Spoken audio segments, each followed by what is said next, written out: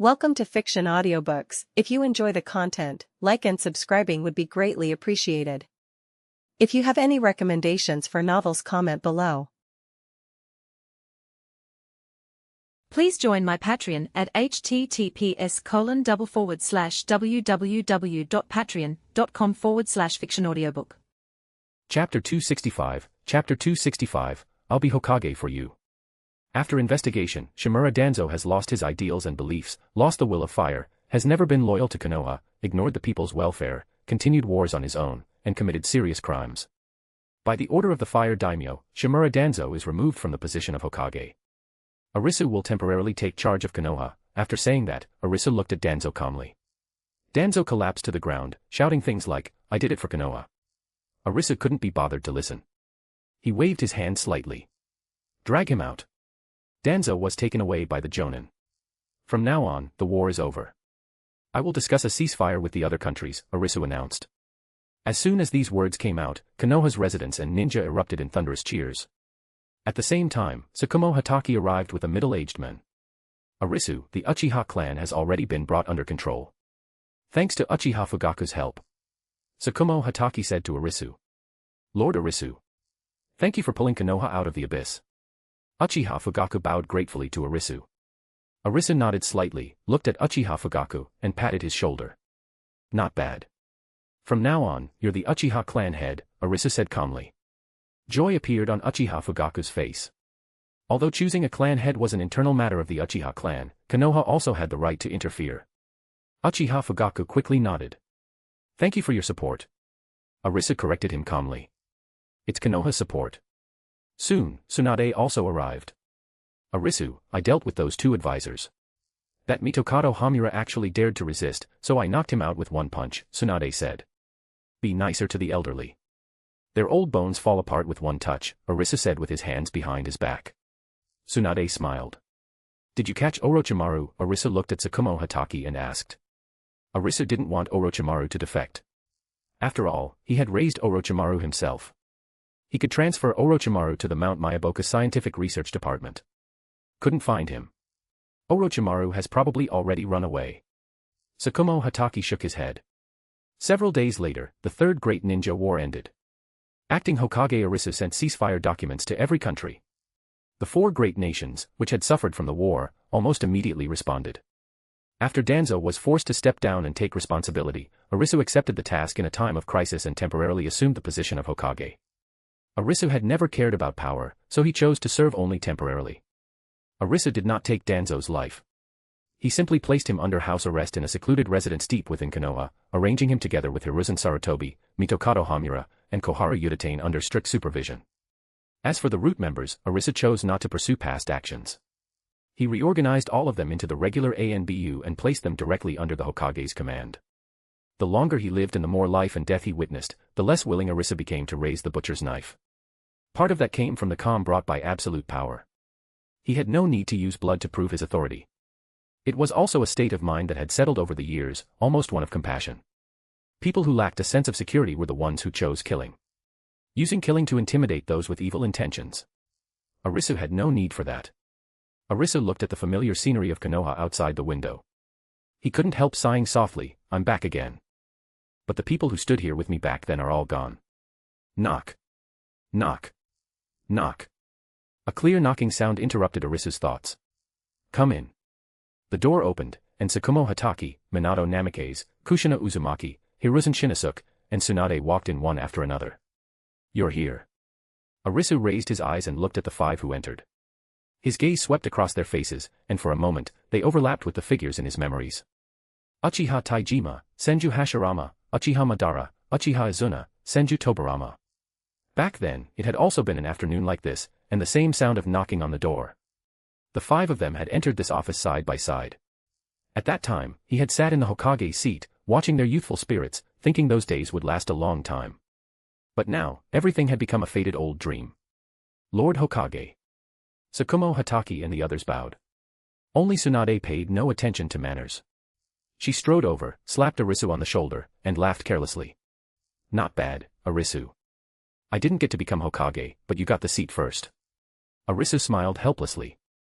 "I never wanted it in the first place." How about you?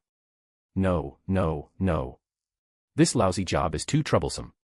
I can't do it. Tsunade shook her head like a rattle drum. Then she leaned in and affectionately rubbed her cheek against Arisu's. Compared to being Hokage, I'd rather be your wife. Minato Namikaze immediately looked embarrassed and shifted his gaze around. Shinosuke had long gotten used to this and looked at the ceiling with a numb expression. Tsukumo Hatake coughed several times. Kushina Uzumaki suddenly remembered something from her youth. Once, she, Minato, and Shinosuke had gone to their teacher's house to practice the Rasengan, and they had heard strange sounds and movements coming from inside. At the time, she had foolishly thought that her teacher and mistress were arguing. But now, thinking back, Kushina's face instantly turned red. She seemed to finally understand what those two had been doing in the room back then. Lord Hokage, why did you summon us? Tsukumo Hatake rubbed his forehead and was the first to break the silence. Arisu gently patted the back of Tsunade's hand, signaling her to behave. Then his expression became serious. I called you here to discuss the choice of the next Hokage. As soon as he said that, the office instantly became quiet. Teacher. Aren't you the Hokage? Kushina widened her eyes and asked in disbelief. Arisu slowly shook his head. I'm only acting temporarily. I never planned to sit in this position for long. As soon as those words came out, everyone showed surprise. They had thought Arisu was just being modest. They hadn't expected that he truly had no attachment whatsoever to the supreme position of Hokage. So, whoever wants it, just tell me, Arisu said casually. The group looked at each other, but no one spoke. Looking at the silent crowd, Arisu felt slightly helpless. If you want it, just say so. Tsukumo Hatake shook his head. I don't. It doesn't suit me. Arisu then looked at Minato and the others. When you were kids, weren't you all fighting over who would become Hokage? Now that I'm giving you the chance, why are you all silent? Shinosuke smiled. Teacher, we were ignorant when we were young. Looking at it now, I think I'm better suited to being a warrior. Kushina also nodded slightly and couldn't help speaking. When I was little, I didn't know what being Hokage meant. But now I do. With my temper and personality, I probably wouldn't do a good job. Arisu smiled slightly at them. You've really grown up. Then Arisu looked at Minato. Minato, what do you think? p@trian.com/xenosx. Partying face joining p@trian keeps me motivated and eager to work diligently, so please consider joining. You can also read advanced chapters there. Smiling face with hearts. Chapter 266, Chapter 266, Tsunade is pregnant. Arisu's gaze finally fell on Minato Namikaze, and his tone was gentle. Minato, are you willing to become the 7th Hokage? Arisu had long seen the hesitation in Minato's eyes. It wasn't rejection of the position of Hokage, but concern over their teacher-student relationship. He was afraid others would say he had taken a shortcut. But Arisu knew better than anyone that although Minato Namikaze was a modest gentleman with a warm personality, he still had ambitions and aspirations. He wasn't someone without desires. If you're willing, just say it. Arisu's voice sank slightly, breaking the brief silence. Tsunade crossed her arms and raised an eyebrow at the uneasy Minato, speaking with her usual straightforwardness. What are you acting shy for? Your teacher isn't an outsider. Beside her, Kushina's eyes lit up. She quietly clenched her fist against her chest, her cheeks turning red with excitement. The person she loved becoming Hokage and becoming the light that protected Konoha, nothing could make her prouder than that. After all, he was her boyfriend. Hiruzen Shinosuke nodded secretly and breathed a sigh of relief. Compared to letting an outsider sit in that position, having his own classmate do it naturally made him feel more at ease. Besides, he and Minato had a good relationship. Tsukumo Hatake also nodded slightly, approval in his eyes. On the battlefields of the Third Great Ninja War, he had witnessed the strength and sense of responsibility of the Yellow Flash with his own eyes.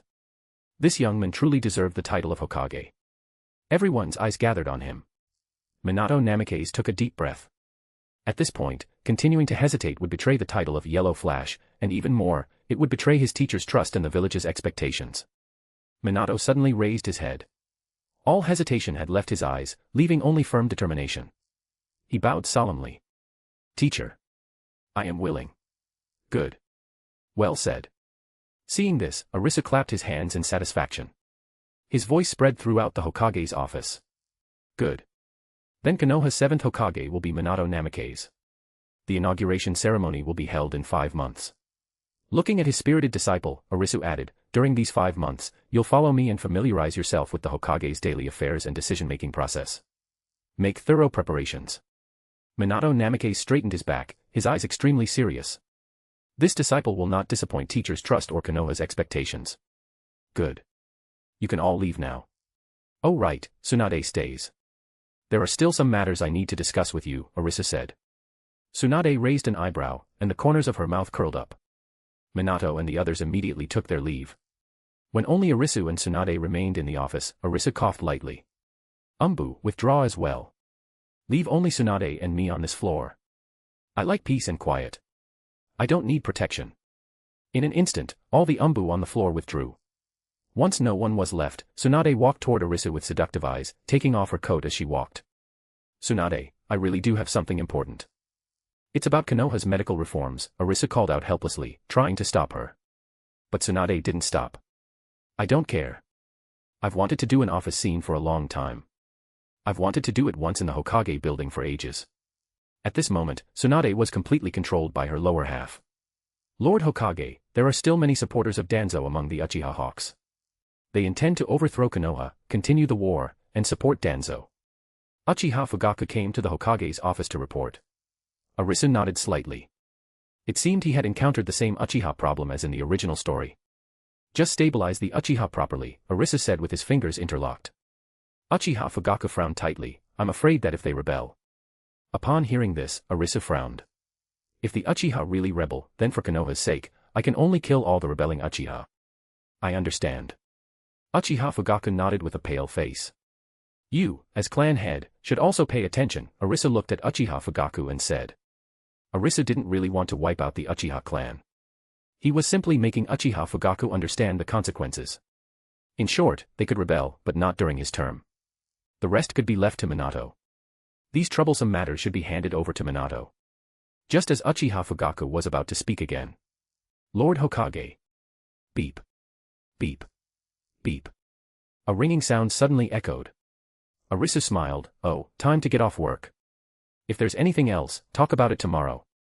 After saying that, Arisu directly tossed the Hokage hat onto the coat rack, then stood up and left. Fugaku, I'm heading out first. Arisu left with a smile. Uchiha Fugaku's expression almost broke. Then he sighed helplessly. Arisu walked all the way from the center of Konoha to the outskirts. The house he and Tsunade had bought was large, and it was impossible to buy one that big near the center of Konoha. When he arrived at the front door, the door suddenly swung open from the inside with a bang. Tsunade stood at the entrance with her hands on her waist. Her long blonde hair hung loosely, and there was a triumphant look on her face. You're back. Perfect. I have something important to announce. Tsunade stepped forward, hugged Arisu, and directly stuffed a white stick into his arms. Husband, look. Arisu instinctively caught it. Looking down, he saw two bright red lines clearly printed on it. Pregnant. Arisu pretended to be surprised, his mind going blank for 3 seconds. In fact, he had known long ago. You. What do you mean, you? Tsunade stepped forward and slapped Arisu on the shoulder. I'm pregnant. You're going to be a father. Did you hear me clearly? Arisu smiled broadly. Really? No kidding. Tsunade rolled her eyes and grabbed his face, rubbing it hard. Would I joke with you about something like this? I can examine myself. It's absolutely true. Arisu bent slightly and touched Tsunade's stomach. Many complicated emotions flashed through his eyes. His powerful senses could clearly feel that inside was his own bloodline. For over 1,000 years, he had never had children. Mainly because he had always believed he could live forever, and that everyone was just a passing companion for a stage of life. Because Arisu could keep living. But family, children, lovers, and friends all had limits. Now, as time passed, Arisu himself wanted to experience new things. Perhaps raising a descendant wasn't unacceptable after all. Arisu suddenly realized that if his child was born at this point in time, then they would belong to the same generation as the two protagonists, Naruto and Sasuke. He wondered whether his child would be able to surpass Naruto and Sasuke. Husband, what are you daydreaming about? Tsunade asked with a smile. Arisu smiled, nothing. I was thinking about what kind of talent our child will have. It'll definitely be strong. Neither of us is weak. Actually, I don't even plan on letting the child become a ninja. Tsunade gently stroked her stomach as she spoke. Because of Nawaki's death, and because of the Great Ninja War, Tsunade felt that being a ninja was too dangerous. Chapter 267, Chapter 267, The Final Generation. In the end, you still have to be a ninja. You may not use ninjutsu, but you absolutely can't be without it. Arisu gently shook his head. He understood the ninja world too well. The underlying rule of this world was kill or be killed. Roughly speaking, it was, your very existence is a threat to me. So having power of your own was still very necessary. Ordinary people in the ninja world were fish on the chopping board. Although they had their own protection and could go to the Pure Land after death, it still wasn't as good as being strong yourself. Tsunade smiled when she heard that. She wrapped an arm around Arisu's waist and rested her cheek against his chest. Then from now on, our little family will be relying on you, the father, to protect us. You already know it's a boy. Arisu laughed and looked down at the person in his arms. With Tsunade's medical skills, finding out the baby's gender ahead of time was naturally easy. She herself was an outstanding medical ninja. I'm preparing to submit my resignation. I'll step down as Hokage, and after handing over the work, I'll stay home and focus on being with you. Arisu raised a hand and stroked Tsunade's soft blonde hair, his voice gentle. Tsunade's fingers paused slightly, and hesitation flashed through her eyes. But the position of Hokage concerns the safety of the entire village. If you leave at a time like this, won't it? It's fine. Arisu interrupted her. There are others who can support the village, but you and the child only have me. Warmth filled Tsunade's heart. She stood on tiptoe and pressed a gentle kiss to his lips. I know you're a family man. All right, I'll listen to you. Arisu sighed inwardly, my child, just how strong will they become in the future? A few days later, good news came from Minato's side as well. Kushina was pregnant. Just as Arisu had expected, his child would be born in the same generation as Naruto and the others. Perhaps in the future, they might even become one of Konoha's 12 strongest. On this day, Arisu was taking a walk through Konoha's streets with Tsunade when they happened to run into Minato and Kushina. Teacher. Minato spotted them from afar and immediately hurried over, unable to hide the joy on his face. I have wonderful news for you. Kushina is pregnant. Beside him, Kushina's cheeks were flushed. The corners of her lips kept rising, and her eyes were full of the happiness of becoming a mother. Congratulations, congratulations. Nicely done, Minato. Arisu raised an eyebrow and offered his congratulations with a smile. Before he could finish speaking, Tsunade had already strode over and openly placed a hand on Kushina's belly.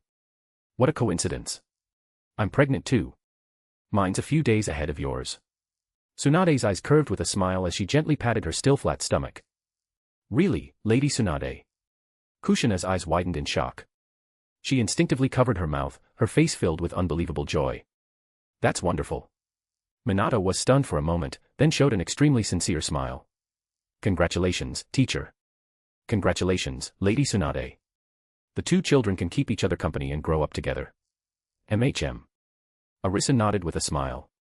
His gaze fell on Kushina's stomach. Inside there was Naruto's hometown. Arisu was filled with emotion. Without realizing it, the 1,000-year agreement had reached the final generation. It was time to inform Asura and Indra. Pure Land. Arisu appeared there and summoned Asura and Indra before him. Only the final generation remains in the 1,000-year agreement. Arisu slowly spoke while looking at the pair of brothers who had been entangled with each other for 1,000 years. The previous generation ended with Asura's reincarnation winning. The outcome between the two of you is finally approaching its ultimate conclusion. Complicated emotions flashed through both their eyes at the same time. After spending centuries in the silent Pure Land, those unforgettable grudges, love and hatred, and obsessions that once made them fight to the death had long been worn down by endless and empty time. Much of it had faded. They suddenly realized that they no longer felt the same life and death hostility toward each other as before. What? Seeing their awkward expressions, Arisu couldn't help laughing. So you finally regained your brotherly bond. Indra still had that Sundara personality. He immediately turned his head away and snorted. It's just that there aren't any decent people in the Pure Land. He's barely qualified as someone my age. Asura was much more straightforward. He scratched his head and smiled as he nodded. Yeah, my relationship with Big Brother has indeed improved a lot. Arisu naturally welcomed this. He truly wanted to see the brothers get along. But the final victory still has to be decided. Indra suddenly turned around and declared loudly, his tone carrying unquestionable determination. Asura sighed helplessly, fine, fine. I'll listen to Big Brother. And another thing. As though remembering something, blazing fighting spirit suddenly appeared in Indra's eyes. I'm planning to hold an unprecedented grand battle in the Pure Land. All the reincarnations of Indra and Asura throughout history will be divided into two teams and fight properly. The more Indra spoke, the more excited he became. His eyes shone brightly. I refuse to believe that our Indra line, united together, can't beat those Asura reincarnations. Teacher. Indra looked at Arisu, his tone carrying a hint of pleading. We'll need your help then. Open up permissions for us so we can use all the power we had while alive. All right. After some thought, Arisu felt it wasn't a bad idea. The Pure Land had always been quiet anyway. This would make things lively, and perhaps they could even set up a live stream for the entire Pure Land so all the dead souls could watch. All right. Arisu nodded in agreement. But we'll have to wait until the final generation of reincarnations dies of old age. That'll probably take another 100 years. Asura looked at Arisu helplessly. Ancestor, you spoil him too much. Indra immediately became unhappy. Compared to spoiling me, Ancestor favors your descendants even more. Teacher has helped your descendants many times. Arisu laughed awkwardly. At this point, the two of them probably still didn't know that he had married Tsunade, one of Asura's descendants. If they found out, Indra would probably complain. Why didn't teacher marry someone from our clan? Do you favor the Senju more? Inside the cave, Uchiha Madara, Senju Tobarama, and Uchiha Izuna had completely stopped breathing. Uchiha Obito looked calmly at their corpses. Obito, according to the latest information, Kushina is pregnant. White Zetsu slowly emerged and informed him. Obito spoke coldly, don't call me Obito. Call me Madara, or Tobarama. Even Izuna is fine, but don't call me Obito. Obito died long ago, Uchiha Obito said coldly. White Zetsu rolled his eyes inwardly, but outwardly remained respectful, yes, Lord Madara. Party Popper shout out to Justin for joining Piatrian. Thank you very much, hugging face. Chapter 268, Chapter 268, Yukio. When a Jinchuriki gives birth, the seal weakens. I'll sneak in at that time and undo the Ninetales seal. After that, I'll control the Ninetales and carry out a terror attack. Uchiha Obito rubbed his hands together and laughed sinisterly. But neither Minato Namikaze nor Arisu are easy to deal with. On top of that, Konoha still has other experts like Hataki Sakumo, Uchiha Fugaku. White Zetsu reminded him.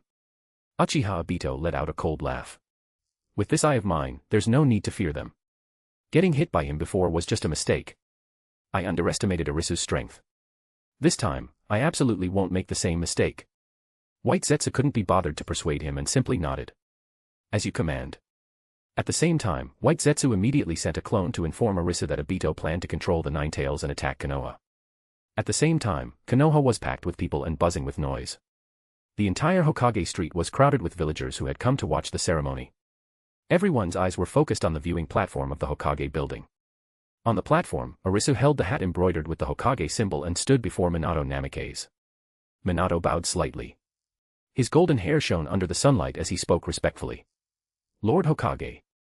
Arisu nodded and slowly spoke with a gentle gaze. I hope you can carry on the past and lead Konoha into a new era. Minato, Konoha is in your hands. Minato's emotions surged. His chest rose and fell sharply. Straightening his back, he deeply bowed toward the stone faces of the previous Hokage in the distance. His voice rang out firmly, I will not fail your expectations.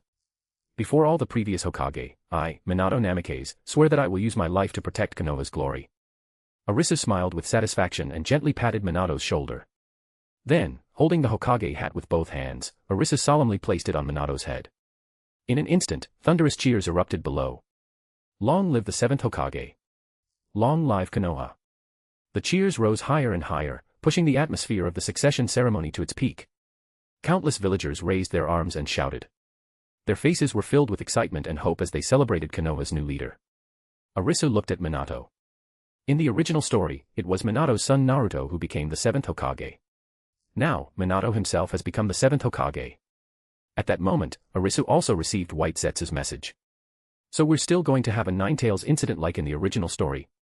Arisu stroked his chin and thought for a moment. Then he nodded and decided the threat wasn't serious. Obito couldn't cause much trouble. Meanwhile, on the other side of the village, inside a dark, airtight room. Change the channel. Change it. Change it. Danzo was wearing a dark robe. His one eye was filled with gloom and unwillingness as he tightly gripped the remote and frantically pressed the button. He didn't want to see Minato Namikaze basking in glory, and he couldn't accept that after being forced to step down, this brat had taken over. But the Hokage succession was Konoha's biggest event. Every channel on Konoha TV was broadcasting the ceremony live. No matter how many times he switched channels, the screen always showed Minato receiving the admiration of the masses. That bright smile made his eyes hurt. Suddenly, the door opened. It was Hiruzen Sarutobi. That's enough, Danzo. Seeing Danzo like this, Hiruzen helplessly tried to persuade him. Danzo's eyes were gloomy and angry. Hiruzen, you wouldn't understand. Hiruzen let out a slight sigh and handed Danzo a cup of cola. Have a drink. Danzo didn't refuse. After opening it, he drank it all in one go. Danzo, sometimes you have to accept that your historical mission has come to an end. Soon, after 10 months of pregnancy, the top floor of Konoha's best hospital had been completely cleared out. Apart from the nurses, only Tsunade remained there to give birth. Arisu stood alone by the window. 1,000 years had already made his emotions as deep and restrained as a still pool. Unless he deliberately put on an act, Arisu always kept his emotions hidden. The anxiety and panic others felt while waiting for childbirth couldn't be seen in him at all. Though calm, Arisu remained extremely alert. Layers of sage art barriers had already been set up around the hospital to prevent any accidents and stop wandering souls from possessing his son. His perception silently passed through the doors, clearly sensing every detail inside the delivery room. Tsunade's heartbeat remained steady and strong, and her chakra flowed smoothly. She looked even more relaxed than when carrying out an S-rank mission. For Tsunade, this level of pain was nothing. In the original story, even after being pierced through the chest by Susanoo's blade, she could calmly smash the enemy's skeleton apart in return. Giving birth was nothing in comparison. Tsunade had even suggested earlier that there was no need to go to the hospital. She could deliver the baby herself. But Arisu refused and chose the hospital. Before long, a loud cry broke the hospital's silence. Arisu knew the baby had been born and pushed the door open. Congratulations, Lord Arisu. It's a healthy boy. The nurse came forward with a smile, holding the swaddled baby. Arisu didn't look at the child first. His gaze landed on Tsunade beside the bed. She was leaning there casually. Her blonde hair was loosely tied behind her head, and she had already wiped away the sweat on her forehead. She looked as relaxed as if she had only taken a short nap, without the slightest sign of exhaustion after giving birth. You're here. That was much faster than I expected. I thought it'd last until dawn. Tsunade raised her eyes toward him, a bright smile on her face. Arisu slowly walked to the bedside. His fingers gently brushed through her hair. Only after confirming that she was truly fine did he turn his attention to the tiny bundle in the nurse's arms. Let's give the child a name. Tsunade carefully held the baby in her arms. There was a gentleness in her eyes that had never been there before. She had never intended for the child to carry the Senju surname. Even she herself had long let go of that name. Now she was simply Tsunade, not some princess of the Senju clan. Arisu thought for a moment, let me think. Do you have any ideas? Tsunade puffed out her lips, I don't know yet. Then, how about Yukio? Arisu looked at her, seeking her opinion, sounds good. Yukio it is. Tsunade smiled and nodded, then handed the child to him. The moment his fingers touched the baby's skin, Arisu's pupils shrank slightly. He clearly sensed that within that tiny body flowed the same sage body constitution as his own. Just like me, born with a sage body, a trace of surprise flashed through Arisu's eyes. This meant that from the moment his son was born, he possessed an innate talent for sage arts. Sage mode would become his natural state, requiring no hand seals and no deliberate activation. Afterward, Arisu checked the child's eyes. There wasn't anything like a Rinnegan. Chapter 269, Tobi and Obito. Only a few days had passed since Arisu's son was born. Kushina's due date had quietly arrived as well. But as the Nine-Tails Jinchuriki, her childbirth process was naturally 100 times stricter than normal. Konoha's top ninjas had already set up layer after layer of barriers around the delivery room. The night was cool. Tonight is a full moon. Arisu stood by the window with his hands behind his back. His gaze passed through the dark night and looked at the bright moon hanging in the sky. His voice was calm. On the couch nearby, Tsunade carefully held their swaddled son, her eyes full of a gentleness she had never shown before. Her fingers lightly brushed through the soft hair of her child, and she was just about to say something. Boom. A deafening explosion suddenly tore through Konoha's night sky. Flames shot upward, turning half the sky red. Tsunade's arms tightened around the baby. She suddenly raised her head and looked at Arisu, a trace of seriousness in her voice. Husband, you sensed it? Arisu slowly nodded, his eyes still fixed on the distant fire. But there's no need to worry. With Minato and the Uchiha clan around, it isn't my turn to act yet. Poof. Accompanied by a cloud of smoke, the crimson nine-tailed fox appeared in the center of Konoha. It raised its head and let out a roar that shook heaven and earth. Its violent chakra spread in all directions like a tidal wave. Almost the instant the Nine-Tails appeared, Konoha's highest-level emergency plan was activated. The Uchiha clan, which had long been on standby, mobilized completely. Because there had already been the incident of Afe controlling the Nine Tails and causing chaos in Konoha before. Konoha had naturally prepared countermeasures. Konoha knew that the Sharingan could effectively control tailed beasts. So the Uchiha clan naturally had a role to play. Before the Nine Tails could cause large-scale destruction, Uchiha Fugaku had already leaped into the air. His Scarlet Mangekyo Sharingan lit up in the night. Two streams of powerful eye techniques shot straight into the Nine Tails' consciousness, beginning a fierce struggle with Obito, who was controlling it from the shadows. Obito was still too young. He had to divide his attention between fighting Minato Namikaze in a battle of extreme speed and resisting Fugaku's powerful eye techniques, which came from the same Uchiha bloodline. Very quickly, he fell into a disadvantage. In the end, with his more experienced ocular techniques, Uchiha Fugaku successfully suppressed Obito's will and temporarily stabilized the rampaging Nine Tails. At the same time, Minato Namikaze precisely caught the flaw in Obito's intangibility ability. His figure flashed, and the golden flash streaked through the night sky. Carrying overwhelming force, the Rasengan struck Uchiha Obito squarely in the back. At the same time, he placed a flying thunder god mark. Damn it! Obito groaned and staggered backward, his eyes filled with unwillingness. Hatred rose in his heart. As my teacher, he still didn't recognize me. Minato Namikaze held the newborn Naruto in his arms and looked at Kushina, whose breathing was becoming weaker and weaker. His face had turned pale, and his voice trembled with anxiety. What do we do? Kushina is a perfect Jinchuriki, but once the tailed beast is extracted, the Jinchuriki will definitely die. At this critical moment, a figure silently appeared beside him. So it's a son for you too, Minato. Arisu's voice was as gentle as ever. Seeing Arisu, Minato was like a drowning man grabbing onto his last lifeline. He immediately dropped to one knee, his voice almost pleading. Teacher. Please save Kushina. Please. Arisu slightly raised his hand, signaling him to stand. No need for that. Kushina is my only female disciple. How could I stand by and do nothing? I have a way. We'll split the Nine Tails chakra into two halves. One part will remain inside Kushina, and the other. Hope immediately appeared in Minato's eyes, but he quickly asked nervously, will there be any danger to life? Arisu shook his head, his tone full of certainty. I'll personally perform the sealing technique. Nothing will happen. Thank you, teacher. Please, teacher. Minato bowed deeply, his gratitude overflowing. After a moment, he looked at the sleeping Naruto in his arms. A complicated expression flashed through his eyes before he finally asked through clenched teeth, Teacher, could you seal the other half of the Nine Tails inside Naruto? Arisu looked at the swaddled Naruto, then at Minato's determined face. Naturally, he understood. Minato wanted Naruto to have a cheat ability as well. Arisu did not refuse. In the end, he slowly nodded. All right. The Nine Tails incident came without warning, and it ended just as quickly. Konoha didn't even have time to activate the evacuation plan for civilians. Most of the villagers slept through the entire disaster and knew nothing about the catastrophe that had nearly shaken the village to its foundations. Only the next day, after reading the newspapers and hearing rumors from neighbors, did they realize what a huge event had happened during the night. We must thoroughly investigate last night's attack. Minato Namikaze spoke with a serious expression.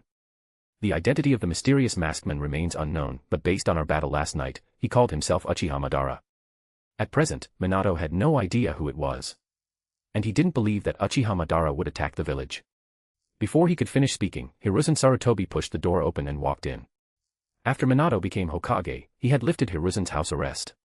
That masked man isn't Madara. He's Tobi. Hiruzen entered the room and spoke. Tobi. Tsukumo Hatake looked puzzled. Hiruzen let out a soft sigh. You youngsters don't know about the events from decades ago. That was the first time Konoha faced a rampaging Nine Tails. Lord Hashirama personally stepped in to stop it, and that man used the exact same methods and abilities. Minato, let me ask you, did he have that strange ability that made him impossible to hit? Hiruzen looked deeply at him. Minato immediately nodded. That's right. Hiruzen sighed again, his tone carrying the weight of age. Then it's definitely him. Back then, during the first Great Ninja War, I remained in the village because of my injuries.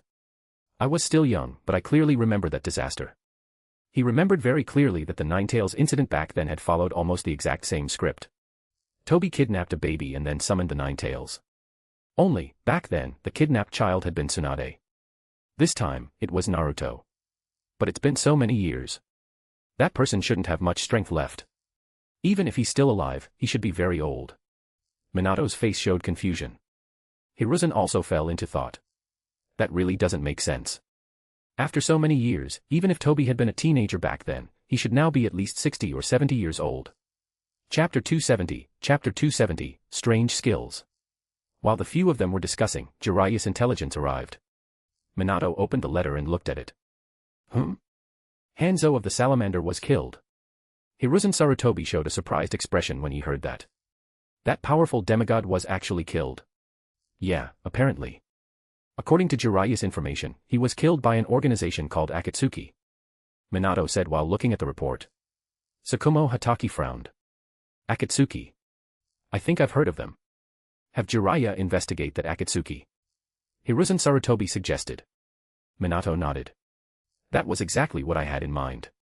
In the blink of an eye, it was already the 4th year since the Nine-Tails incident. Minato Namikaze had originally wanted to use the opportunity of post-war reconstruction to work hard and fully display his abilities as the 7th Hokage, only to discover that the road ahead had already been paved flat and smooth. From civilian repairs to diplomacy within the ninja world, from Umbu reorganization to village defenses, Arisu had already arranged everything that needed to be done and everything that could be done flawlessly. As Hokage, all he had to do was sit steadily in the Hokage building, approve documents in order, and oversee the overall situation. Only the hawkish faction of the Uchiha clan remained a sword hanging over Konoha's head. Minato Namikaze maintained a gentle and conciliatory approach. He focused on nurturing and winning over talented young people such as Itachi Uchiha and Shisui Uchiha, who cared about the village, hoping to slowly mend the growing rift between the Uchiha and Konoha through them. Inside the courtyard of Arisu's residence, Arisu leaned against a rattan chair and turned page after page of the neatly bound daily reports. Although he had completely withdrawn from Konoha's core of power over the past few years and no longer interfered with any political affairs, the white zetsu spread throughout the ninja world still continuously brought him news of every development. Then, through Kakuzu's hands, the information was categorized and systematically organized, finally becoming this daily report that was updated once a day. Without leaving his home, he could understand every movement in the ninja world. The Uchiha problem has finally surfaced. Arisu's fingers paused, and his brows slightly furrowed. Even with Minato Namikaze alive and Danzo having lost power, the Uchiha Hawks still had not given up. Not only did they not resent Danzo, who had pushed the clan into the eye of the storm, they even treated him like a god and secretly worked together, hoping to help him return to power. In addition, the Uchiha's full support for Danzo's war policies back then had already caused public resentment in Konoha to boil over. Now the entire clan had been isolated to the edge of the village, and the conflict was growing worse. "Father, what are you looking at? Why are you frowning so hard?" A small figure quietly walked to his side and tugged at his sleeve. It was his son, Yukio. The little boy was cute and delicate, with red lips, white teeth, and a pair of bright and lively eyes that resembled Arisu's. At that moment, he tilted his head and looked at him curiously. Arisu put on a gentle smile and rubbed his son's soft hair. "Nothing, just some trivial matters. How are your lessons today?" Yukio immediately puffed out his little chest proudly. "I've learned everything. At first, those characters were so hard, all twisted and complicated, but after father taught me pinyin, I learned really fast." "Really? That's impressive. Then read the sentence on this paper to father." Arisu smiled and picked up a sheet of rice paper from the side. Yukio took the paper and pointed his little finger at the letters. Word by word, he read them out. "Raising my head, I gaze at the bright moon. Lowering my head, I think of my hometown. It's been so long, really so long. Hey! What are you two sneaking around talking about in the yard?" Tsunade's voice came from the corridor. She walked out carrying a tray, still wearing an apron. It was obvious she had just finished working in the kitchen. When she reached the two of them, she curiously leaned over to look at the paper in Yukio's hand, and immediately frowned. "Huh? What kind of weird scribbles are these?" "Honey, why are you teaching Yukio these useless things?" Tsunade couldn't help asking. Arisu came back to his senses, smiled, and put away the paper, explaining in Japanese, "These aren't weird scribbles. They're another kind of writing. They're 2 lines of poetry. It means, looking up at the bright moon in the sky, lowering your head makes you miss your hometown." "Oh." Tsunade nodded, half understanding, then looked at Arisu with confusion again. "Aren't you already in Konoha? What hometown is there for you to miss?" Arisu laughed helplessly and reached out to lightly tap her nose. "I just wrote it for fun." "All right, the food is ready, right? Let's go eat." At the dining table, father and son switched back to Mandarin with perfect understanding and chatted while eating. "Father, those things you told me about before, Honor of Kings, Naruto, and Peacekeeper Elite, what exactly are they like? Are they really that fun?" Yukio held his bowl and asked with sparkling eyes. Arisu picked up some vegetables and put them into his bowl, smiling. They're very fun games. They only exist in another world far, far away. Then when can I go to that world and play? Yukio asked again. Arisu's smile faded a little, and he gently patted his head. I'm afraid, that'll be very, very difficult. Yukio nodded as if he understood, then wrinkled his little face and leaned close to Arisu's ear to complain in a whisper. But Mom's cooking tastes so bad. Arisu smiled. Eat your food. If your mom finds out, she'll definitely beat you. The two of them chatted back and forth happily, completely failing to notice that Tsunade's face across from them was becoming darker and darker. Watching the father and son chatting enthusiastically, she felt like an outsider who couldn't join in even a single sentence. A burst of irritation suddenly shot up. Bang. Tsunade slammed the table, causing the bowls and dishes to rattle noisily. Arisu. Yukio. At home, you're not allowed to speak about strange stuff I can't understand. With her hands on her waist and brows raised, she shouted loudly. Wah. Yukio shuddered in fright, and the chopsticks in his hand fell to the floor with a clatter. He had personally seen the power of his mother's fist smashing huge rocks into pieces, so he quickly shrank his neck and admitted his mistake in a small voice. Mom. I know I was wrong. Arisu sighed helplessly and stood up, putting down his chopsticks. He gently wrapped his arms around Tsunade's waist from behind, resting his chin on her shoulder, and coaxed her softly. All right, don't be angry. I just wanted Yukio to learn about more things. You can never have too many skills. p@trian.com/xenosex. Partying face. Joining p@trian keeps me motivated and eager to work diligently, so please consider joining. You can also read advanced chapters there. Smiling face with hearts. Chapter 271, Entering the New Ninja Academy. Tsunade struggled a bit, but couldn't break free from his embrace. Her tone was still stiff. You two are talking about something I can't understand right in front of me. What do you take me for? The more she spoke, the more wrong she felt. Even the tip of her nose turned slightly red. I worked hard in the kitchen all morning making food for you two, and what do? Huddle together, talk about strange stuff I can't understand, and even secretly laugh at me. It's my fault. Arisu hugged Tsunade tighter. Mom, I'm wrong too. Yukio's small body stepped forward and wrapped his arms around Tsunade's waist. Seeing how much the father and son cared about her, Tsunade felt much better. Then she puffed her lips. I forgive you.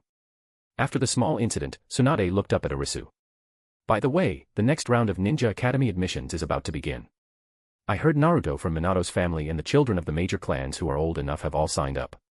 Are you really not planning to let Yukio enroll? Arisu's fingertips paused slightly, and he shook his head. I'd rather teach him myself. Could those Ninja Academy teachers compare to teaching him personally? Deep down, Arisu didn't want his son receiving Konoha's standardized ninja education. He had something better. A more complete educational system that had never belonged to this ninja world. But children can't just learn skills. What about friends and bonds? Yukio has grown up this much and has barely had any contact with children his age. He doesn't even have a playmate. Tsunade frowned, her tone opposed. Those words hit the key point. Their home was in a remote area. Arisu himself disliked socializing and had never had the habit of visiting relatives or friends. It was always Minato and the others who came to visit on their own. Usually, Yukio either stayed by himself or followed around him and Tsunade. He really didn't have many friends. Arisu's expression became hesitant. What he feared most was his son being brainwashed by Konoha's will of fire. Although there wasn't much wrong with the will of fire itself. But Yukio was his son. There was no way he would sacrifice himself for the village. The ideas he had built up himself had originally been used to win over ordinary people. If even his own son believed them, that would be troublesome. At that moment, Yukio, who had been sitting quietly beside them, tugged at his clothes. His voice was as soft as a mosquito's buzz, carrying careful hope. Dad, I want friends too. You. Arisu's heart softened, and all his persistence instantly collapsed. Arisu silently sighed and reached out to rub his son's hair. All right, Dad respects your choice. Yay. Dad's the best. Dad, I love you. Yukio's eyes immediately lit up. He threw himself forward and tightly hugged Arisu's neck. Watching the father and son, Tsunade also revealed a gratified smile. She had seen too many parents who stubbornly insisted on their own views. Someone like Arisu, willing to lower himself and truly listen to his child's feelings, was really rare. Arisu called Sarutobi Shinosuke to his home. Teacher, why did you call me here? Sarutobi Shinosuke asked respectfully. Now Shinosuke had become the principal of Konoha's Ninja Academy. Shinosuke, are there still enrollment spots available at the Ninja Academy? My son wants to enroll too, Arisu slowly spoke.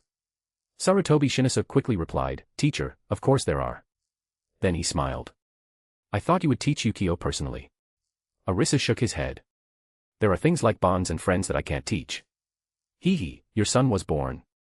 Arisu chatted. A happy expression appeared on Sarutobi Shinosuke's face. Yes, it's a boy. I named him Sarutobi Konohamaru. Konoha, Maru. Good name. Arisu clapped his hands and laughed. On the day of enrollment at Konoha's Ninja Academy, the entrance was packed so tightly that not even water could pass through.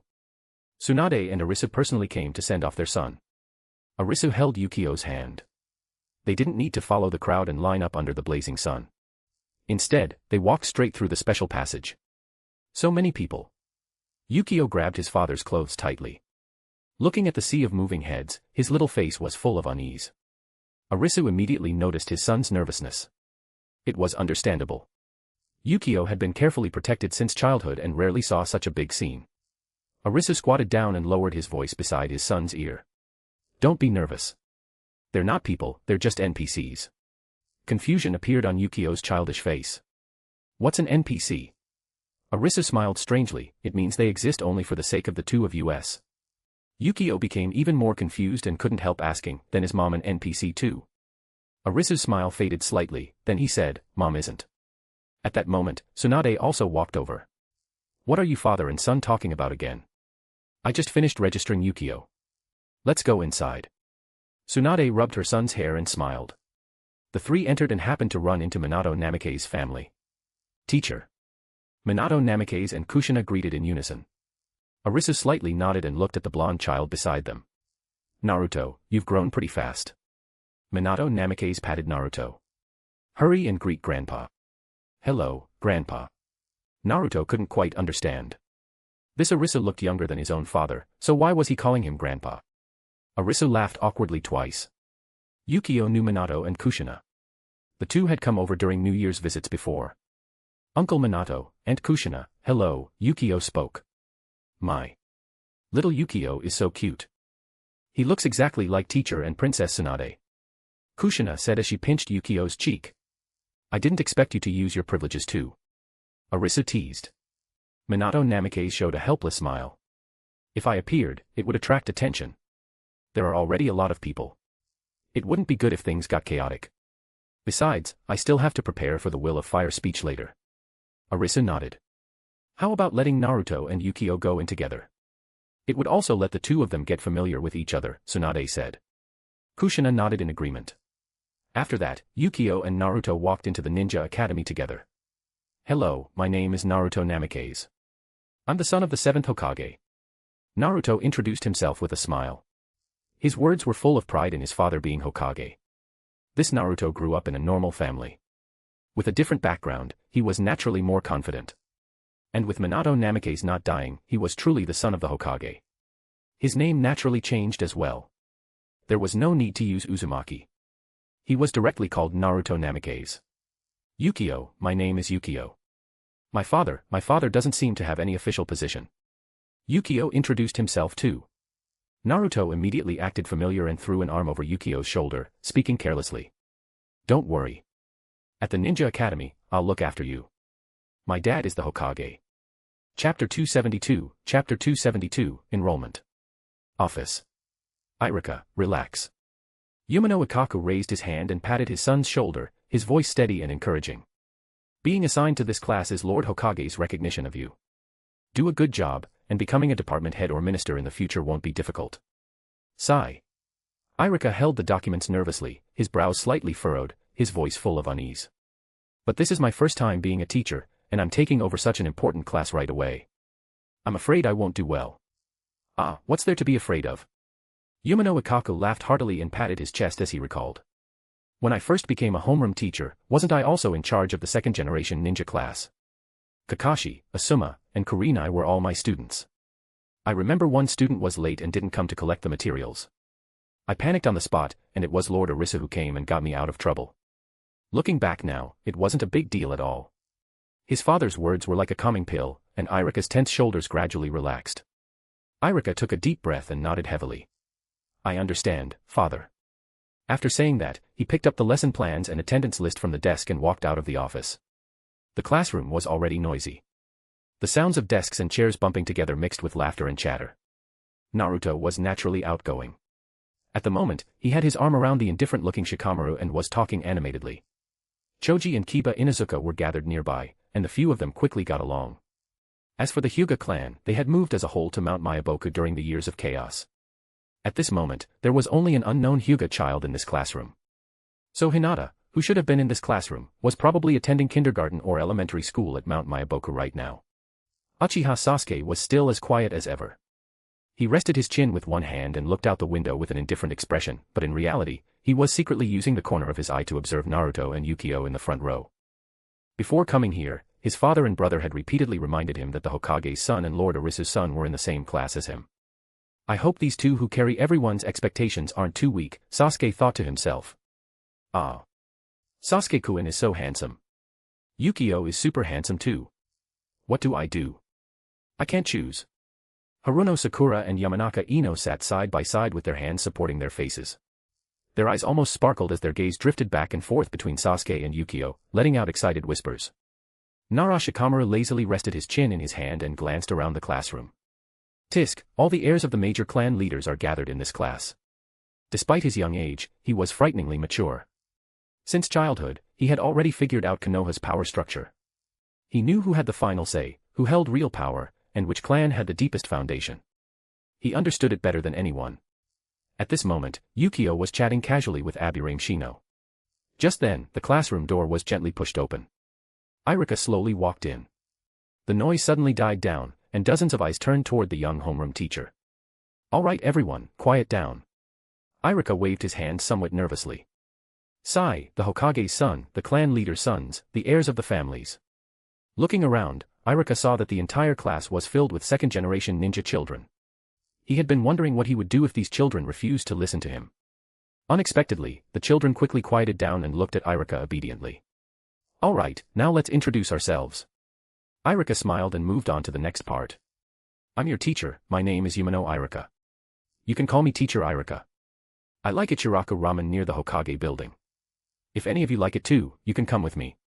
My dream is to educate the next generation, Irika said with a smile.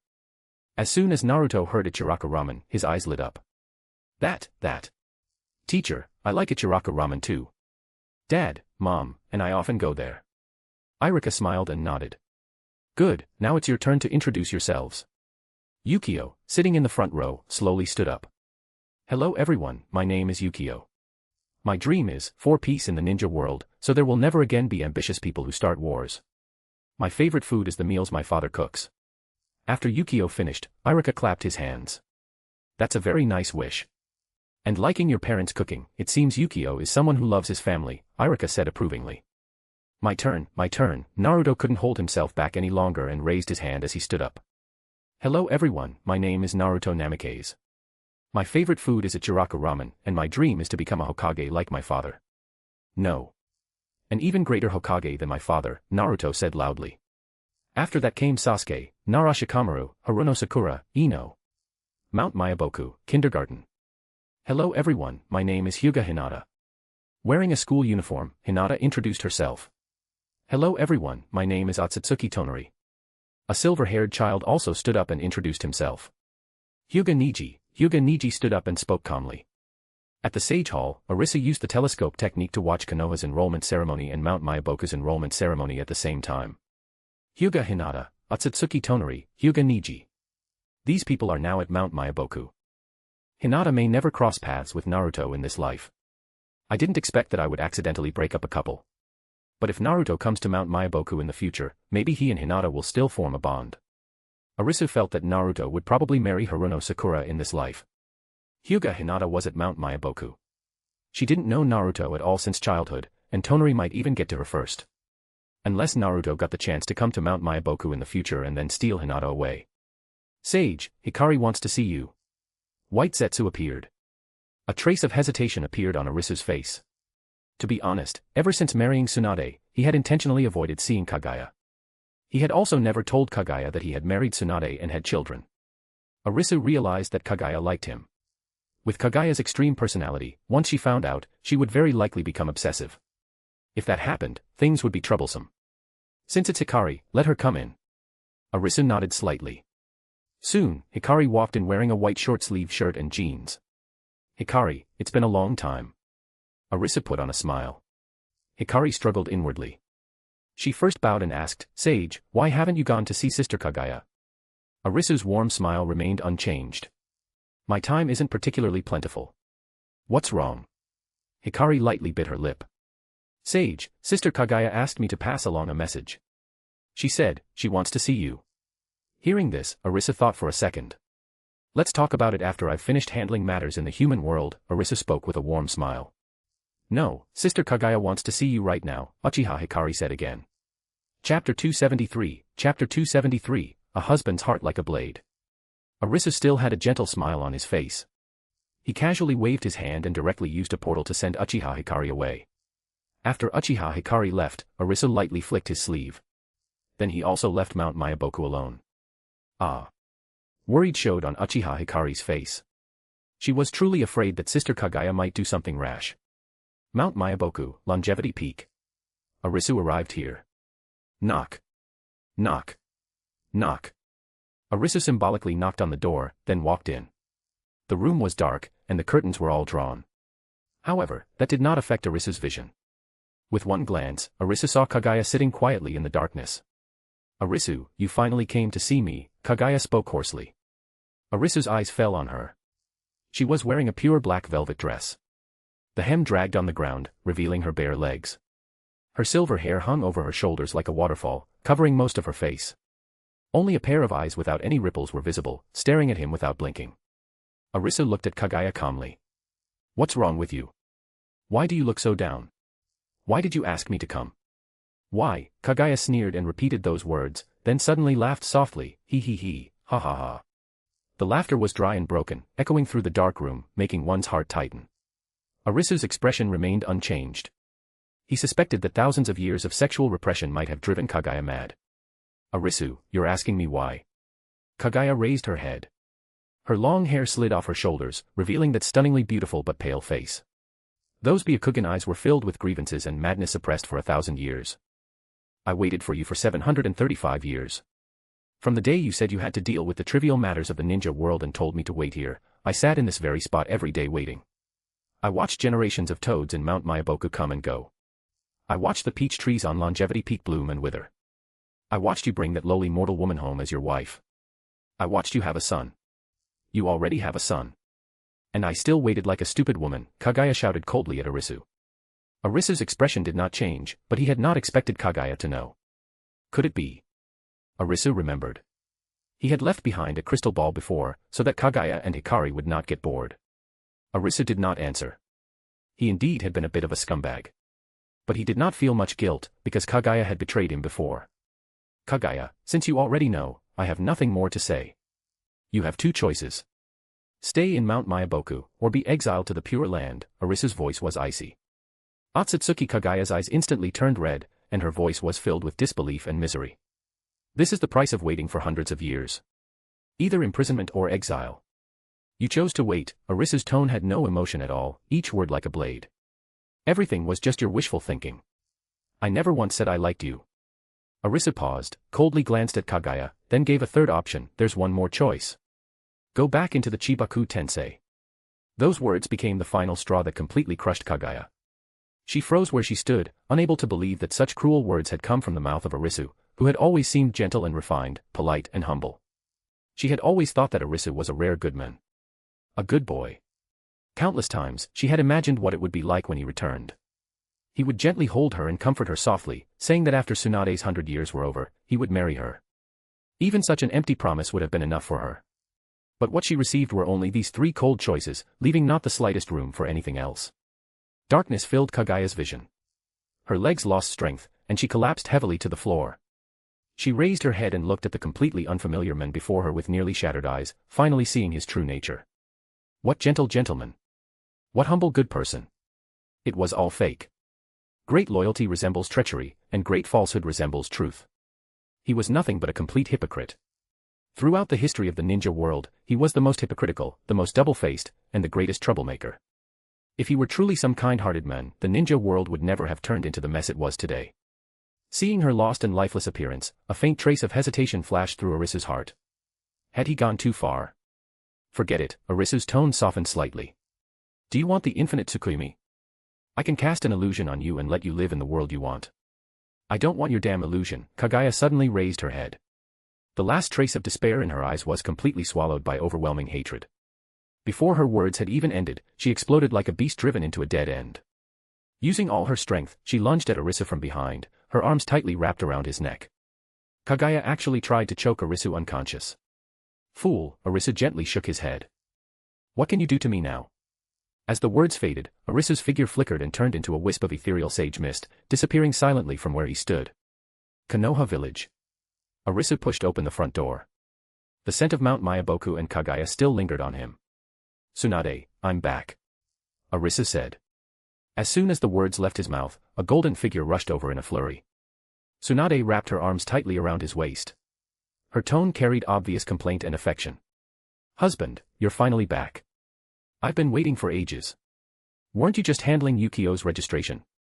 Why did it take so long? As she spoke, she raised her head and gave Arisu a strange look. Her nose twitched instinctively.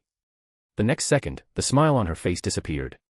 Her brows tightly furrowed, and her gentle eyes instantly became sharp as blades. Something's wrong. Arisu, why do you smell like another woman? Arisu's heart skipped almost imperceptibly, but not a single flaw appeared on his face. Kaguya had indeed left some scent on him when she tried to strangle him. He deliberately acted confused and lowered his head to sniff his sleeve. Really? Other than taking care of business today, I didn't even speak to any other women. Tsunade narrowed her eyes, her fingers unconsciously tightening on his clothes. Tell me honestly. Have you gotten tired of me after being together for so long? She knew very well that her husband had always been the brightest existence in Konoha. That world-shaking face of his had attracted countless women. Even though she was one of the famous 3 ninja and had been married to Arisu for many years, she still could not help feeling insecure about this matter. What nonsense are you thinking about? Arisu laughed and gently rubbed her soft golden hair. You know my temper. Just dealing with you every day is enough to leave me exhausted. Where would I find the extra energy to mess around with anyone else? Haha, that's true. Tsunade burst into laughter at his words, and the little bit of doubt and unease in her heart instantly vanished. Don't worry, I'm firmly devoted to true love, Arisu said. Tsunade tightened her arms around him again and buried her face deeper into his chest, letting out a muffled snort. At least you know what's good for you. Arisu held her in return, resting his chin on top of her head. Chapter 274, Assassination. It's all that damn Arisu's fault. If he hadn't forced Lord Danzo to step down in disgrace, Konoha would have already crushed the ninja world and unified everything. What crime did Lord Danzo commit? Damn that Arisu. Inside the cold stone hall of the Naka Shrine, 3 Uchiha were holding a secret meeting. Just cursing him is useless. If we keep cursing like this, can we curse Arisu to death? Uchiha Yashiro said. Uchiha Tekka immediately nodded heavily, a fierce look flashing in his eyes. That's right. I say we plan another Ninetales incident and make our move during the chaos. No. That Ninetales is just useless trash that only looks impressive. Out of the previous 2 so-called Ninetales incidents, which one actually posed a real threat? The first one only smashed a few unfinished buildings and knocked down some utility poles. The second one was even more ridiculous. It fired one-tailed beast bomb outside the village and was dragged back by Konoha's higher-ups like a stray dog. Thinking it can tie down Konoha's higher-ups is just a fool's dream. Uchiha Inabi interrupted immediately, his tone full of undisguised contempt. The curses in the hall suddenly stopped, leaving only heavy breathing. I can't swallow this anger. Why do those bastards who cling to Arisu get to let their children study and laugh peacefully at the Ninja Academy? Uchiha Yashiro slammed his fist onto the stone table. His knuckles turned white, and his joints cracked. A vicious expression appeared on Uchiha Tekka's face, his teeth grinding. Then let them taste what it's like to lose their loved ones too. We'll kidnap their children, kill them, and then defect from Konoha. I have nothing to fear. Uchiha Inabi leaned against a cold stone pillar, his eyes empty and crazy. My family already died on the battlefield. No father, no mother, no wife, no children. Those with nothing have nothing to fear from those with something. I'm an invincible man now. The 3 exchanged glances and saw undisguised killing intent in each other's eyes, but when it came to choosing a target, silence fell again. Lord Fugaku's son can't be touched. Even if he wears the same pants as the Hokage, he's still Uchiha blood. Yashiro was the first to break the silence. The Hokage's son is out too. That kid has the nine tails inside him. The nine tails may be useless, but if it gets desperate and explodes, we might not come out ahead. Sarutobi Shinosuke's son is too young. He stays inside the Sarutobi compound every day, and that old man Sarutobi Hiruzen visits every few days. There's no chance to strike. After ruling out one target after another, the three men's eyes finally met. Then only Arisu's son is left. Tekka licked his cracked lips and showed a mouthful of white teeth. He's just a kid with an ordinary bloodline. I've checked before. That arrogant Arisu never thought anyone would dare touch his son, so he didn't even arrange any bodyguards. Uchiha Tekka chuckled. After killing him, we'll go to the land of rain. I heard there's an organization there called Akatsuki. It should be able to take in people like us who have nowhere left to go, Inabi said calmly. The three smiled knowingly. Ha ha ha ha. The school bell had just rung in Konoha. Yukio carried his school bag and headed home. His house was in the outskirts, and the trip took half an hour. At this hour, there were almost Northwest people on the road. It was so quiet that only his own footsteps could be heard. The woods on both sides were dark, and the wind rustled through the leaves, making the back of his neck feel uneasy. No one noticed that three shadows had already attached themselves to the tree trunks, like three coiled venomous snakes waiting for their prey. What's going on? Why do I keep feeling something bad and uncomfortable? As he walked, Yukio suddenly frowned. It felt like something inside his head was constantly making a beeping sound. Yukio scratched his head. No matter how hard he thought, he couldn't figure out where this strange feeling came from. At this moment, Yukio still didn't know that this was an inborn danger sense. Whenever danger approached, it would appear. It could even be used to predict various disasters. Before an earthquake, this sense would give a warning. He only knew that the unexplainable unease was getting stronger and stronger. Yukio unconsciously quickened his pace, wanting nothing more than to rush home and close the door. Deep inside the shadows of the trees. Hey! Aren't we moving yet? If we don't act now, this brat will get home. Uchiha Yashiro's eyes were nailed to the small figure ahead, his fingers touching the cold kunai at his waist. Get ready. Uchiha Tekka licked his dry lips. The ferocity in his eyes was almost overflowing, and his fingers had long been resting on the clasp of his ninja pouch. Move, Uchiha Inabi shouted softly and rushed out first. The three shadows moved at the same time, carrying fierce killing intent as they charged toward Yukio's back. Suddenly, his danger sense reached its limit. That beeping alarm exploded inside his head. Without thinking, Yukio rolled to the side. Dirt flew everywhere. The place where Yukio had just been standing had already been blasted into a shallow pit by the combined attack. Who are you? Yukio pushed himself up from the ground, his voice trembling uncontrollably. This was the first time in his life that Yukio had faced killing intent aimed directly at taking his life. His hands and feet had gone weak. He was only a child. The three people before him were genuine Uchiha elites. Men who had been on battlefields and killed people. The three Uchiha froze at the same time, their eyes full of disbelief. A kid who had only entered the ninja academy a few days ago and hadn't even fully learned basic taijutsu had actually avoided their combined sneak attack. So you're born with such sharp senses. If we let you grow up, you'll become a major problem. Uchiha Inabi slowly spoke, his voice flat. What a pity. Uchiha Yashiro grinned viciously and tightened his grip on his kunai again. You won't get that chance. Just as the three crouched down and prepared to launch a second fatal attack. A crack suddenly appeared in the ground without any warning. Without making a sound, a black figure wearing a cat-faced mask burst out from beneath the earth. Attempting to kill a child inside Konoha. You've got some nerve, the Umbu member's voice came through the mask. The three men's expressions changed instantly. Uchiha Tekka's hand holding the kunai stiffened, and his pupils shrank to pinpoints. Umbu. Why are they here? Yashiro instinctively stepped back half a step, cold sweat instantly covering his back. They had all served in the Umbu before. They knew very well what this uniform represented, both in strength and authority. It was not something the three of them could handle. Inabi gritted his teeth, his mind racing. There were no reported mission sites nearby, so it could only be a coincidence. Some unlucky guy had just happened to finish a mission and return, stumbling onto this incident. Retreat. He made the decision immediately and shouted. Tekka turned around first and shot into the nearby forest like an arrow.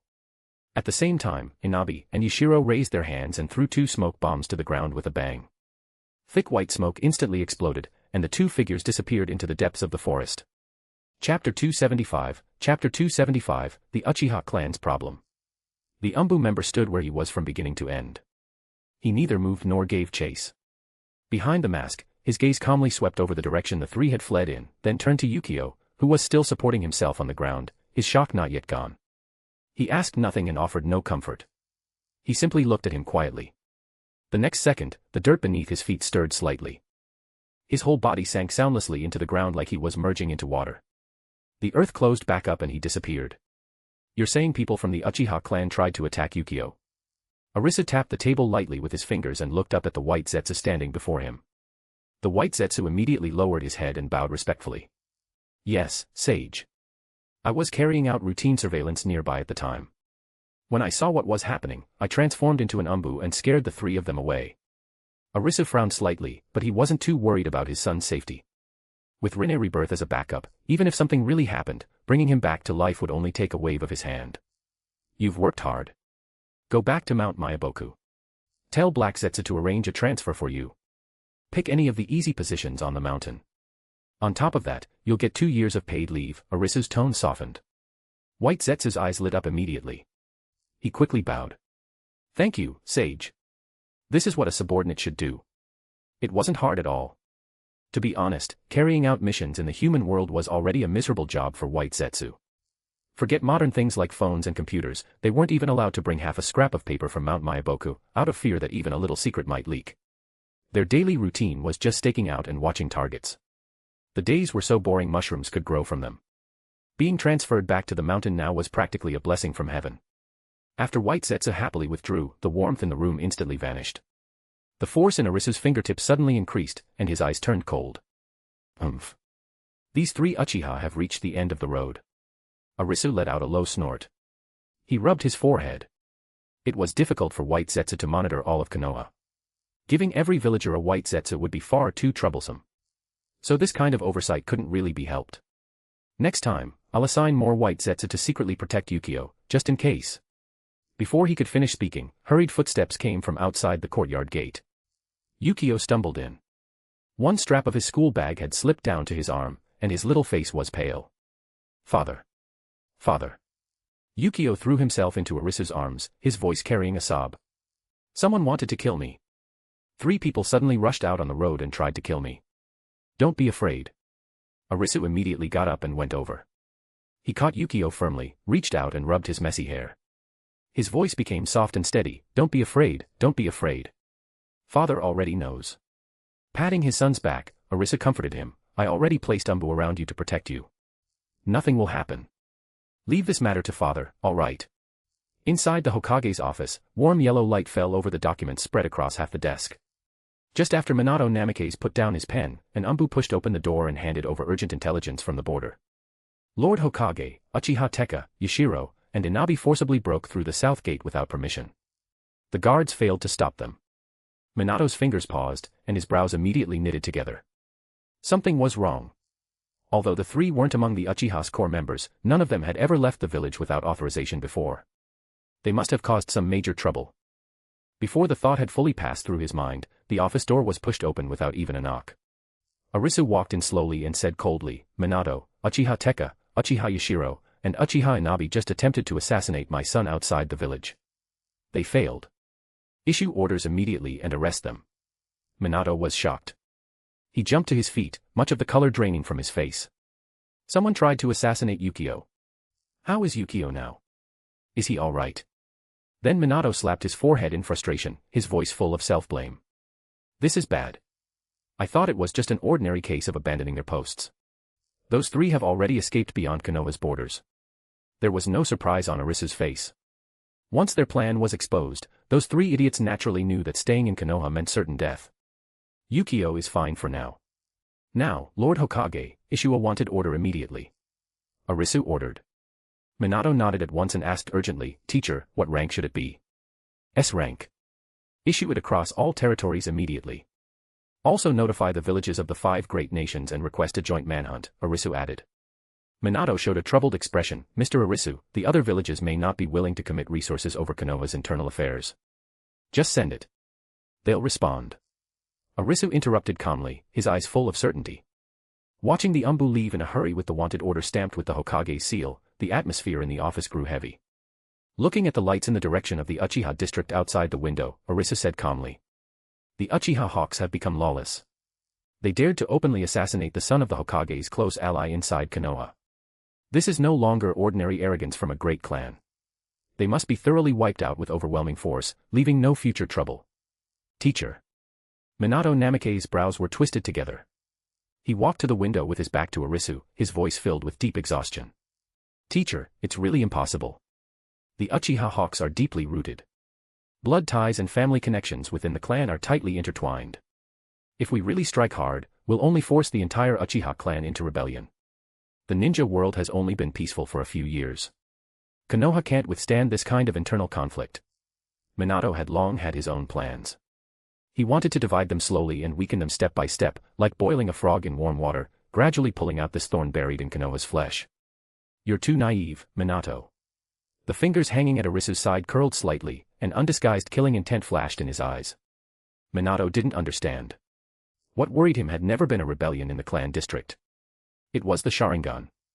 Unlike the original story, there were too many variables now. As long as the Uchiha clan still existed, new Mangekyo users could appear at any time. Those powers beyond his control would sooner or later throw all of his plans into complete chaos. Since keeping them around was a disaster, then he might as well send the whole clan to the Pure Land. In my opinion, we should cut through the mess quickly. It would be even better if we could find someone to take the blame. A calculating glint flashed through Arisu's eyes. Minato's expression became even more troubled, and he still wanted to persuade him. Teacher. Minato, Arisu interrupted him. If you can't firmly hold the position of Hokage, if you don't even have the courage to cut off an arm to save the body, then let Shinosuke or Tsunade take the position instead. Arisu paused. Looking at Minato's suddenly tense face, his tone softened slightly. Tsunade still doesn't know about Yukio's assassination attempt. Once she finds out, her methods will only be harsher than mine. Arisu simply looked at Minato calmly, with not the slightest trace of a joke in his eyes. The meaning behind his words couldn't have been clearer. If you refuse to strike hard against the Uchiha, then I'll replace you with someone who will, and let that person become Hokage.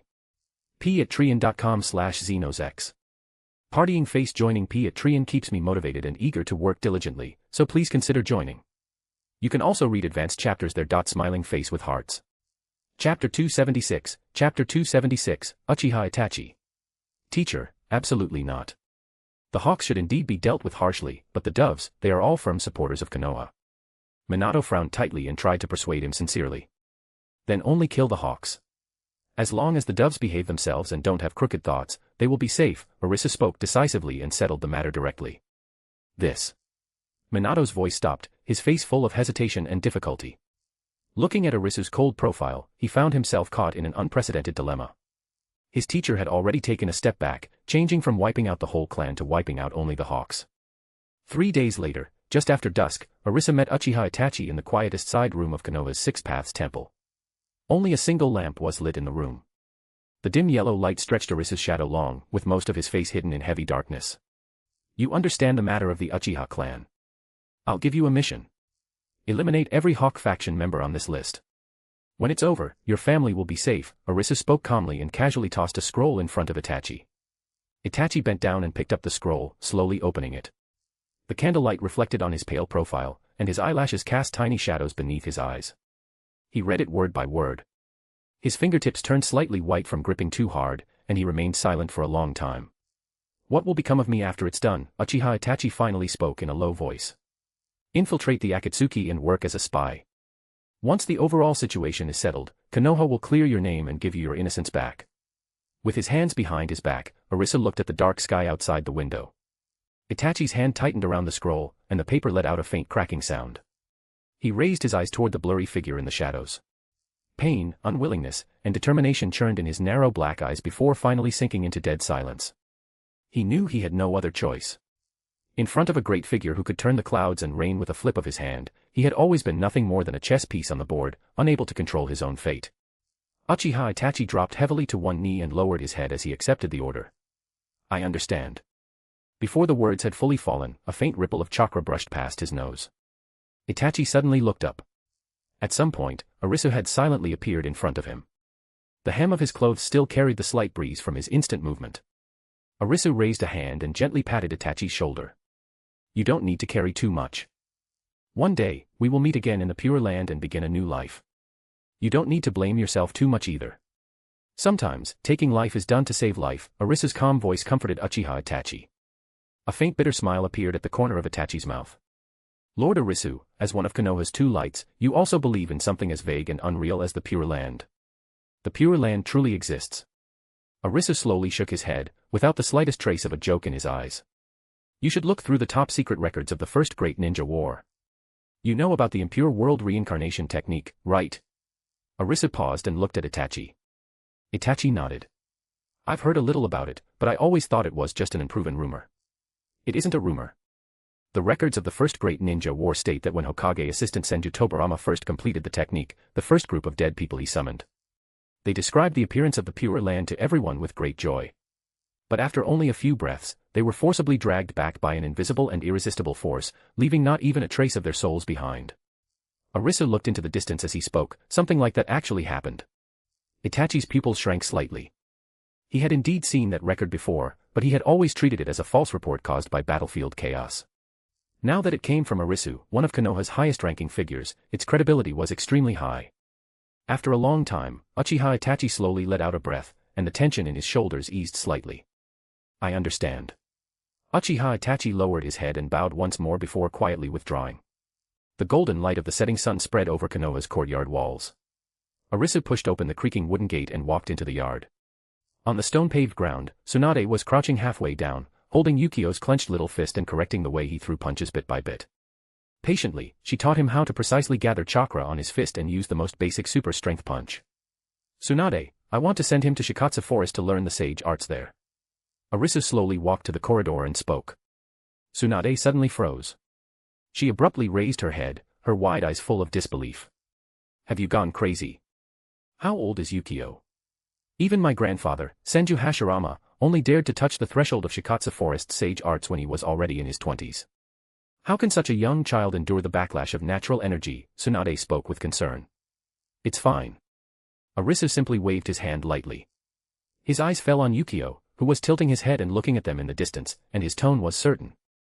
If I let him learn ordinary chakra refinement step by step, that would truly be wasting his talent. His physique is naturally close to natural energy. He's more suited than anyone to walk the path of sage arts. Arisu really did think it would be a waste.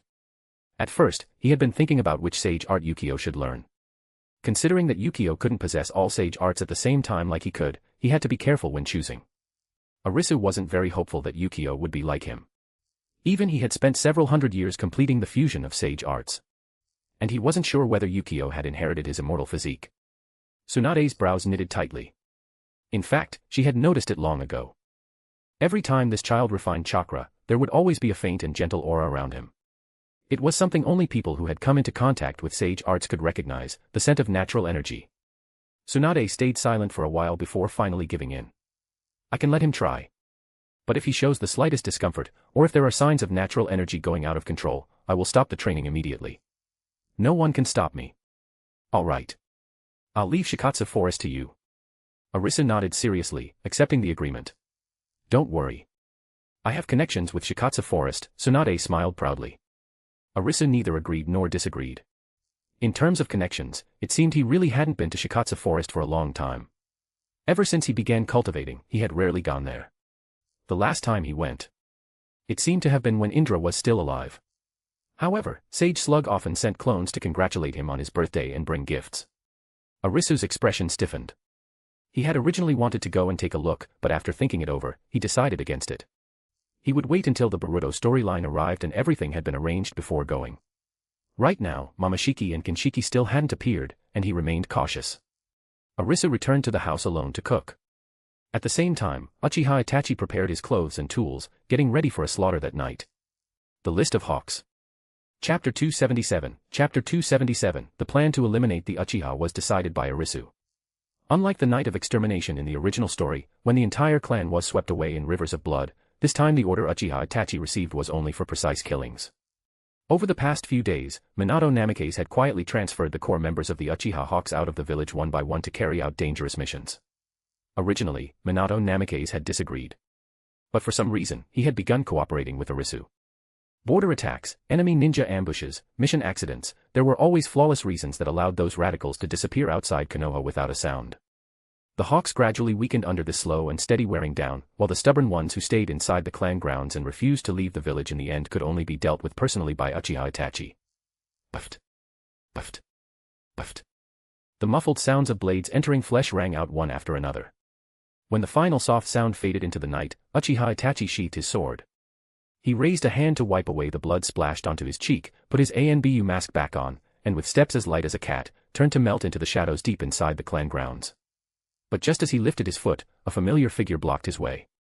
Uchiha Fugaku stood with his back to the moonlight, his whole body covered in a cold silver glow. He did not move. He simply looked quietly at the sun before him, both familiar and unfamiliar, and spoke in a voice that carried neither joy nor anger. As expected, you ultimately chose to stand on the village's side, Uchiha Fugaku said calmly. The moment his words fell, a scarlet Mangekyo Sharingan lit up in the darkness, revealing its unique pattern. This is... Uchiha Itachi's pupils suddenly shrank. Those eyes. They are exactly the same as Shirsue's. Has he come to stop me? You dealt with the hawks. I could pretend I didn't see it. But why did you even kill those unarmed elders and young people in the southern clan district? Uchiha Fugaku asked coldly. A trace of shock flashed through Uchiha Itachi's eyes. He frowned tightly. What are you talking about? The 3 households at the southeast corner of the southern district. Wasn't that your doing? Uchiha Fugaku's gaze was as sharp as a blade, as though trying to see through him. No. I absolutely didn't kill them. Without the slightest hesitation, Uchiha Itachi shook his head firmly. Uchiha Fugaku looked at him deeply. The scarlet Sharingan slowly faded, revealing weary and aged eyes beneath. Sigh. After a long while, he finally let out a barely audible sigh, as though a 1,000-pound burden had been lifted from his shoulders. Go. You're a good child. Take care of yourself out there. You've carried too much. Uchiha Fugaku stepped aside and made way for him. His voice carried indescribable heartache and helplessness. Uchiha Itachi's throat moved. Countless words were stuck in his chest, but in the end he only nodded slightly and answered in his usual calm tone. I'm fine. The Uchiha problem was finally resolved. Part of the Uchiha clan was preserved, while every member of the hawkish faction went to the Pure Land. Inside the Pure Land, Uchiha Taijima and Uchiha Yudo were strolling around. Suddenly, the entrance to the Pure Land lit up. Look, another Uchiha is ascending. Uchiha Taijima pointed and said. Uchiha Yudo showed interest. Who could it be? Members of the Uchiha clan kept arriving. One after another, they ascended. The once quiet Uchiha residential area instantly became noisy as more and more people gathered. Looking at the endless stream of clansmen before him, Uchiha Taijima's brows tightened. What is going on now? Did another war break out in the ninja world recently? Why are so many people coming all at once? He had expected 1 or 2 people, but not this many. Anyone who didn't know better would think the 5 great nations had started another full-scale war. Taijima casually grabbed a clansman who had just arrived and was still dusting himself off. What exactly happened? The grabbed Uchiha Yashiro was full of unwillingness and anger. Through gritted teeth, he said, it was Arisu. He's the one who decided on the plan to eliminate the Uchiha. The plan to eliminate the Uchiha was decided by Arisu. He had thought about it all the way here. With Minato Namike's gentle personality, he could never do something so ruthless. No matter how he thought about it, in all of Konoha, only Arisu had the means and determination to do it. Wait. Who did you say? Uchiha Yudo, who had been watching the excitement from the side, suddenly changed expression and nearly lost his composure. He was the legendary elder of the Uchiha clan and also the first Hokage who had founded Konoha with his own hands. Although no one knew why he had never come to the Pure Land. The calm expression on Uchiha Taijima's face also froze. Ha ha ha, it must be someone with the same name, right? How could someone have the same name as my grandfather? Besides, my grandfather was an Uchiha. How could he possibly make a plan to eliminate the Uchiha? Uchiha Taijima laughed awkwardly. He still did not know that the extermination plan that had uprooted the entire hawkish faction of the Uchiha had indeed been personally devised by his famous grandfather. In a barren area of the Pure Land, Uchiha Madara, Uchiha Izuna, and Senju Tobarama looked around in confusion. Something's not right, is it? Senju Tobarama frowned. Uchiha Madara also looked puzzled. After they died, they had been sent here. What's going on? Why are there only the 3 of us? If this is the world after death, it should be lively. At this time, the 3 still didn't know that it was because of the demonic statue of the Outer Path. Because of it, they had not been captured by the soul-capturing network system set up by Arisu. Back then, they had used the demonic statue of the Outer Path, putting themselves into a state between life and death, making the soul-capturing network unable to detect them. If they had died normally from old age, they would have been sent to the main city of the Pure Land long ago. Shikatsu Forest. The slug sage looked down at Wanzhou with distant eyes. Countless thoughts rose in its heart. He actually has a son, so soon, he really looks like him. I was wondering why he had the bearing of an old acquaintance. Turns out he's the son of that old acquaintance. The slug sage sighed softly. Tsunade, standing nearby, was completely confused. From the sound of it, the slug sage seemed to know her husband. Sage, do you know Arisu? Tsunade could not help asking. The slug sage froze. Arisu had not informed it. What was it supposed to say? So it immediately changed its words. Ha ha ha, I'm old. I don't have many moments when I'm clear-headed. Don't take my words to heart. With so many split bodies, it's inevitable to develop split personalities. Tsunade thought that made sense. She had heard that the great slug sage had lived for a very, very long time, on the same level as the sage of six paths. Then, Sage, does my son have the talent to learn sage arts? Tsunade asked. Without even thinking, the slug sage answered directly, of course he does. Chapter 278, Momoshiki and Kinshiki. They've arrived. In the silent depths of space, the moon's silver-gray outline floated among the stars.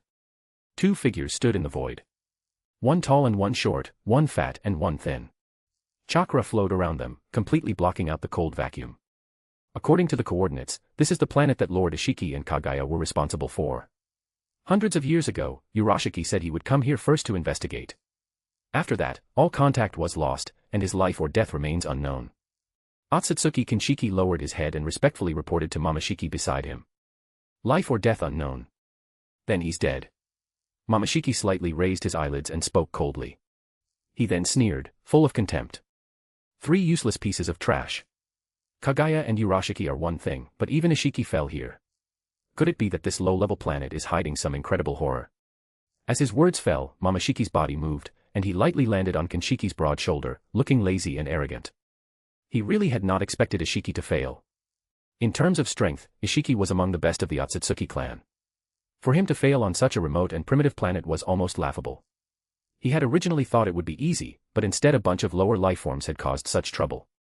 My lord, shall I infiltrate and investigate first? You can rest on this planet's satellite for now. Once I find out the truth, Kinshiki bowed and asked. Investigate. That's unnecessary. With the strength of the two of us, we can crush every living thing on this planet. Momoshiki waved his hand dismissively. He had no interest in wasting time. To be honest, for the two of them, dealing with this planet was as easy as driving over a speed bump. Kinshiki said no more and lowered his head deeply. As you command. Kinshiki activated Kamui and slowly left with Momoshiki. Just as the two were about to leave, Otsutsuki Momoshiki suddenly sensed something and frowned as he looked at the moon. Someone is watching us from that place, interesting. Looks like this planet's technology level is pretty high. Otsutsuki Momoshiki paid it no attention. Great Sage. Emergency information from the moon. According to the Astronomical Observatory, unknown extraterrestrials have been spotted near Earth's orbit. A toad arrived beside Arisu using summoning jutsu and handed him some photos. Arisu received the pictures sent from the moon's space observation station. When he saw the two unknown white-clothed aliens, he let out a slight sigh. Momoshiki and Kinshiki, they finally arrived, several decades earlier than in the original story. Arisu rubbed his forehead. Fortunately, he had stationed some troops on the moon and established observatories and monitoring stations there. Otherwise, he might not have noticed their arrival. I should also set up sensory barriers across Earth. That way, I could detect intruders immediately. Arisu also wanted to set up sensory barriers across Earth. Unfortunately, his strength was limited. Just creating the sensory barrier in Mount Myaboku had already consumed a great deal of power. On top of that, he had to reserve part of his strength to maintain the Pure Land. As the Pure Land expanded more and more, its consumption was also increasing rapidly. But it had to continue expanding because people died every day. Arisu had already ordered those responsible for expanding the Pure Land to slow down, and he had even given them several dozen days of paid vacation. You've worked hard. I understand. Leave the rest to me. Arisu looked at the toad. His tone was calm, but carried unquestionable certainty. The toad nodded heavily, and its body turned into a wisp of blue smoke and disappeared. Arisu slowly stood up and lightly raised his fingers. A dark and deep portal opened before him out of nowhere. He lowered his eyes and looked at his palm. The aura around him quietly surged for a moment. This time, I'll use my true body. Arisu decided to act personally with his real body. Just as Otsutsuki Momoshiki and Kinshiki broke through Earth's atmosphere, a terrifying pressure, as if from the abyss of the universe itself, locked onto them like a mountain crashing down. Momoshiki's pupils instantly shrank to pinpoints. His expression became uncertain. This aura. This low-level planet that they had regarded as something already in their grasp actually hid an existence capable of crushing them. A true great horror really existed. The indifference on Kinshiki's face vanished at once. All color drained from his face, leaving only deep fear. Kinshiki. Run. In that instant, Momoshiki made the most rational decision. Escape. Immediately. Momoshiki judged that even if the two of them joined forces, even with himself after consuming Kinshiki, they would have no chance against this aura. Without the slightest hesitation, Kinshiki activated Kamui at once. He tore open space with Momoshiki and escaped into a dimensional passage. Just when the two thought they had completely escaped the lock and were about to reach their predetermined safe dimension, the scenery before them suddenly changed. There was no familiar barren dimension. Only an endless blue sea, with salty wind blowing into their faces. Kinshiki. What are you doing? Where did you bring me? Momoshiki shouted angrily. For the first time, panic appeared on his proud face. Kinshiki's face was full of confusion and fear. Even his voice trembled. I don't know. The coordinates were correct. I don't know why we appeared here. Just as the two were at a loss. No need to guess. I twisted your dimensional passage and changed your destination. A calm voice suddenly sounded behind them without warning. This is above one of Earth's oceans. Arisu's figure slowly materialized from the void, his clothes gently fluttering in the sea breeze. There was not the slightest aura leaking from his body, yet Momoshiki and Kinshiki felt as if they had fallen into an ice cellar. Even breathing became difficult. The terrifying pressure that had made their souls tremble earlier came from the person before them. We entered here by mistake, Otsutsuki Momoshiki spoke with difficulty. Really, Momoshiki? Arisu casually rubbed his fingertips together, and a faint smile appeared on his lips. Momoshiki's pupils suddenly shrank, and his face instantly turned as cold as iron. This guy actually knew his name. Momoshiki, I've wanted your Takamamiba no Kami and Inakata Kara no Makoto for a long time. And Kinshiki, your boy no Kami is pretty good too. You two Otsutsuki crossed the sea of stars just to deliver gifts to me. Since you've gone to such trouble, I won't refuse. Arisu tilted his head slightly, and his smile openly carried greed and mockery. Chakra around Momoshiki and Kinshiki exploded instantly, and their eyes burned with rage from the extreme humiliation. As lofty Otsutsuki, when had they ever been treated as prey waiting to be slaughtered? They were always the ones humiliating others. No one had ever humiliated them. Who exactly are you? You lowly insect. What are you? How dare you insult the dignity of the Otsutsuki clan like this? Momoshiki roared angrily, black rods already forming at his fingertips. He intended to fight, even if it meant risking everything. He. Arisu's smile became even gentler. His eyes curved, and he looked completely harmless. Who am I? Speaking of which, I suppose we're actually the same kind. We both come from beyond the sea of stars, beings that plunder worlds. It's just that you are called Otsutsuki, while we are called heavenly demons from beyond the domain. At that point, Arisu suddenly paused and shook his head with a light laugh. Forget it. Saying all this to people who are about to die is just wasting words. Chapter 279, Chapter 280, Who am I? Arisu-kun, if you insist on taking me back to Konoha, then please leave. I don't want to fight you and make things ugly. I only ask that you don't disturb me and let me remain alone in this laboratory, searching for the true truth of the ninja world. Without even turning his head, Orochimaru turned around. His pale golden snake eyes completely moved away from Arisu. Leaving his back facing Arisu. Holding a glass dropper between his fingers, he resumed his experiment and directly ignored Arisu's presence. Standing nearby, Kabuto Yakushi quietly tightened his grip on the experiment logbook, and a thin layer of sweat appeared on his forehead. Was this Lord Orochimaru's mental strength? Did he really feel no pressure? Facing a powerful enemy who could attack at any moment, he could remain so calm without showing even a trace of panic. He definitely had to learn this composure from Lord Orochimaru, this ability to remain unmoved even when a mountain collapsed before him. A fanatical light flashed in Kabuto's eyes as he nodded hard in his heart. Arisu quietly looked at Orochimaru's back, and a meaningful smile slowly appeared on his lips. Orochimaru, do you really think you've already touched the truth of the ninja world? Do you really think you've seen through the essence of this world? Orochimaru closed his eyes, treating it as a silent answer. Everyone in the world was obsessed with meaningless ninja battles, shouting empty slogans about the will of fire. Only he had combined science with ninjutsu and used practice to test every truth, seeking immortality. Compared to them, he naturally developed a lonely pride, believing that everyone else was drunk while he alone remained awake. Orochimaru, there are still too many things you don't know. For example, you still know nothing about who truly controls the ninja world. Arisu's voice remained calm. Of course I know. It's those politicians and daimyo hiding behind the scenes. Orochimaru didn't even raise his eyelids. His tone was matter-of-fact. Wrong. Arisu gently shook his head. The ones who truly control the ninja world are a deep government hidden beneath every country and every ninja village. Heh. Orochimaru let out a mocking laugh, and the dropper in his hand paused. Arisu-kun, you've read too much trash literature. You actually believe this kind of baseless conspiracy theory? Rather than believing that, you might as well believe aliens really exist. Aliens do exist. Arisu rubbed his chin, his tone unusually serious. Orochimaru was completely speechless. He couldn't even be bothered to mock him anymore and only spat out 4 words. I thought you were the most normal one in Konoha. Now it seems you're beyond saving. Arisu-kun, after staying with those pigs for too long, you've really become a pig. Orochimaru continued his experiment. Forget it. Hearing something is false, seeing it is believing. If your adoptive father who died many years ago suddenly appeared before you right now, how would you react? Arisu suddenly changed the topic and asked thoughtfully. It would obviously be you using the transformation technique. Orochimaru answered without hesitation. Before he even finished speaking, a faint white light appeared around Arisu. His bones made soft cracking sounds. His handsome young appearance twisted and reshaped at a visible speed. In just an instant, he turned into a middle-aged man with a thick beard and gentle features. Even the black coat he wore turned into the long robe shopkeeper one used to wear.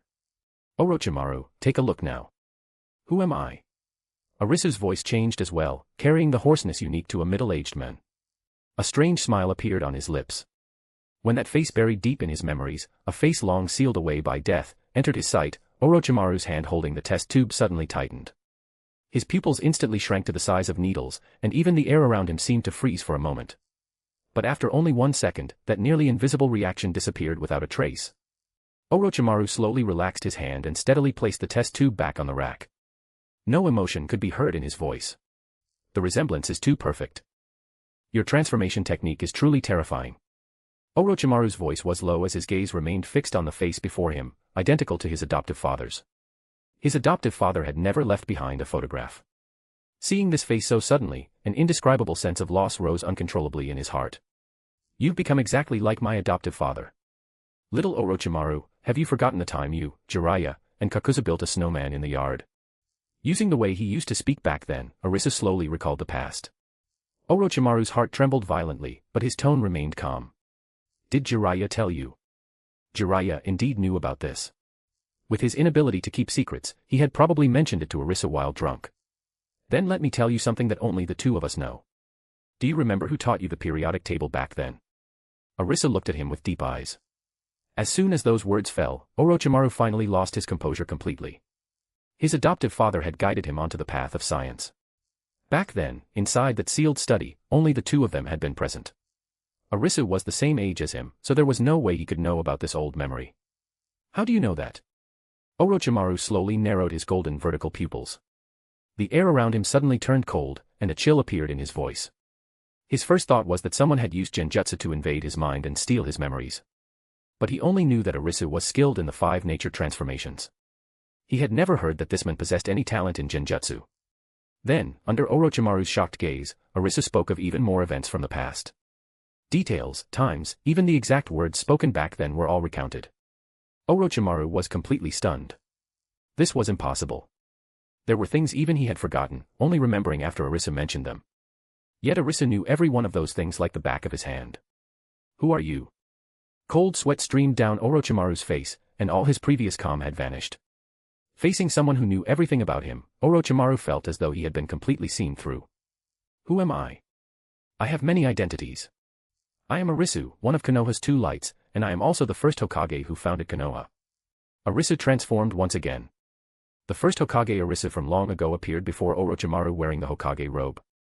His face was aged, that of an old man, but every gesture and every word carried the feeling of commanding thousands of troops and ruling over the ninja world. This feeling of a ruler who had stood at the peak for many years could not be imitated. The first Hokage. This. Orochimaru's pupils trembled in shock. If the first Hokage had lived until now, then how old was he? Arisu changed again. Of course, I might also be the Sage of Six Paths. The moment those 4 words came out, sweat immediately poured down Orochimaru's back. Nearby, after seeing Arisu transform from a bearded middle-aged man into the first Hokage and now claiming to become the Sage of Six Paths, Kabuto's sanity was starting to collapse. In an instant, a heaven-reaching aura suddenly appeared out of nowhere. The first Hokage's robe instantly turned into a black and red long robe, and behind him, a six-path sword slowly floated into view. p@trian.com/xenosx. Partying face. Joining p@trian keeps me motivated and eager to work diligently, so please consider joining. You can also read advanced chapters there. Smiling face with hearts. Chapter 280, Chapter 279, Goodbye, Orochimaru. There's no point saying more. Go on your way in peace. The moment the last word fell, Arisu's figure had already vanished from where he stood. There was no earth-shaking momentum, no dazzling ninjutsu, only an afterimage so fast it surpassed time and space. Momoshiki didn't even have time to shrink his pupils. He couldn't mobilize even a trace of chakra before a cold hand was already pressing down on the top of his head. Splurt. 5 fingers suddenly tightened. His skull, hard as divine metal, was violently torn off from his neck like a sheet of paper. Otsutsuki Momoshiki's pupils instantly shrank to pinpoints, and the last thing reflected in them was endless terror. The next moment, his life ended. Otsutsuki Momoshiki, dead. Arisu's expression remained unchanged. A strand of dark light formed at his fingertips, and with casual ease, he seized Momoshiki's dispersing soul into his palm. Seeking death. Kinshiki's eyes nearly split apart. His chakra surged wildly, tearing space itself. The golden giant axe formed by Takamimibin Okami gathered the strength of his entire life and came crashing down with enough force to burn heaven and destroy earth. Arisu didn't even raise an eyelid. He simply lifted one hand. Clang. A deafening sound of metal striking metal exploded. The giant axe, powerful enough to split mountains apart, was firmly held in place by a single hand. Arisu's clothes didn't even flutter. He was completely unharmed. Meanwhile, the divine weapon that contained Otsutsuki power could no longer advance even an inch. His 5 fingers slowly closed. Crack. Boom. The giant Takamimibin Okami axe shattered inch by inch like fragile glass. Golden fragments rained to the ground, kicking up dust everywhere. The color drained completely from Kinshiki's face, and unprecedented fear spread across it. He didn't even have time to retreat. Arisu flashed forward and appeared in front of him. There were no fancy techniques. Just an ordinary thrust. His fingertip easily pierced Kinshiki's heart. Otsutsuki Kinshiki, dead. Arisu collected their bodies. Looking at the two of them, he slightly shook his head. You two are as weak as Kaguya. After muttering that, Arisu disappeared instantly and casually exiled both of their souls to the Pure Land. These 2 bodies have great research value, especially Momoshiki's Rinnegan. Before Arisu even finished speaking, his fingertips had already precisely pierced Otsutsuki Momoshiki's eye sockets. Without the slightest hesitation, he dug out the pair of Rinnegan with their strange patterns. He planned to transplant the power of Takamimibin Okami into his own eyes. As for the remaining bodies, leave them to Mount Myaboku. Arisu frowned. Ever since he handed Urashiki's corpse to Mount Myaboku for research last time, they still had not achieved any results. Mount Myaboku's technological level had long surpassed normal understanding within the ninja world, but in the field of advanced biological research, they still lacked a genius capable of breaking through the limits. That name appeared in Arisu's mind almost instantly. Orochimaru. Ever since Danzo's downfall and the destruction of Root, Orochimaru and Kabuto Yakushi had vanished overnight. With his almost cruel rationality, he would never leave behind anything that could bring disaster upon himself. Orochimaru understood clearly. Even if he had a decent personal relationship with Arisu, even if Arisu tolerated his unconventional research, the people of Konoha would never forgive a rogue ninja whose hands were stained with blood. When that time came, in order to calm public anger, Arisu might not hesitate to sacrifice him. Arisu slowly closed his eyes. Chakra around his body fluctuated slightly, and in an instant, he returned to his usual gentle appearance as Konoha's Arisu. He opened his eyes, and fine golden patterns flashed within his pupils. The terrain and chakra fluctuations within 1,000 miles were all visible to him. A moment later, Arisu locked onto the depths of the land of sound. By now, Orochimaru had already established the hidden sound village. And Orochimaru had already been gathering large numbers of orphans and test subjects. Inside the underground laboratory, eerie green lights reflected off cold glass containers. Various organs and tissues floated inside nutrient fluid. Orochimaru stood before the workbench, focused on recording data. His signature long tongue occasionally licked the corner of his mouth, and his eyes shone with obsession for immortality. You're deeply absorbed in your research, Orochimaru. A calm voice suddenly sounded beside his ear without warning, as if a ghost had whispered next to him. Exclamation point. The hand holding Orochimaru's pen suddenly stopped. Kabuto Yakushi trembled all over, nearly dropping the culture dish in his hand. The two of them turned around almost at the same time, their movements stiff like puppets. They saw Arisu standing with his back to them, casually picking up a glass bottle containing unknown tissue from a shelf and examining it under the light as if he were simply an old friend dropping by. Yet the terrifying pressure leaking from him unintentionally, enough to crush the entire laboratory, made the air itself freeze. So it's Arisu-kun. What a rare guest. Orochimaru quickly hid the panic in his eyes and forced out his usual strange smile. His tongue once again licked the corner of his mouth as he tried to conceal the turmoil inside. I wasn't able to attend your son Mangetsu's full-month celebration with Lady Tsunade. What a pity, Orochimaru spoke regretfully. Kabuto Yakushi stood behind Orochimaru. His fingertips trembled slightly, and his heart pounded violently. The man before him was recognized as Konoha's strongest. One of the two lights of Konoha alongside Tsukumo Hatake. The ruthless figure who had uprooted the deeply entrenched root organization and even removed the Hokage in one stroke. The first person in Konoha history who dared to depose a Hokage and establish a new one. What is your purpose for coming here? Orochimaru's snake-like eyes were full of caution. Arisu calmly returned the glass bottle to the shelf. He slowly turned around and extended a hand toward Orochimaru, palm facing upward, looking completely at ease. I came to invite you. I want you to come with me. Arisu stretched out his hand in invitation, extending an olive branch to Orochimaru. Orochimaru slowly shook his head, his tone carrying unquestionable certainty. Arisu-kun, if you've come to persuade me to return to Konoha and serve the village again, then there's no need to continue. Return to Konoha and serve Konoha. You're mistaken. Not Konoha. Me. You will serve me alone. A meaningful smile appeared on Arisu's lips as he shook his head. Orochimaru's brows twitched almost imperceptibly. His long tongue slowly licked the corner of his mouth, and a trace of curiosity and amusement flashed in his snake eyes. Oh. How interesting. The long-tested believer of the will of fire, Konoha's Arisu-kun, is now planning to cast aside the village and establish his own faction. Orochimaru deliberately drew out his words, his tone carrying a hint of teasing. Beside him, Kabuto Yakushi had already quietly moved to Orochimaru's side.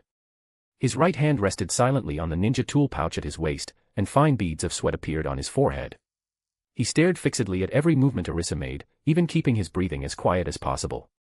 As long as the other party showed the slightest unusual movement, he would launch an attack immediately and buy enough time for Lord Orochimaru to escape. Chapter 281, Chapter 281, It's the Sage of Six Paths. An overwhelming pressure like collapsing mountains and roaring seas crashed down. Orochimaru and Kabuto Yakushi's knees slammed uncontrollably into the ground. Their backs bent instinctively, and they almost bowed in worship. The person on the statue had come alive. The faith that the entire ninja world had passed down for 1,000 years had actually appeared before them. The vast divine light surrounding Arisu poured down onto the two of them, as though it wanted to purify Orochimaru and Kabuto. Unbelievable. Orochimaru gritted his teeth and barely managed to remain half-kneeling.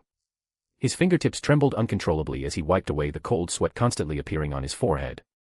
Appearance could be faked with transformation technique, and aura could be hidden with genjutsu. But this divine pressure that stood above the entire ninja world. This absolute power capable of crushing everything. No matter what, it could not be imitated. At this point, 70% of Orochimaru's doubts had already disappeared. His sixth sense, which had never been wrong, was desperately confirming it for him. The person before him was real. Orochimaru raised his head and looked at Arisu floating in midair with a complicated expression. Fanatical worship, indescribable excitement, and fear buried deep in his bones appeared one after another in his golden vertical pupils. He worshipped him. The immortality he had spent his entire life pursuing had actually been achieved by someone. From the era of the Sage of Six Paths until now, spanning 1,000 years, he had truly lived as long as heaven and earth. He was excited. So there really was something that served as the world's final safeguard.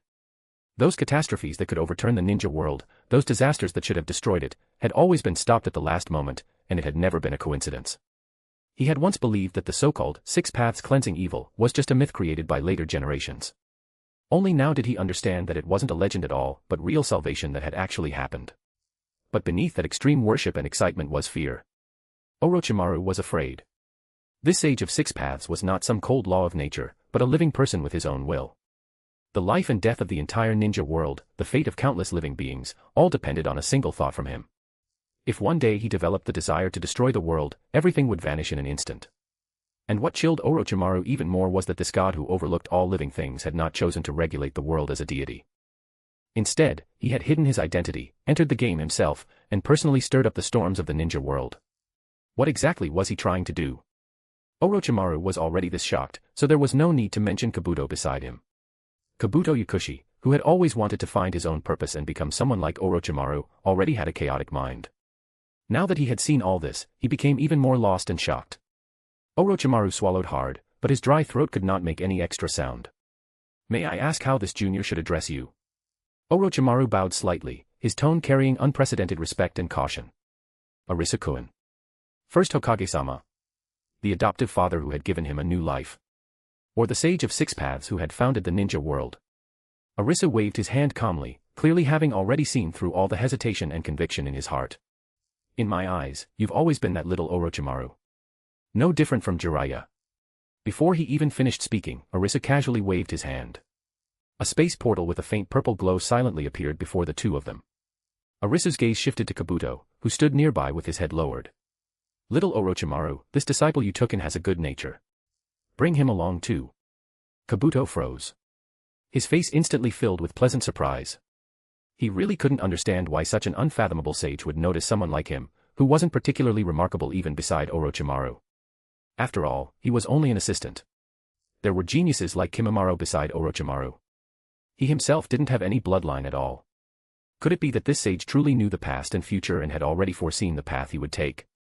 Suppressing the storm in his heart, he quickly bowed in agreement and hurried after Orochimaru.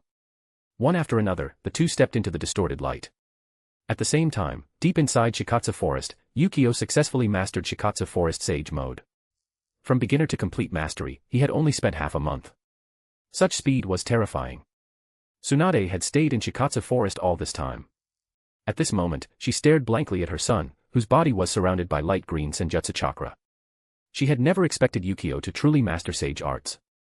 Not only that, his progress was absurdly fast, and his foundation was so solid that he didn't look like a beginner at all. But after her shock, a trace of confusion appeared in Tsunade's heart. She herself had no talent for sage arts, and her husband Arisu came from a common background without any bloodline. Yukio's heaven-defying talent for sage arts really didn't make much sense. "Mom. I learned it. I feel like I can one-shot everyone my age now." Yukio clenched his fists, excitement shining in his eyes. Tsunade's expression darkened, and her tone immediately became serious. "I didn't have you learn sage arts so you could fight others for superiority and show off with violence. It was so you could protect yourself in danger, protect the village, and protect the companions around you." Yukio curled his lips and muttered softly, "But father only taught me to take care of myself and family first, to be selfish and scheming. He never said anything about protecting the village or companions. That Arisu actually teaches children this kind of thing." Tsunade's eyebrows immediately shot up, and her anger flared up. The moment Arisu was mentioned, she became even angrier. Ever since she had brought Yukio to Shikatsu Forest for training, that man hadn't come to see the two of them even once. She had originally planned that when Arisu came, the two of them could enjoy themselves in this quiet bamboo forest of Shikatsu with no one around. Now it seemed there was no hope at all. At this moment, a medium-sized slug came before them. "Slug Sage." Tsunade nodded slightly. The slug sage circled around Yukio and praised him repeatedly. "Fast, so fast." Yukio revealed an embarrassed yet proud expression. "Sage, with my speed, I must be the fastest cultivator, right? I heard the second Hokage trained here too. How long did he take?" Yukio asked with a smile. The slug sage smiled slightly. "The first Hokage took 3 months to completely master it." Yukio became even prouder. "Then I'm number 1. But the slug sage shook its head. "Someone else holds the record for the fastest sage art training." "Who?" Yukio couldn't help asking. The slug sage revealed a nostalgic expression. "That was more than 1,000 years ago. A young man came to Shikatsu Forest. I won't reveal his name, but that young man only spent half a day learning it." Chapter 282, Chapter 282, Itachi joins the Akatsuki. Half a day. How is that possible? Can someone really be that fast? Yukio opened his mouth wide in shock. The slug sage nodded slightly, a trace of emotion in its voice. Not only that, that young man was also training in Mount Myaboku, Ryuchi Cave, and Monkey Sage Arts at the same time. If he hadn't insisted on cultivating several paths together, he would have been even faster. If he had focused on only one, he could have mastered it in just 1 hour. And he even said that he was never afraid of training in sage arts, shouting that he wanted another one. The slug sage recalled the scene back then, and traces of amazement still remained in its eyes. Yukio was stunned and couldn't help exclaiming, "Wow. A person like that is practically a monster, no, a genius among geniuses." Tsunade beside him was also slightly moved. She knew a bit about sage arts. Jiraiya had trained for years and was still only half-baked, while a genius like Orochimaru couldn't even learn it. Among the Sannin, only Jiraiya had barely mastered sage arts, and even he couldn't activate it anytime and anywhere. The slug sage smiled gently. Its voice was mild, yet carried unquestionable certainty. Calling him a genius is actually underestimating him. That child is the most astonishing person I have ever seen. As soon as it finished speaking, a cloud of white smoke suddenly rose. Arisu had been summoned to Shikatsu Forest. The slug sage narrowed its eyes slightly. Just as they were talking about Arisu, he had arrived. "Dad." Yukio's face lit up, and he rushed over excitedly. "Dad. I learned sage arts. I only needed half a month." He raised his head proudly. "Not bad. That's really impressive." Arisu smiled and rubbed his son's head. Half a month was indeed outstanding.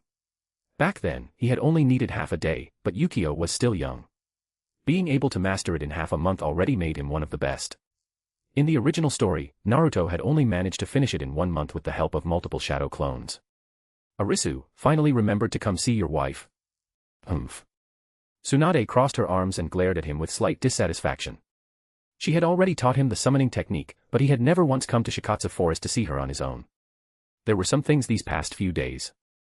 "I went out to investigate Orochimaru's whereabouts," Arisu explained casually. "Investigate Orochimaru?" Tsunade paused for a moment. To be honest, after so many years, she had long since forgotten that former companion. "Yeah. Minato has officially listed him as an S-rank missing nin, so he sent me to investigate." Arisu nodded. Tsunade suddenly blushed and leaned close to his ear. "Then do you want to investigate me too?" "What do you mean?" Arisu raised an eyebrow and instantly understood what she meant. However, Yukio was still in sage mode, and his senses were extremely sharp. He heard their conversation clearly. Blinking in confusion, Yukio asked, "Why does Dad need to investigate Mom? Mom may have been Orochimaru's classmate, but she's such a good person. Does Dad not trust Mom?" As soon as those words came out, Tsunade's face darkened. She had almost forgotten how sensitive Yukio's hearing currently was. "All right, let's go home. Slug Sage, we're leaving." Arisu smiled at the Slug Sage. The Slug Sage instinctively bowed immediately. "Come visit when you have time." Tsunade raised an eyebrow. She couldn't help muttering inwardly, "Why does it feel like the Slug Sage treats Arisu like an equal? It was putting on the airs of a sage with me and Yukio just now. Forget it, forget it. It's so hot. I have to make Arisu work hard tonight." Tsunade didn't think too deeply about it. Her mind was occupied by other things. At the Akatsuki base. "Are you sure that newcomer is reliable? You're sure he's not a spy sent by Konoha?" The Deva Path Pain looked coldly at Madara. Uchiha Obito nodded calmly. "I conveniently took care of a few Konoha ninja for him, then shifted the blame onto him. Even if he wants to clear his name, he won't be able to." Hearing that, Pain simply nodded and said nothing more. "Hopefully the newcomer isn't too weak." Kakuzu spoke quietly, his voice somewhat hoarse. Ever since Kinkaku and Ginkaku died, he had joined the Akatsuki in their place and had become one of its veterans. "So my partner has arrived." "Hey. Leader, are you sure no one followed him? I hope this guy doesn't bring Arisu here." Juzo Biwa spoke quietly with some unease. During the last ninja war, one casual attack from Arisu had nearly wiped out the 7 ninja swordsmen. He had survived by luck, but with deep fear, he joined the Akatsuki. Even now, he still had lingering fears. "Relax. I checked. And even if Arisu finds this place, so what? He'll just be throwing his life away. Everyone except Sasori is here. Besides, Pain's power isn't something those mortals can touch," Uchiha Obito answered calmly. This was the Akatsuki's home ground. In a group battle, the few of them could absolutely beat Arisu senseless. "I am the second sage of 6 paths. I possess the eyes of the sage of Ninshu. Those ants are nothing," the Deva Path Pain also spoke calmly. "Hard to say." Kakuzu complained inwardly. Hee hee, Tobi also laughed. If the great sage came, he would run on the spot. "Oh my, an Uchiha clan member. The newcomer is your clansman, Madara-sama," Tobi said with a playful grin. Uchiha Obito glanced at him and said in a deep voice, "Be serious, Toby." "Understood." Toby immediately dropped his smile and stood up straight. At that moment, White Zetsu, who looked like a pitcher plant, suddenly spoke, "He's here." Everyone looked toward the cave entrance at the same time. A thin young man wearing Konoha Umbu clothes walked in at an unhurried pace. The dim candlelight cast flickering shadows over his pale face, and his dark eyes were unfathomable. "Uchiha Itachi of Konoha, welcome to the Akatsuki. Our goal is to bring true peace to the entire ninja world." The Deva Path Pain looked at him, his voice calm and imposing. Uchiha Itachi remained silent for a moment, then nodded lightly. "That's quite a dream." Pain didn't bother with further persuasion. All he needed was a sharp blade. Itachi decisively carved a deep scratch across his forehead protector, symbolizing his complete break with Konoha. "From now on, you are Uchiha Itachi of the Akatsuki." Pain casually tossed a ring to him. "Your codename in the organization is Vermilion Bird." "Understood." Uchiha Itachi caught the ring and silently put it on without saying anything. "From now on, your partner will be Juzo Biwa." Pain looked at Juzo. Juzo nodded calmly. "Kid, come with me. From now on, I'm your partner." Chapter 283, Results of Training at Shikatsu Forest. Ninja Academy. At the training field for class assessments at the Konoha Ninja Academy. Next, the first match, Uchiha Sasuke vs Yukio. Holding the attendance sheet, Irika Yumano's clear voice spread across the field. His fingers unconsciously tightened around the edge of the paper as he silently prayed. Hopefully those two kids wouldn't go too far. After all, they were the two most outstanding geniuses of their class. He was afraid they might get carried away and start fighting for real. The field was already surrounded by students. One after another, they stretched their necks forward, their eyes burning with excitement. No one wanted to miss this highly anticipated clash between geniuses. This was a showdown between the two top talents in the class. "Sakura, I'm betting on Yukio." "You're not going to bet on Sasuke again, are you?"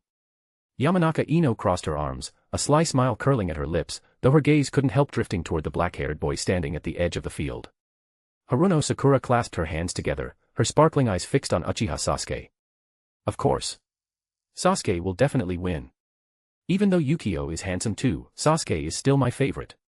Haruno Sakura spoke with complete certainty. At this moment, the two of them were still close friends who shared everything. Completely different from the original story. In the original story, both of them had fallen for the author, causing their relationship to fall apart. The two who were once inseparable became rivals. But now, they had completely different feelings in their hearts. Haruno Sakura's feelings had never changed. As for Yamanaka Ino, her heart had long since fallen for the boy who had suddenly appeared, Yukio. Not far away, Narashikamura leaned against an old locust tree with his hands in his pockets. He looked bored as he yawned, but his eyes had never left Yukio. Crunch crunch crunch. Akimichi Choji chewed on potato chips in big bites. His little stomach was already starting to take shape. "Go, Yukio. Beat that arrogant Uchiha until he's running for his life." Namikaze Naruto raised both hands and shouted at the top of his lungs, his face red with excitement.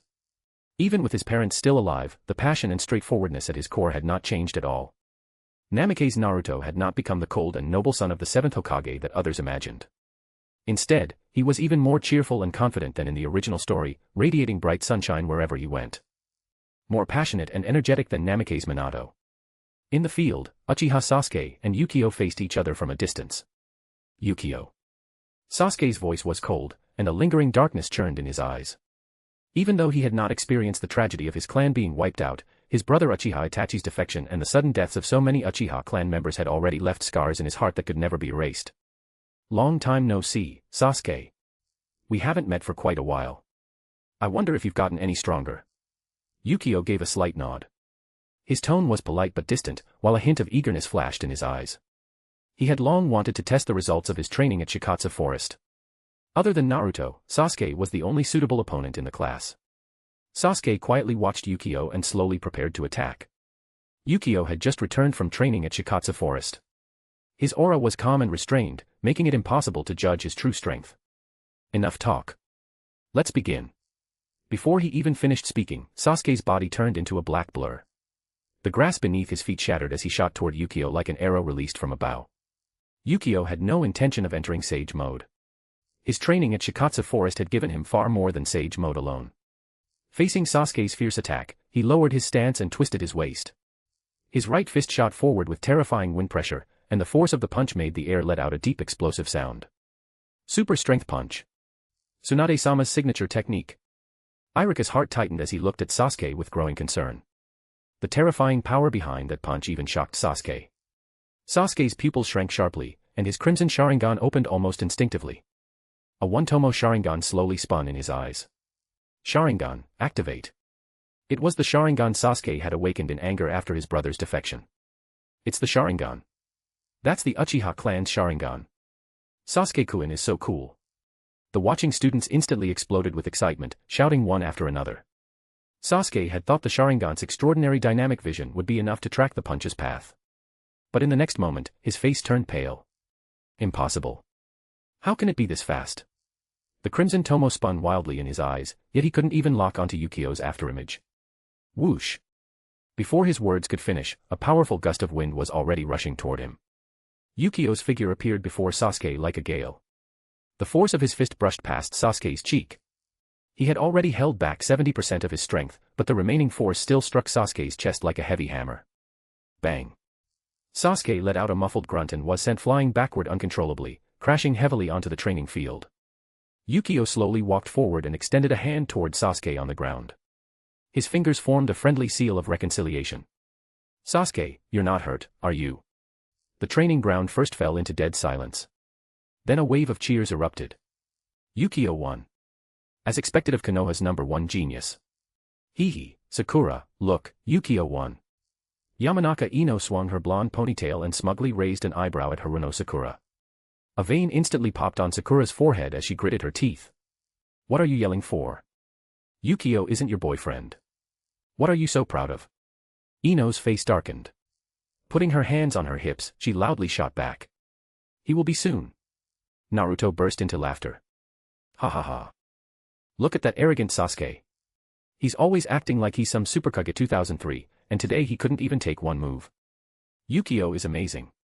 If it were me, I'd have fought him for at least 300 rounds. Inazuka Kiba said, give me a break. Last time you couldn't even beat me. 300 rounds. On the field, Sasuke suddenly jumped back to his feet and brushed the dust off his clothes.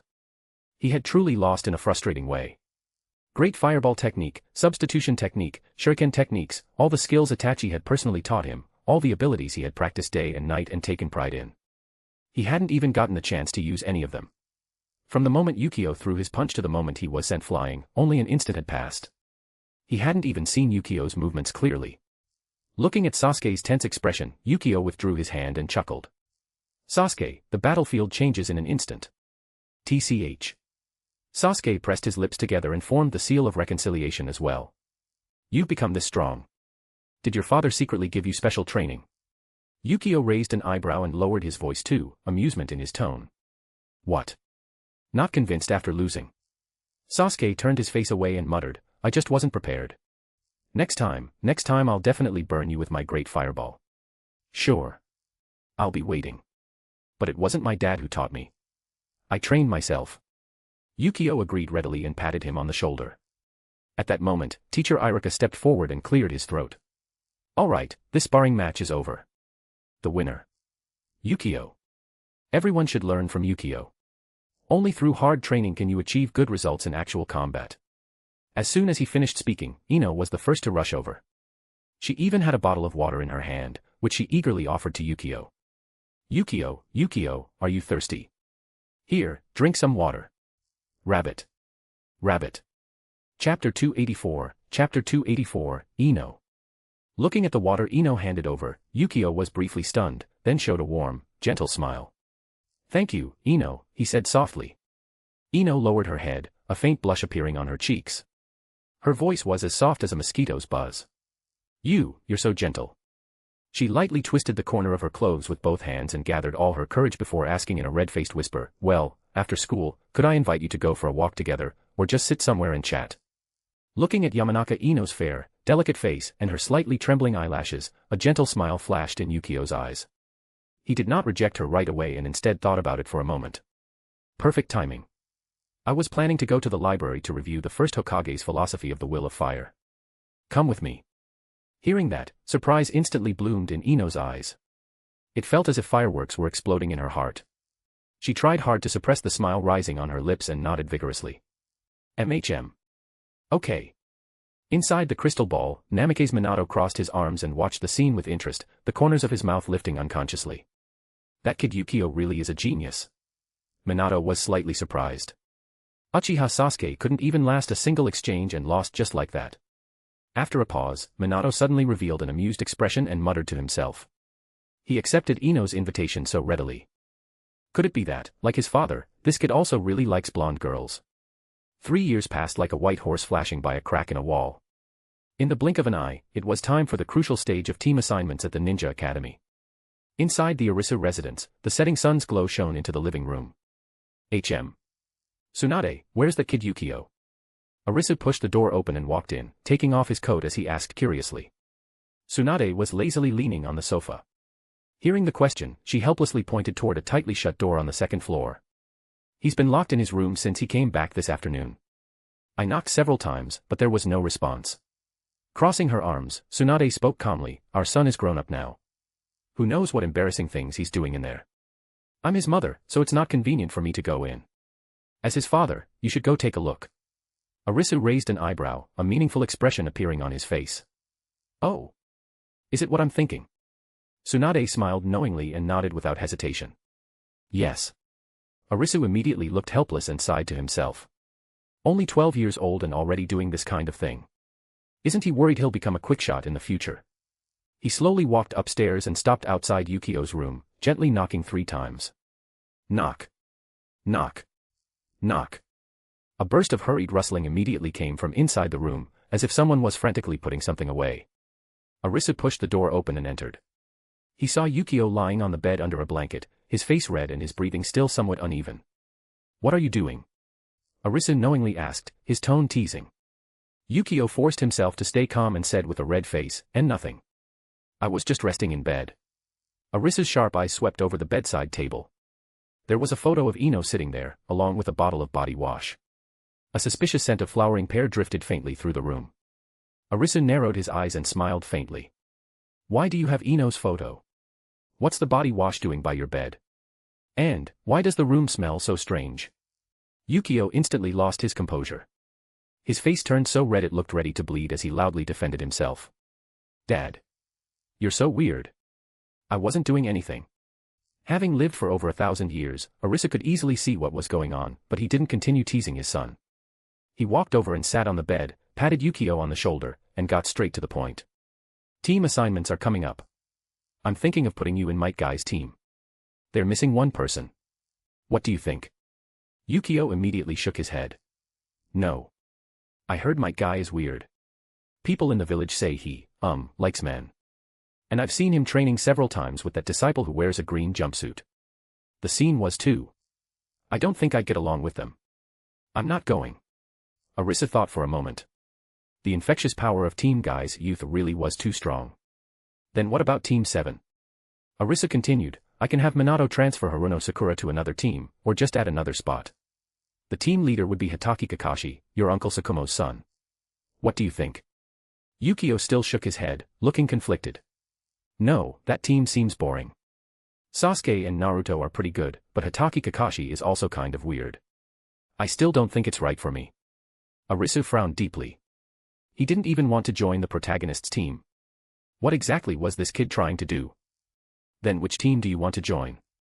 Do I need to create a team just for you and have Namake's Minato personally lead it? It's not impossible, but he's still my disciple. I have to leave him some dignity, Arisu said helplessly. Yukio lowered his head. Even the tips of his ears had turned red, but his voice was unusually firm. Dad. I want to be in the same team as Ino. Arisu raised an eyebrow, vaguely feeling that his son had completely become love-struck. The Ino Shikacho formation can't be broken apart casually. It's a tradition that has lasted for many years among the 3 clans. Every generation trains and works together. The clans won't agree to it. But Yukio ignored that. With a pleading tone, he looked at his father with shining eyes. Please, father. I just want to be in the same team as Ino. Arisu narrowed his eyes and asked with a faint smile, you like Ino? Is she your girlfriend now? Yukio's face became even redder, but he still nodded lightly. Sort of. We're getting along really well right now, anyway. Arisu smiled slightly. Since his son had said so, then he would find a way to make things move forward. After thinking quickly, Arisu looked at Yukio. How about this? You, Ino, and Abirame Toryun can form a team. After that, I'll arrange a team leader for you. How does that sound? Arisu asked. Yukio frowned slightly when he heard the unfamiliar name. Abirame Toryun. Who is that? Someone your age. He's from the Abirame clan. He's pretty good and can be your teammate. About the same as Shino. Same age, Arisu said. Alright, father, then I'll agree to join the team you arrange. But you have to make sure Ino and I are definitely assigned together, Yukio agreed. Looking at his son's expectant yet slightly nervous expression, a smile appeared on Arisu's face. He nodded lightly, his tone carrying the calm confidence of an elder. Alright. I promise you. But inwardly, he was already planning. Looks like he'll have to personally negotiate with the Ino Shikacho clans. Although tradition dictated that the Ino Shikacho trio stay together, with his status and position, adjusting one spot shouldn't be difficult. Yukio was briefly stunned, but he still looked worried. He knew how deeply rooted those Konoha clans were. Can it really be done? The three clans? Yukio asked. Leave it to me. Arisu patted his son's shoulder. I'm going to break up their generation's formation. The Ino Shikacho combination is important, but if my son wants to be with the person he likes, that's more important than any tradition. Chapter 285, Arisu's Power. Don't worry, I'll handle this. You just need to focus on preparing for the class placement test. Don't let dating drag down your grades. That would be embarrassing. Arisu patted Yukio on the shoulder and spoke half jokingly, half seriously. Hearing this, Yukio finally showed a relieved smile and nodded heavily. I understand, father. Looking at the rare expression of youthful happiness on his son's face, Arisu felt a little emotional. Time had passed so quickly. The little child from back then was now fighting for a future with the girl he liked. He stood up and walked toward the door. Before leaving, he turned back and added, and, next time, remember to lock the door. Put away the tissues and body wash too. Your mother isn't blind. Yukio's face instantly turned red again. Embarrassed, he buried himself under the blanket. Got it already. The moment the door closed, Arisu couldn't help laughing quietly before heading downstairs. When Tsunade saw him come down, she raised an eyebrow. You talked it out? Yeah, it's settled. That kid has nothing but Ino on his mind right now. I'll need to give the Ino Shikacho families a heads up, but it shouldn't be a big problem. Arisu sat on the sofa and took a sip of tea. Tsunade chuckled and leaned against his shoulder. That brat is just like you. He likes blonde women. Arisu stroked his chin and thought for a moment. But are you really going to break up the Ino Shikacho formation? Those clan families are deeply rooted. After so many years of development, even the Hokage has to think twice before touching them. Tsunade couldn't help asking. Arisu looked completely relaxed. It's just a team assignment. If the kids want to be together, then put them together. The next day, Arisu once again visited the territories of the Ino Shikacho clans. Inside the meeting hall, Nara Shikaku, Yamanaka Inoichi, and Akimichi Choza gathered once again. Lord Arisu. The three stood up and bowed at the same time. Their attitudes were respectful, though mixed with a bit of caution. After hearing Arisu's request, all three of their expressions changed. Yamanaka Inoichi frowned. Lord Arisu, this, breaking apart Ino Shikacho is a taboo that has existed for generations. Our three clans have trained together from childhood to build teamwork. If they're forcibly separated, it will greatly affect the next generation's coordination. It will have a huge impact. I know. Arisu calmly interrupted him. His presence was steady and powerful. But this isn't a discussion. It's a notification. Yukio and Ino must be on the same team. Shikamaru and Choji can team up with other people. Nara Shikaku lazily opened one eye. What a hassle. Lord Arisu is really going to force this through. Akimichi Choza looked pained. If Ino is taken away, then Ino Shikacho can't even be formed. Arisu smiled, his voice calm. The three clans have received plenty of care from the Hokage's faction over the years. I don't want to damage our relationship. But when it comes to my son, I make the decisions. Ino will still belong to the Yamanaka clan, but in her generation she must form a new team with Yukio and Abirame Toryun. As for Shikamaru and Choji, I'll have Minato arrange stronger teammates for them as compensation. Besides, Ino and Yukio like each other. Don't go around playing the role of people who break up young couples. The three exchanged glances.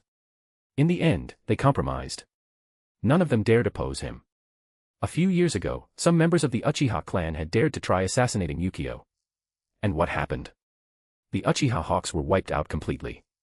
The Ino-Shikacho clans didn't dare clash head-on with Arisu either. Arisu was someone who dared cripple a Hokage. Yamanaka Inoichi sighed. Thinking about how his daughter had been mentioning Yukio's name every day lately, he could only nod. We'll follow Lord Arisu's arrangements. We only hope that Yukio treats Ino well. Yamanaka Inoichi bowed. Naturally. Arisu stood up. On the day of the team assignment ceremony, the Ninja Academy playground was filled with excitement. As the names were announced one by one, Yukio stood among the crowd. Outwardly calm, his heartbeat had sped up slightly. He secretly glanced at Ino. She was also looking at him nervously. Team 7, Uzumaki Naruto, Uchiha Sasuke, Haruno Sakura. Team 8, Hyuga Hinata, Abirame Shino, Inuzuka Kiba. Finally, the new team list was announced. Team 1, Yamanaka Ino, Abirame Torian, Yukio. The moment those words were spoken, a small commotion spread through the crowd. Ino froze at first. Then an extremely bright smile bloomed across her face. She almost ran through the crowd and came to Yukio's side, lightly tugging on his sleeve. Her voice was filled with unconcealed excitement. Yukio. We're really in the same team. That's great. Looking at her slightly flushed face, Yukio felt warmth in his heart. He couldn't help reaching out and rubbing her golden hair. Yeah. I told you we'd be together. From now on, we're teammates. Not far away, Nara Shikamaru had both hands behind his head, his face full of shock. He was completely stunned. They really split them up by force. Arisu's influence was terrifying. A family tradition that had lasted for over 1,000 years had been broken just like that. This was truly frightening. Shikamaru sighed helplessly. We got split up. What a pain. Akimichi Choji puffed out his cheeks and ate snacks unhappily, occasionally glancing in Ino's direction. Abirame Torian stood nearby wearing sunglasses. His expression was calm, and faint sounds of insects crawling could be heard from his body. He nodded slightly toward Yukio and Ino. Let's work well together from now on. Yukio nodded with a smile. Father really broke apart Ino-Shikacho just for him this time. It was a little overbearing, but it really was nice. After the assignments ended, the new Team 1 was sent to a classroom to gather. Their team leader was Yamato. This was also personally chosen by Arisu, who thought he was a good Konoha Jonin and possessed would release. There was a high chance Yukio would awaken would release as well. And he might even surpass Hashirama Senju. Inside the classroom, Ino sat obediently next to Yukio. Every now and then she secretly glanced at him, a sweet smile always on her lips. Abirame Torian sat quietly on the other side. Occasionally, a few black Kakechu crawled out from his sleeves before retreating back inside. Teacher Sarutobi Shinisu cleared his throat and began explaining future training plans and teamwork principles. As Yukio listened, he felt the warmth of the girl beside him drawing slightly closer. He quietly said to Ino, from now on, I'll protect you during training. Torian's bugs should be very strong too. If the three of us work together, we'll definitely become powerful. Blushing, Ino replied softly, I'll work hard too. I won't hold everyone back. Abirame Torian tilted his head slightly. I'm better at scouting and control with my insects. I'll leave close combat to you too. Yukio nodded with a smile. Hello, everyone. I'm your team leader, Yamato, Yamato said with a warm smile. At this time, although he had originally been raised by Danzo, Arisu had destroyed Danzo and saved him. Yamato was deeply grateful to Arisu. p@trian.com/xenosex. Partying face joining p@trian keeps me motivated and eager to work diligently, so please consider joining. You can also read advanced chapters there. Smiling face with hearts. Chapter 286, Longing for Modern Society. Meanwhile, at Mount Mayaboku. The moment Orochimaru and Kabuto Yakushi stepped into Mount Mayaboku, they both stopped at the same time, their faces filled with uncontrollable shock. Everything before them completely overturned their imagination of the immortal realm. Orochimaru had been to Ryuchi Cave before. Ryuchi Cave was ancient and gloomy. In Orochimaru's imagination, Mount Mayaboku should have been made up of old caves, towering ancient trees, or giant frog statues. But reality was the exact opposite. Not backward, but advanced. What stood before them were skyscrapers with glass curtain walls reaching into the clouds, glowing suspended railways, holographic screens flashing with blue data, and unmanned aircraft moving through the sky. Advanced facilities stood between every building. High-rise buildings filled the area. This was clearly a city from a future technological age, filled with an order and power that surpassed the common sense of the ninja world. Kabuto couldn't help but take a sharp breath. His voice trembled slightly. So this is the world created by the Sage of Six Paths. That guy Jiraiya never told me Mount Myoboku was this advanced. Standing beside him, fine beads of sweat appeared on Orochimaru's forehead. It was hard to imagine that Jiraiya had once trained in sage arts here. Orochimaru's golden vertical pupils first contracted slightly from shock, then quickly ignited with excited obsession. He licked his lips, and the corners of his mouth curved into his signature strange smile. Soon, he suppressed his shock. This meant he could access scientific knowledge unlike anything he had ever seen before and push his exploration of life to an entirely new level. Just then, a slight ripple appeared in the air. A pale figure with a strange smile slowly emerged from the ground. Like someone stepping out of a painting, White Zetsu naturally appeared before them. Back then, Jiraiya trained in the outskirts. He never truly understood Mount Myoboku, and he signed a confidentiality agreement. White Zetsu appeared before them, looking at the two with a smile. Outsiders, welcome to Mount Myoboku. For mortals like you, this is the immortal realm. From today onward, you are no longer mortals and can no longer interfere in worldly affairs. These are your ID cards. The great sage already had me prepare them for you. As he spoke, White Zetsu casually tossed two glowing cards toward Orochimaru and Kabuto. The two instinctively reached out and caught them. Looking down, they saw their information clearly printed on the cards along with Mount Myoboku's exclusive seal. Orochimaru and Kabuto exchanged a glance and silently put away their ID cards. Next, I'll take you around and show you the place. White Zetsu slightly turned his body and made a welcoming gesture. Excitement flashed in Orochimaru's eyes. He licked his lips again and muttered softly, all of this is going to be very interesting. Kabuto, meanwhile, showed a rare expression of curiosity and anticipation. Behind his glasses, his eyes slightly brightened. The two followed White Zetsu. As they walked, White Zetsu carefully introduced the major areas of Mount Myoboku to Orochimaru. The Central Data Tower, Mount Myoboku Bank, Administrative Center, Scientific Ninja Tool Center, Artificial Intelligence Research Institute, Sage Art and Technology Integration Laboratory. Each place gradually made Orochimaru's breathing heavier. Listening to those unfamiliar terms, mobile phones, computers, AI, clones, artificial humans, gene editing, scientific ninja tools. Orochimaru's pupils kept shrinking. He had once crazily researched many of those fields in the ninja world, yet had never truly found the way forward. But here, those technologies had already been systematized, perfected, and even brought to an almost flawless level. Heh! Mount Myoboku truly hasn't disappointed me, Orochimaru laughed happily. His fingers trembled slightly. He could hardly wait to touch and study those technologies. Kabuto was even more amazed by Mount Myoboku's social system. It was practically a utopia. No wars, no conflicts, no need to struggle for survival. If you're unfamiliar with everything, I suggest starting with the Mount Myoboku Library. There are many books there. Many books that were lost in your ninja world because of war can all be found there. And the history you've learned may not necessarily be true. The Mount Myoboku Library contains many truths, as well as the truth of the world. White Zetsu offered his suggestion. The setting sun's afterglow spread across Konoha's training ground, casting long shadows. Yukio sat alone beneath an old tree, hugging his knees, his gaze somewhat vacant. Ever since being assigned to a team, he had carried out many missions.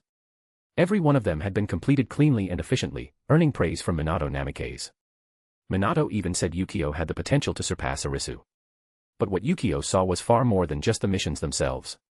He saw the cruelty of the ninja world. The homeless refugees, the ordinary people slaughtered like livestock by rogue ninja, the scenes where the strong could decide another person's life or death with a single thought. Again and again, they struck his heart. The strong really can do whatever they want. That thought was like a thorn, deeply embedded in Yukio's heart. Yukio couldn't help but wonder, was this ninja world walking down a wrong path, a path towards self-destruction? If a powerful madman appeared in the future, would the entire world fall into irreversible ruin? His father's descriptions of that other world surfaced in his mind once again. Father said that world doesn't have chakra. It's a society maintained by money and authority. People don't have to worry about being casually killed by ninja.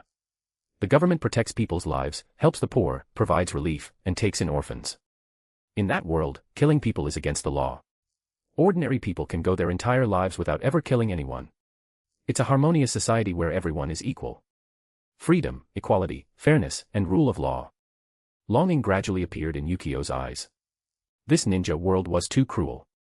Killing wasn't a crime. As long as you were strong enough, killing an ordinary person was as easy as crushing an ant. Even children were forced to stain their hands with blood while carrying out missions. There was no true equality in this world, and even less true freedom. If only I had been born in the world father talked about. Yukio couldn't help but sigh. After thinking deeply for a long time, Yukio finally traced the root of everything back to something everyone took for granted: chakra. Why did two worlds start from roughly the same point, yet end up moving in completely different directions? I think it's because of chakra. If this world didn't have chakra, it would definitely be much better, Yukio muttered to himself. His eyes brightened, as if he had found a truth hidden within the fog. In the distance, Ino stood watching. Seeing Yukio sitting there alone, his brows slightly furrowed and a rare gloom on his face, she couldn't help feeling worried. The two had already fallen for each other and become a couple, though they had not made it public yet. Ino quietly walked over and gently asked, "Yukio, are you okay? Why are you sitting here alone? You look a little down." Chapter 287, A New Prophecy. Yukio raised his head and saw that it was Ino. An involuntary gentle smile appeared on his face. "It's nothing. I was just thinking about some things," Yukio shook his head and said softly. Ino sat down beside him and tilted her head as she looked at him. After a moment, Yukio took the initiative to speak, his voice carrying a hint of probing. "Ino, what do you think? If this world didn't have chakra, would it be much better?" Ino was slightly stunned, then seriously thought about it. After a while, she suddenly laughed softly, her eyes curving into crescents. "If there were no chakra, there would probably be a lot fewer wars. If I lost my chakra, I'd probably inherit my mom's flower shop and run a flower business. That wouldn't be bad either. You could come help me arrange flowers then." As she spoke, Ino smiled sweetly, her cheeks turning slightly red, as if she had already imagined that warm scene. "Ha ha ha, that's true." Looking at her, Yukio could not help smiling as well and gently nodded. However, Ino soon sighed thoughtfully. "But, that's impossible, right? How could chakra just disappear? Besides, I think a lot of people wouldn't want to lose this power." Her voice gradually lowered as her gaze drifted into the distance. As Yukio listened to Ino's words, an extremely bold idea arose in his heart.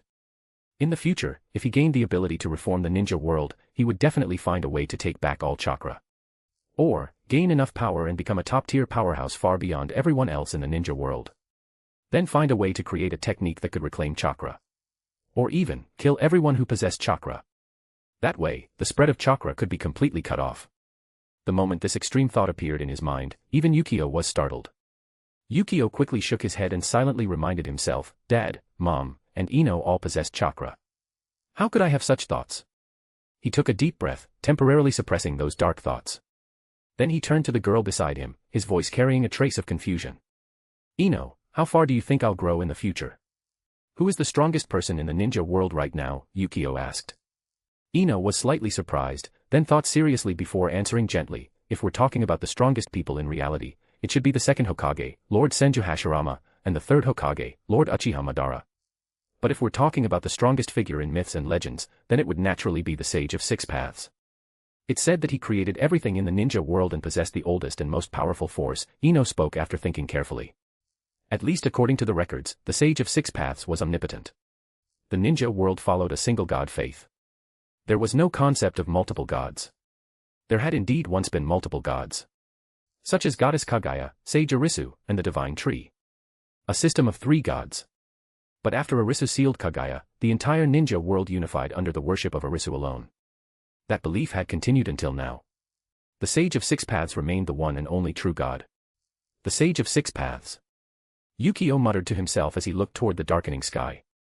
He might really be able to take back the chakra of the entire ninja world. The thought lingered in his mind for a while. Then Yukio suddenly felt that he still had a very long road ahead of him. No matter how much he thought about these things now, it would not help. He stopped dwelling on it and slowly leaned closer to Ino, his shoulder lightly touching hers. Ino's body trembled slightly, and her cheeks instantly turned crimson. "We're still growing. That kind of thing should wait until after we're married." Yukio nodded seriously, his eyes filled with gentleness and restrained longing. Ino took a deep breath, gently wrapped an arm around his waist, and rested her head on his shoulder. Her movements were shy yet carried a young girl's tenderness. Mount Mayaboku. Gamamaru was sleeping soundly on a damp rock, his massive body rising and falling gently with each breath. Ah. Suddenly, he jolted awake. His eyes widened as cold sweat streamed down his face and slid across his rough skin. How could I have such a dream? Gamamaru wiped the cold sweat from his face with a broad palm. His voice was filled with unconcealed shock as he muttered to himself. He sat there blankly, recalling the chaotic and ominous scenes from the dream. The more he thought about them, the more frightened he became. That dream had been too terrifying, and the matter involved was far too important. Gamamaru could no longer sit still. He quickly mobilized his chakra and prepared to send a message to his teacher, Great Sage Arisu, as fast as possible. Meanwhile, in a residence somewhere in Konoha village, Arisu and Tsunade were lying on a large bed. They had just finished a bout of intimacy. A faint trace of lingering intimacy still remained in the room. I'm going to take a bath. Tsunade stretched lazily, got up, put on a robe, and walked toward the bathroom. At that moment, Arisu suddenly frowned. A strong sense of awareness arose in his heart. Almost at the same time, a familiar chakra fluctuation reached his ears. It was a voice transmission from Gamamaru. Teacher, disaster. Disaster. Gamamaru's voice sounded extremely anxious. I haven't dreamed for a long time, but today I dreamed of many things. In the dream, I saw that in the future, a person would appear who would bring huge changes to the ninja world. That person might bring new life, or they might bring destruction. The voice transmission echoed in Arisu's ears. Arisu narrowed his eyes slightly, and his frown deepened. Another prophecy like this. Arisu thought to himself, though a faint, unconcerned smile appeared at the corner of his mouth. Why did the contents of this prophecy sound so much like Naruto? In the original story, weren't similar prophecies referring to that blonde kid? Arisu shook his head and did not take the matter too seriously. He simply noted the contents of the message and planned to think about it later. Arisu felt that Gamamaru had merely dreamed of something similar to the original plot. Calm down, Gamamaru. At your age, you should be steadier. The entire ninja world is under our control. There's no need to worry. I will handle it, Arisu reassured Gamamaru. After receiving his teacher's reply, Gamamaru also relaxed. Since his teacher was so confident and had everything under control, there was no need for him to be anxious. After all, his teacher would take action. The same thing happened with the Six Paths demon suppression last time. He had originally thought it was someone who suddenly appeared in the ninja world, but it turned out to be his teacher himself. Could it be the same this time? Although he could not see the person in the prophecy. At present, the only person capable of bringing such enormous change to the ninja world was his teacher. Perhaps his teacher was planning to launch a second Six Paths demon suppression. Chapter 288, Chapter 288, The Bold Jiraiya. Deep within Konoha, in a secluded courtyard. The afternoon sunlight filtered through the dense leaves, scattering patches of light across the chessboard. Hiruzen Sarutobi and Danzo Shimura sat facing each other, leisurely playing a game of chess. The air was filled with the faint scent of tea and the fresh smell of pine wood. Everything felt peaceful and calm.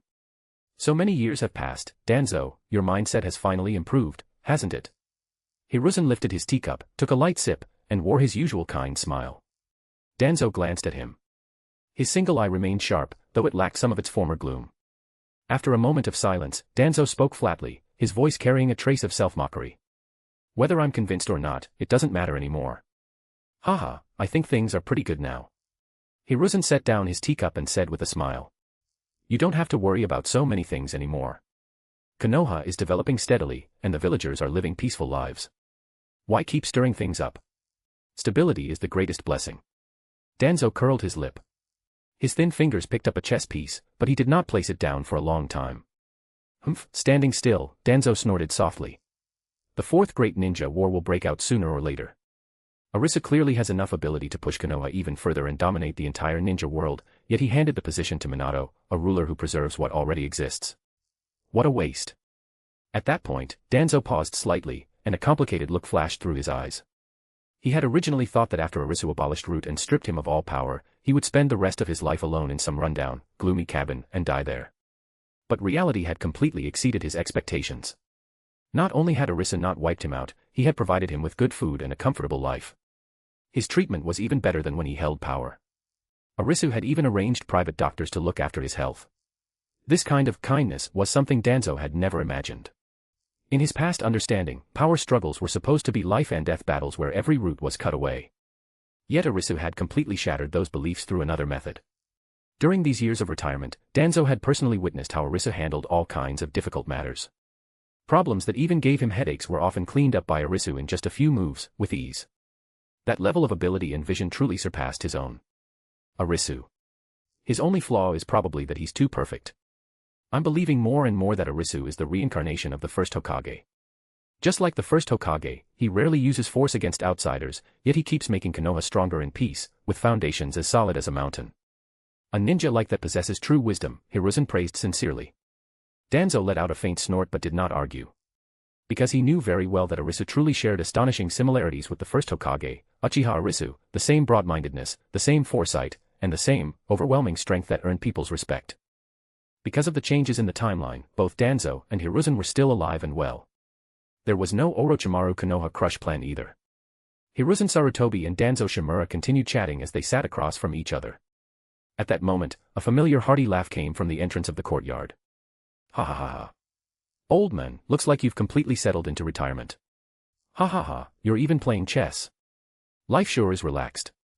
Want to come gather material with me at the Konoha Hot Springs? As the voice sounded, Jiraiya, who had just returned from traveling around the ninja world, strode into the courtyard. His white hair hung loosely, and he still carried the look of someone who had been traveling. Jiraiya. You've finally come back to the village. Hiruzen's eyes lit up. A genuine smile immediately spread across his face, and he quickly set down his teacup, clearly pleased. Danzo merely glanced at Jiraiya and said nothing, maintaining his usual cold and reserved manner. Jiraiya did not mind. He walked straight to the chessboard, casually pulled over a chair, and sat down. I wandered around outside for quite a while this time and gathered some new material. Now that I'm back, I plan to organize it properly and continue being a novelist. But there's another important matter. Jiraiya paused slightly and turned his gaze toward Danzo, his expression becoming more serious. Elder Danzo, the main reason I came back this time is to ask about Orochimaru. Please tell me what exactly happened to him before. Why did he leave Konoha? The atmosphere in the courtyard stiffened slightly at the mention of that name. Danzo's brows furrowed faintly, and his thin fingers paused above the chessboard. Orochimaru was too nervous. After seeing me fall from power, he worried that he would be implicated as well.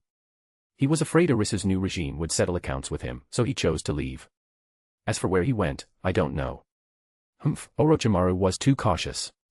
With that, Danzo gave a faint snort and said no more. Hearing this, the smile on Hiruzen's face gradually faded, replaced by deep regret and sorrow.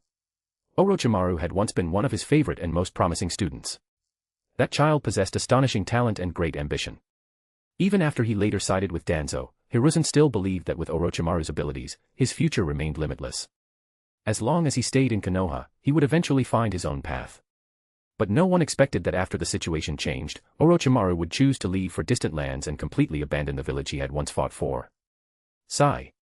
Orochimaru, that child, Hiruzen sighed softly, his eyes filled with regret. In the end, he still left. Jiraiya leaned back in his chair, crossed his arms, and looked toward the dense forest outside the courtyard.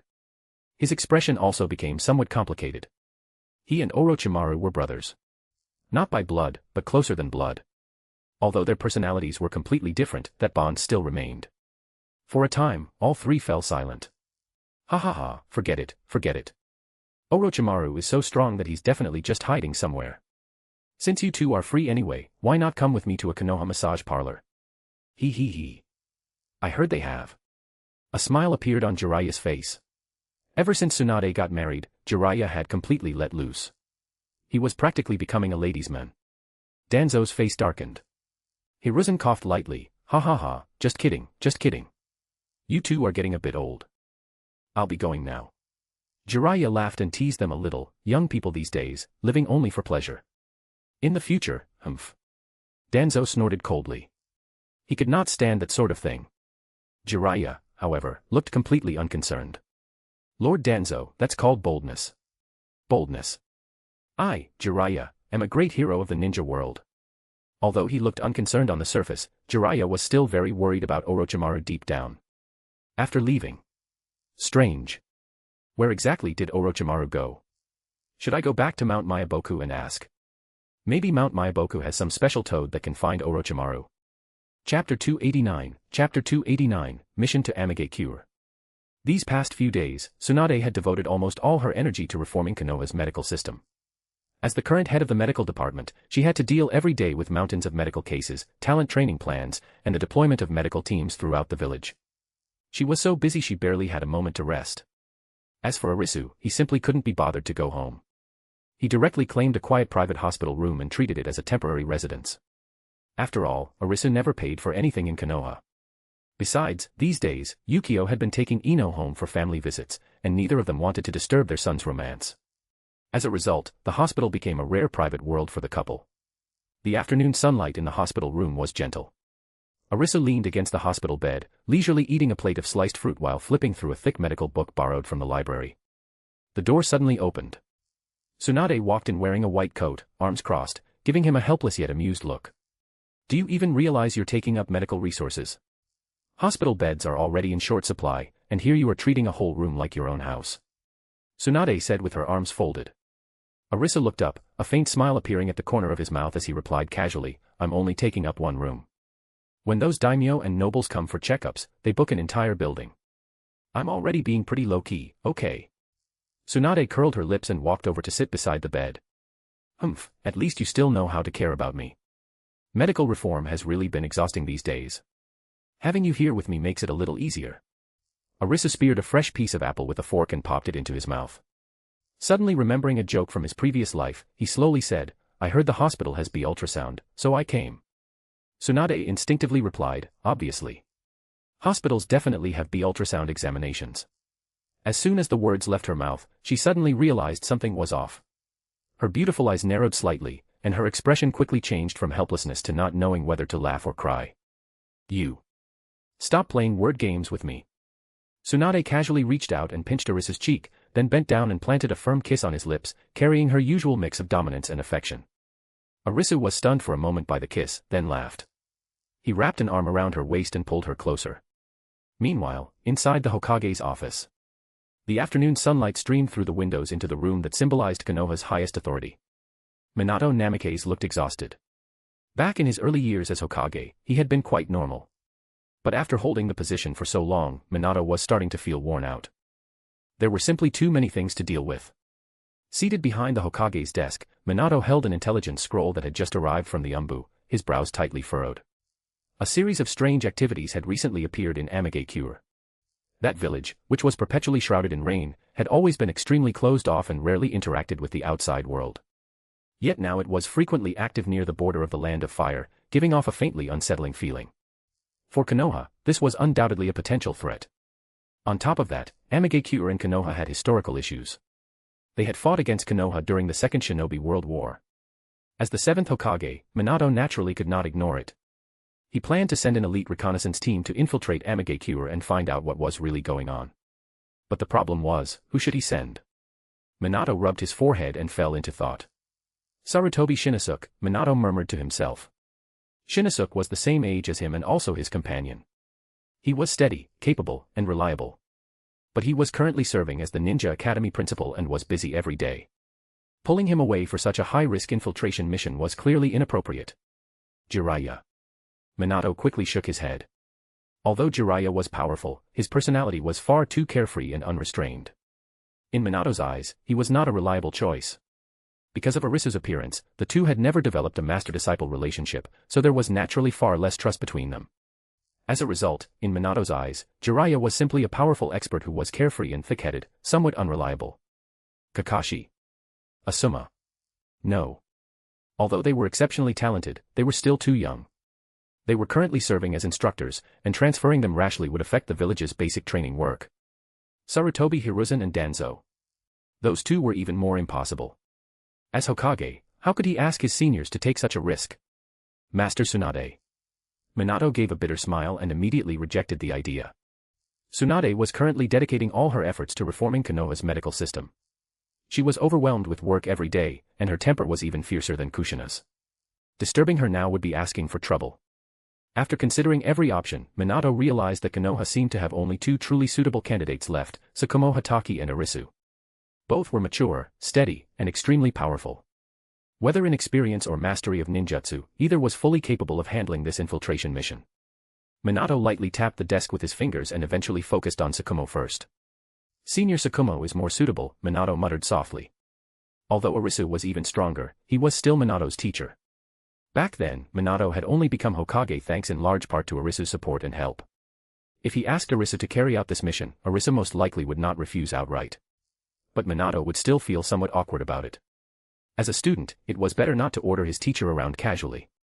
Thinking this, Minato stood up and walked to the window. Looking at the Hokage rock in the center of the village, he let out a quiet sigh. Looks like I'll have to talk with Senior Tsukumo first. Hopefully, Amage-Kyuu's recent activity is just a false alarm. Not long afterward, the office door was gently pushed open. A tall figure slowly walked in. It was Tsukumo Hatake. Although he had not been on a battlefield for years, Tsukumo still maintained strict ninja habits. His short white hair was neatly combed, his simple ninja outfit fit perfectly, and even the position of the sword at his waist was precise and orderly. Though time had left faint marks at the corners of his eyes, it had done nothing to diminish the presence of one of the ninja world's top experts. Senior Tsukumo, you're here. Minato stood up. Respect mixed with warmth in his voice as he personally stepped forward to greet him. Tsukumo nodded slightly, his gaze calm yet courteous. Hokage-sama. After both men sat down, Minato skipped unnecessary pleasantries and directly pushed the latest Umbu intelligence scroll toward Tsukumo. Amage-Kyuu has recently shown a series of unusual movements. The village has always been closed off, but this time they've been frequently active near the Land of Fire border. Intelligence suggests this may involve the movement of an unidentified ninja force. I'm worried this could become a potential threat to Konoha, so I want to send an elite team into Amage-Kyuu to investigate and determine their true intentions. Tsukumo took the scroll and quickly read through it. As the contents entered his eyes, a faint gleam gradually appeared in his previously calm gaze. It was long-lost fighting spirit and excitement, like a sleeping beast being awakened. Amage-Kyuu, that village perpetually covered by rain, had always been a mystery. For Tsukumo, the chance to infiltrate it and uncover its secrets was undoubtedly a highly challenging opportunity. The situation is indeed somewhat troublesome. Tsukumo closed the scroll. His deep voice carried obvious interest. Amage-Kyuu's terrain is complex, and its rain and mist greatly interfere with sensory ninjutsu. Infiltration won't be easy. But that's exactly why it's worth the trip. Seeing Tsukumo's expression, Minato quietly relaxed and smiled. Then, Senior, are you willing to accept this mission? Of course, if you need manpower, I can assign elite Umbu members to assist you. Tsukumo did not hesitate for long. The corners of his mouth lifted slightly, revealing a rare sharp smile. I can go. I'll be enough on my own. More people would only make it easier to get exposed, Tsukumo said calmly. Chapter 290, Tsukumo Hatake enters Amage-Kyuu. After accepting the mission assigned by the 7th Hokage, Minato Namikaze, Tsukumo Hatake slowly walked out of the Hokage building. The glow of the setting sun fell across Konoha's streets, stretching his shadow long behind him. Tsukumo Hatake frowned slightly as a thought crossed his mind. Should I tell Arisu about this? Otherwise, he might look for me and not be able to find me. With that thought, Tsukumo changed direction and headed toward Arisu's residence. Before long, the low-key yet imposing mansion appeared before him. Just as Tsukumo raised his hand to knock on the door, cheerful laughter suddenly came from inside. It was Ino and Wanzhao's voices. The laughter of a young boy and girl mixed together. Ah, how is he exactly like his father? Tsukumo's hand froze in midair, and his expression became a little awkward. Ahem, Tsukumo coughed lightly, but the corner of his mouth twitched involuntarily. Forget it. Better not disturb them. Arisu's son is really mature for his age. He got together with the Yamanaka family's girl so quickly. Sigh. My son Kakashi still doesn't even have a girlfriend. Tsukumo sighed. Whenever he thought about his own son, his expression became a little complicated. Every day, Kakashi either stayed at home or buried himself in those dirty books, hardly ever going out. When he did go out, it was only to fool around with that tight-suited Might guy. No wonder people kept saying there was something going on between Might guy and Kakashi. If Tsukumo had not repeatedly pushed him, Kakashi probably would not even have agreed to become a teacher. Tsukumo silently sighed, turned around, and left the entrance of Arisu's residence without disturbing the laughter inside.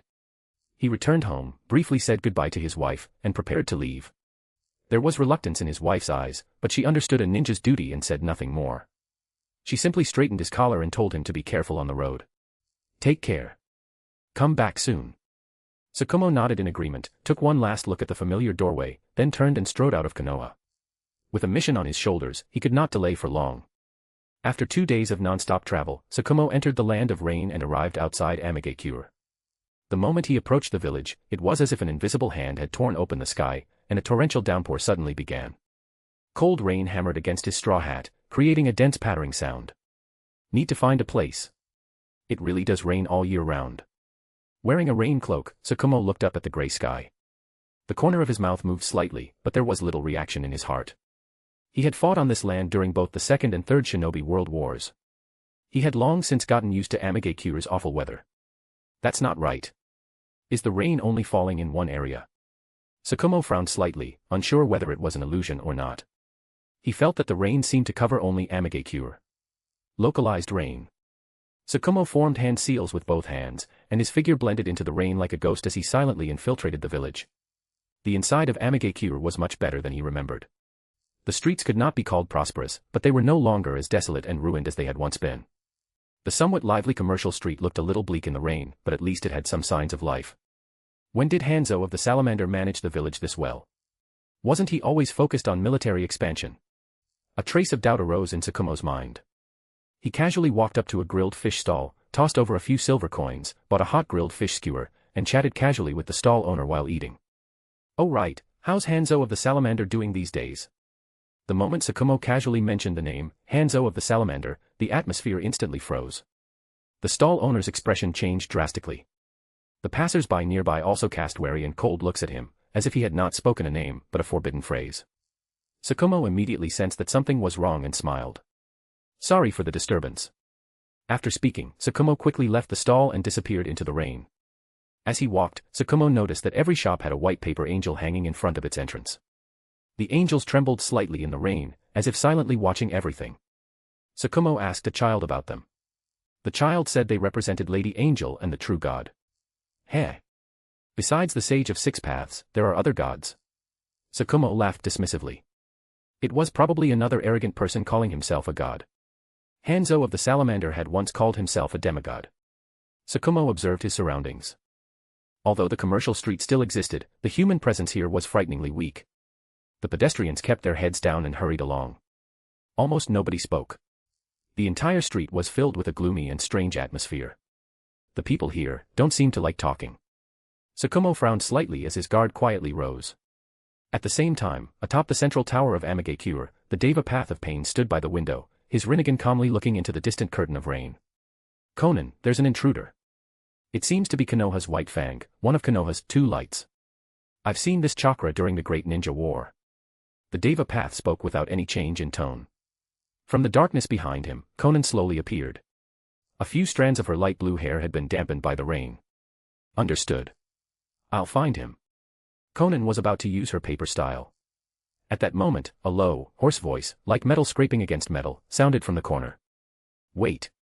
Tsukumo Hataki. Hiriko's tail swayed slightly.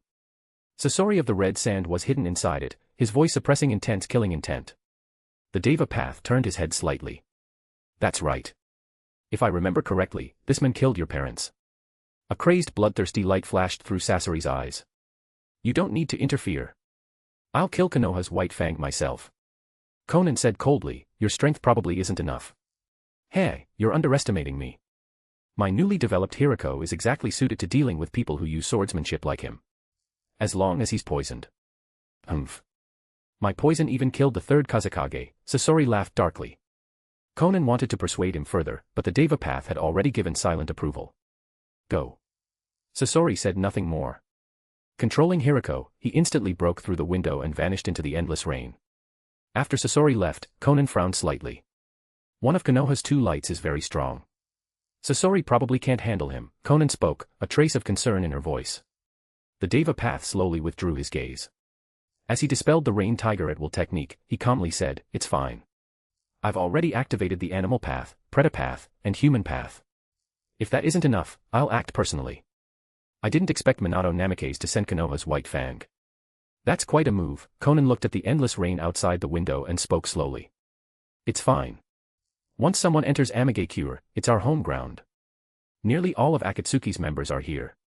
Even if Konoha's two lights and the Hokage came together, they would still be defeated here," the Deva Path said calmly. Unlike the original story, Nagato had already gathered nearly all of Akatsuki's core members in Amigakure as a precaution. p@trian.com/xenosex. Partying face. Joining p@trian keeps me motivated and eager to work diligently, so please consider joining. You can also read advanced chapters there. Smiling face with hearts. Chapter 291, No Return. The rain had stopped. Tsukumo Hataki was moving through a remote alley, keeping his chakra sensing spread to its maximum range. They found me that quickly. How did they find me? Tsukumo rapidly thought it through, then suddenly looked up. Could it be this rain? Suddenly, Tsukumo stopped and swiftly stepped aside. Whoosh! A steel wire coated with deadly poison shot through the air, grazing his raincoat before embedding itself into the stone wall behind him, instantly corroding a large section and producing black smoke. Here they come. Tsukumo's pupils narrowed. The white fang's short blade had already slipped from its sheath, its edge reflecting a cold gleam in the lingering rainwater. Boom. Hirako crashed down from above, sending water splashing everywhere. The crimson puppet body looked especially vicious in the rain, while Sasori's hoarse and crazed voice echoed from within. Hatake Tsukumo. Konoha's white fang. Today, you'll die by my hand. Before the words finished, Hirako's abdomen, back, and arms opened at the same time. Dozens of chains tipped with poison needles shot out like venomous snakes, sealing off every route of escape. Tsukumo's eyes sharpened, and his body instantly became a silver-white blur. Razor. The white fang flashed like lightning, drawing several sharp arcs through the rain curtain and cutting apart every incoming chain. The severed chains fell to the ground with green poison dripping from them, corroding the surface with hissing sounds. What a fast blade. Back then, this is the blade you used to kill my parents, right? The killing intent in Sasori's eyes deepened. Hirako suddenly spread its arms, and a pair of huge mechanical scorpion tails unfolded from its back. Their tips sprayed out large amounts of black poison mist, instantly covering the entire alley. You killed my parents. Who are you? Tsukumo frowned slightly. He had killed too many people. He didn't remember. His feet tapped rapidly across the ground as he moved at high speed through the poison mist, swinging his blade and sending out chakra wind blades that tore openings through it. Your poison won't work on me. As soon as he finished speaking, Tsukumo had already closed the distance. The white fang cut downward toward Hirako's head with a thunderous whistle. Clang. The blade slammed into the puppet shell, throwing sparks everywhere. Hirako actually blocked the strike head-on, while its tail stabbed toward him at the same time. Tsukumo pulled back and retreated, only to discover a faint layer of poison already coating the blade, slowly corroding it. The white fang was actually starting to break apart. Hee hee. I'll make you wish you were dead. After you're poisoned, you'll realize death is better than living.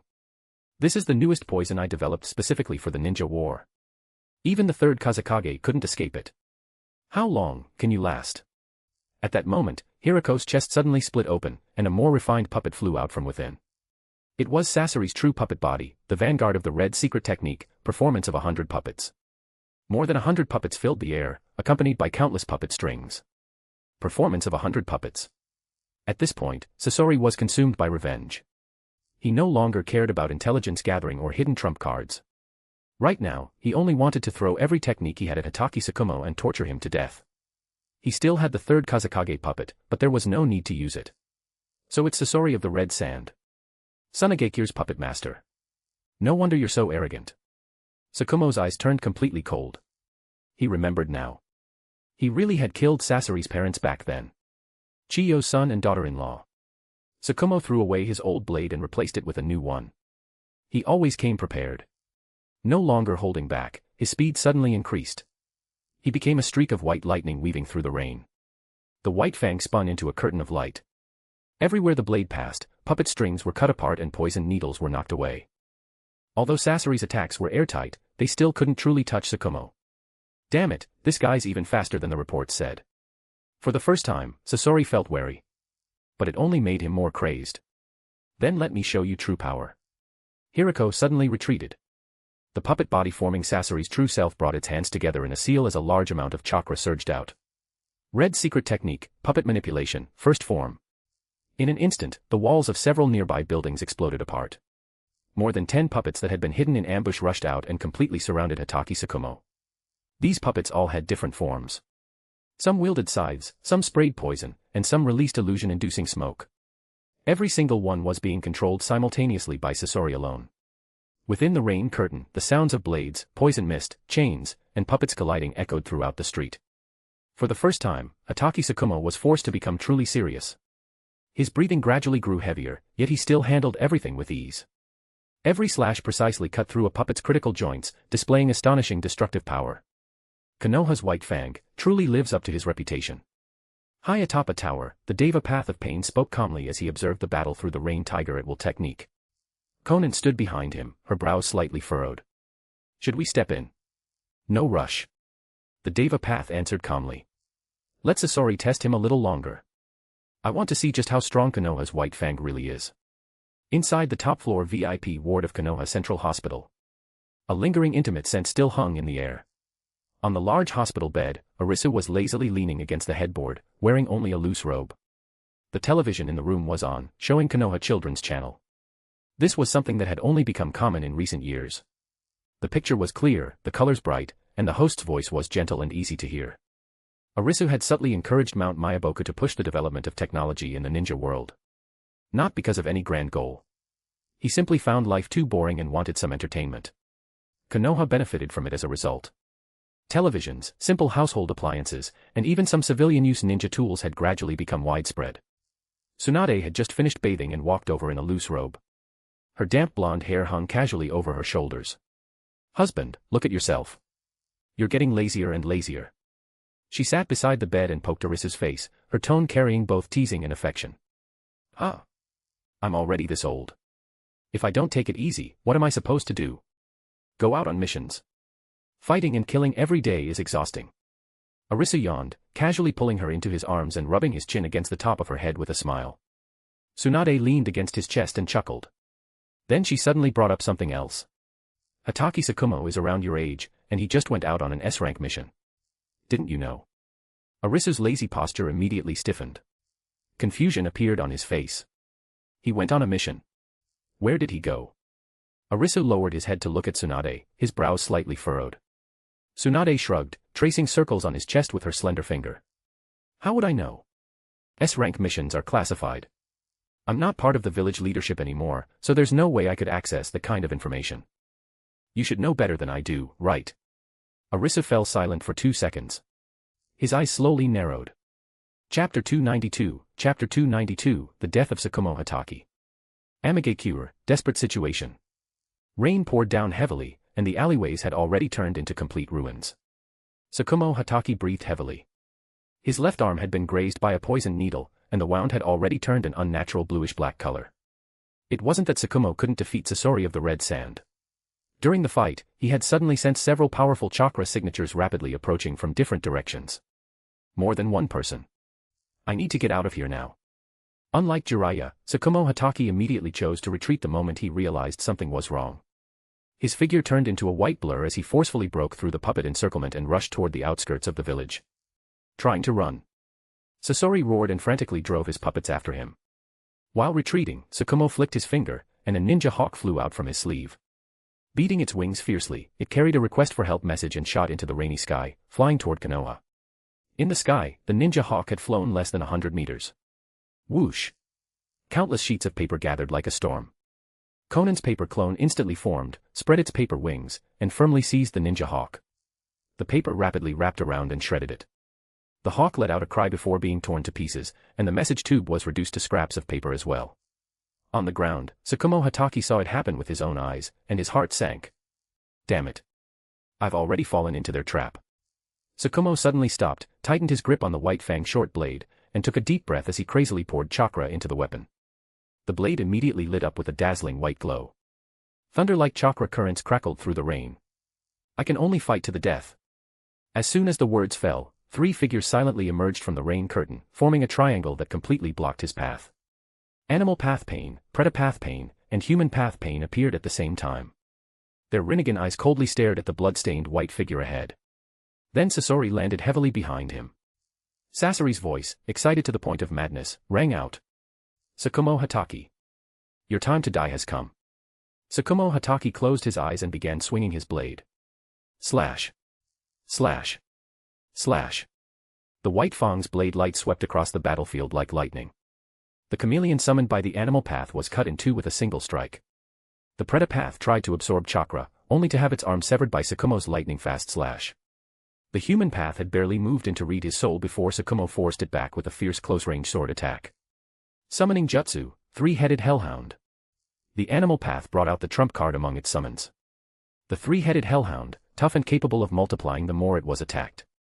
Tsukumo Hatake kept cutting through the hellhound, and the hellhound kept merging back together. There were simply too many enemies. Poison mist, paper clones, all kinds of Rinnegan secret techniques, endless puppets. Even though Tsukumo fought with everything he had, wounds both large and small gradually covered his body. Poison continuously spread through those wounds, eating away at his body. His movements became slower and slower, and his vision began to blur. Cough. I can't keep going. I'm sorry. Lord Hokage, the mission has failed. In the end, a puppet blade coated with deadly poison pierced through his abdomen from behind. Tsukumo Hataki's body shook violently. He stabbed the white fang into the ground to barely support himself. The poison spread rapidly. He dropped to one knee, black blood spilling from his mouth. It's over. Konoha's white fang, you finally died by my hand. This is revenge, for my parents. Ha ha ha ha. Sasori slowly walked closer, his voice filled with satisfaction. Tsukumo Hataki raised his head, his vision already blurred. In the end, he spat out a mouthful of bloody foam. His body fell forward powerlessly and completely lost all signs of life. Rainwater washed over his corpse. The blood was quickly diluted and merged into the mud. Looking at the dead Tsukumo Hataki, Animal Path Pain spoke calmly, Konan, make preparations. We killed Tsukumo Hataki. Konoha will definitely send more people. Before Konan could reply, leader. Instead of waiting passively, why don't we take the initiative and attack Konoha? My technique once destroyed a small country. As long as I have enough puppets, I can turn Konoha into a land of death. Sasori said impatiently, no. The tailed beast plan must continue. Taking the initiative against Konoha will draw strong attention from every nation and may even trigger the 5 Kage Summit ahead of time. The timing is not right. We cannot act rashly. Animal Path Pain slowly turned his head and spoke coldly. Sasori wanted to argue further, but the emotionless gaze of the Deva Path Pain suppressed him. He could only let out an unwilling snort. Suddenly, space twisted like rippling water, and a black vortex appeared out of nowhere. A man in a black robe and spiral mask stepped out from it. Rain fell onto his body, yet it seemed to be blocked by an invisible barrier, leaving his robe completely dry. Obito Uchiha looked around the battlefield, and his gaze finally settled on Tsukumo Hataki's corpse. Not bad. You actually killed Tsukumo Hataki, one of Konoha's 2 lights. That really surprises me. There was a hint of surprise and amusement in Obito's voice. A considerable wave had indeed risen in Obito's heart. Although he had never truly fought Tsukumo Hataki, he had once fought the other light of Konoha, Arisu, in a life-and-death battle. In that battle, he had been instantly defeated in a single move. Even now, the memory still left him shaken. In Obito's impression, since Tsukumo Hataki was known alongside Arisu as one of the 2 lights, their strength should have been on the same level. Yet Pain, Sasori, and Konan had managed to take him down without spending much effort. Was Tsukumo Hataki too weak, or is your combination stronger than anyone could imagine? Obito's eyes flickered slightly as he looked down at the white-haired figure on the ground with a complicated expression. Konan and Sasori immediately looked at the suddenly appearing Obito with vigilance, while Animal Path Pain calmly turned his Rinnegan toward him. Obito ignored their hostility and simply stood there, his black robe fluttering in the rain. He stared at Tsukumo Hataki's face. Even in death, it still carried a look of determination. Without realizing it, another young figure appeared in his mind. Kakashi, your father is dead. You must be in a lot of pain. Obito's fist slowly tightened beneath his robe. But let me tell you, the pain of losing Rin is 100 times greater than the pain of losing your father. The coldness and indifference quickly returned to Obito's eyes, as if that trace of complicated emotion had never appeared. He turned toward Animal Path Pain and spoke calmly. Konoha will learn about this very soon. The game ahead is about to become much more interesting. What are you here for? Animal Path Pain turned his Rinnegan toward him and asked emotionlessly. Heh. I was worried you wouldn't be able to handle Tsukumo Hataki, so I came to help. Looks like I was being overly cautious. Obito Uchiha shrugged casually beneath his black robe. This kind of trash is called one of Konoha's 2 lights. That's all he was. Sasori let out a disdainful sneer. Obito Uchiha laughed coldly when he heard that. This old man was almost 60 years old. So many of you surrounded a 60-year-old man, and it still took you that long. The next time it comes to Konoha's Arisu, what are you going to do? Obito's gaze swept across everyone present as he asked. Chapter 293, Chapter 293, Minato Namikaze, I'm exactly making sure he never comes back. Fine by me. Let him come. I just happen to need a new puppet. I've heard Arisu has mastered all 5 nature transformations. Turning him into a puppet, that would be wonderful, wouldn't it? Sasori immediately spoke up. He even licked his lips, looking completely absorbed in the thought. Pain, next time you're recruiting members, remember to give them an IQ test. Uchiha Obito let out a sneer and turned to Pain as he spoke. Sasori's face instantly darkened. Hiriko's tail swayed slightly behind him as he stared coldly at Obito, killing intent appearing in his eyes. If you're only here to watch a joke, then hurry up and leave. The Animal Path looked at Obito and spoke coldly. Obito didn't care. Not wanting to waste any more time, he said directly, one more thing. Juzo is dead. From now on, Itachi's partner will be Kisame. The animal path pain gave a slight nod in agreement. Oh, right. I found 2 more promising candidates. One is in the land of hot water. His name is Haiden, and he's immortal. The other is Deidara from the Hidden Stone. He's Inoki's disciple. Find time to recruit them, Obito continued. After saying that, Obito said nothing more. His body slowly sank into a distorted space vortex and silently disappeared from where he stood. In the rain, only Sasori's annoyed voice remained. TCH, that guy really needs a beating. Conan slowly descended from above, her paper wings folding away. Looking at the place where Obito had disappeared, she frowned slightly but said nothing. The animal path pain remained standing calmly in the rain. Konoha, Hokage's office, several days later. Warm sunlight streamed into the Hokage building. Arisu had finally left the hospital. After stretching lazily, he slowly made his way to the Hokage's office. Seeing his teacher arrive, Minato Namike smiled and had tea brought over. The two temporarily set aside official matters and chatted casually. The conversation went from recent changes in the village to their respective sons, and they exchanged compliments. That kid Yukio has improved a lot recently. Naruto is doing very well too. Minato, you've taught him well. The atmosphere was relaxed and warm. As they chatted, Arisu suddenly remembered something. It seemed he hadn't seen Tsukumo Hatake for several days. By the way, Minato, where's Tsukumo? I haven't seen him recently. He should have returned by now even if he was on an S-rank mission, right? Arisu took a sip of tea and asked casually.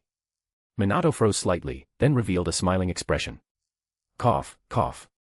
Teacher, normally only the Hokage is allowed to know about S-rank classified missions, but you're not an outsider. Tsukumo went to the Hidden Rain village. I heard that's where the Akatsuki organization originated, so I wanted him to investigate it, Minato answered honestly. He went to the Hidden Rain, Arisu's hand holding the teacup visibly stiffened. Isn't this Jiraiya's mission? How did it become Tsukumo Hatake's mission instead? Arisu's brows gradually furrowed as he asked in a deep voice, how many days has Tsukumo been gone? Minato quickly calculated the time and answered, a week. He should be coming back soon. The corner of Arisu's mouth twitched slightly. He rubbed his forehead, and a trace of helplessness flashed through his eyes. It's over. Tsukumo Hatake probably isn't coming back. If it had been a few days earlier, he could have stopped Tsukumo Hatake, or personally gone to the Hidden Rain and brought him back. But now so much time had already passed. Tsukumo Hatake had probably already arrived at the Pure Land Reception Hall. In the Pure Land Reception Hall. Where is this place? Tsukumo Hatake stared blankly at his surroundings. Suddenly, a member of the Hatake clan saw Tsukumo and froze for a moment before grinning. Tsukumo, congratulations on ascending to the Pure Land. Come on, come on. Your father and grandfather have been waiting for you for quite a while. Tsukumo isn't coming back. After a moment of silence, Arisu spoke with certainty. What? The smile on Minato's face instantly froze. His expression quickly turned serious as his blue eyes locked onto Arisu. Even his voice became tense. Teacher, why do you say that? Minato asked nervously. The atmosphere inside the office suddenly became heavy. Arisu let out a slight sigh and slowly spoke, Minato, you've never fought a war in the Land of Rain, so you don't understand the situation there. Tsukumo Hatake is nearly 60 years old now. His strength has declined greatly over the years. And the leader of the Akatsuki organization is a monster who possesses the Rinnegan. The Akatsuki's base is most likely in the Hidden Rain village. Since Tsukumo hasn't returned after so many days, I'm afraid, things don't look good. Arisu paused before speaking in a low voice, it's that serious. I didn't know any of this information. The color drained from Minato's face. His eyes were filled with anxiety and self-blame. He had originally thought this was just a normal S-rank infiltration and reconnaissance mission. He never expected it would directly involve the Akatsuki headquarters and the legendary Rinnegan. If I had known even one of those things, I would never have sent Tsukumo there alone. Minato's voice trembled slightly as his fists clenched unconsciously. The next second, Minato suddenly stood up. His cloak swept behind him, and his eyes became incredibly determined. I'm going to the Hidden Rain village myself right now with Flying Thunder God. I'm bringing Tsukumo back. At this moment, Minato had completely stopped caring about his identity as Hokage. Chakra surged through his body as he prepared to leave immediately after placing a Flying Thunder God marker. Minato. Arisu quickly stood up and stopped him. Minato turned around, his eyes full of urgency. Looking at his student, Arisu let out a deep sigh. Minato. I'll go. I'll make the trip myself. Hopefully Sakumo is only trapped and things haven't reached the worst outcome yet. The office fell into brief silence. In the end, Minato suppressed his anxiety and slowly nodded. Teacher, I'm counting on you. Arisu patted Minato on the shoulder and said nothing more. After returning to the hospital, Arisu told Tsunade everything that had happened in the Hokage's office. Sakumo is most likely in grave danger already. I told Minato that I'll personally make a trip to the Hidden Rain village. At the very least, I'll bring back news of him or his body. The moment he finished speaking, the hospital room instantly became silent. The smile that had been on Tsunade's face gradually froze. Her eyebrows shot up, and her expression quickly changed from disbelief to panic. What did you say? Tsunade suddenly stood up from the bed. You're going to the Hidden Rain village. For the sake of an old man who's probably already dead. Have you lost your mind? Tsunade completely exploded. Her chest rose and fell violently as both hands tightly grabbed Arisu's collar. My strength is enough. Going to the Hidden Rain village won't be a problem. Arisu raised an eyebrow slightly. He hadn't expected Tsunade's reaction to be this strong. Had he given Tsunade the impression that he was too weak? I'm not letting you go. Did you hear me? I'm not letting you go. Do you even know what kind of place the Hidden Rain village is now? That's the Akatsuki's nest. Even Sakumo couldn't come back. What makes you think you'll come back if you go? As she spoke, her voice suddenly choked up, and her eyes quickly turned red. Arisu, you bastard. Tears finally slid down her cheeks. Tsunade threw herself into Arisu's arms and wrapped her arms tightly around his waist. I finally got to live a peaceful life with you. If you don't come back either, what am I supposed to do? Huh? Tell me, what am I supposed to do? Chapter 294, Entering the Hidden Rain Village. Seeing Tsunade crying so hard she could barely breathe, Arisu felt helpless. He let out a soft sigh and gently patted her. All right, stop crying. It's fine. Even though I'm almost 60, my strength is still there. Right now, I'm still the strongest person in Konoha, Arisu comforted her softly. No. I'm going with you. Tsunade suddenly raised her head from his chest. Her eyes were red and swollen as she spoke. You're going with me. Arisu was clearly stunned. To be honest, if Tsunade came with him, there were many things he really wouldn't be able to do freely. In Tsunade's eyes, his strength was at most beyond Kage level, a Pro-Max upgraded version of Hiruzen Sarutobi. But his true strength was far beyond her imagination. His original plan was to enter the Hidden Rain, then open a portal and either retrieve Sakumo Hataki's body or rescue him. If Tsunade came along, he would still have to keep up appearances. If she didn't come, he wouldn't even bother pretending and could directly use his cheats. If she came, he would still have to act a little. Arisu stayed silent for 2 seconds. Looking at Tsunade's tear-streaked but stubborn face, he finally gave in. Since you insist, fine. Come with me. Arisu raised a hand and gently rubbed her soft blonde hair as he sighed. Only then did Tsunade stop crying and nod with red eyes. The two quickly packed their things and called their son Yukio over in advance. When Yukio heard that his parents were going to the Hidden Rain village together, his face instantly became full of worry. Dad, Mom, you're not going to be like in those TV dramas, right? Going away and never coming back, Yukio asked anxiously. Tsunade's face immediately darkened. She raised her hand and smacked her son's head without mercy. Is that any way to talk to your mother? Ow. Yukio cried out while clutching his head. Arisu laughed awkwardly beside him. He helplessly rubbed his son's hair and comforted him. Don't worry, son. Your dad is very strong. But Yukio didn't smile. He stepped forward and tightly hugged both Arisu and Tsunade. Dad, Mom, you have to come back safely. You have to come back together. All right, stop being so dramatic. Focus on dating your girlfriend and stay safe. You're not allowed to do that kind of thing with Ino. You're still too young. Tsunade curled her lips and looked at Yukio as she spoke. Actually, after all these years, she still preferred being alone with Arisu. Ever since Yukio was born, there were many things she couldn't do freely anymore. Mom, what are you talking about? I wouldn't. Yukio stammered with a red face. The Chunin exams are coming soon. Work hard. Don't fail. After saying that, Arisu left with Tsunade. Outside the Hidden Rain village. As soon as they entered the country's borders, it started raining. The rain gradually grew heavier, and the whole world became gray and misty. Arisu and Tsunade walked side by side along the wilderness path leading to the Hidden Rain village. Looking at the village ahead, hidden beneath thick rain clouds, a trace of sadness rose in Arisu's heart. Sigh. I came too late, Tsukumo, Arisu sighed deeply to himself. Once again, he was one step too late. Just moments ago, he had already received definite news through White Zetsu. Tsukumo Hatake was indeed dead. Sigh, this is troublesome. Kakashi is already an adult now. His ability to handle things should be better than in the original story, hopefully he can endure it. Arisu rubbed his forehead and muttered quietly to himself. Tsunade seemed to notice the change in his mood and turned to look at him. We're already at the land of rain. I haven't been here in a long time. The last time was during the Second Great Ninja War when we fought Hanzo of the Salamander. Honey, do you remember? Back then, Orochimaru, Jiraiya, and I were nearly wiped out by Hanzo. Then you suddenly appeared and saved us, Tsunade asked softly. Arisu smiled slightly and nodded. Of course I remember. Back then, we were all still young. Remembering the battlefield of life and death from those days, a complicated emotion flashed through Tsunade's eyes. Time passed quickly. The passionate young girl from back then had now entered middle age, even old age.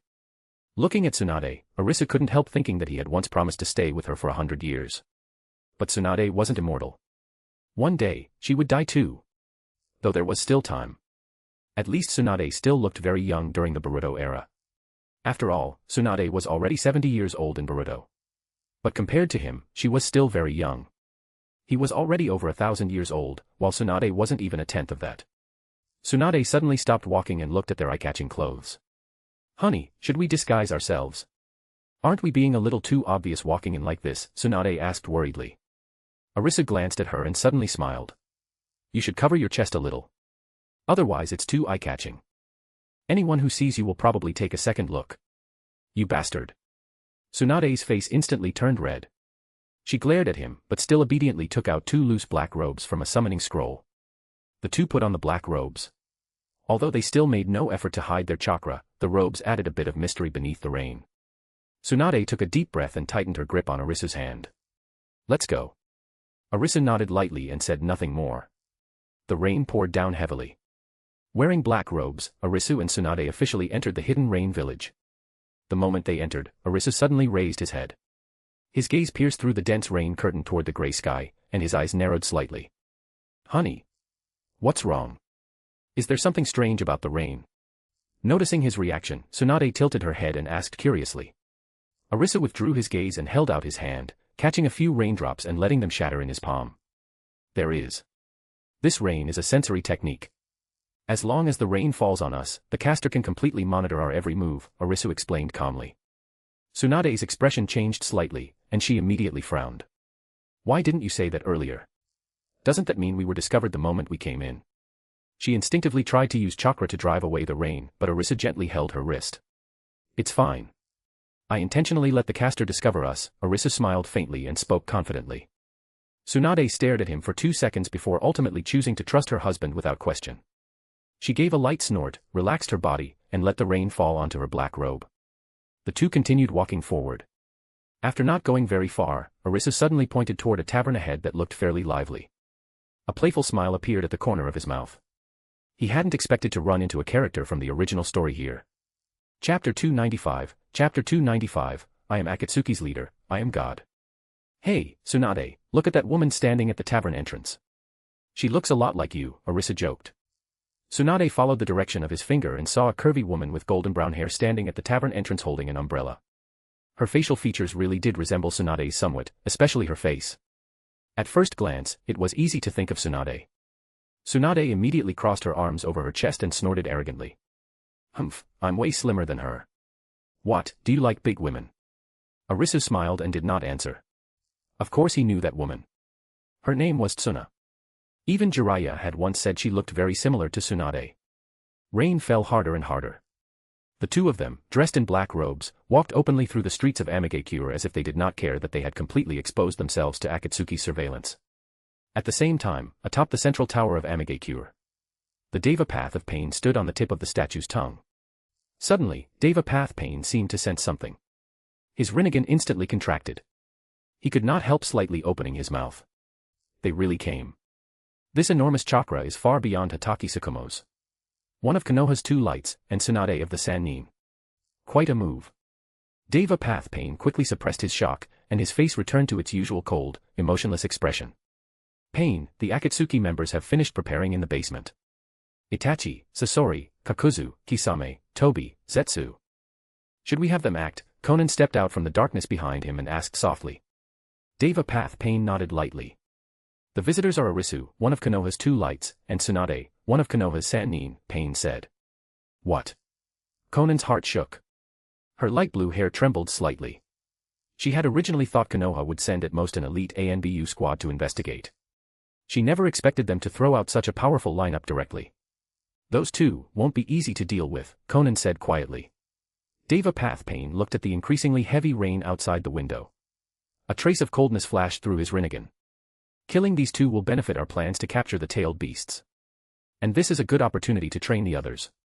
Pain ordered. Conan nodded. Her paper clone instantly scattered into countless sheets of paper and silently drifted toward the tower's basement. Akatsuki Organization, Underground Secret Base. Conan's paper clone took shape. Suppressing the shock in her heart, she announced calmly, we have enemies. The opponents are Arisu, one of Konoha's two lights, and Tsunade of the Konoha Sannin. The moment those words came out, the atmosphere in the basement froze. Aside from Kisame and Sasori, whose expressions remained unchanged, everyone else's faces shifted slightly. Uchiha Itachi stood in a corner. His Sharingan flickered faintly as a rare trace of unease rose in his heart. That lord actually came in person. Should I take this chance to report my work to him? After all, he was the one who placed me inside Akatsuki as a spy. Out of the corner of his eye, Itachi glanced at Kakuzu beside him, only to find that Kakuzu was also deep in thought.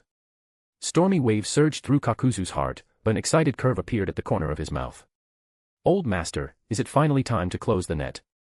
As long as the old master gives the order, I'll immediately take down Pain.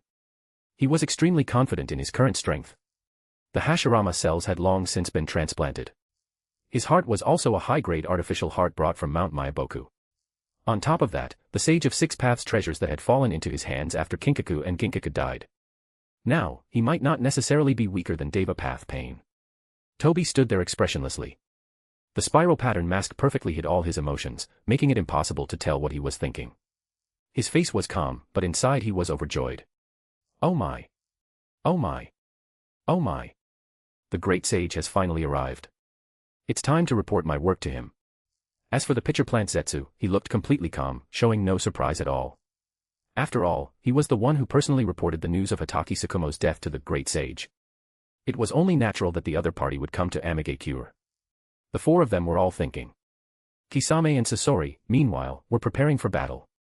Neither Nagato nor Obito had probably imagined it. Half the people in the organization were spies planted by Arisu. If they knew, Nagato and Obito probably would not be able to keep it together. On the street, Arisu and Tsunade walked leisurely through the rain in black robes. As they passed a roadside stall, Arisu casually bought several steaming meat buns. He handed 2 to Tsunade, kept 2 for himself, and continued walking while eating. Before they knew it, the two had entered a dead-end alley made up of thick steel pipes. Tall walls surrounded them, and above them there was only a gray sky and a dense curtain of rain. Arisu suddenly stopped and signaled to Tsunade with his eyes. Come out. We've already noticed you, Arisu spoke calmly toward the seemingly empty space behind them. While eating a bun, Tsunade casually turned to look behind her. The next second. Whoosh. Whoosh. Whoosh. 6 figures appeared from different directions almost simultaneously, silently sealing off every escape route. Sasori of the Red Sand, Kisame Hashigaki, Kakuzu, Uchiha Itachi, Tobi, and the pitcher plant Zetsu stood in a line, giving off a grim presence. In a hidden location. Space twisted slightly, and Uchiha Obito slowly appeared wearing his spiral mask. Looking at the 2 figures in the distance, the corner of Obito's mouth curved upward beneath the mask as he sneered inwardly. He he he. One of Konoha's 2 lights and one of the Sannin, today they'll both fall here. It's been so many years. I hope your strength is still the same as during the Third Great Ninja War, Arisu. Obito folded his arms and silently watched the battle. Arisu's gaze swept across the 6 people before him. I didn't expect 6 of you to come at once. Where is your leader? I want to speak directly with your leader, Arisu asked calmly. Tsunade unhurriedly finished the last bun, wiped the corner of her mouth, and sharply swept her gaze across the people opposite her. She could clearly sense that, aside from the strange plant-like men, each of the other 5 gave off an extremely dangerous presence. Any one of them alone was a Kaga-level powerhouse. At the same time, she could vaguely sense 2 other powerful chakra signatures in the sky watching this place. Tsunade's heart sank slightly. She had already secretly prepared herself to activate the strength of 100 technique and fight to the death. But when she caught sight of Arisu's calm and composed face beside her, the uneasiness in her heart strangely eased considerably. Just as Arisu finished speaking. Boom. A figure descended from the sky and landed heavily in front of everyone. The animal path of pain, wearing the Akatsuki cloak, appeared in the center. I am the leader of Amage Cure. I am God. Animal path pain stared at Arisu with his Rinnegan and spoke coldly.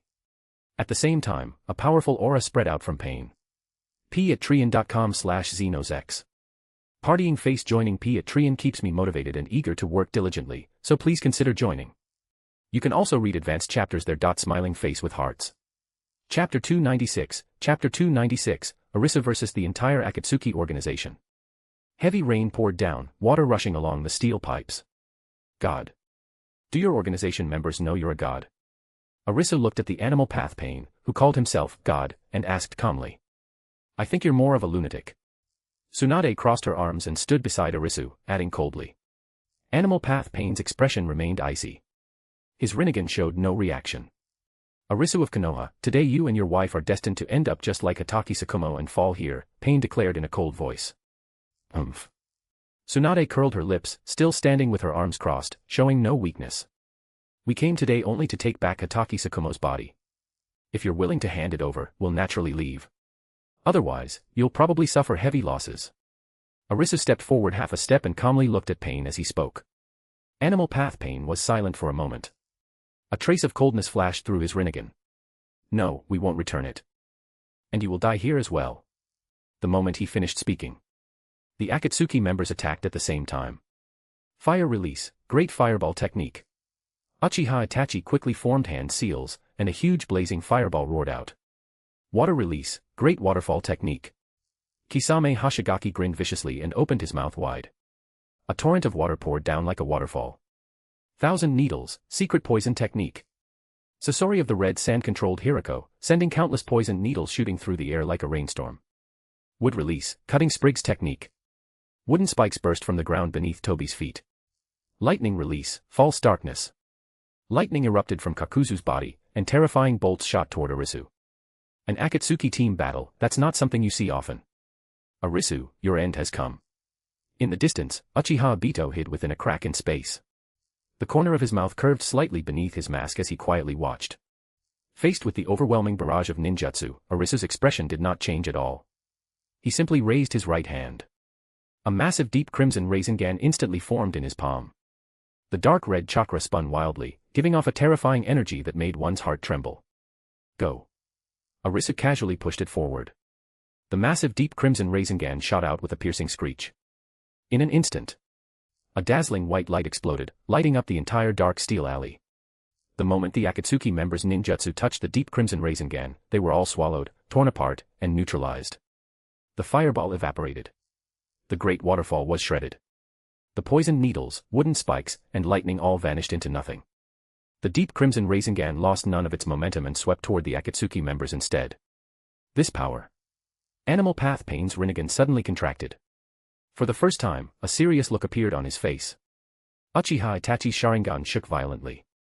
Looking at the terrifying Rasengan, he had originally been wondering whether he should hold back a little. After all, Lord Arisu was nearly 60 years old. But now all that remained was shock. Holding back was unnecessary. So this is the technique that wiped out the 7 ninja swordsmen back then. A bloodthirsty smile of extreme excitement appeared on Kisame Hashigaki's face. The Samahata sword in his hand even began trembling uncontrollably, as if it had encountered its natural enemy. The aftermath of the explosion created a huge shockwave in the rain. The Akatsuki members all retreated, each showing a different expression. Standing beside Arisu, Tsunade looked at the deep crimson Rasengan still raging ahead and finally showed a relaxed smile. Although she had never seen her husband use this technique, the Rasengan was invented by him. Perhaps he had improved it. Obito's expression changed slightly. How does this old man still have such terrifying chakra? The deep crimson massive Rasengan swept forward with a terrifying screech, like a dark red storm, tearing apart and evaporating the dense rain along its path. Animal path Pain's Rinnegan suddenly shrank, and his face showed obvious change for the first time. There's no time. At this distance, the Predapath can't make it over. Then I can only. Animal path Pain reacted quickly and rapidly formed hand seals. Summoning technique. Boom. A burst of white smoke appeared. A gigantic and extremely sturdy stone panda was instantly summoned to the center of the battlefield. Its four limbs planted firmly on the ground as it stood before the deep crimson Rasengan like a small mountain. The next second. Boom. A world-shaking explosion rang out. The deep crimson Rasengan slammed directly into the stone panda. A terrifying chakra storm instantly erupted. Brilliant dark red light illuminated the entire area. The thick steel pipes around them shattered inch by inch like fragile glass. Broken steel bars and rubble flew everywhere. The explosion's shockwave turned into a violent blast that spread wildly in all directions. The stone panda, which had always been regarded as indestructible and capable of withstanding even a tailed beast bomb, actually began making cracking sounds under the crushing force of the massive deep crimson Rasengan. Crack! Crack! Countless cracks instantly spread across the stone panda's body. Then its massive body rapidly broke apart and shattered within the flood of dark red chakra before finally turning into dust and disappearing into the wind and rain. The stone panda only barely cancelled out the Rasengan's core power. The remaining terrifying aftermath still swept toward the Akatsuki members. Animal Path Pain was pushed back several steps by the shockwave. His orange hair was blown into disorder by the fierce wind, and a trace of seriousness flashed through his Rinnegan for the first time. The other Akatsuki members also retreated, each with different expressions. Standing beside Arisu, Tsunade watched the stone panda get blasted into dust with ease. The last bit of uneasiness in her heart completely disappeared. A bunch of nobodies. Tsunade slightly raised her chin, battle intent rising in her eyes. Arisu remained calm. His hands hung naturally at his sides. The massive deep crimson Rasengan that had nearly destroyed an entire street had only been a casual attack. Arisu had not added Sage Arts or any similar power to that Rasengan. If he got serious and created the Sage Art Rasengan he had used against the 7 ninja swordsmen back then. Then in a single exchange, everyone present except Obito and Tobi would probably die. Even Uchiha Itachi, despite having Susanoo, would not be able to stop it.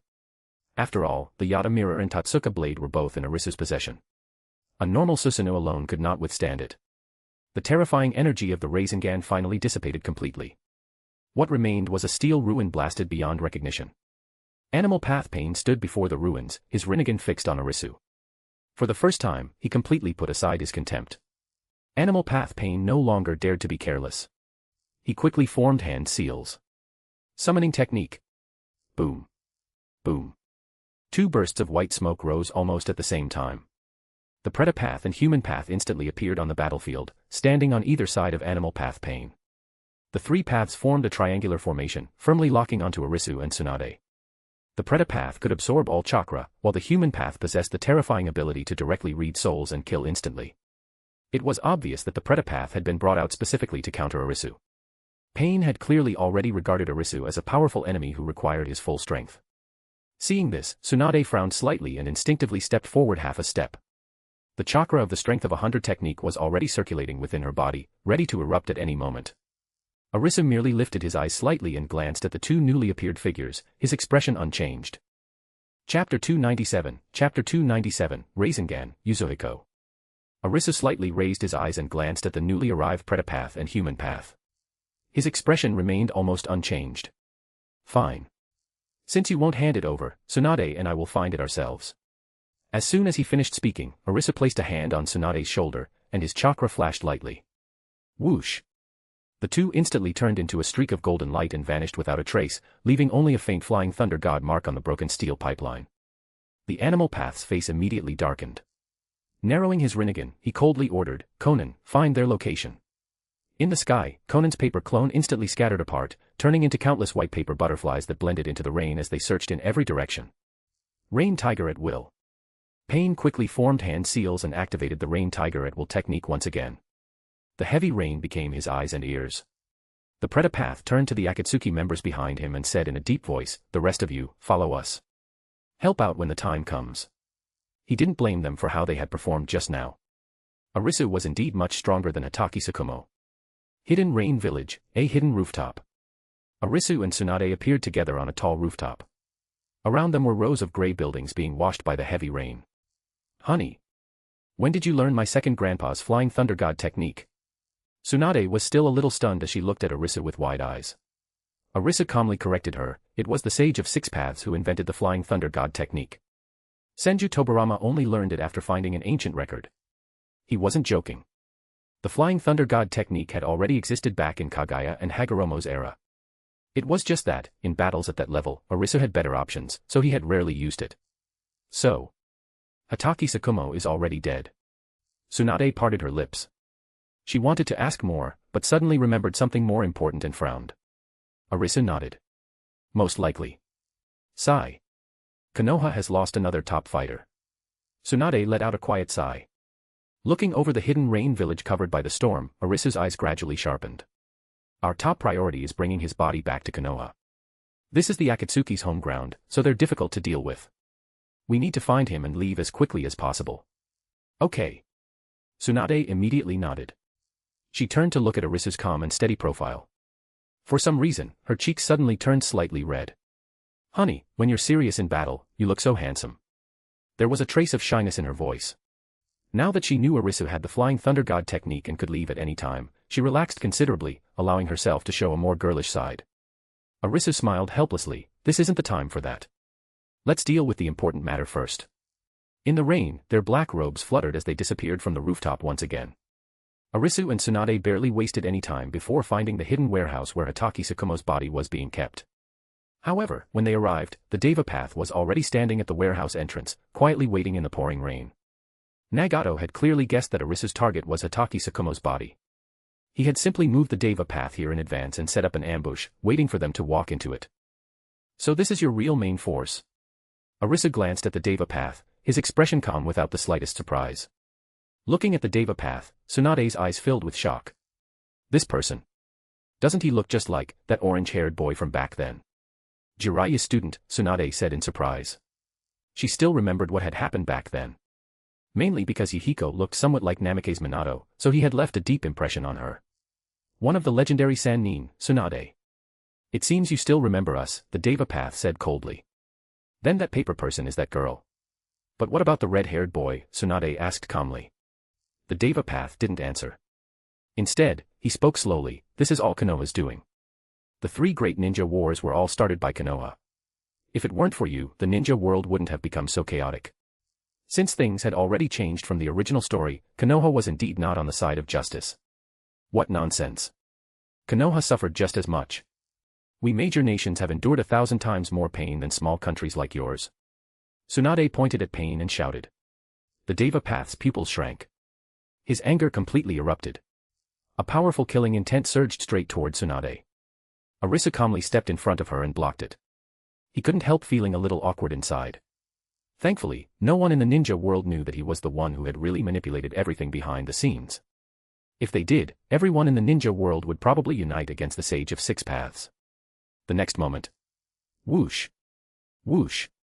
Whoosh. The other 5 paths of pain rushed over from different directions at incredible speed, landing beside the Deva Path. All 6 paths appeared together. 6 pairs of Rinnegan locked onto Arisu and Tsunade at the same time. So this is the Akatsuki's strongest trump card. Arisu swept his gaze across the 6 paths of pain without changing his expression. The Deva Path looked extremely serious. He had been secretly watching Arisu's expression the whole time, trying to catch even the slightest trace of fear, shock, or tension. Yet from the moment Arisu appeared until now, he had remained completely calm. There wasn't the slightest panic or fear. It was as if he already knew every trump card the Akatsuki possessed. Pain simply couldn't understand it. A normal person should be full of questions after seeing the 6 paths of pain appear together. For example, why do all 6 of them have the Rinnegan? That would be a normal reaction. But Arisu acted as though seeing the Rinnegan was nothing unusual, as if he had already seen it countless times before. Fine. I'll play with all 6 of you together. Arisu suddenly smiled.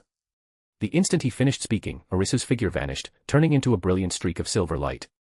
Although the 6 paths of pain shared vision, they couldn't follow his movements at all. Thud. With the dull sound of lightning cutter piercing flesh, the Asura path was the first to fall. A lightning cutter unleashed while Arisu moved at high speed pierced straight through its chest. Its mechanical body instantly froze before crashing heavily to the ground. The Asura path was killed instantly. Next, Arisu appeared in front of the human path. With an ordinary Rasengan, he slammed it into the ground. Terrifying chakra burst out at once, blowing the human path into pieces. Rasengan, Yuzuhiko. With a casual flick of his hand, Arisu sent a Rasengan containing a strange power directly into the animal path's body. Bang. Bang. Bang. A series of dense and terrifying explosions erupted from inside the animal path. Immediately afterward, The entire body exploded violently from within, as if countless bombs had been stuffed inside it, scattering chunks of flesh everywhere. Shinra Tensei. The Deva Path reacted instantly and released a powerful repulsive force, trying to knock away the expanding Rasengan. However, it was completely useless. What kind of jutsu is this? The Deva Path's Rinnegan contracted violently as shock appeared on his face for the first time. Seeing the Rasengan, Yasuhiko, growing larger and larger, the Predapath rushed forward without hesitation and threw itself into the blast zone, trying to neutralize it with its absorption ability. But after absorbing it for only a few seconds, the Predapath realized something was wrong. By then, it was already too late. Boom. A violent explosion rang out. The Predapath couldn't withstand it and exploded completely, inside and out. In just a few seconds, Arisu had destroyed 4 of the 6 paths of pain by himself. In the pouring rain, Arisu's figure reappeared beside Tsunade. His expression remained as calm as ever. Chapter 298, Chapter 298, through joy and sorrow she followed, never going against him in word or deed. So they really are puppets. I was wondering why all 6 of them had the Rinnegan.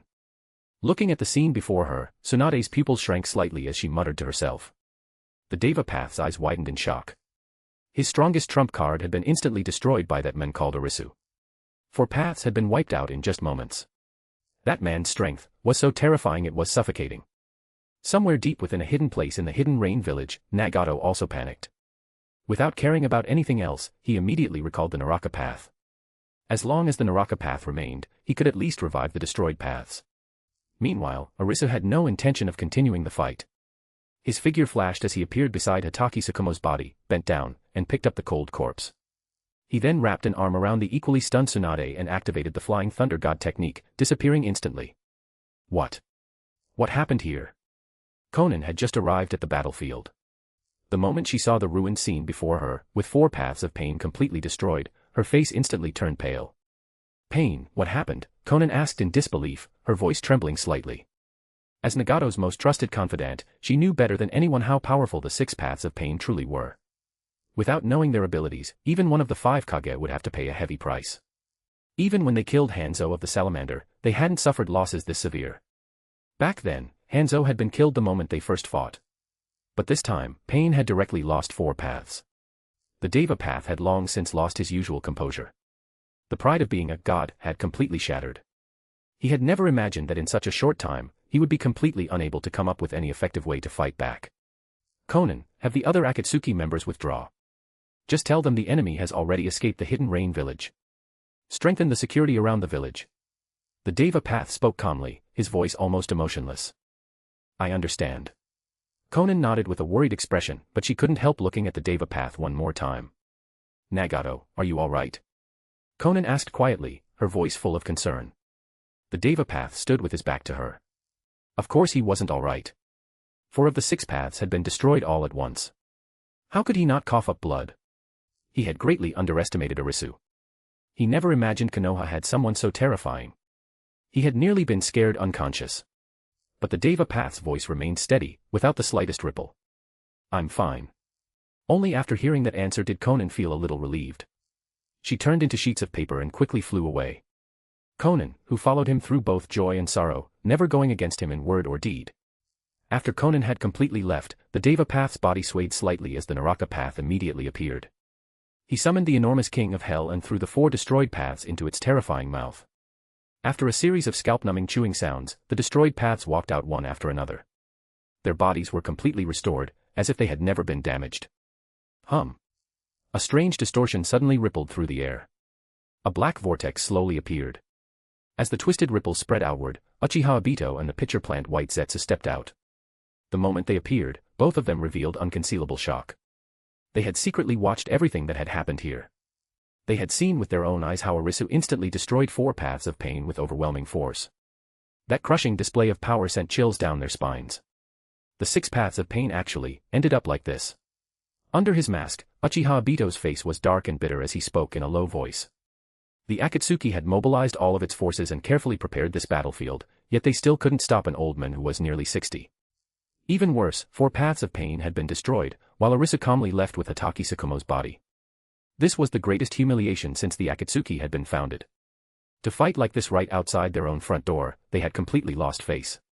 Why didn't he keep chasing us? Uchiha Obito couldn't help asking the question that had been bothering him.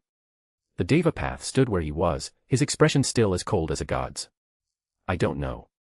At the moment, the most reasonable guess is that the old man was only able to unleash such terrifying strength because he used some forbidden secret technique that burns away his own life. Such a technique can grant the user power far beyond normal for a short period, but the price must be enormous. Otherwise, there's no way to explain how a ninja nearly 60 years old could instantly destroy 4 of the 6 paths of pain and then leave safely while surrounded. That's already beyond common sense. The Deva Path calmly voiced his speculation. Uchiha Obito fell into a long silence. More than anyone else, he knew how terrifying Arisu was. During the era of the Third Great Ninja War, he had fought Arisu head-on. At the time, he had been consumed by rage. Before he could even activate Kamui, Arisu had instantly overwhelmed him with absolute speed and power. Only by barely escaping into the Kamui dimension had he managed to survive. Now, after so many years, seeing the 6 paths of pain instantly defeated brought that mountain-like pressure back once again, making it hard for him to breathe. Countless thoughts ran through Obito's mind. He couldn't help thinking about the original plan. Should he revive those old monsters now? He had Hashirama's cells. He also had White Zetsu. And Senju Tobarama had left the reanimation jutsu to him. Uchiha Madara, Uchiha Izuna, and Senju Tobarama. There was no doubt about the strength of those 3. They definitely had ways to deal with Arisu, perhaps even completely turn the situation around. But, thinking of this, Obito quietly clenched his fists until his knuckles turned pale. Although he had been raised by those 3, deep down he no longer wanted to remain their pawn. He wanted to personally control the Eye of the Moon plan and carry it out according to his own will, instead of becoming a tool in someone else's hands. At that moment, the pitcher plant White Zetsu standing nearby narrowed his eyes as he silently observed Obito's every move. On the surface, he was a watcher sent by Madara, Tobarama, and Izuna to monitor Obito. But very few people knew the deeper truth. The pitcher plant White Zetsu was actually an undercover agent sent by Great Sage Arisu of Mount Maiboku. His mission was to monitor every key figure, including Madara himself. Layer upon layer of hidden identities made his role extremely complicated. Pain. Uchiha Obito suddenly looked up, his voice calm again. We need to speed up the plan to capture the tailed beasts, Obito ordered. He was going to accelerate the plan. He needed to gather all the tailed beasts as quickly as possible. By then, he would gain power great enough to rival Arisu, or even surpass him. The Deva Path slowly raised his head, his Rinnegan calmly fixed on Obito. Uchiha Madara, why didn't you show yourself to stop Arisu just now? The men before him claimed to be Uchiha Madara, yet at such a critical moment, he had done nothing. That made Pain begin to suspect him. Chapter 299, You're blushing. I'm not even embarrassed, so why are you? My strength is temporarily gone for now. If I were at my peak, would that brat Arisu dare act so wildly in front of me? He's just a kid. He's not worth mentioning at all. Uchiha Obito let out a cold snort, deliberately lowering his voice as he spoke in Uchiha Madara's signature proud and overbearing tone. Beside him, the Venus flytrap White Zetsu almost lost it after hearing those words. But thanks to the strong self-control he had developed over years of working as an undercover spy, he easily kept a straight face. The Deva Path Pain looked at Obito deeply but did not continue asking questions. His relationship with this Uchiha Madara had always been nothing more than cooperation. Whether the other person was really the original Uchiha Madara was not important. Nagato had long felt that something was wrong with this man's identity, but as long as he could serve the Akatsuki's plan, that was enough. In a hidden forest far away from the Hidden Rain village, Arisu successfully escaped with Tsunade and Hatake Sakumo's body using the Flying Thunder God technique. After landing, Tsunade watched Arisu skillfully handling Sakumo's body before finally asking, "Husband, why didn't you take the chance to kill the Akatsuki leader? Wouldn't that have seriously damaged the whole organization?" Without stopping, Arisu carefully used medical ninjutsu to preserve Hatake Sakumo's body. I sensed the other Akatsuki members rapidly approaching this place.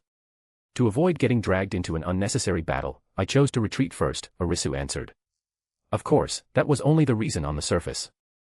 Naturally, he did not tell Tsunade the real reason. He needed to keep the Akatsuki around for now so he could follow the clues and uncover everything behind the scenes. For example, who had given Madara the stone tablet that recorded the Eye of the Moon plan? Besides, half of the Akatsuki members were his own people. There was no need to worry about things going beyond his control. He was completely confident that he could control the whole situation, so there was no need to rush. Tsunade looked at Arisu in surprise, admiration flashing across her eyes. I see. I thought there would be another big battle. I didn't expect you to be this strong, husband. The Akatsuki leader couldn't even fight back against you. Arisu smiled without saying anything more and simply patted her shoulder gently. At the same time, inside the Akatsuki base's lounge in the Hidden Rain village, the atmosphere was rather gloomy. I didn't expect the old man to leave just like that. Looks like the time still isn't right. Kakuzu sat alone in a corner, silently thinking to himself while habitually counting the stack of bills he had worked so hard to save. Just as he reached one of the bills, something strange happened. Several black words slowly appeared on it. Come to the restroom. Kakuzu's heart jumped, and his pupils shrank. He quickly narrowed his eyes and cautiously looked around. After making sure no one had noticed, he calmly stood up and casually walked toward the restroom. The moment he pushed the restroom door open, he saw the familiar figure already standing there quietly. Old man, I knew it was you. A rare smile appeared on Kakuzu's face, and his voice carried both respect and closeness. Arisu smiled slightly and nodded. Kakuzu, you've done well. You're already Akatsuki's finance manager. Looks like you've been doing pretty well all these years. Kakuzu gave an embarrassed smile and scratched his head. I was just bored. It was only something to pass the time. Since you've come in person this time, what orders do you have? Looking at him, Arisu smiled. I just came to see you. Hearing that, Kakuzu unexpectedly blushed slightly and lowered his head. What's there to see? Arisu froze for a moment before stepping closer. The two looked each other in the eyes. What? You're blushing. I'm not even embarrassed, so why are you? All right, hurry back before people get suspicious, Arisu said with a teasing smile. Kakuzu felt warmth in his heart. So the old man had really come just to see him. Kakuzu hurried out of the restroom with a red face. As soon as he returned to the lounge, Sasori, who was quietly repairing a puppet nearby, noticed him. Sasori slightly raised his cold eyes and thought to himself, he only went to the restroom. Why is Kakuzu's face so red? Strange. Meanwhile, Uchiha Itachi sat quietly in a corner, elegantly eating dango. Kisame leaned beside him with a smile, calling him Itachi-san over and over in a friendly tone. As he ate, Itachi suddenly paused slightly, as if he had sensed some hidden fluctuation. Without showing anything on his face, he put down the dango, slowly stood up, and casually walked toward the restroom. Itachi-san. Where are you going? Kisame immediately tried to follow him. Itachi glanced back at him, his calm voice carrying a hint of coldness. I'm going to the restroom. Are you going to watch that too? Ah. Ha ha ha, go ahead, go ahead. Kisame immediately laughed awkwardly, scratched the back of his head, and stopped following. After entering the restroom, Itachi immediately knelt on one knee and respectfully lowered his head. Lord Arisu. Arisu stood there with his hands behind his back and spoke gently. No need for that. This place is too dirty. You've been in Akatsuki for so long. Is there anything you need to report? Itachi nodded. I didn't expect you to come personally. Akatsuki's leader, Pain, really does possess the Rinnegan. I've also noticed that Akatsuki itself isn't united. On the surface, Pain is the leader, but the one truly controlling everything behind the scenes is someone claiming to be Uchiha Madara. Itachi reported everything he knew. Then what do you think? Is he the real Uchiha Madara? Arisu asked. I think it's very likely. He knows too many things about the Uchiha clan. There are many secrets that even I don't know, Itachi answered seriously. Arisu did not ask any further and simply nodded. Besides that, there are serious conflicts within Akatsuki. That man claiming to be Uchiha Madara doesn't fully trust me either. He deliberately assigned Kisame to monitor everything I do, Itachi continued reporting. Arisu nodded with satisfaction. Very good, Itachi. Continue staying undercover, and be careful to protect yourself. Hearing that, Itachi hesitated for a moment before quietly asking, my younger brother, has he been doing well lately?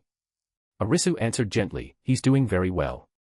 He now has his own bonds and has become friends with Naruto, the Hokage's son. In the future, maybe your younger brother can give it a try too. Joy welled up inside Itachi. A faint smile rarely appeared on his face, and a gentle light flashed deep within his Sharingan. Naturally, give it a try meant trying for the position of Hokage. Itachi left the restroom in a good mood.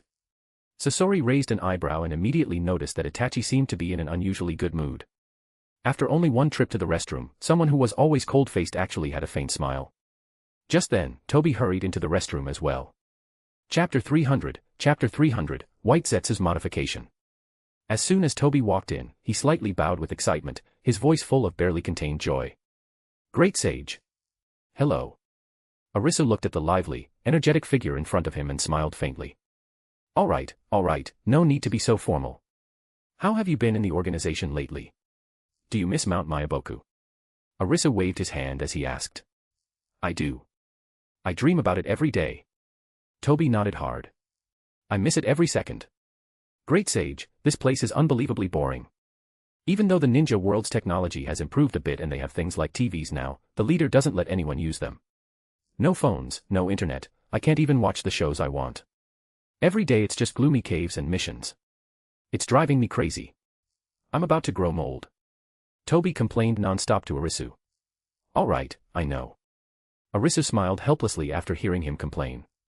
For someone as lively and outgoing as Toby, Akatsuki's dull environment really was torture. Be patient. I can announce your evaluation now, you've passed. You've stayed in the ninja world even longer than Black Zetsu, and you've done an excellent job. Now all that's left is the final stage. It'll take about 4 more years, and your mission will be completely finished, Arisu announced gently. Yes. Toby's face instantly lit up, and his eyes sparkled. That's great. Then I'll be on the same level as Black Zetsu, Fukasaku, Shima, Gamamaru, and the others. I'll also unlock more permissions. Then I can visit the Pure Land. I heard the environment there is really nice now. It's perfect for retirement. Toby suddenly paused. The excited smile on his face faded slightly, replaced by a hopeful, pleading look. Great Sage. You didn't forget, did you? The thing you promised me back then, Toby asked. Arisu slightly raised an eyebrow. A trace of remembrance flashed through his eyes as he asked calmly, what thing? Seeing this, Toby immediately stepped forward half a step, his voice filled with excitement and hope. I mean, the body modification you promised for me and all the other white Zetsu. We've been undercover here for so long. It's time to keep that promise, right? Arisu thought for a moment before immediately remembering that promise. Oh, that. Sure. Mount Mayaboku has already started carrying out that plan. After you go back, you can undergo the modification directly, Arisu said. The moment he heard that, Toby was so happy he almost exploded. Long live the great sage. Long live. Long live. Toby instantly shot through the roof with excitement. Arisu looked at him helplessly with a faint smile, though there was a hint of indulgence in his eyes. The thing Arisu had promised Toby back then was actually very simple, but it meant a great deal to the entire white Zetsu race. He would give every white Zetsu a complete sense of taste, a sense of touch, and normal human body function such as using the restroom. These originally unique lifeforms would become much closer to ordinary humans. From then on, when they were hungry, they could truly enjoy good food. When they were thirsty, they could drink to their heart's content. When they were tired, they could feel exhaustion and the comfort of resting. They could even experience richer emotions and a broader sensory world. At the same time, the white Zetsu could also choose to generate random personalized appearances, avoiding the awkward situation where every one of them had the exact same face. Each white Zetsu would have a unique appearance and body, allowing them to truly blend into life in the ninja world. Toby stayed excited for quite a while before finally forcing himself to calm down. He respectfully bowed to Arisu. Thank you, great sage. As soon as the mission is over, I'll be the first to get modified. Then I'll enjoy good food, enjoy life. Most importantly, I'll finally know what the urge to poop feels like. All right, you may leave, Arisu quickly interrupted. Beaming with joy, Toby skipped out of the restroom like a child who had just been given candy, his step so light he almost seemed ready to fly. Sasori, sitting in his chair, watched Toby hopping around with a silly grin and frowned slightly. But he quickly shook his head. Forget it.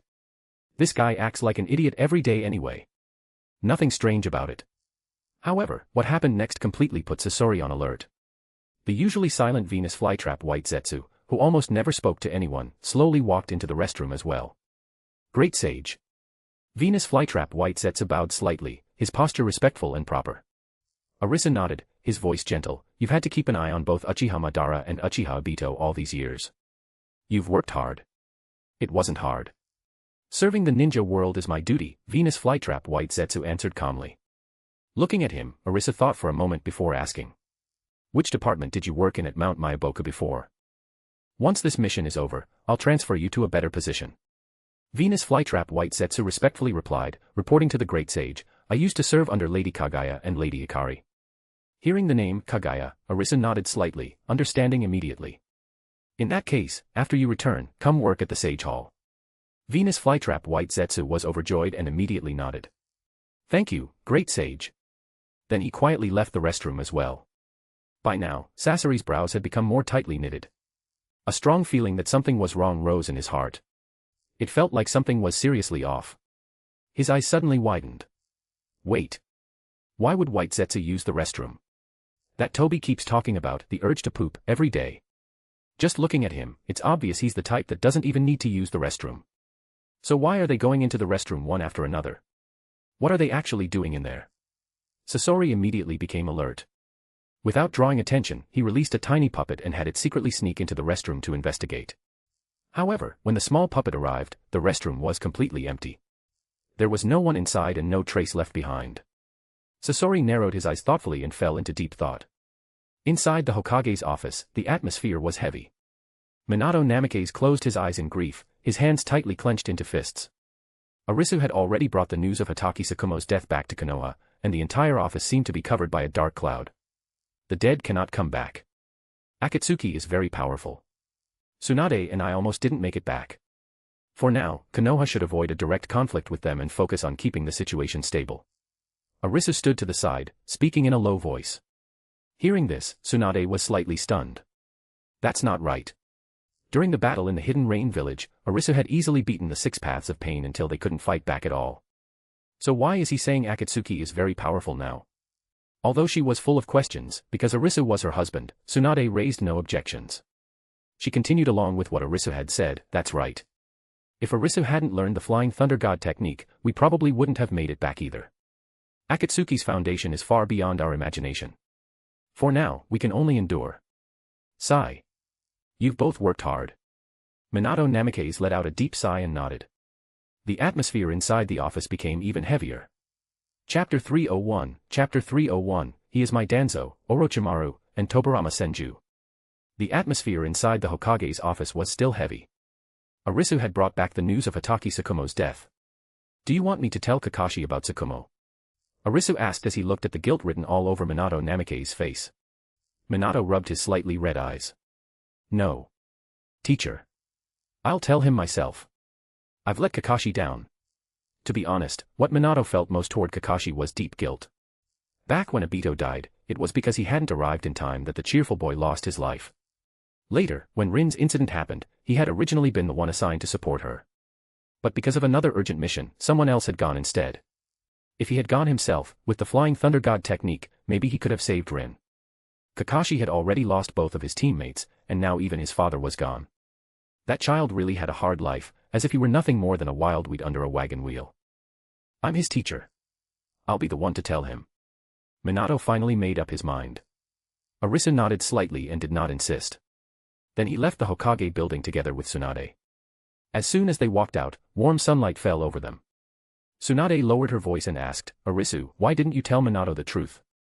Arisu paused slightly and turned to look at her. His deep gaze made Tsunade a little uncomfortable. She instinctively looked away, but still waited for his answer. Tsunade, no matter what happens, you trust me, don't you? With his hands behind his back, Arisu spoke gently, but with a serious tone. Without any hesitation, Tsunade replied, of course.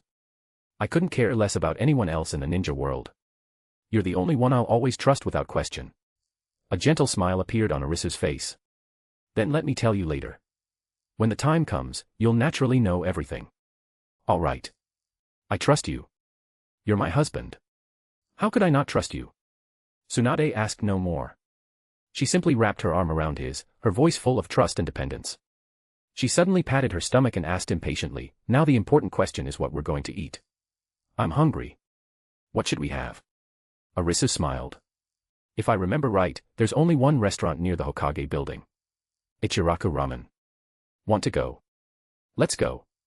Tsunade's eyes lit up as she pulled Arisu toward it. Come to think of it, it had been a long time since the two of them had eaten at Ichiraku Ramen together. As soon as they entered the ramen shop, they noticed it had become much bigger than before. The place had a warmer, brighter look, and business was booming. By coincidence, the new generation of Konoha's young ninjas were having a meal there together, Shikamaru, Choji, Naruto, Sakura, Sasuke, and the others. Oh, you're all here. Arisu greeted them with a smile. The moment everyone saw Tsunade and Arisu, they immediately stood up respectfully. Lady Tsunade. Lord Arisu.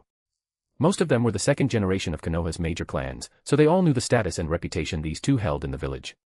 Yukio's face lit up as he ran over. Dad, Mom, you're back.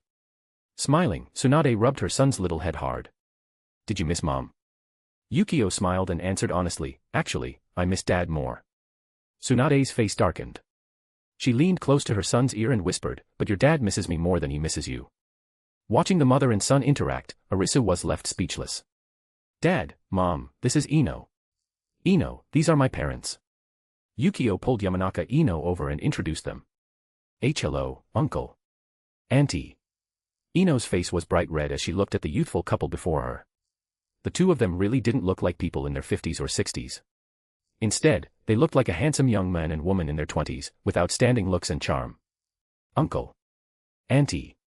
You both look so young." Blushing, Ino couldn't help sneaking a glance at Tsunade's impressive figure. Then she looked down at herself and pressed her lips together. Arisu smiled gently, "So you're Yamanaka Inoichi's daughter. You're an excellent girl, cheerful and full of potential.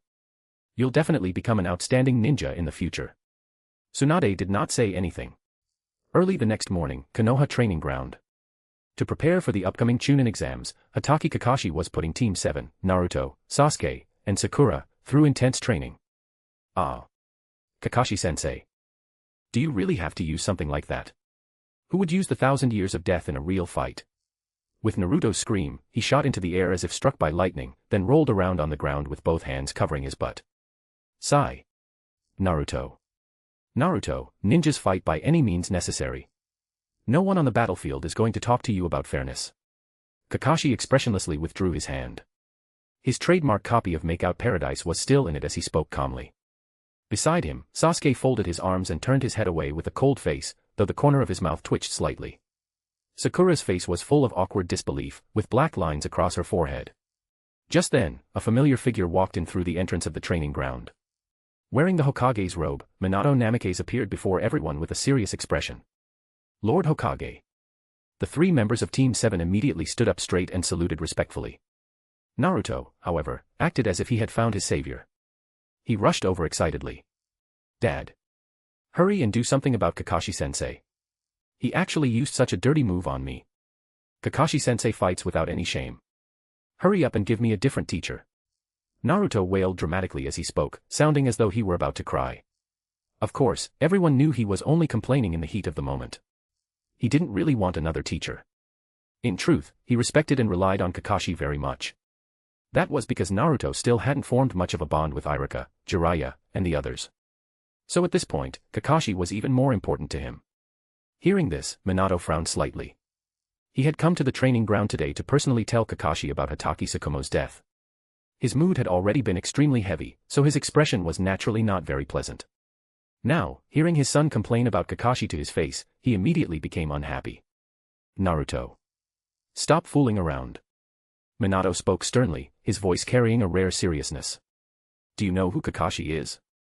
He is my Danzo, Orochimaru, and Tobarama Senju. He followed me on missions and risked his life beside me long before you were even around. Kakashi's strength and experience are far beyond anything you're qualified to judge right now. Train properly, and don't embarrass me." Minato's words were harsh. Looking at Kakashi's calm dead-fish eyes, Minato let out a silent sigh. Kakashi still didn't know that his father had died. The guilt in Minato's heart grew even stronger. First Obito, then Rin, and now Tsukumo. This child had already carried far too much. Kakashi lowered his head slightly. After being scolded by his father, Naruto shrank his neck, stuck out his tongue, and muttered quietly, "Okay, okay. Why are you being so mean, Dad?" Chapter 302, The Sand Village's Side. At one corner of the training ground, Minato Namikaze called Kakashi aside with a serious expression, taking him away from Naruto, Sasuke, and Sakura. "Kakashi. There's something I have to tell you myself. Your father, Hatake Tsukumo, died during a mission in the Hidden Rain Village. The Akatsuki were far stronger than we expected. He didn't make it back." Minato took a deep breath as he spoke. "Father." The moment Kakashi heard those words, his whole body froze. The pupil of his exposed left eye suddenly shrank. His face quickly turned pale, and he unconsciously took half a step back. The copy of Make Out Paradise slipped from his hand and fell to the ground. "Father." Kakashi breathed unevenly. No one could take such a sudden blow easily. His father was dead. His father was dead. Even though Kakashi was now nearly 30 years old and had gone through far more life and death than the young boy he once was, his ability to endure was much stronger than before. Even so, he felt as if a huge stone were blocking his chest, making it hard to breathe. His eyes quickly grew hot. Tears gathered in them, but he held them back and refused to let them fall. He bit his lower lip so hard that it nearly bled. His shoulders trembled slightly, yet he still tried his best to keep the calmness and strength expected of a ninja. Teacher Minato. Keeping his head lowered, Kakashi slowly stepped forward and rested his head against Minato's shoulder, showing a rare moment of weakness. Sigh. Seeing Kakashi like this, the guilt in Minato's heart surged up once again like a flood, almost drowning him. He reached out and gently patted Kakashi's back, deep self-blame flashing through his eyes. First Obito's death, then Rin's sacrifice, and now Tsukumo. This child had already carried far too much pain. As his teacher, he had failed again and again to protect the people who mattered most to him. Minato pressed his lips tightly together. Kakashi, my condolences. I know this is hard, but you're not alone. We're all here for you. From the other side of the training ground, Naruto and the other two sensed that something was wrong, but they did not go over. They simply waited quietly. A few days later, on the top floor of the Hokage building in Konoha, Minato Namikaze officially announced, as the fourth Hokage, that the Chunin exams would soon begin. At the same time, Konoha sent invitations to many nearby small countries and small ninja villages, showing an open and confident attitude. This Chunin exam was being organized together with the hidden sand village of the Land of Wind. It was larger than ever before and clearly showed Konoha's intention to display its strength. Meanwhile, in the hidden sand village of the Land of Wind, inside the Kazekage's office, Raza, Elder Chiyo, and Ebizo sat around a low stone table. The atmosphere was especially heavy. Raza wore a gloomy expression, his brows tightly furrowed. His already stern face looked even darker. Konoha has completely recovered from the Third Great Ninja War, and it's only getting stronger. This Chunin exam is probably Konoha's way of showing its strength to the entire ninja world. With his hands folded on the table, Raza spoke coldly. I really can't understand why a regime like Konoha has managed to survive for so long, and keeps getting stronger. 3 large-scale ninja wars had already broken out throughout history. Almost every one of them had been closely connected to Konoha. It could even be said that Konoha had started several of those wars. Even so, Konoha not only avoided decline after each war, but quickly recovered and became even stronger and more influential, firmly holding its position as the #1 ninja village. This strange pattern of growing stronger through war gave Raza a very bad feeling. Having a powerful and warlike neighbor is never a good thing. Raza muttered quietly, a cold light flashing through his eyes. Chiyo spoke calmly, based on history, whenever Konoha becomes powerful, the next world war isn't far away. Ebizo sat beside her with narrowed eyes. We have to stay on high alert. Minato Namikaze may look like a gentle person on the surface, but that's exactly why we should be even more careful. No one knows what he's really planning. Behind a gentle appearance often hides the most dangerous ambition. The elder is right. Raza nodded in agreement and let out a cold laugh. I don't just want to stay alert. I want to strike first. Instead of waiting for them to act, we should make the first move and disrupt Konoha's plans. The moment those words came out, Chiyo and Ebizo were both shocked. Their expressions changed slightly. Raza, the hidden sand can't take any more suffering. Whether old people like us can even return to the battlefield is still unknown, and the younger generation in the village hasn't fully grown yet. If we act rashly now, we'll only drag the hidden sand into an even greater crisis.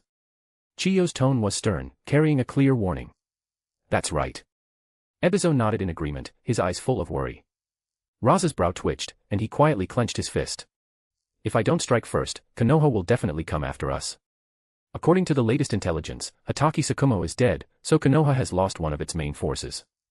One of the 3 ninja, Orochimaru, has disappeared, and no one knows where he is. Tsunade, Jiraiya, Arisu, and the others are already old. I want to use this opportunity to wipe out Konoha's new generation. If we don't act now, all we can do is wait to be swallowed up. After saying that, Raza's eyes grew even darker. Because of Arisu, Konoha's reputation in the ninja world had actually become much worse than before. First, Madara Uchiha started the First Great Ninja War. Although Konoha had not started the Second Great Ninja War, it was deeply involved in it. Especially in the later stages, Konoha was fighting several villages at the same time. Then Danzo started the Third Great Ninja War to expand Konoha's influence. All of these actions had left the other countries with a poor impression of Konoha, very different from the original story. The office fell silent. Only the sound of the wind and sand howling outside the window could be heard. The 3 leaders of the hidden sand village were all lost in their own thoughts. Clear hesitation appeared on Chiyo's wrinkled old face.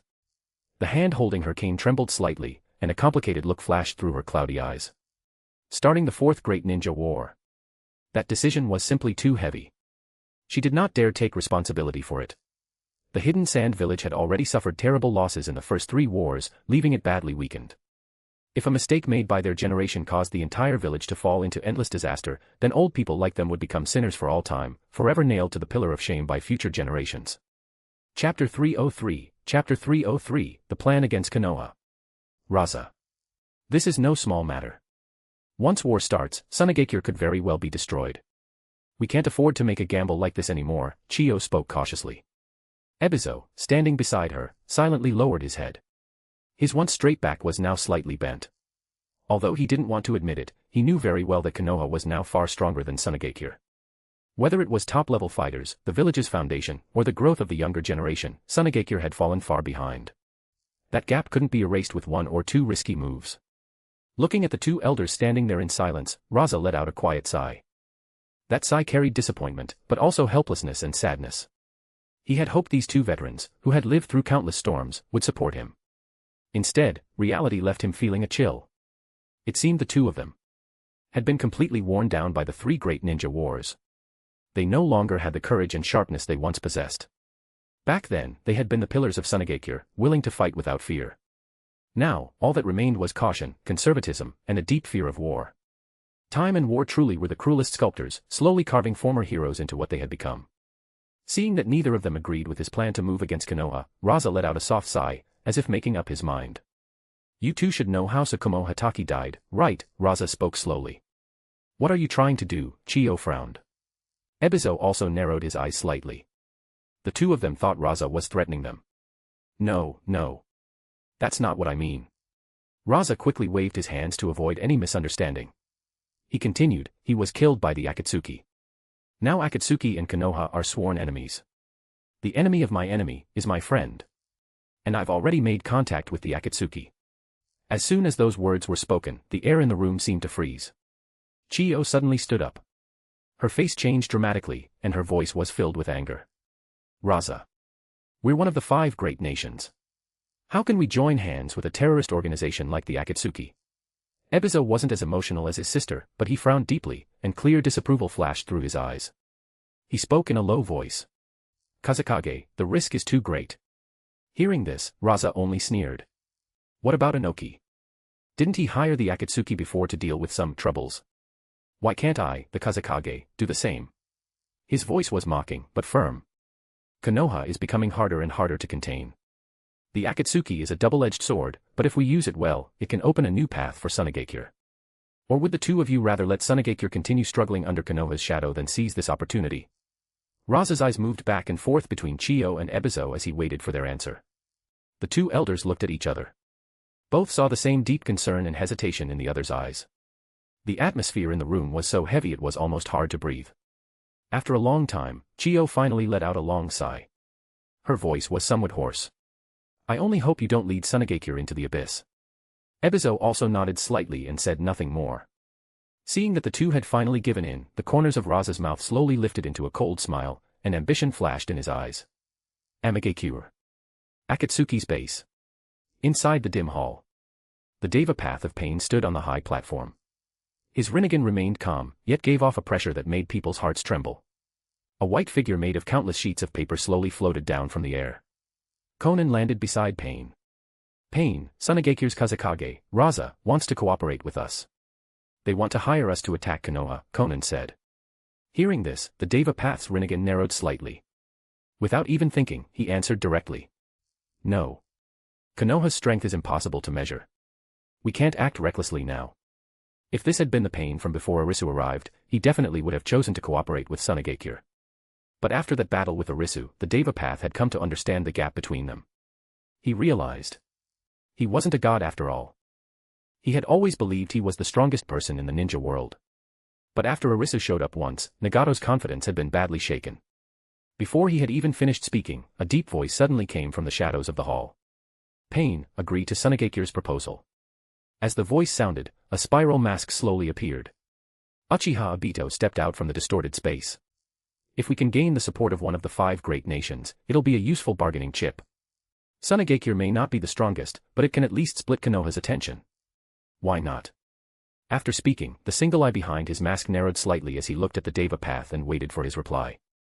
Uchiha Madara, you saw Arisu's strength yourself. He defeated my 6 paths of pain, the Deva path said coldly. Standing in the shadows, a daring light flashed in Obito's lone eye behind the spiral mask. He remained unmoved, his voice still full of confidence. Not necessarily. This time, I'll make my move. I'll find a way to take Arisu away, Obito said. His plan was simple. He would use Kamui to exile Arisu directly into another dimension. No matter how strong he was, once he left the battlefield and entered another dimension, he wouldn't be able to fight. You're going to act personally? The Deva path frowned slightly. Even a self-proclaimed god couldn't help wavering when he heard that Uchiha Madara would act in person. Seeing Pain hesitate, Obito pressed further. And from what I know, during this Chunin exam, both the one-tailed Jinchuriki and the nine-tailed Jinchuriki will be in Konoha. We can capture them together. If the entire Akatsuki moves out, are we really unable to take them down? Besides, we've recently recruited Haiden and Deidara. With 2 more fighters, our chances improve even more. Pain, Sunagakure is offering this cooperation on its own. We shouldn't waste it. Wait. Are you saying that after dealing with Konoha, we'll capture Sunagakure's Jinchuriki too? The Deva path asked. Obito nodded calmly.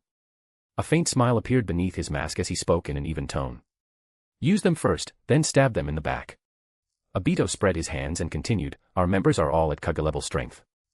Sunagakure's side isn't weak either. No matter how strong Konoha is, can it really withstand the combined forces of us and Sunagakure?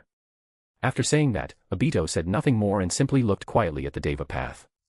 Fine. I'm in. The Deva path finally agreed. Then he added, it would be even better if you, Uchiha Madara, could kill Arisu in this battle. Chapter 304, Chapter 304, An Airtight Akatsuki. Amigakure, Akatsuki's underground meeting hall. Inside the dark and spacious hall, rainwater seeped through cracks in the ceiling, dripping steadily. Around the round stone table, one powerful figure after another appeared. The Deva path, Konan, Sasori, Deidara, Tobi, the Venus flytrap White Zetsu, Kisame, Kakuzu, Uchiha Itachi, and Haiden. Even the Uchiha Madara, who had always remained behind the scenes, Uchiha Obito, had come in person this time. Well, everyone's here this time. Looks like something big is about to happen. Kisame rested Samahata on his shoulder and was the first to break the silence, showing his mouth full of sharp teeth. Uchiha Itachi simply stood there without saying a word, his eyes as calm as a deep pool. Deidara looked around excitedly and couldn't help laughing. I didn't expect our organization to have this many people. This lineup is amazing. Does anyone want to see my art? The Deva path raised a hand. His Rinnegan swept across the room, and an overwhelming pressure spread out. The entire hall instantly fell silent. Quiet. Next, we will begin carrying out our plan to make the world feel pain. For everlasting peace. Pain paused. His gaze became even sharper as he continued, for this operation, we will cooperate with Sunagakure and launch a joint attack on Konoha. Our targets include the Nine-Tails Jinchuriki, the One-Tailed Jinchuriki, and Konoha's core fighting force. As soon as he finished speaking, everyone reacted differently. The people of Sunagakure are crafty. Don't let that old woman Chiyo trick you. Sasori folded his arms and raised an eyebrow slightly. He hadn't expected the Akatsuki to cooperate with his former village. Although he was from Sunagakure, Sasori had never thought highly of it. Sunagakure had sent his parents onto the battlefield. Deidara immediately grinned and teased, oh, speaking of that, Master Sasori used to be a ninja from Sunagakure. If I remember right, Master Sasori is also Chiyo's grandson. Humph, Sasori snorted coldly. His eyes beneath the puppet mask darkened, and he said nothing more. Great. I can finally spread the teachings of Lord Jashin in Konoha. I hope Lord Jashin likes Konoha people's blood. Ha ha ha ha. Haiden excitedly waved his triple-bladed scythe, his eyes shining. Idiot, Kakuzu glanced at him and spoke flatly. Meanwhile, when Uchiha Itachi heard the words, attack Konoha, a trace of shock flashed through his eyes. He lowered his gaze. His expression remained calm, but his heart was already in turmoil. I have to find a way to send this information to Arisu. Konoha has to prepare in advance. That's the overall plan. Just follow White Zetsu's orders. Leave the other matters to me, Pain finished speaking. And remember, don't kill the Jinchuriki during the operation. Otherwise, it'll become troublesome. Standing in the shadows with his arms crossed, Uchiha Obito spoke in a low voice. The meeting ended there. Everyone left one after another, each with their own thoughts. Outside Amigakure, by the river. The night was dark. As usual, Uchiha Itachi came to the riverside alone.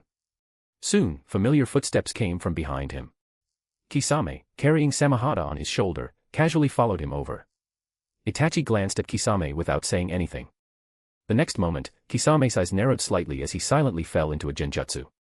A faint change appeared in Itachi's eyes. With a flick of his finger, a black crow spread its wings and quickly disappeared into the night, carrying the Akatsuki's entire plan toward Konoha. White Zetsu, who had been secretly watching him, slowly emerged halfway from the ground. He silently watched the whole scene, yet deliberately pretended not to see it. There was even a playful smile on his face. After all, everyone was working for Arisu. Elsewhere, in a hidden corner of the Akatsuki's base, Kakuzu acted alone. With practiced movements, he wrote the information onto a special coded scroll and openly released a carrier pigeon. Behind him, Haiden was enthusiastically preaching the teachings of Lord Jashin to empty air, thinking Kakuzu was trying to earn another bounty. On a path in Amage-Cure, Toby and the Venus flytrap White Zetsu walked side by side. The Venus flytrap White Zetsu scratched his head. Toby, should we send a message to the great sage too? Give him a warning. But Uchiha Itachi and Kakuzu have probably already done it. Should we send it again? Toby shrugged and answered casually, let's send it again. It's about showing the right attitude. Just routine work. Let the great sage know we're doing our job seriously. The two looked at each other and laughed. Then they quickly sent the complete intelligence to Arisu as well. Just like that, not long after the meeting ended, Arisu had already received reports from Kakuzu, Uchiha Itachi, and Toby one after another. Konoha, Arisu's residence. Arisu called Yukio over alone. Looking at the obedient young man standing before him, Arisu smiled slightly. The Chunin exams are coming soon. Are you confident? Arisu asked. Yukio scratched his head. I'm ready, but sage mode is forbidden in the Chunin exams. Isn't that basically cutting my strength in half? His tone was full of helplessness. He had spent the past few days focusing entirely on sage arts. Then, just before the exam, they suddenly announced that sage arts couldn't be used. Arisu smiled faintly. I've got something good for you. Hold out your hand. Without any hesitation, Yukio obediently stretched out his right hand with his palm facing up. Arisu lightly tapped the back of his hand. A faint blue light flashed. A delicate diamond-shaped mark quietly appeared, deeply imprinted beneath Yukio's skin, as though it had merged with his flesh and blood, while faintly giving off an extraordinary aura. What is this, Dad? Yukio looked down at the back of his hand, his eyes full of curiosity and surprise. Arisu spoke calmly, you can call this a karma. I created it myself. It contains everything I've learned in my life and holds immense power. As long as you use it properly, you'll eventually gain power far beyond the limits of the ninja world. Yukio froze for a moment and instinctively touched the diamond-shaped mark. It felt cool, yet strangely alive, as though an ancient beast was sleeping inside it. That's right. This was the karma used by the Otsutsuki clan. Arisu had completely mastered it long ago and further improved it in his own way. He had condensed into it all the core abilities and bloodline-expanding truth-seeking powers of Urashiki, Momoshiki, Kinshiki, Kaguya, and Hagoromo, the Sage of Six Paths. At the same time, he had added his own understanding of the origin of sage arts, allowing Yukio to freely use sage power in the future. To keep his son from bearing too great a burden, Arisu had specially set up multiple release mechanisms. The karma's power would gradually unlock as Yukio grew stronger and gained experience. When every seal was finally released, Yukio would possess all the abilities of those 5 Otsutsuki at the same time, and his strength would surpass every being in the ninja world. Of course, karma was not without a price. Chapter 305, Chapter 305, Karma. In theory, anyone marked with a karma could have their body taken over by the one who placed it at any time. But Arisu looked at the son standing before him. How could he ever take over his own son's body? Yukio frowned slightly.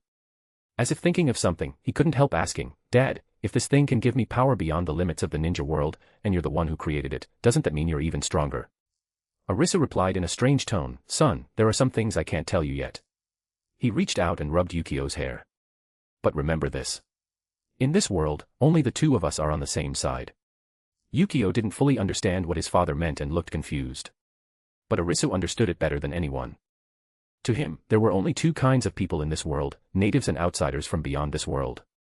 He himself had come from another world, and Yukio was his biological son, someone of earth blood born in the Naruto world. Their blood was connected. They had never truly belonged to this ninja world.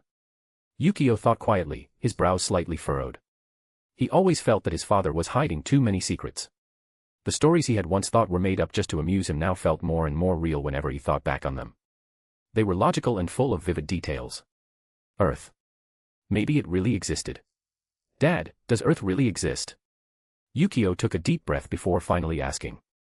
With his back to him and his hands behind him, Arisu answered, "It does." Yukio's pupils shrank. His mouth opened slightly, his face full of shock. The world he had always thought was just a fairy tale was actually real. "Then, can I go there someday?" His voice trembled slightly, and his eyes were filled with hope. Hearing this, Arisu turned around with a smile full of nostalgia. His son's straightforward wish made him smile, but he soon sighed. "For now, no. But I hope you can go there one day. See the real sky. Taste the food there. Experience a completely different civilization." Arisu shook his head and gently patted Yukio's shoulder. He wasn't joking. More than anyone else, he wanted to take his son back. Back to his home, where he had spent his childhood. He wanted to take Yukio around, eat McDonald's together, watch short videos together, watch Naruto together. But even though he had become strong enough to look down on the entire ninja world, even beyond the limits of ninjas, he still couldn't break through that invisible barrier between dimensions. He couldn't go back. That place he once called home had become unimaginably far away. But if he really could go back, he couldn't help hesitating. Exactly how many years had he spent in the ninja world? He wasn't sure whether time flowed at the same speed in the two worlds. If it did, then more than 1,000 years had already passed on Earth. He had crossed over near the end of 2025. By that calculation, Earth should now be in the year 3. Civilization might have already collapsed. Humanity might already be extinct. Even when he left, the world hadn't been in very good shape. Maybe it had already perished. Or perhaps it had passed the singularity, and humanity had entered a new era. But if time flowed differently, were his parents still alive? Was the girl he had a crush on at school still there? Were those good friends he had played games with and gone to school with still alive? A deep, complicated emotion flashed through Arisu's eyes, as if countless broken memories were surging up, but they were quickly covered by a gentle calm. Arisu gently patted his son's shoulder. "So, son, work hard and become stronger. Once you completely master the power of karma, and after we come across some opportunities, maybe the two of us can find our way back together." Yukio looked conflicted. After hesitating for a while, he asked, "Dad, does Mom know about all this?" Arisu paused slightly. A trace of difficulty flashed through his eyes. "Your mother doesn't know, and we can't tell her." He spoke softly, but his tone left no room for discussion. Yukio was stunned. "Why?" Arisu let out a quiet sigh. "Because people shouldn't come into contact with too many things beyond what they can understand. Otherwise, their mind will collapse. It's no different from completely rebuilding a person's view of the world. Tsunade was a native of this world. If he told her the truth, she would break down. She couldn't accept that the world she had lived in all her life was actually just a manga created by a Japanese artist. Yukio nodded thoughtfully, understanding a little more. Just then, Tsunade called from inside the house. "What are you two talking about out there? Come inside and eat already." As her voice faded, Tsunade walked out wearing a light-colored apron. Her hair was tied up casually, and she had the gentle look of a housewife. Almost at the same time, Arisu and Yukio put away their serious expressions and replaced them with warm smiles, as if their conversation had never happened. "Okay, Tsunade." "Okay, Mom." Father and son answered together and walked into the house. The dining table was already filled with steaming home-cooked dishes. They looked and smelled excellent. Tsunade had clearly put a lot of effort into them. "Hee, what do you think? After all these years, my cooking has improved a lot, right? My cooking is already just as good as yours, husband." "No. Mine is even better than yours." With her hands on her hips, Tsunade walked proudly up to Arisu and raised her chin like a child waiting to be praised. Arisu smiled gently without saying anything. He first picked up a piece of fish-flavored shredded pork with his chopsticks and tasted it carefully. The meat was tender and smooth. The sweet and sour flavor was just right, with the perfect amount of spice. Not bad. You really did a good job." Arisu nodded sincerely. He wasn't flattering her at all. He truly meant it. With Dad testing it first, Yukio quickly took a big bite as well. His eyes immediately lit up. "Mom, it's so much better than before. You've really improved a lot." Seeing the reactions of her husband and son, Tsunade couldn't hide the smile on her face. She looked completely satisfied. She gave a soft snort, but the joy in her eyes was impossible to hide. Of course. Just look at who made it. The family of 3 sat around the table eating together. As they ate, they chatted about the Chunin exams. Tsunade didn't really care whether Yukio passed or not. With Arisu backing him up, even a genin could have Kaguya-level strength. At the same time, the Akatsuki had already begun infiltrating Konoha. They didn't send everyone in at once. Instead, they first sent Kisame and Itachi as the advance team. One reason was to avoid being discovered. The other was that Uchiha Itachi had once belonged to Konoha and was more familiar with the village's layout. p@trian.com/xenosx. Partying face joining p@trian keeps me motivated and eager to work diligently, so please consider joining. You can also read advanced chapters there. Smiling face with hearts. Chapter 306, Chapter 306, The Eve of the Exam. Otsutsuki Kinshiki's technique is similar to Kamui, not Yamatsu Hirasaka. 7th Hokage, the village has been under a lot of pressure these past few days. You must strictly stop genin from fighting each other inside the village. If anyone breaks the rules, immediately revoke their exam qualification. We absolutely can't let a small issue grow into a major incident. Arisu rested both hands on the edge of the desk and calmly looked at Minato Namikaze, who was sitting in the main seat. Minato listened carefully, frowning slightly with a hint of nervousness in his eyes. After all, this was the first time he had overseen such a large Chunin exam as the Hokage. There were still many things he needed to learn from his teacher. Before, they had only been held within the village. Now it was the joint Chunin exam. Yes, teacher.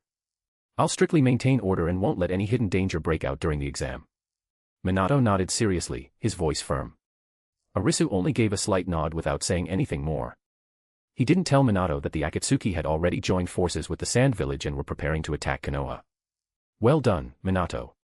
You're already doing an excellent job. Arisu praised him. Minato smiled gently and replied modestly, it's because you taught me well, teacher. Ha ha ha. Arisu laughed and asked, Minato, is your son ready for this Chunin exam? At work, the two held equal positions. In private, however, they were teacher and student, and they got along very well. There had never been any struggle over power. That was mainly because Arisu always knew where the line was, and Minato himself had a gentle personality. Naruto. Minato sighed softly. To be honest, I'm still a little worried about him. He's able to use the Nine-Tails power much more reasonably now, but I'm afraid he'll hurt innocent people during the Chunin exam. So I've forbidden him from entering full-tailed beast form. He's only allowed to use the tailed beast cloak. As for whether he'll pass, that depends on him. Arisu raised an eyebrow. He hadn't expected Minato to put such strict limits on Naruto. It looked like there would be no chance of seeing Naruto use the golden cloak or enter the Four-Tails state during the Chunin exam. The corner of his mouth twitched slightly.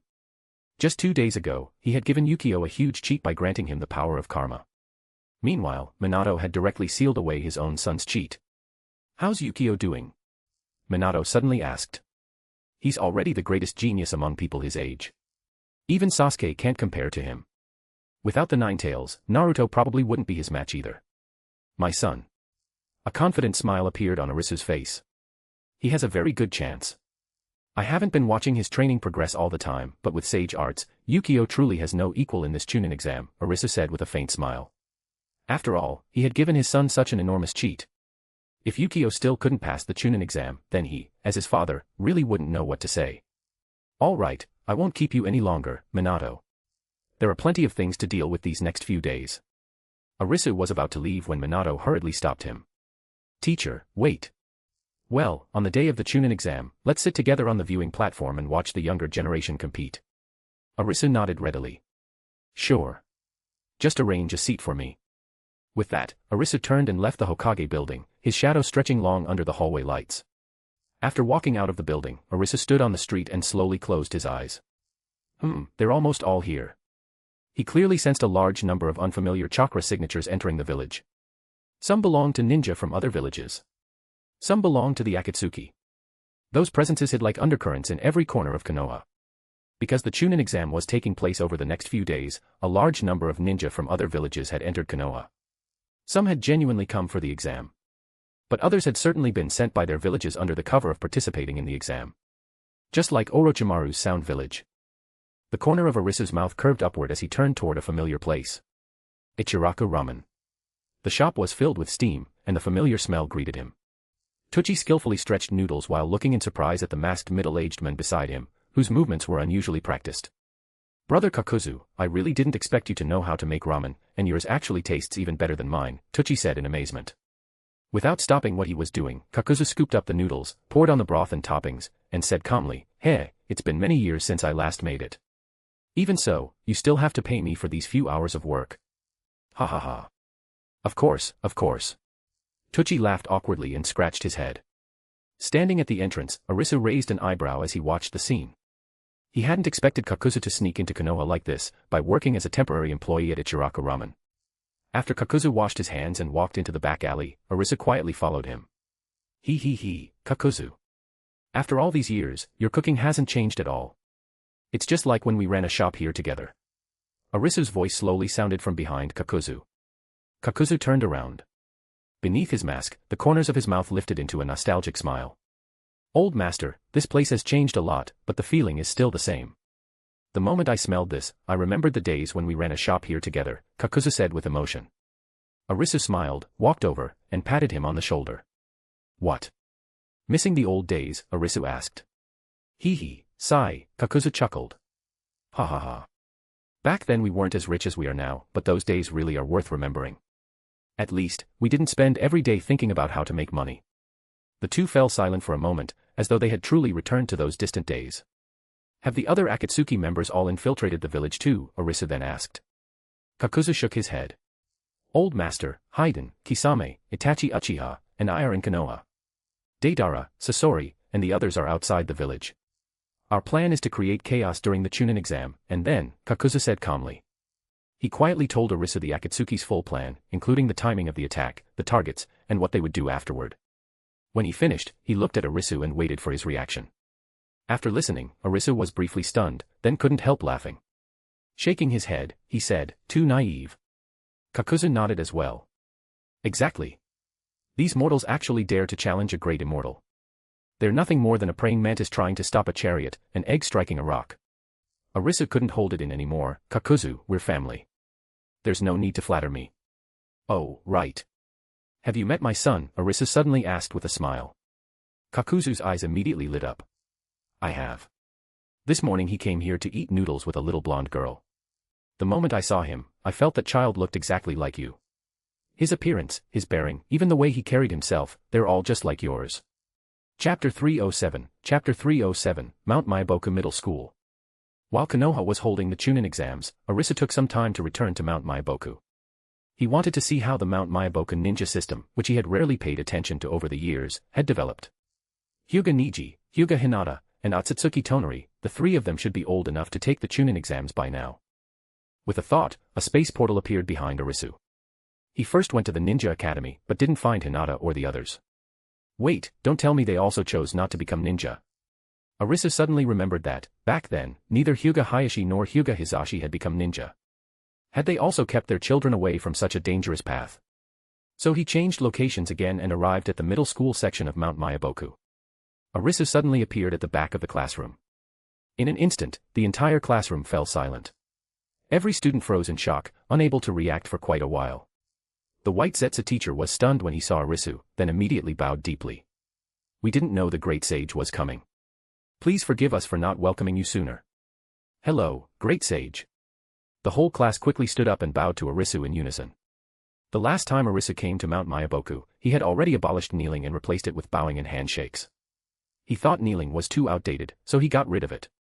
Hello, everyone. Arisu smiled gently. I came to see how you're all doing. He simply treated this visit as an inspection. His eyes swept across the classroom, and he quickly spotted familiar faces among the students, Hyuga Hinata, Hyuga Niji, and Otsutsuki Tonari. Arisu almost couldn't keep a straight face. None of the three had chosen ninjutsu. Forget it. Respect other people's choices. With him as the safety net, as long as they didn't make serious mistakes, even if things went badly, they could still eat and live well in the Pure Land. Everyone, study hard and make progress every day. But most importantly, grow up healthy. Standing at the front of the classroom, Arisu kept a warm and kind smile on his face. The classroom filled with enthusiastic applause. The students gradually relaxed. You are Mount Maiboku's future. Although I haven't come back often over the years, I've always cared about all of you. Seeing you sitting here studying seriously makes me very happy and very pleased. Studying is important, but your health is just as important. I hope you all exercise every day, pay attention to food hygiene, balance work and rest, and keep yourselves healthy and strong. Arisu gave a few simple words of encouragement. Before long, the head of the middle school and the principal hurried over after hearing the news. One was a slightly thin white Zetsu, while the other was a calm Hyuga clansman. Both wore neat school uniforms, their faces filled with obvious nervousness and excitement as they quickly came before Arisu. Great sage. We wish you good health. We. The two were just about to begin their report. Arisu lightly waved his hand. That's enough. My time is limited. There's no need to be nervous or prepare any special report. Just do your jobs well. Put the students' education, daily lives, and safety first. Running the school well is more important than anything else. After saying that, Arisu didn't stay any longer. His figure flashed, and he left the classroom. While leaving, Arisu suddenly slowed his steps and instinctively looked toward Longevity Peak on Mount Maiboku. The familiar mountain peak appeared and disappeared behind the clouds, as if it still carried an unsettling presence. Arisu stood there silently for a few seconds, hesitating. He had originally wanted to take some time to see how Kaguya was doing now, but after thinking it over, he finally shook his head and left. Some things were still not the right time to touch. After returning to Konoha, a few more days passed. Konoha's Chunin exams were finally held as scheduled. This time, Konoha organized an opening ceremony on an unprecedented scale. Its level and grandeur far surpassed both the original story and the Chunin exams from the Boruto era. The entire area around the arena was decorated with a solemn and grand style. The whole event was broadcast live by television stations, with the signal covering the entire ninja world. At the same time, the village specially prepared an impressive honor guard. The ninja wore matching uniforms, carried flags and ninja equipment, and marched in perfect formation through the center of the venue to the sound of drums and bugles. After the honor guard finished performing, 3 figures appeared almost at the same time on the high VIP platform, instantly setting off cheers throughout the venue. Lord Arisu has arrived at the Chunin exam viewing platform. 7th Hokage Lord Namikaze Minato has arrived at the Chunin exam viewing platform. 4th Kazekage Lord Raza has arrived at the Chunin exam viewing platform. The host ninja spoke excitedly through a sound-amplifying ninja tool, his voice spreading across the entire venue. The live broadcast cameras immediately focused on the 3 people on the platform.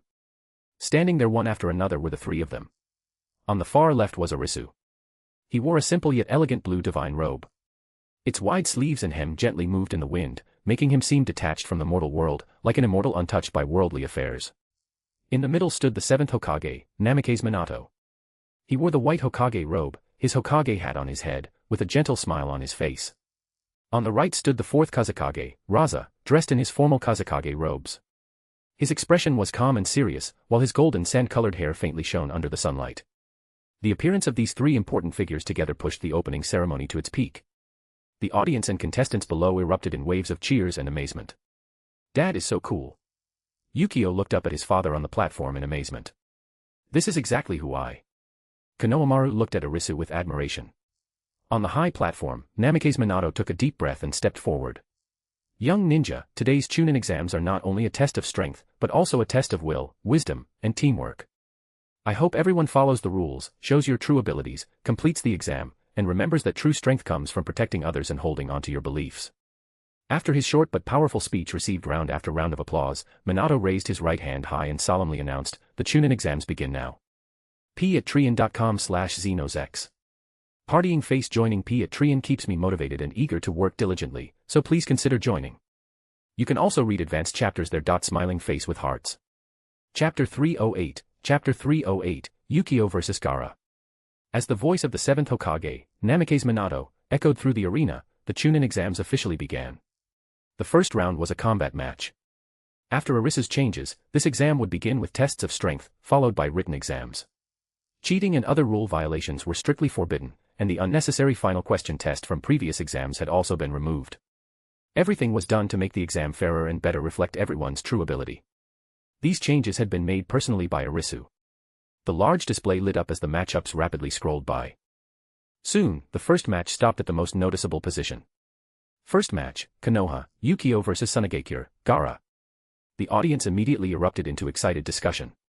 Many people turned toward the VIP platform, where Konoha's legendary figure Arisu and Sunagakure's Kazekage, Raza, were seated. It's actually the sons of those two. Interesting.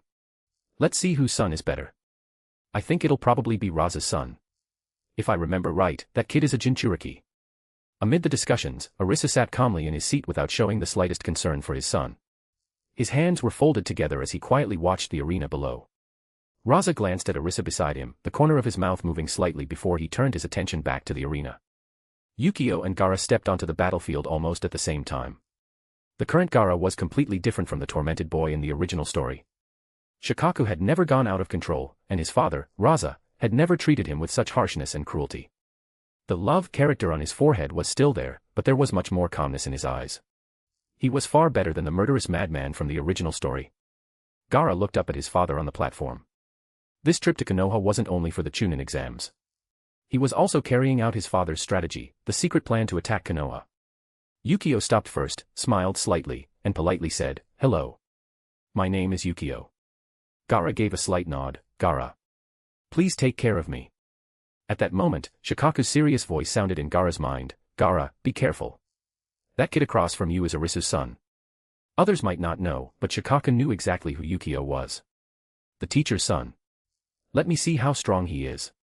Meanwhile, on the other side of the audience, Naruto Uzumaki was sitting between Sasuke and Sakura.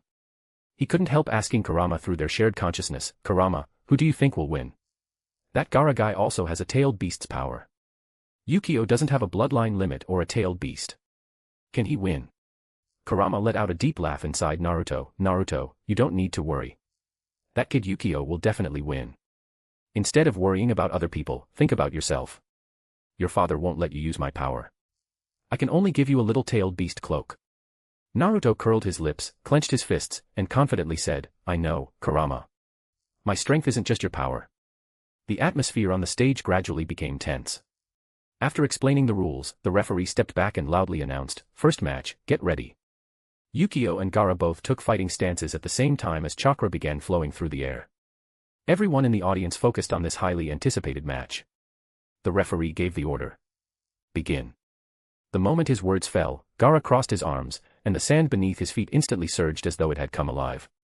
Countless streams of yellow sand formed sharp sand blades and rushed toward Yukio. Yukio's eyes sharpened. He lightly pushed off the ground, retreating as lightly as a willow leaf, while thrusting his right palm forward. Rasengan. A Rasengan glowing with blue light instantly formed in his hand. The rapidly spinning chakra smashed directly into the incoming sand blades. A violent explosion rang out. The sand blades were shredded apart, and sand flew everywhere. The audience cried out in surprise. What a powerful Rasengan. As expected of Lord Arisu's son. Lord Arisu invented the Rasengan in the first place. It's only natural that Yukio knows it. Raza frowned slightly.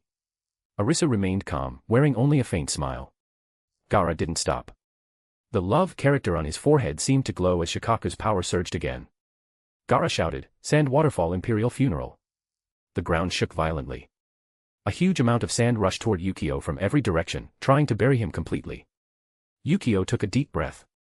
"Gaara, your sand is strong. But it's not enough." As he finished speaking, a black wedge-shaped mark suddenly appeared on his palm. It was the karma personally given to him by Arisu. The moment the mark appeared, his presence instantly soared. The power of the karma erupted rapidly, releasing overwhelming pressure. Black markings also spread across Yukio's body. The audience immediately broke into discussion. What is that? A black mark. Is it some kind of forbidden technique? It looks dangerous. Could it be a bloodline limit? Is it a secret technique Lord Arisu gave his son? No wonder he's so confident. Even Namikaze Minato narrowed his eyes slightly. That's teacher's new technique. Arisu gently stroked his chin. His son really couldn't keep it hidden. He had originally planned for it to be Yukio's trump card. He hadn't expected his son to reveal it so directly. Well, it didn't matter. The power of karma was unfathomable. Even if everyone saw it, they had no way to counter it. Feeling Yukio's suddenly overwhelming aura, Gaara's expression also became serious. What is that? Shikaku, do you know? Gaara asked in his mind. Shikaku looked equally shocked. I don't. Shikaku had some guesses, but he wasn't going to tell Gaara. Gaara stopped holding back. He raised both hands high. Behind him, a massive phantom of the sand Shikaku instantly formed.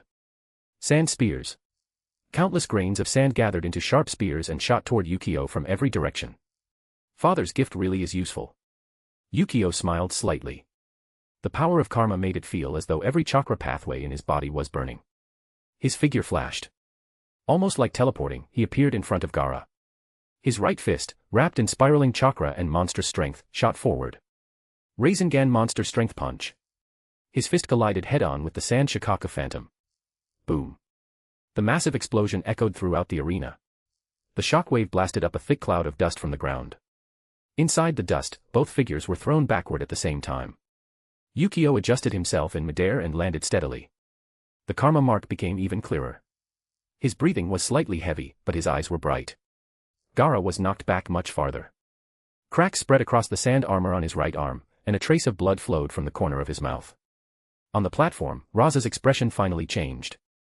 Arisu gave a slight nod and thought to himself, this kid can already control karma's power to a certain degree. Gaara wiped the blood from the corner of his mouth and looked at Yukio. You're strong. But I won't give up so easily. He formed hand seals again. Shikaku's power was released even further as more and more sand gathered wildly. Yukio rolled his wrist. The karma mark flickered slightly. Then let's keep going. Chapter 309, Chapter 309, Sasuke's Unwillingness. The battle grew more and more intense. The ground in the center of the arena had long since been completely destroyed. Flying rocks, sand, and the aftershocks of chakra had turned the entire stage into the center of a storm. Yukio had unlocked part of karma's power, allowing him to fly through the air and weave between the countless sand blades. Black karma marks flickered across his forehead and arms. With every attack, he tore through layer after layer of Gaara's sand defense. Gaara, on the other hand, had the love mark on his forehead growing brighter and redder. Fighting spirit and savagery mixed in his eyes as Shikaku's roars echoed endlessly in his mind. I can't drag this out any longer. Shikaku. Gaara let out a low shout and suddenly spread both arms. The next moment, terrifying chakra burst out of his body like an erupting volcano. The yellow sand went completely wild, instantly forming thick sand tentacles that lashed madly toward Yukio. Yukio dodged several times in a row, but one sand whip still grazed his shoulder, tearing his clothes as blood seeped out. But a second later, karma's power activated again. The wound on Yukio's body healed in just 1 second, even surpassing Hashirama cells. So much chakra. Naruto couldn't help standing up in the audience. Sasuke's eyes widened even more as he gritted his teeth and watched the battlefield. If it were him instead, he probably wouldn't stand a chance. Just then, the sea of sand beneath Gaara suddenly rose, and a gigantic sand monster slowly climbed out of the ground, a half-complete Shikaku. Its enormous raccoon-like body was covered in heavy sand armor. One giant arm was raised high, and its fierce face was filled with brutality. A suffocating wave of tailed beast chakra swept across the arena. Fierce winds howled, and yellow sand covered the sky. The entire crowd exploded into chaos. A tailed beast. That's a tailed beast. The sand village actually released a tailed beast inside the exam arena. Run. We're finished.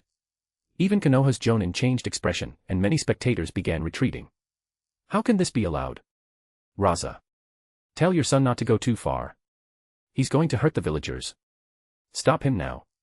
Minato Namikaze suddenly stood up, his face extremely serious as he urgently looked at Raza beside him. Raza didn't answer. This was the signal to act. Once Gaara released the tailed beast, they would begin. Raza slowly turned his head. A strange smile appeared on his normally calm face. Heh. He. Ha ha ha. Raza suddenly let out a low, harsh laugh. The next second, his whole body turned into a streak of sand and charged straight toward Minato and Arisu. He immediately used cube technique as his opening move and launched a deadly attack at both Minato and Arisu. What? Minato's pupils shrank as he instantly formed hand seals to meet the attack. At the same time, Arisu's usually calm expression finally changed slightly. Boom. Raza's sand ambush and Minato's flying thunder god collided instantly. The terrifying shockwave shattered every railing around the viewing platform. Almost at the same time, violent explosions suddenly rang out across every part of Konoha. Boom. Boom. Boom. Boom. Towering flames shot into the sky. Explosions broke out one after another at the village entrance, the shopping district, the residential area, and even near the Hokage Rock. Black smoke billowed into the air as shrill alarm bells echoed throughout Konoha. Enemy attack. It's the Sand Village Ninja. It's an ambush. Everyone be careful. The examinees and spectators inside the arena fell into complete chaos. Naruto, Sasuke, Sakura, and the others instantly entered combat, while Arisu and Minato on the platform became locked in fierce battle against Raza. Standing in the arena, Yukio looked up at the half-complete Shikaku, then glanced at the suddenly rampaging Raza, his brows tightly furrowed. What's going on? Yukio asked. Gaara glanced at him calmly. Before coming here, his father had already told him that the moment he released the tailed beast's power, they would begin. You're very strong. But once Konoha grows stronger, you'll only bring disaster to the ninja world. Die. The half-complete Shikaku threw back its head and roared. A gigantic sand claw came crashing down toward Yukio with enough force to destroy everything. Yukio stood where he was, his eyes calm. Facing the enormous sand claw descending from above, he showed no intention of retreating. His thoughts raced. What should he use to get away? Flying Thunder God? Or Karma's portal? But his father had warned him again and again not to reveal too many hidden cards on an occasion like this. In the end, he chose the least noticeable option. Using the body flicker technique, his figure blurred slightly as he prepared to pull away. At that moment, Shikaku's massive sand body paused ever so slightly. A trace of panic flashed across its fierce raccoon face, something only a tailed beast could notice. Damn it. This is teacher's only son. If I really slap him to death, how am I supposed to explain it to teacher afterward? So it secretly held back. On the surface, the attack still looked overwhelming, but its speed and power had both been reduced by about 30%. Deep underground, a white Zetsu clone quietly poked half of its pale face out of the earth, ready to pull Yukio into the underground space and protect him at any moment. Just as the sand claw was about to land. Don't hurt my companion. A passionate roar shook the entire arena. Naruto's golden hair instantly turned crimson. A thick cloak of red chakra covered his body, and four-tailed beast tails danced wildly behind him. He had entered the four-tailed beast transformation. Opening his mouth wide, a tiny, highly compressed tailed beast bomb rapidly formed and spun in his palm before he blasted it straight at Shikaku's sand claw. Boom. The blazing purple-black tailed beast bomb collided head-on with the sand claw. The terrifying explosion instantly blew the giant sand claw completely apart, sending yellow sand pouring down like a rainstorm.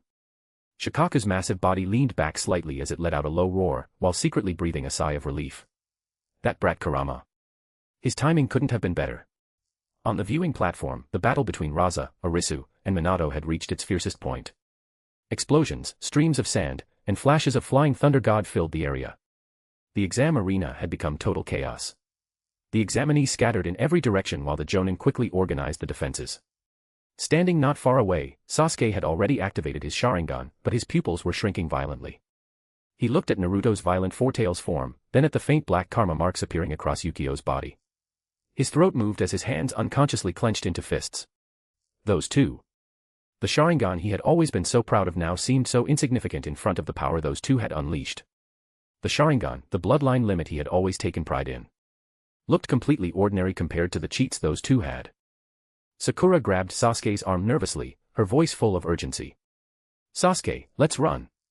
This isn't a battle we can get involved in. Those words stabbed into Sasuke's heart like a sharp thorn once again. He gritted his teeth so hard that his gums almost started bleeding. Deep unwillingness filled his eyes. Dead last, Sasuke muttered under his breath. His body trembled slightly, not from fear, but from overwhelming unwillingness. He used to be the second strongest among the three of them. Now he had become the weakest. Chapter 310, Every Hokage in history is a hypocrite. The panicked crowd surged like a tide. Screams, explosions, and the sounds of ninjas fighting mixed together. The Konoha ninjas were organizing the examinees and villagers to evacuate, but in the middle of the chaos, Sasuke suddenly stopped. It's him. His eyes passed through the crowd and locked onto a familiar figure, the person he both hated and cared about the most. Uchiha Itachi. That black robe appeared and disappeared through the smoke, and his cold profile flashed by for an instant. Uchiha Itachi. Why is he here? Sasuke's pupils suddenly shrank. The next moment, his eyes were covered by the crimson Sharingan as the tomo spun rapidly. Without any hesitation, he shot into the crowd like an arrow released from its bow, chasing after that figure. Itachi. Uchiha Itachi. Stop right there. Sasuke's voice was swallowed by the noise of the battlefield as he chased after him. Meanwhile, near the viewing platform, Yukio and Naruto were working together to suppress Gaara, who had already entered a half-tailed beast transformation. Gaara's body was covered by a monstrous shell made of sand and chakra. Shikaku's violent power kept trying to break free, letting out low roars. Yellow sand swirled wildly, and the ground continued to crack. With the karma his father had given him, Yukio easily suppressed Gaara. As for Naruto beside him, he had already entered his Four Tails state. Not to mention Four Tails Naruto. Ha ha ha, Shikaku, this won't do. Looks like your kid can't beat the two of us. Kurama's voice sounded inside the tailed beast consciousness space, full of teasing. Shikaku's huge raccoon face instantly darkened as it roared angrily, you're fighting 2 against 1, and you still have the nerve to talk. After this is over, do you dare fight me one-on-one at Mount Myoboku? The conversation between the two tailed beasts took place entirely on the level of consciousness. Naturally, Yukio and Naruto knew nothing about it. They only knew that Gaara was being suppressed more and more, and his half-tailed beast form was already on the verge of collapsing. On the viewing platform, Minato Namikaze wore a serious expression. His sensing ability had already spread throughout all of Konoha, and he discovered that attacks were happening in many other parts of the village as well. Fires and explosions continued one after another. This was clearly not just the Sand Village acting alone. This isn't an attack by the Sand Village alone. They've joined forces with others, even small ninja villages. Minato reached that conclusion immediately. In front of him, the fourth Kazekage, Raza, continuously launched fierce attacks with his gold dust. Fourth Kazekage, Konoha has never treated the Sand Village badly. Why carry out an attack like this? Minato asked in a deep voice while dodging, disappointment clear in his tone. Raza's face was full of killing intent. Seventh Hokage, Konoha has always loved starting wars. If we let you keep growing stronger, who knows what will happen? Every great ninja war in history was started because of you. You may look decent now, but who knows if you'll become the next madman to start a war. Minato's expression froze. He had no words to answer. Because Konoha really had started the most wars. Although Minato himself had always worked toward peace, history was there. He couldn't argue against it. Just then, a cold voice carrying a twisted smile suddenly sounded. The fourth Kazekage is right. Konoha is the root of all the chaos in the ninja world. The space twisted, and Uchiha Obito, wearing his signature spiral mask, appeared on the viewing platform out of nowhere. Minato's pupils suddenly shrank in shock. It's you. You're working together. He naturally recognized the men before him. The Nine-Tails attack years ago had been planned by this man. After so many years, he had appeared in Konoha once again. He hadn't expected him to be working with the Kazekage. Obito let out a low laugh. His gaze swept across everyone before finally stopping on Arisu. Fourth Kazekage, the seventh is yours. Arisu, your opponent is me. Before he even finished speaking, Obito instantly appeared beside Arisu. Kamui activated, and the spiral in his right eye spun rapidly. Pretending not to have reacted in time, Arisu cried out in fake alarm. So fast. The next moment, he was swallowed by Kamui's space-time power and disappeared into the twisting vortex together with Obito. Teacher. Minato wanted to use Flying Thunder God, but his teacher had no Flying Thunder God mark on him. In the end, he could only watch helplessly as his teacher disappeared. Inside the Kamui dimension, the twisted space slowly flowed like a whirlpool. The next second, Arisu arrived there. Uchiha Obito followed right behind him. The two stood facing each other, and the air between them seemed to freeze. Arisu looked at the men across from him with interest. A slight smile appeared on his lips as he slowly spoke. If I'm not mistaken, you're the person I met during the Third Great Ninja War, aren't you? Obito's heart suddenly sank. Back then, he really had used Kamui. Kamui was far too easy to recognize, and since it was a space-time ninjutsu, it wasn't strange that the other men had recognized it. Still, to keep up his image, Obito didn't admit it. I am Uchiha Madara, Obito spoke coldly. Uchiha Madara. How do you prove it? Arisu narrowed his eyes, a hint of amusement in his voice. Without saying another word, Obito exposed the Sharingan beneath his mask. The three tomo spun rapidly, giving off an intimidating presence. Arisu only let out a laugh. He didn't continue the topic. Instead, he casually asked, the seventh is a good person. He really never thought about starting a war. How could you bring yourself to attack him? What he really wanted to ask was how Obito could bring himself to attack his own teacher. Obito sneered, just because he's your student. Of course a teacher would protect his own student. Every Hokage in history has been a hypocrite pretending to be righteous. Who knows if Minato Namikaze is any different? Hearing that, Arisu finally couldn't quite keep a straight face. You too, Arisu asked calmly. Obito paused, not understanding what he meant. Arisu shook his head, looking a little helpless. Did you forget? You were a Hokage too. Under the mask, Obito's expression changed instantly. Damn. He had actually forgotten about that. He had almost forgotten that Uchiha Madara had once been Hokage. But on the surface, he still maintained Madara's lofty, cold attitude without showing any flaw. Seeing that he stayed silent, Arisu didn't press the matter and continued, you brought me here. Aren't you going to attack me? Obito remained where he stood without saying a word. To be honest, he wasn't completely confident that he could kill Arisu here. More importantly, ever since entering this place, Arisu had remained completely calm, as if he didn't realize he was in a desperate situation at all. If it had been anyone else, suddenly being dragged into the Kamui dimension would have left them panicking and completely thrown off. But Arisu showed no fear at all. His calmness made Obito wary. It was as if Arisu really felt no pressure whatsoever. If Arisu had shown even the slightest sign of panic earlier, Obito might already have attacked. p@trian.com/xenosx. Partying face. Joining p@trian keeps me motivated and eager to work diligently, so please consider joining. You can also read advanced chapters there. Smiling face with hearts. Chapter 311. Chapter 311. The situation falls into chaos. Inside the Kamui dimension. Where did you put Rin's body? Arisu suddenly asked. The question exploded like thunder. Obito Uchiha's body trembled violently, and his pupils shrank. The face beneath the mask instantly lost all color. It felt as though an invisible hand had gripped his heart tightly. The moment Rin was mentioned, Obito's mind fell into chaos. Rin. Why did he bring up Rin? Did he see through his identity? Or was he just testing him? For a moment, Obito's thoughts were in complete disorder. He forcibly suppressed the emotion surging inside him. A top figure in the ninja world like you actually cares whether an ordinary girl is dead or alive, Obito said calmly. Arisu shook his head and looked straight at Obito, curiosity in his voice. I'm curious. Why would you, Uchiha Madara, want a young girl's body? Could it be that you wanted to? Shut up. The next second, Obito completely exploded. His Sharingan instantly turned crimson, chakra surged like a storm, and the face beneath his mask twisted with rage. Don't you dare speak disrespectfully about Rin. Obito roared. His voice echoed throughout the Kamui dimension, carrying almost uncontrollable killing intent. At that moment, he even forgot to keep up his disguise as Uchiha Madara. His fists clenched until they cracked, and even the space around him warped slightly. The corner of Arisu's mouth twitched slightly, his eyes calm. Looking directly into Obito's eyes, he said word by word, You're not Uchiha Madara. You're Obito Uchiha, aren't you? The air froze. Obito's body stiffened. His chest rose and fell violently, and his mind went blank. Behind the mask, his eyes stared fixedly at Arisu. Anger, shock, killing intent, panic, every emotion mixed together, making his whole body radiate danger. He didn't deny it immediately, nor did he continue pretending. He simply stared at Arisu. Arisu remained standing there calmly and continued, If you were really Uchiha Madara, why would you care about an ordinary girl's body? Let me guess. You must have brought the girl's body back to the Kamui dimension first.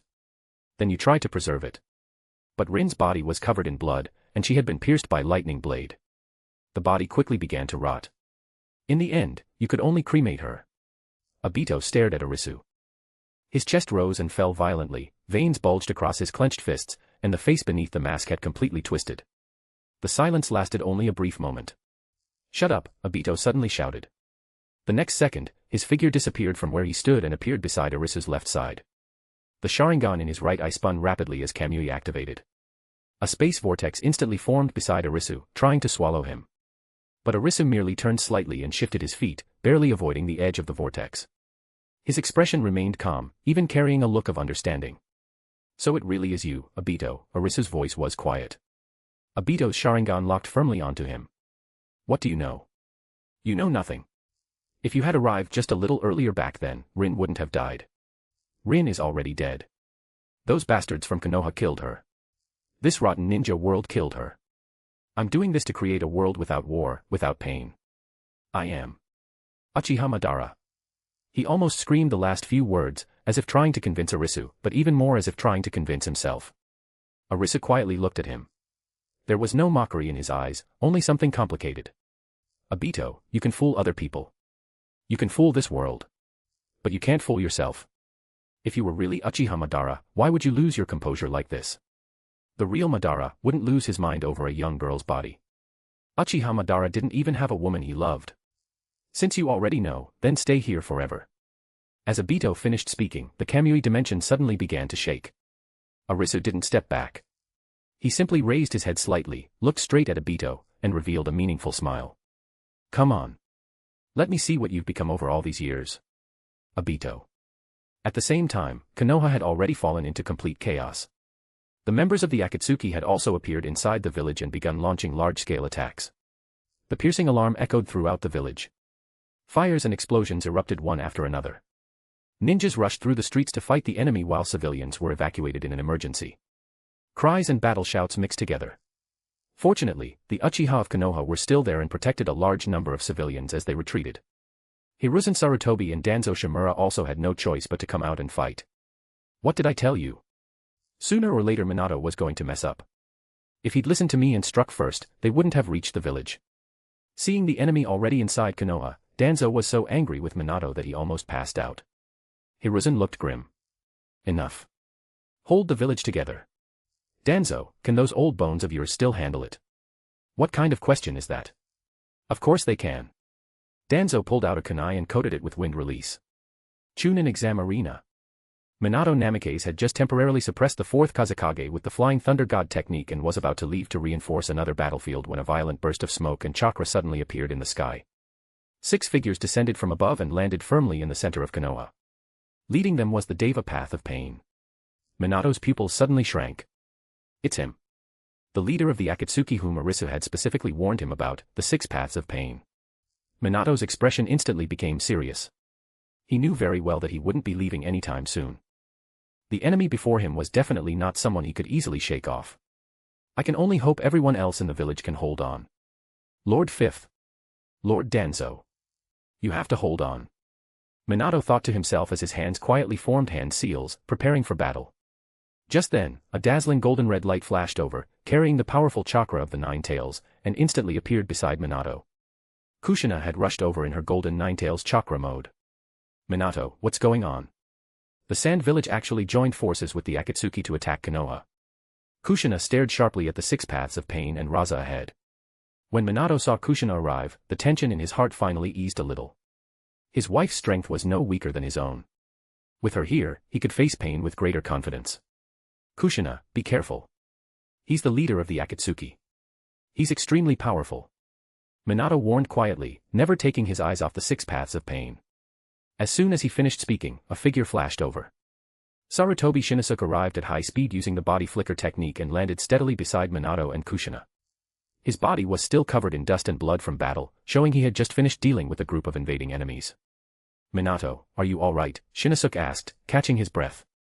Chapter 312, The New Konoha Crush Plan. Inside the Kamui dimension. Obito, Uchiha and Arisu stood facing each other. Arisu looked calm and relaxed, strolling forward as if he were taking a walk in his own backyard, his pace neither fast nor slow.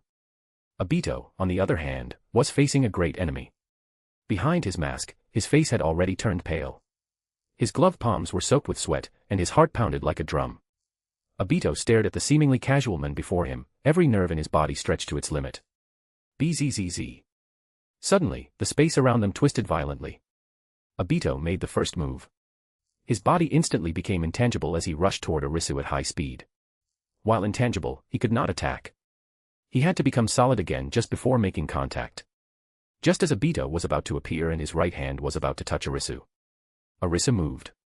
His speed was unbelievable, as if he had already predicted every one of Obito's moves. Purple lightning. His right hand became a blade, and bright blue lightning burst out as he slashed hard at Obito's mask. Bang. The moment the purple lightning struck the mask, the famous spiral mask was instantly covered in cracks before shattering into pieces that scattered everywhere. Obito's dry, wrinkled face, with only one eye showing, was fully exposed. His visible eye was filled with shock. The purple lightning almost touched the tip of his nose. Half an inch farther, and his face would have been split open. At the last moment, however, Arisu secretly held back a little. The lightning only brushed past him without actually cutting into his flesh. Obito's pupil shrank sharply. Relying on years of battle instinct, he instantly activated his intangibility again. Arisu passed straight through Obito's intangible body, and the arc of purple lightning cut through empty space before fading away. Obito quickly rushed forward, breathing heavily as cold sweat ran down his face. Just one exchange.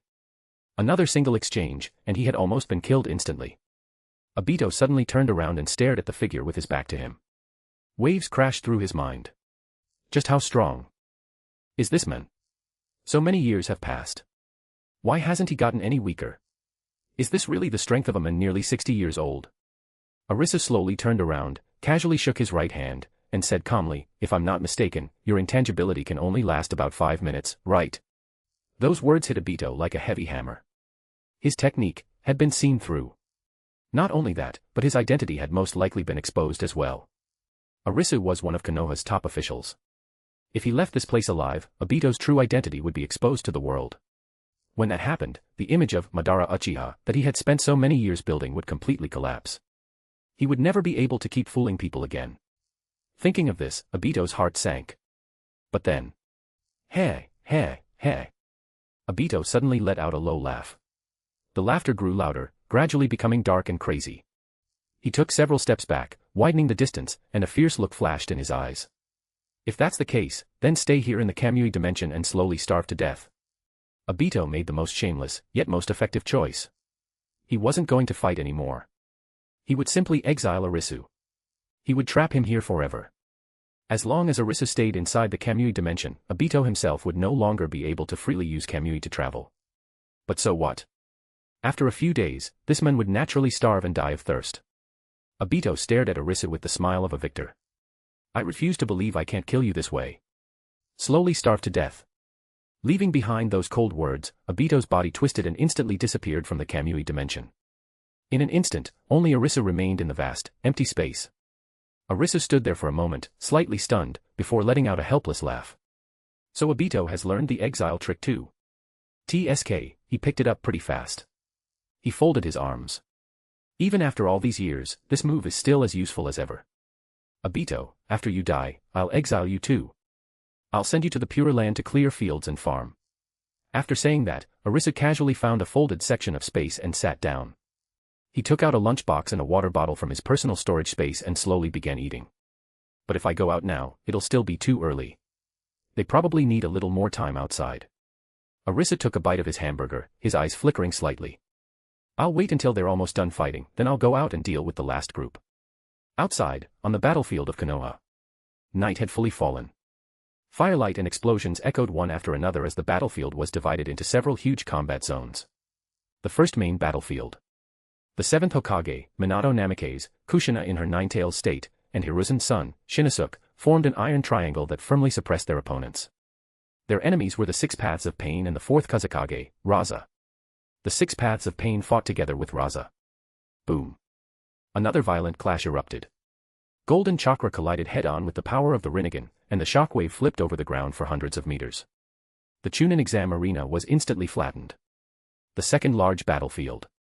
Danzo, Hiruzen Sarutobi, Kohara Utatane, Hamura Mitokado, Fugaku Uchiha, Shisui Uchiha, Might Guy, Might Dewey, Kurinai Yui, Asuma, Kakashi, and many of Konoha's strongest shinobi formed a united front against every member of the Akatsuki.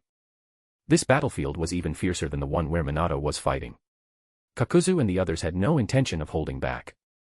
Originally, they had planned to, but these people were simply too strong. If they kept holding back, they would be the ones to die.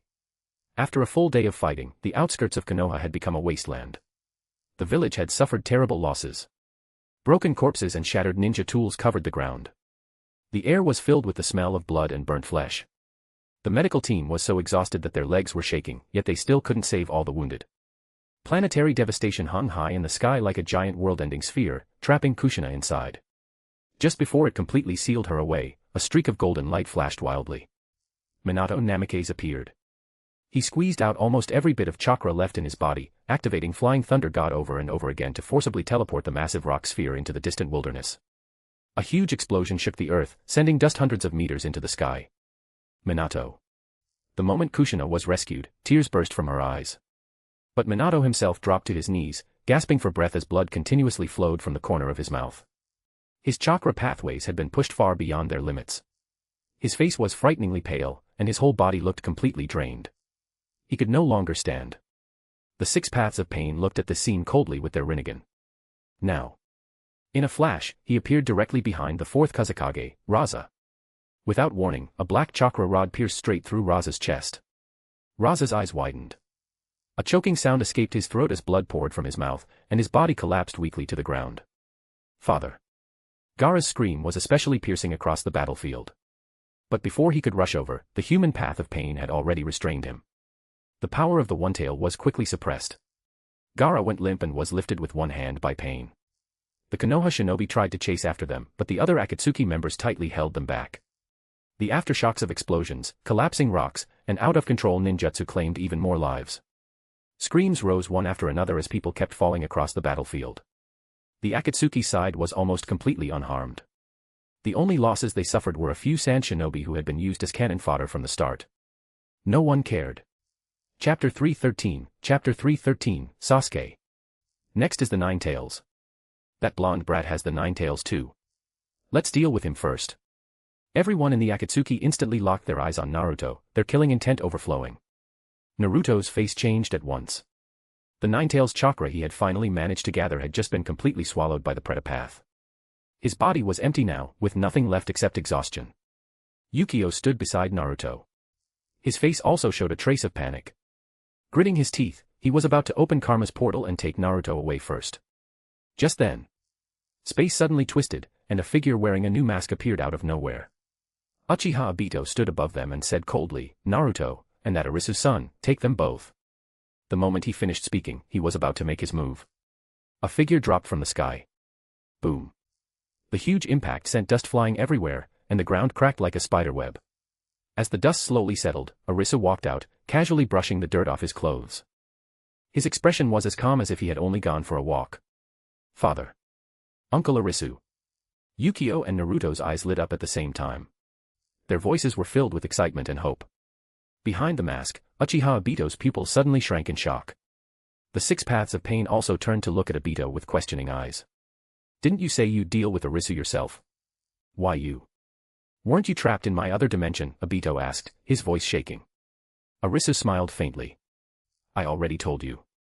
Your Uchiha Madara is nothing more than a child in front of me. Now, this attack on Konoha is over." As soon as he finished speaking, Arisu took a fighting stance, and chakra began flowing from his body. Obito reacted almost instantly and shouted at the top of his lungs, "Arisu is here. Run!" The moment he finished, he immediately activated Kamui without the slightest hesitation. His body quickly twisted and disappeared into the swirling space. The six paths of pain and Konan exchanged a glance. Without saying a word, they immediately retreated, taking the sealed Gaara with them. Kakuzu, Tobi, White Zetsu, and Uchiha Itachi also turned and fled without any hesitation. Sasori, Kisame, Deidara, and Haiden stood where they were with ugly expressions. Damn, everyone in the organization ran. Deidara gritted his teeth. Kisame pulled at the corner of his mouth, while Samahata trembled uneasily on his shoulder. Sasori and Haiden also knew that staying meant certain death. The four looked at each other, then quickly used their own jutsu and fled in different directions. In an instant, the Akatsuki, who had been so imposing just moments ago, scattered like frightened birds. Arisu stood where he was, watching them disappear into the distance. The corner of his mouth twitched, but he made no move to chase them. Meanwhile, in an alley among Konoha's ruins, Sasuke lay on the cold stone ground. His body was covered in dust and small scrapes. Sasuke slowly opened his eyes. His head still throbbed as if it had been smashed by a heavy hammer. Damn it. Uchiha Sasuke pushed himself up, rubbing his eyes. He could still feel the overwhelming mental pressure left inside his mind, like a needle stabbing into his nerves. He only remembered the last thing he saw. Uchiha Itachi had simply glanced at him. He had done nothing else, yet Sasuke had immediately lost consciousness. Is this all I've got? Sasuke suddenly clenched his teeth. His hands gripped the ground so tightly that his knuckles turned white, while his eyes were blood red. Against Uchiha Itachi. I couldn't do anything. I wasn't even qualified to interfere. Everything that had happened today had dealt him a huge blow. He couldn't even step onto the battlefield of people his own age. Even Naruto had already left him far behind. Anger, unwillingness, and humiliation burned inside his chest like fire. I have to become stronger. I have to become stronger. Uchiha Sasuke's face twisted fiercely. He bit down so hard it seemed his teeth would bleed. His voice echoed softly through the empty alley like the growl of a wild beast. The attack on Konoha had finally come to an end, but the whole village was still covered by a heavy shadow. Because Minato Namikaze had severely overused his chakra and suffered serious injuries, he was lying in the hospital receiving emergency treatment and could not attend the meeting. The temporary meeting hall was brightly lit, and the atmosphere was especially heavy. Hiruzen Sarutobi, Danzo, Kohara Udatane, and Hamura Mitokado were all present. They had originally been under house arrest, but because they had helped protect the village during this crisis, Arisu had specially allowed them to attend the meeting and voice their opinions. Danzo was the first to break the silence. The position of Hokage is now vacant. The village is facing an unprecedented crisis. Someone with enough strength and prestige must temporarily take over as Hokage to steady everyone's hearts. I recommend. Arisu. Kohara Udatane and Hamura Mitokado nodded almost immediately. We also support recommending Arisu. Hiruzen Sarutobi spoke at once. I agree as well. The heads of Konoha's major ninja clans also voiced their support one after another. The Hyuga, Sarutobi, Akimichi, Nara, Yamanaka, every major clan unanimously supported Arisu. Not a single person objected. The entire meeting hall was filled with voices of agreement. Sitting in the main seat, Arisu rubbed his forehead with one hand. His face was full of helplessness and exhaustion. Looks like I really can't get away from it this time. Including this time, this was already the third time he had taken the Hokage's seat. He had thought he would finally have an easier life, but fate kept pushing him back into this position. Everyone in the meeting hall looked at him, waiting for his answer. The air itself seemed to grow heavier. Arisu slowly lowered his hand, looked around at everyone present, and finally let out a quiet sigh. I understand. I'll temporarily serve as acting Hokage. I accept, Arisu announced. As soon as he finished speaking, quiet sighs of relief spread throughout the meeting hall. At Konoha's hardest moment, it seemed the village finally had a new pillar to rely on. Since Arisu had done a good job as acting Hokage before, everyone had always wanted him to take the position. Late that night, Arisu returned home wearing the Hokage robe. Tsunade had already been waiting at the entrance for quite a while. So, you're Hokage again. Tsunade looked at Arisu with a teasing smile. Arisu tugged at the Hokage robe and sighed helplessly. They're really making my life difficult. Come on. Isn't being Hokage good enough? With your ability, you should be the daimyo instead. Tsunade gave Arisu a kiss. Then she said, oh, right. That kid from the Uchiha clan came. He said he wants to see you. Arisu raised an eyebrow. He had already sensed it. All right. Arisu walked into the living room and saw Sasuke and Yukio sitting on the sofa waiting for him. So, it's Sasuke. You wanted to see me alone. Arisu slowly took off his Hokage hat and placed it on the table. Uchiha Sasuke took a deep breath, then made a bold decision. Lord Hokage, I want to become your student. Chapter 314, Sasuke's desire to become stronger. Lord Hokage, I want to become your student. In all of Konoha, only you are fit to be my teacher. Uchiha Sasuke bowed deeply, bending his waist very low. His attitude was so sincere it was almost humble. The proud genius boy from before now had nothing left in his eyes except a strong desire and pleading. His words were almost begging. Seeing this, Yukio couldn't help speaking up as well. Dad, take Sasuke in. He's a genius just like me. Arisu looked at Sasuke kneeling before him and thought for a moment. To be honest, he really didn't want to interfere too much with the fate between Asura and Indra this time. But every time he wanted to stay out of it, he ended up getting pulled in again. Every time he didn't want to interfere, he did anyway. Arisu hated double standards the most, yet he himself was someone who lived by them. Thinking about how Naruto had already awakened and mastered the Nine Tails power ahead of time because of his interference, then Sasuke seemed like he should get a little help too. After a brief silence, Arisu slightly raised the corner of his mouth and smiled gently. In that case, Sasuke, I'll accept you as my student. Hearing this, Sasuke suddenly raised his head. Uncontrollable joy flashed across his eyes. His voice trembled slightly, but it was full of determination. I'll be in your care. His attitude was respectful, and his words were humble. There was none of his usual cold pride. Arisu nodded in satisfaction and rubbed the bridge of his nose. His tired face carried a hint of helplessness. You can stay here tonight. Eat here too. I'll start teaching you tomorrow morning. Yukio was overjoyed. He quickly leaned close to Sasuke and whispered, Konoha's new game console, we can play together. We'll sleep in the same room tonight. Sasuke was slightly stunned, then nodded. A faint smile, rarely seen, appeared on his face. While they were chatting, one of Arisu's shadow clones had already been busy in the kitchen. Before long, a table full of rich and delicious dishes was served. When the steaming food filled the table, Sasuke was completely stunned. He had never seen a single one of these dishes before. Whether it was their appearance, smell, or presentation, they were far beyond anything he had ever known. Compared to the food in the Uchiha household, this table was on a completely different level. Seeing his expression, Yukio smiled and enthusiastically introduced the dishes. Yukio kept talking without stopping, getting more excited with every dish he introduced. Even Konoha state banquets aren't this good. Looking at the table full of food, Sasuke couldn't help swallowing. His stomach let out a quiet growl. After all, he was the son of the Uchiha clan head and had seen many grand occasions. When he was younger, his father had taken him to village banquets and even state banquets held by the daimyo. But he had never seen food like this in Arisu's home. Go ahead and eat. This isn't anything special, Arisu rubbed his forehead and spoke calmly. But he couldn't help sighing to himself. When he had first come to this world, he couldn't get used to Mount Myoboku's food.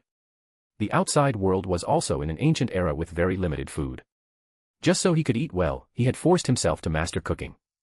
After thousands of years of cooking experience, his skill had already reached a level ordinary people couldn't imagine. If the Pure Land ever held a cooking competition between the greatest chefs from all times and places, Arisu was confident he would easily take first place. At the table, Sasuke and Yukio ate heartily. Their mouths were covered in oil, and their chopsticks hardly stopped moving. In comparison, Arisu and Tsunade ate slowly and gracefully. From time to time, Tsunade picked up a piece of tender meat or vegetables with her chopsticks and gently brought it to Arisu's mouth. Arisu smiled and opened his mouth to eat it. The two of them openly showed their affection, their eyes full of sweetness whenever they looked at each other. Sitting across from them, Sasuke felt a little awkward when he saw this. He lowered his head and continued eating, but his ears couldn't help getting hot. The main reason was Arisu and Tsunade looked far too young. The strength of 100 seal kept both of them looking around 18 years old forever. Their skin was smooth, and they carried themselves with confidence. They looked just like a young couple. To Sasuke, Arisu felt more like a dependable older brother than some experienced elder. Who would have thought that his own father, Uchiha Fugaku, was actually younger than his new master? After they had eaten their fill, Yukio immediately put down his chopsticks and eagerly grabbed Sasuke's arm. Come on, come on. Sasuke, let's go have some fun. Let's go upstairs and play games. We're staying up all night. Sasuke nodded and let Yukio pull him upstairs. Their footsteps gradually faded away. Only Tsunade and Arisu were left in the living room. Tsunade suddenly put down her chopsticks, leaned forward, moved closer to Arisu, and asked softly, by the way, honey, that power in Yukio's hand was given to him by you, wasn't it? What exactly is it? How could it raise his strength to such an unbelievable level? While slowly chewing the meat in his mouth, Arisu calmly answered, it's a new jutsu I developed. It's a type of strength of 100 seal. Tsunade narrowed her eyes slightly and moved even closer, almost leaning against him. She stared at her husband's face, her voice carrying mixed emotions. Really? You have so many secrets. I never realized you were hiding so much. She had thought she understood Arisu well enough, but now she felt she had never truly seen through this man. Arisu's expression didn't change. He only smiled lightly and gave no further explanation. As if suddenly remembering something, Tsunade took down a portrait of the Sage of Six Paths hanging in the house and held it in front of Arisu, carefully comparing it with his face. Honey, I suddenly realized, you really do look like the Sage of Six Paths, especially now that you look young. Arisu didn't react at all. After all, they had lived together for so many years. It was perfectly normal for Tsunade to notice something like this. If she had never noticed, that would have been strange. Why worry about something like that, Arisu said casually while eating. Don't tell me you think I'm the Sage of Six Paths. Tsunade froze for a moment, then burst into laughter. Ha ha ha. Her laughter echoed through the living room. As Arisu laughed with her, he was also thinking about a plan to make Sasuke stronger. It couldn't be too powerful, or it would go beyond the limit. But it couldn't be too weak either, or Sasuke would end up saying, becoming your student was a scam. Very soon, Arisu came up with a perfect strengthening plan. Chapter 315, Sasuke's power-up plan has arrived. First, Arisu decided to teach Sasuke the Yata Sage art. After Sasuke awakened Susanoo, he would then pass on part of the Totsuka sword and Yata mirror to him. Of course, not the complete Totsuka sword and Yata mirror. Sasuke couldn't handle the full power of the Totsuka sword, so he could only receive a phantom version of the divine weapon. At the same time, once Sasuke reached his limit, Arisu would directly help him awaken the Rinnegan. With this setup, Sasuke wouldn't become overpowered, nor would he end up too weak. Arisu nodded to himself in satisfaction. He really was amazing. The overpowered ninjas got nerfed, while the weak ones got buffed. He felt like he could become a game designer. After thousands of years, his balancing skills had become unbelievably good. The work he was most satisfied with was turning Senjutsuru, an unknown bottom-tier ninja with the code name T10086, into one of the strongest ninjas in the world. In the game room on the second floor, Yukio and Sasuke sat side by side on the soft carpet. The TV screen flashed with bright images, and cheerful game sounds filled the room. Holding the controller, Sasuke's eyes were full of curiosity and surprise. He controlled his character as it jumped and dashed across the screen, but because he wasn't familiar with the controls, he kept making mistakes. Even so, he wasn't annoyed at all. Instead, he became more and more absorbed. Yukio, I've never seen anything like this.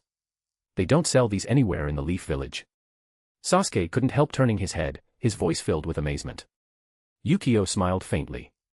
His fingers moved skillfully over the controller, easily pulling off a series of flashy moves. He casually said while playing, Sasuke, this hasn't been released yet. The Fire Country Technology Company is still secretly developing these, so of course they aren't selling them. My dad brought this back. It's normal that you've never seen one. Then he added, it's fine if only a few people enjoy this. Don't tell anyone else about it. Okay, I understand. Hearing that, Sasuke took a deep breath, and even his hand slowed for a moment. As the son of the Uchiha clan head, his family only had an ordinary television. Something like this game console, which let people control characters and fight as if they were really there, was completely beyond his imagination. Everything before him made him feel as though he had accidentally entered the home of heaven itself. Naruto was the Hokage's son, so he could also be considered from a powerful family. But compared to Yukio's family, even Naruto's seemed a little lacking. For a moment, Sasuke was deeply shaken.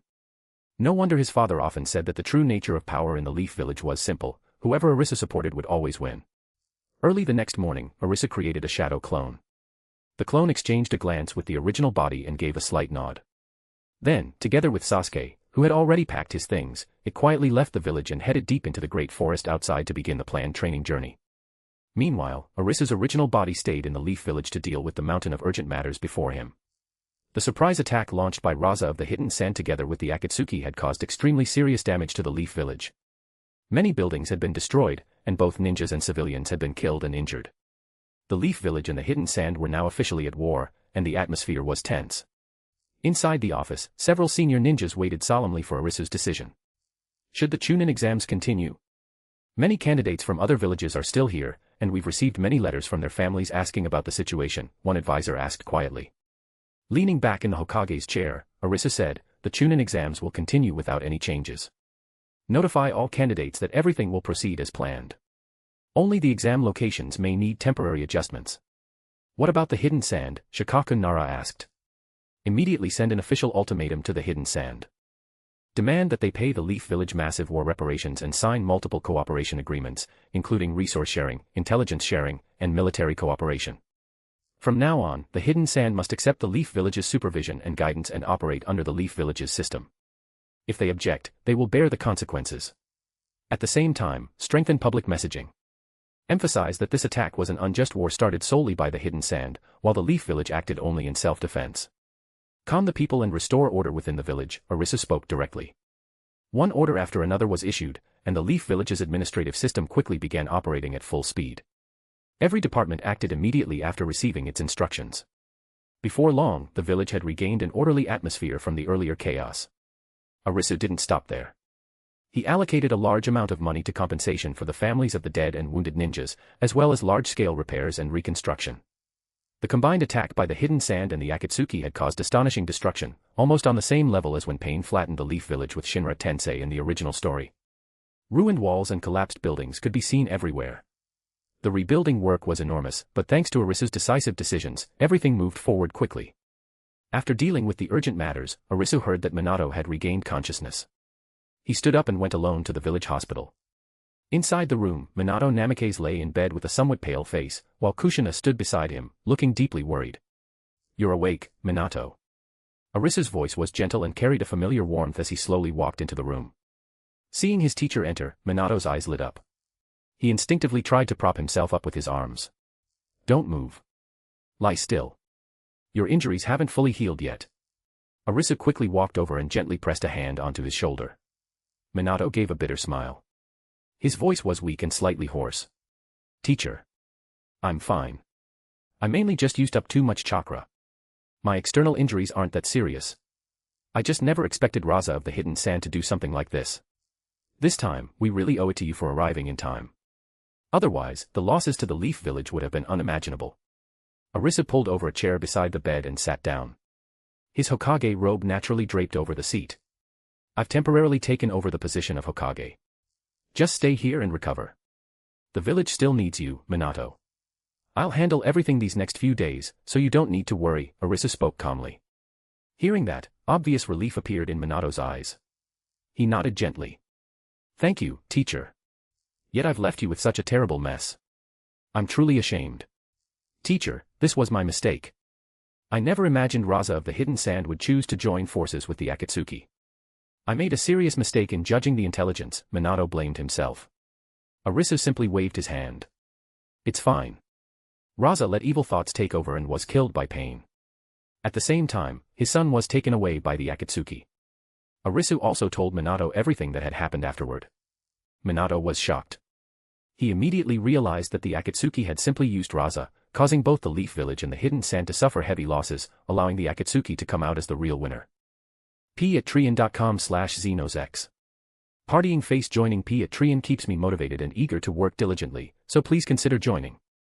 You can also read advanced chapters there. Smiling face with hearts. Chapter 316. Chapter 316, there is a man with unfathomable powers. In a pitch-black space, there wasn't a single trace of light. There was only endless emptiness and oppression. What the hell is this place? Let me out. Shikaku's rough voice echoed non-stop. His angry roars slammed into invisible barriers and bounced back, making him even more irritated. His huge body tossed about restlessly in the darkness. His tail swung back and forth, yet it never touched anything solid. This was inside the demonic statue of the outer path. Suddenly, the black ground beneath him bulged slightly. A white figure with a strange smile slowly rose out of the ground. It was White Zetsu. Stop yelling, Lord Shikaku. This is the demonic statue of the outer path, White Zetsu said helplessly. The moment Shikaku saw White Zetsu, his eyes lit up, and a long-lost look of joy appeared on his face. Finally, one of our own is here. White Zetsu, perfect timing. Go tell teacher for me. Is my mission finished? Can I go back to Mount Myaboku now? White Zetsu shrugged with a hint of sympathy. Sorry, Lord Shikaku. The great sage didn't say you could go back. We have to keep acting until the final ending before we can really return. Shikaku froze for a moment before reacting. We have to wait until the Akatsuki catches all the tailed beasts. White Zetsu nodded. That's right. Shikaku immediately deflated like a punctured balloon. His huge head swayed as he muttered, those Akatsuki guys, can't they move a little faster? I'm waiting to get off work here. He suddenly remembered something, quickly raised his head, and asked with concern, oh right, how's my Jinchuriki? That kid Gaara, how is he now? White Zetsu was silent for a moment before shaking his head. Once a tailed beast is extracted, the Jinchuriki always dies. Gaara has probably already reached the Pure Land Hall. Shikaku's massive body stiffened slightly. He had actually gotten along pretty well with that red-haired kid. The child always wore a straight face, but he was stubborn and strong. He never expected that at such a young age. Sigh. Well, the human world is too complicated. It's better to enjoy life in the Pure Land. At least, he'll avoid decades of detours. Shikaku let out a deep sigh. The tailed beasts had always taken death lightly. They were, after all, just collections of chakra. Besides, the great sage had already built the Pure Land system. To them, death was never the end. It was simply another beginning. Shikaku suddenly became alert and lowered his voice. Wait. If we're talking here, can that pain guy hear us? White Zetsu shook his head with a smile. He can't. This is the internal space of the demonic statue of the outer path. Pain can't hear us. Only then did Shikaku completely relax. He folded his hands behind his head, crossed his legs, and lazily leaned back in midair. That's good. I hope the next one to come in is Kurama, that stinking fox. After saying that, he suddenly sat up straight, turned to White Zetsu with a sly grin, and his eyes sparkled with mischief. White Zetsu, how about we make a bet? Who do you think will be the next tailed beast to come in? Shikaku said with a smile. White Zetsu became interested too, wearing the same bored smile. Sure. We've got nothing else to do anyway. Working inside the demonic statue of the outer path is boring as hell. Now that you're here, at least you'll have someone to chat with. In the Pure Land Hall. In a gentle yet empty white space, faint chakra light floated through the air. Countless dead souls were lining up here, waiting. Gaara appeared here in a daze, floating through the air. The faint shadow of blood still lingered on his small body. He looked down at his hands and muttered, so. I'm dead. His heart was filled with mixed emotions. How long had he even lived? And now, he had died just like this. Sister, brother, father, how are you all now? A wave of grief welled up inside Gaara. He clearly remembered seeing his father killed by someone from the Akatsuki in Konoha just before he died. That scene had broken his heart. Did father come here too? While lost in thought, he suddenly noticed many people standing around him. Some were familiar ninja faces, while others were completely unfamiliar souls. Just then, a Pure Land staff member in a neat uniform held up a loudspeaker and shouted, "Attention, all newly arrived souls. Please cooperate. Go through the passage for the country you belonged to while you were alive. Don't stay here too long." Gaara looked up and saw several branching paths ahead. Above each entrance floated a huge sign. Land of Wind. Land of Earth. Land of Fire. I was from the Land of Wind, so I should take the Land of Wind passage. After thinking for a moment, Gaara walked toward the Land of Wind entrance. Just as he was about to step into the passage, the Pure Land staff member's phone suddenly rang. The moment he answered, he immediately stood up straight with great respect. Lord Sage of Ninshu, what are your instructions? Who? Gaara. Understood, I'll take care of it right away. After hanging up, the staff member quickly searched through the crowd and soon found Gaara. He compared him with a photo, then looked the red-haired boy up and down as if he were some kind of monster before saying, Kid, you've got some skill. The Sage of Ninshu actually called personally to pull you out. Gaara looked completely confused. Before he could ask anything, the staff member grabbed him. Hey! The next second, he was thrown straight into a glowing river nearby. Kid, your time isn't up yet. Come back in a few more years and enjoy the Pure Land then, the staff member shouted. Gaara was completely bewildered. The next moment, he felt his body suddenly sink as his consciousness returned to that familiar but cold body. Meanwhile, at the Sage of Ninshu's residence. In the spacious and elegant courtyard, Hagoromo was sitting under the corridor when Hagoromo's wife walked over carrying a steaming bowl of soup. Hagoromo, who called just now, she asked gently. Hagoromo took the bowl and smiled. It was a man with unfathomable powers. Who else could directly call the center of my Pure Land? He also had no idea why the great sage had suddenly asked him to send the child named Gaara back.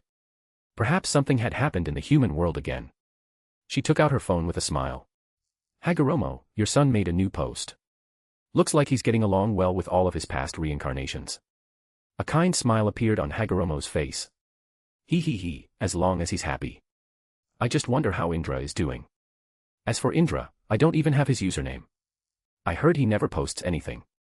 She shook her head helplessly. Indra has always been a loner. Hagoromo nodded, a trace of worry flashing through his eyes. After all these years, Indra was still the same. Chapter 317, do we really have to summon them?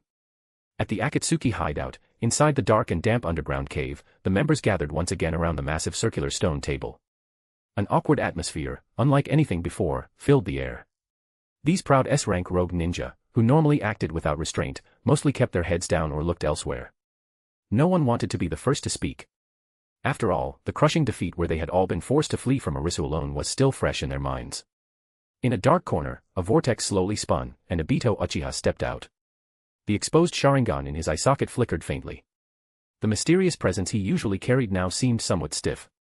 The imposing image of Uchiha Madara had already been shattered by Arisu. Obito himself didn't know whether Arisu would reveal his true identity to the entire ninja world. If that really happened, he would become the laughingstock of the whole world. Obito looked around at everyone, opened his mouth, but in the end said nothing. He silently walked to his seat and sat down. Seeing that everyone had arrived, the Deva path of pain cleared his throat. Ahem. Next, everyone's task is to capture the remaining tailed beasts.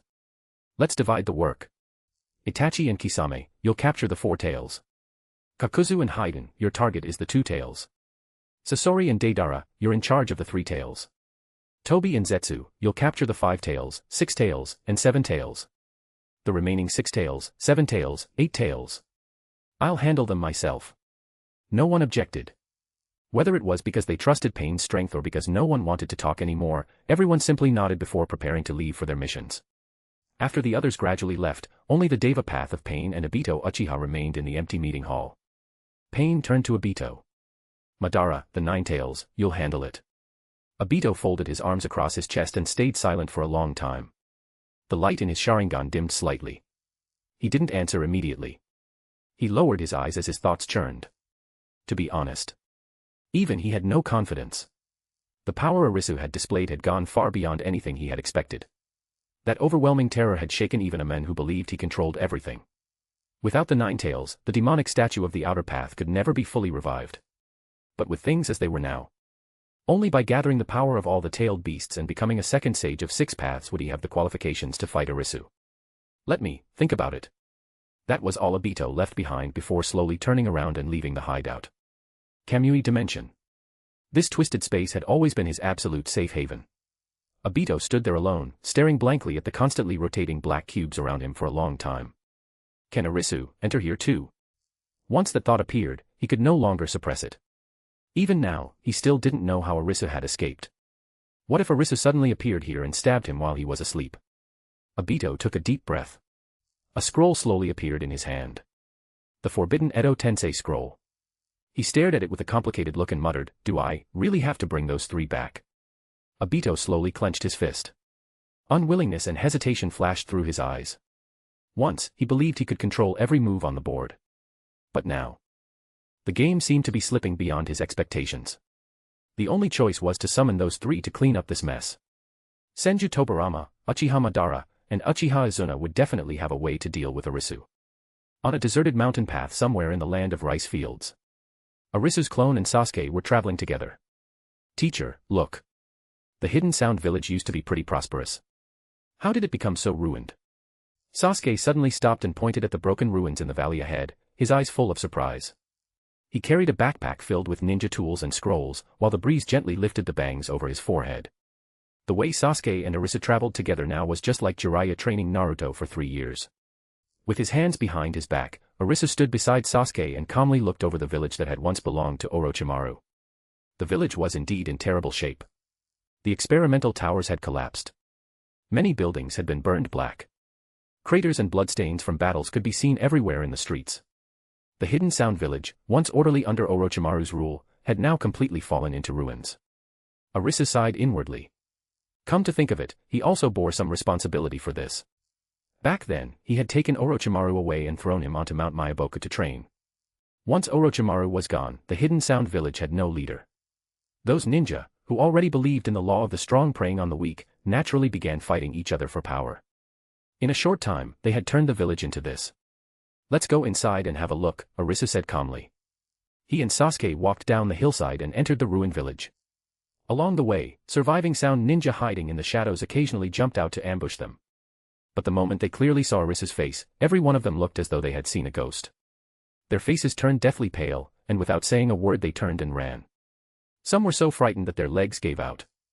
They fell to their knees and crawled away while shouting, "Lord Hokage, spare us." Expressionless, Arisu continued walking. Suddenly, a 5-man squad emerged from the ruins ahead. Leading them was a pale, slender young man. Kimimaro. Behind him were Sakan, Jirobo, Kidamaru, and Tayuya. It was the former Sound 4, together with Kimimaro. "Who are you people?" Sasuke instantly entered a fighting stance. His hand was already resting on the kunai at his waist, his eyes sharp. Arisu, however, remained as calm as ever. Long before they had approached, he had already sensed the chakra of all 5. Kimimaro stopped about 10 meters away. The instant he recognized Arisu's face, he bowed deeply without hesitation. "Lord Hokage." The Hidden Sound village did not take part in the Sand Village's Konoha Crush plan. "Our village is already in enough chaos. We sincerely ask that you don't punish us any further." The 4 behind him quickly lowered their heads as well. The atmosphere became extremely tense. Arisu gave a slight nod. "Don't worry. I just happened to pass by. I only dealt with the Sand Village and those who actively took part. As for the Hidden Sound village, I only gave it a symbolic condemnation. I didn't take any real action." Hearing this, Kimimaro finally relaxed a little, though he still looked discouraged and exhausted. "Ever since Lord Orochimaru disappeared, we've lost our direction. The people in the village began killing each other for power, and now it's become like this." Arisu didn't answer immediately. He rubbed his chin, looked at Kimimaro for a moment, then turned to Sasuke beside him. An idea came to mind. It was time to test Sasuke's current strength. In the original story, Sasuke at this point was still no match for Kimimaro. But now, he should be able to win. Arisu suddenly spoke, "Kimimaro, how's your condition now? Can you still fight at full strength?" Kimimaro paused briefly before answering honestly, "Although my body is still, if it's only one opponent, I can barely manage." Arisu turned to Sasuke and smiled faintly. "Sasuke, go. Have a proper fight with him. Don't hold back. Kimimaro, this is my student. Help me test him. Don't hold back." Chapter 318, The Genius Sasuke. In the center of the Hidden Sound village's ruins, on a wide plaza covered with broken stones, Sasuke slowly drew a kunai and lightly clenched his left hand at his side. Chidori. With a sharp crackle, pale blue lightning wrapped around it, turning into the piercing cry of the Chidori. Kimimaro stood opposite him. His pale face showed little expression, but his body was tense. He lowered his head slightly. Crisp sounds of bones rubbing together came from inside his body as sharp white bones slowly pushed out from his shoulders and arms. Begin. Arisu slowly clapped his hands and spoke calmly. The moment he finished speaking, Sasuke activated his Sharingan and pushed off the ground, instantly disappearing. Flying Thunder God. Almost at the same time, a Flying Thunder God mark that Sasuke had placed on the ground beside Kimimaro lit up. Accompanied by the piercing cry of Chidori, Sasuke appeared directly on Kimimaro's left and thrust his lightning blade toward his neck without mercy. Too fast. A trace of seriousness flashed through Kimimaro's eyes, but he remained calm. With a crack, a large mass of bone spikes burst from his left shoulder, forming a shield in front of him. Crackle. The Chidori slammed into the bone shield, sending sparks flying everywhere. Sasuke's attack was blocked, but the powerful current still traveled through the bones, making Kimimaro's body go numb for a moment. Chidori stream, Sasuke shouted. Lightning instantly spread from his palm, covering his entire body like a web of electricity. Kimimaro was just about to counterattack when the current surged back through the bone spikes, making his body stiffen for an instant. Sasuke seized the chance. His figure flashed again, repeatedly using Flying Thunder God to leave several afterimages around Kimimaro. Every appearance was followed by a fierce lightning blade thrust. Kimimaro pushed his Shikatsumiyaku to the limit. Bone spears shot out from his back like rain, while a forest of bones began growing beneath his feet, trying to restrict Sasuke's movement. Dance of the Camellia. Countless long, sharp bones shot up from the ground like a storm of needles. Sasuke's eyes sharpened. Lightning burst from his left hand as he directly used Chidori Stream's large area release, entering lightning release chakra mode and forcing his way through the bone forest. Every flash of movement let him dodge the deadly bone spears with perfect accuracy while constantly changing positions with Flying Thunder God to look for an opening. Heh. Master was right to teach me Flying Thunder God. An excited smile appeared at the corner of Sasuke's mouth. Especially when Flying Thunder God was combined with Chidori and the Sharingan. It allowed him to kill most opponents instantly. The four sound ninja watching from outside were stunned. None of them had expected Sasuke, who was younger than Kimimaro, to actually suppress him. Arisu wasn't surprised. This was simply the level Sasuke should be showing. Boom. A Chidori struck Kimimaro's crossed bone shields head-on, blasting him backward for dozens of meters while carving two deep trenches into the ground. Cracks appeared in the bone shields covering Kimimaro's arms, and a trace of blood flowed from the corner of his mouth. So strong, Kimimaro murmured quietly. As expected of someone chosen by the Hokage. Kimimaro took a deep breath. His body erupted with a series of cracking bones. Dance of the Young Ferns. A huge forest of bones burst wildly from the ground. Sharp bone spears rose like a forest, instantly covering the entire plaza. At the same time, Kimimaro himself became a white blur, blending into the bone forest as he launched the close-range attacks he excelled at. Sasuke frowned slightly but didn't retreat. He formed hand seals with both hands. His chakra exploded, and the lightning gathered into an even sharper form in his palm. Then he charged straight toward the densest part of the bone forest. Every movement was accompanied by Flying Thunder God's teleportation, forcing a path of lightning through the sea of bones. Crackle. The current from Chidori Stream exploded again and again, shattering every bone spear blocking his way. With Flying Thunder God boosting his speed and reactions to their limits, Sasuke predicted Kimimaro's close-range attack several times in advance and escaped each one with teleportation. Finally, Sasuke appeared behind Kimimaro. He leaped high into the air, concentrating the lightning in his right hand to its limit. The piercing cry echoed throughout the ruins. Chidori Sharp Spear. A thick spear of lightning shot from his hand, piercing straight through Kimimaro's right shoulder and pinning him to the ground. Kimimaro dropped to one knee, breathing heavily as blood flowed from the corner of his mouth. He tried to form another bone spear, only to find that his body had already reached its limit. Shikatsumiyaku already placed an enormous burden on his body, and Sasuke's lightning was continuously damaging his nerves and muscles. Sasuke landed several meters away. The lightning slowly faded, and his chest rose and fell slightly. His forehead was covered with a thin layer of sweat. The battle had ended even faster than expected. Arisu slowly walked forward. His gaze first rested on Sasuke for a moment. He nodded slightly, showing satisfaction. Then he looked at Kimimaro. Not bad, Kimimaro. Arisu praised him as well. If he had been the one to train Kimimaro, he might have been able to bring the all-killing ash bones back into the world. Kimimaro gave a bitter smile, wiped the blood from the corner of his mouth, lowered his head, and said, "Lord Hokage. I accept my defeat completely." Sasuke put away his kunai. He stood there breathing lightly, but the fighting spirit in his eyes still burned. Turning to Arisu, he spoke with excitement he could barely suppress. "Teacher. I won." Arisu smiled, reached out, and rubbed Sasuke's hair. You fought well. But don't get carried away. Kimimaro wasn't in his best condition. If you had faced him at his peak, it wouldn't have been this easy.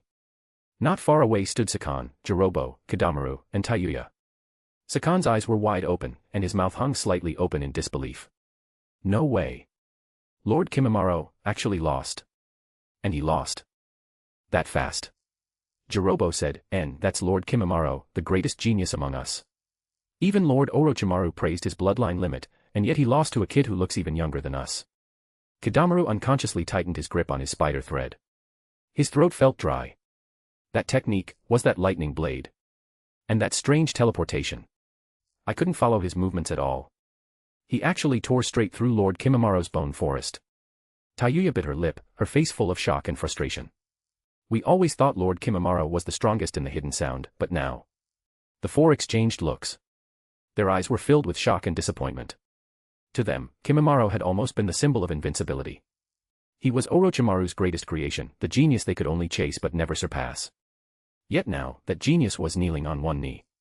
His right shoulder had been pierced by lightning. Blood stained half of his white bone armor red.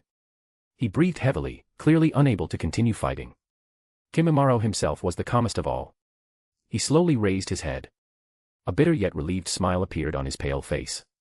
Chapter 319, Chapter 320, The Masked Man's True Identity. On the boat, the sea breeze gently swept across the deck, carrying a cool salty scent. Sasuke slowly opened his eyes, still half asleep. He rubbed his temples, and his vision gradually became clear. He saw Arisu standing straight at the bow with his hands behind his back, looking toward the distant horizon like a calm statue. "Teacher, didn't you sleep last night?" Sasuke sat up and asked. Hearing that, Arisu slowly turned around and calmly glanced at Sasuke. "I did. Your teacher just gets up early. There's food on the table. Eat it while it's still hot." Sasuke answered with an "oh" and looked at the wooden table nearby. A steaming breakfast was laid out on it, golden fried fish, fragrant rice, several light vegetable dishes, and a bowl of soup that looked rich in nutrition. The color, smell, and presentation were all excellent. It was obviously prepared with care. The corners of Sasuke's mouth lifted slightly, and a trace of warmth rose in his heart. Teacher's cooking is amazing. Without saying anything else, Sasuke quickly washed up, sat down, and started eating. Every bite carried a familiar taste, making him eat even faster. After eating and drinking his fill, Sasuke felt refreshed all over, and his spirits lifted. After an unknown amount of time, the boat finally reached shore. The two of them arrived at a hidden valley. Before them stood a magnificent waterfall. Arisu stood beneath it with his hands behind his back and turned toward Sasuke. "Next, I'll teach you sage art." Sasuke's eyes immediately lit up, and his heartbeat quickened. Although the Flying Thunder God, Lightning Cutter, Chidori, and other jutsu his teacher had already taught him had greatly increased his strength, he still felt it wasn't enough when facing Naruto, Wanzhou, and the others. He needed even greater power. Sage art. Sasuke repeated quietly, unable to hide the excitement in his voice. Arisu didn't waste any words and immediately began teaching. With a wave of his hand, several black feathers appeared out of thin air.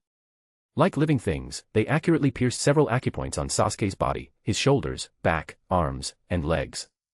The feathers were as black as ink.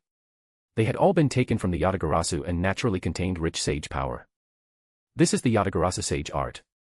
Carefully feel the flow of nature's power," Arisu said to Sasuke. Sasuke felt a strange energy flow into his body through the feathers. It was unfamiliar, yet strangely attractive. He took a deep breath and looked up at Arisu. Arisu gave a slight nod. "Begin your training. With me here, you don't have to worry about losing control." Hearing that, the last trace of worry in Sasuke's heart disappeared. He nodded gently to his teacher, then closed his eyes without hesitation. Sitting cross-legged, he began focusing on the sage power awakening inside his body. The valley was left with only the sound of the waterfall and the boy's steady breathing. Meanwhile, inside the Hokage's office, Arisu wore the acting Hokage's white robe. With his hands behind his back, he slowly walked around the spacious office. Just then, the office door was gently pushed open, and a familiar blonde figure walked in. "Teacher, I'm back." Minato Namikaze's voice carried a hint of apology. He had just returned from the hospital and looked almost fully recovered. Arisu stopped walking, turned around, and smiled slightly. "So, the 7th Hokage has finally returned. I've been acting Hokage for almost a year now. Dealing with all these documents and village affairs every day has given me a headache." Minato scratched the back of his head awkwardly and showed his usual gentle smile. I'm really sorry for making you work so hard these past days, teacher. I'm much better now. Thank you for holding Konoha together during this time. Arisu waved his hand, telling him not to say more. Sit down. There's something I want to discuss with you. Seeing his teacher's serious expression, Minato immediately put away his smile. He sat down across the desk with his back perfectly straight. What is it?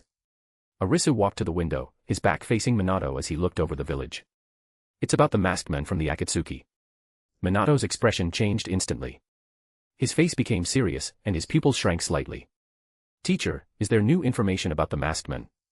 Arisu didn't answer immediately. With his hands behind his back, he spoke meaningfully. Do you remember when the men claiming to be Uchiha Madara took me away? We fought, and in the end, I broke his mask. Minato suddenly stood up, his voice tense. Under the mask, was it really Uchiha Madara? Arisu turned around and looked at Minato's slightly pale face, which was filled with shock. He didn't answer directly. Instead, he spoke in a subtle but clear enough way. Minato, you should know better than I do, people from Uchiha Madara's era have long been buried by history. The real Madara probably wouldn't appear like that. Besides, someone who was believed to have died long ago, yet is still active under the name Uchiha, and is so familiar with the Nine Tails and Konoha, perhaps his identity isn't the Uchiha Madara we imagined.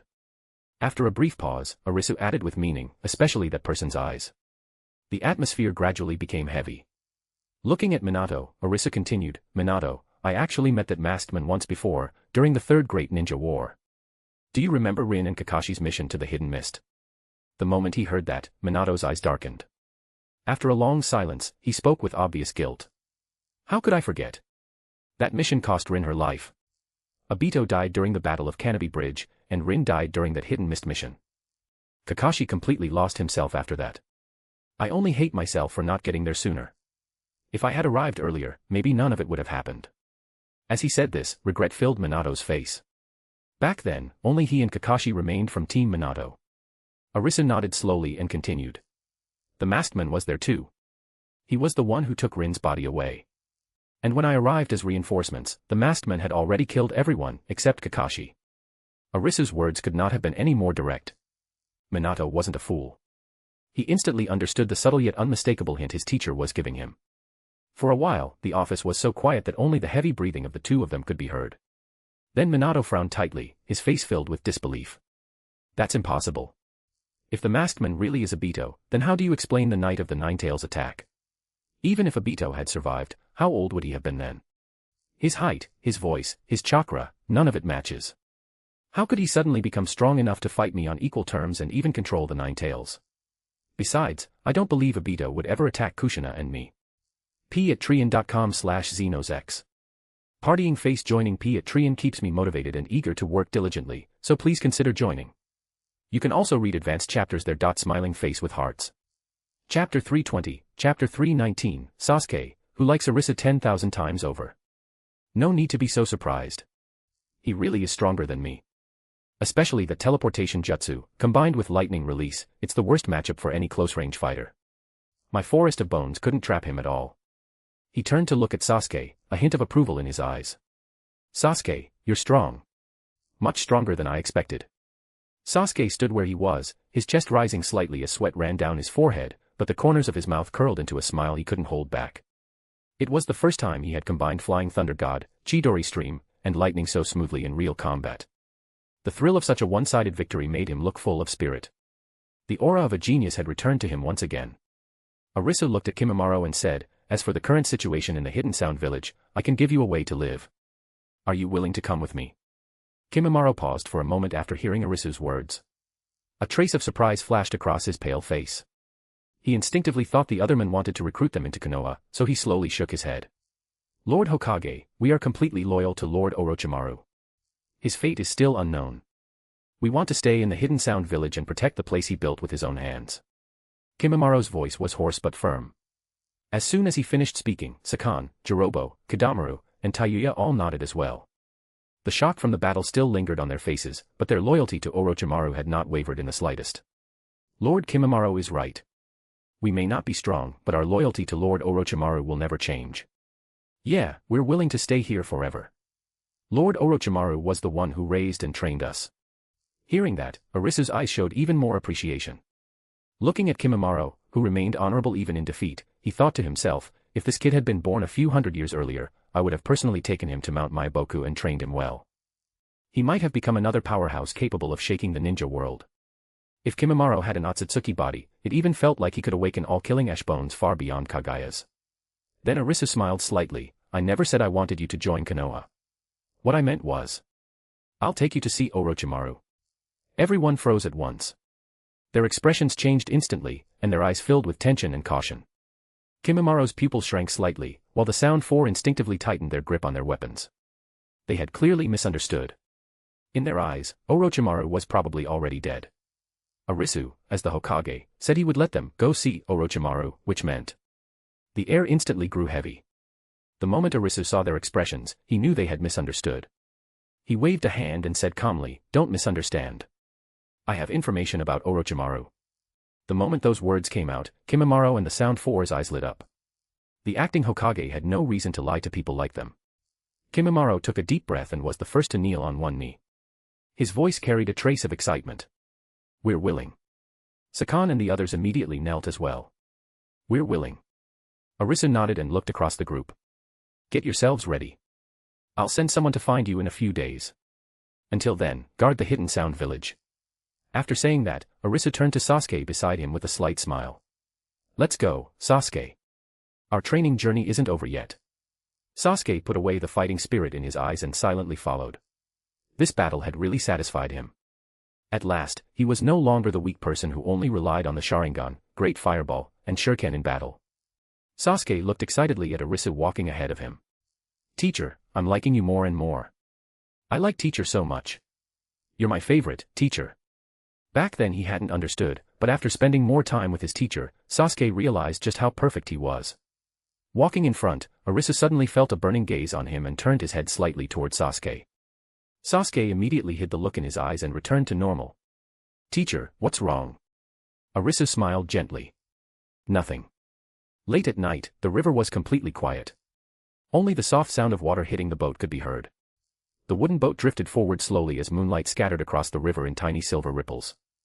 Arisu sat at the bow, holding a fishing rod steadily as he calmly watched the float. The night breeze was cool, and the boat was peaceful. Beside him, Sasuke had been sitting cross-legged, but sleepiness gradually overtook him, and his eyelids grew heavier. Half asleep, Sasuke swayed slightly. Without realizing it, he leaned to the side until his whole body rested gently against Arisu's shoulder. Arisu's body stiffened slightly. He turned to look at the boy leaning against him. Sasuke's breathing was steady, and under the moonlight his face looked especially peaceful. That youthful face slowly overlapped with the image of the young Indra in his memories. A complicated look flashed through Arisu's eyes, and countless thoughts rose in his heart. During these days of teaching Sasuke, he often felt as if he were teaching Indra all over again. Back then, Indra had also fallen asleep like this, tired yet at ease, leaning against his shoulder. His young face had been full of trust in his master. In the blink of an eye, 1,000 years had passed. Time really flies. It feels like it was only yesterday. Arisu let out a quiet sigh. He moved very gently. Instead of pushing Sasuke away, he simply adjusted his posture so the boy could lean on him more comfortably. The sleeping Sasuke suddenly opened his eyes halfway and secretly watched his teacher's reaction. When he realized Arisu had not pushed him away and had instead let him keep leaning there, a burst of secret delight filled his heart. The corners of Sasuke's mouth lifted slightly on their own, showing a faint smile of satisfaction. Then he closed his eyes without the slightest guilt, and his breathing gradually became long and steady. The river breeze brushed past them as the boat rocked gently. The corners of Arisu's mouth twitched into a helpless smile with a bit of warmth. Looks like this kid Sasuke really likes him. Just like Indra back then. Looking down at the peacefully sleeping boy resting on his shoulder, a trace of mixed emotion rose in Arisu's heart. He really wondered what Sasuke's reaction would be if he ever learned that it was Arisu who had forced Uchiha Itachi to massacre the Hawkish clan members and infiltrate the Akatsuki. Would he both love and hate him? Or would he end up hating him completely? Arisu gently shook his head and stopped thinking about it. Seeing that Sasuke's breathing had completely settled and that he was sleeping soundly, he reached out and slowly picked the boy up. Sasuke was very light. Arisu moved carefully, afraid of waking him. He gently laid him on the clean little bed inside the cabin and pulled a thin blanket over him. After finishing all that, Arisu returned alone to the bow. He stood there with his hands behind his back and looked up at the bright moon in the night sky. The cold moonlight fell over him, stretching out a long shadow. The river was like a mirror, reflecting the moonlight. It was as if only he remained between heaven and earth. Arisu rubbed his forehead. The days that had passed were truly gone forever. I'm really getting old. I'm always remembering the past. Arisu slowly crouched down and let his hand glide through the river water. Chapter 321, Chapter 321, Dignity of the Otsutsuki has been completely ruined. Although Minato Namikaze said he didn't believe it, a storm had already risen in his heart. He didn't want to believe it, but he also knew his teacher would never make a baseless guess. Since it was a possibility raised by teacher Arisu, he had to think it through carefully.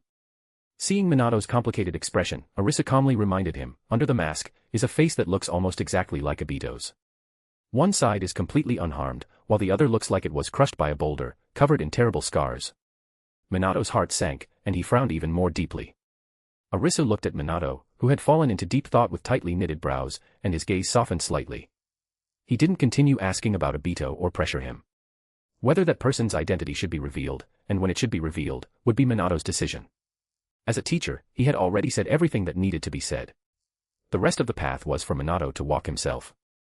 Arisu sighed softly and took off the Hokage hat from his head. He walked up to Minato and solemnly placed the hat, which symbolized Konoha's highest authority, onto Minato's head. All right. My time as acting Hokage is finally over. Minato, do your best. I've already taken care of most of the difficult problems these past few days. Oh, right, there's also the matter of the Hidden Sound Village.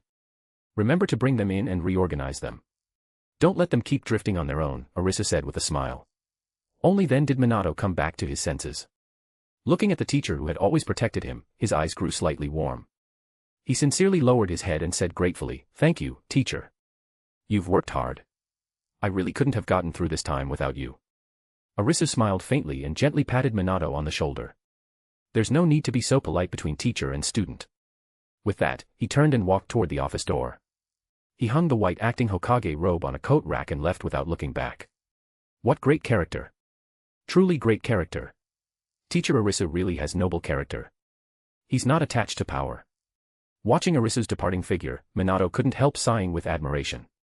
If Danzo had been acting Hokage instead, he probably would have refused to step down. Meanwhile, at the Hidden Sound Village, another of Arisu's clones silently appeared in the village square. Kimimaro and the Sound Four had already been waiting there in neat formation. The moment they saw the familiar figure, they immediately stepped forward respectfully. Kimimaro was the first to kneel on one knee. His voice was low but filled with expectation. "Lord Hokage, you said you would take us to see Lord Orochimaru." Arisu waved a hand slightly and calmly replied, "Of course I know. It's just that I'm no longer Hokage now. But our previous agreement is still valid." As soon as he finished speaking, he casually raised a hand. A faint light shone from his fingertips. A deep blue spiral portal instantly opened before everyone. Inside it, distorted waves of space could vaguely be seen. The Sound Ninja all stared with shock, their eyes wide open. Was this really something a ninja could do? The scale of this space ninjutsu, and how casually it was used, had completely gone beyond their understanding. Arisu looked at them and said flatly, "Go on." Sakan stood where he was, looking hesitant. A trace of fear flashed through his eyes as he quietly asked his companions, this, could it be a trap?" Kimimaro didn't hesitate at all. Looking completely calm, he stepped straight into the portal. In his eyes, if Arisu wanted to kill them, there was no need for tricks. With the absolute power Arisu had shown, crushing them would take no effort at all. Seeing Kimimaro enter without hesitation, the Sound Four looked at one another and stopped hesitating as well. One after another, they stepped through the portal. After watching all of them enter, Arisu lightly waved his hand. The portal quietly closed, turning into specks of light that disappeared into the air. With his hands behind his back, he turned and left the Hidden Sound Village. In the Pure Land, the light of the setting sun spread across the vast and strange border of the Pure Land. Momoshiki, Urashiki, and Kinshiki had just finished a day's work expanding the land and were resting on a floating rock. Kinshiki scratched the back of his smooth head and grinned. "Want to go eat banh mian later? I heard the new place has a special rich broth that's really good." Seeing Kinshiki's foolish, food-loving expression, Momoshiki became irritated. "Eat, eat, eat. Ever since you came to the Pure Land, all you think about is eating. Where's your Otsutsuki spirit from before?" Momoshiki immediately shouted. Even the horns on his forehead trembled slightly as he looked disappointed. Kinshiki scratched his head. To be honest, he quite liked this kind of life without fighting or killing. Every day he could take it easy in the Pure Land, work from 9 to 5, enjoy all kinds of good food, and play games with Urashiki when he had nothing to do.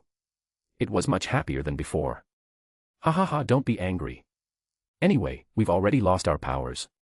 Since we're here, we might as well settle in. I agree with Brother Kinshiki. Urashiki smiled as he wrapped an arm around Momoshiki's shoulder from behind, looking completely relaxed. Ever since Momoshiki and Kinshiki came to the Pure Land, Urashiki had been overjoyed. He finally had people to eat, drink, and have fun with. He no longer had to wander around the border alone. The three of them worked together every day, chatted, and found ways to entertain themselves. Life was surprisingly comfortable. Now they had become somewhat famous around the Pure Land border as the Three Musketeers. Wherever they went, people could be heard whispering, "There go those three Otsutsuki causing trouble together again." After Urashiki threw an arm around him, Momoshiki's imposing manner weakened a little. Even so, he still muttered, "What a decline in standards. The dignity of the Otsutsuki has been completely ruined by the two of you. One of you has become obsessed with playing around every day, and the other has been completely won over by food." Even though he said that, when Kinshiki and Urashiki grabbed him from both sides and dragged him toward the restaurant, Momoshiki only struggled symbolically for a moment before following them out of the work area. After hesitating again and again, Minato Namikaze finally chose to reveal Uchiha Madara's true identity for the sake of the village and the ninja world. That person was Uchiha Obito. As soon as the news spread, the entire ninja world was shaken. The various ninja villages all condemned Konoha as the source of the chaos in the ninja world.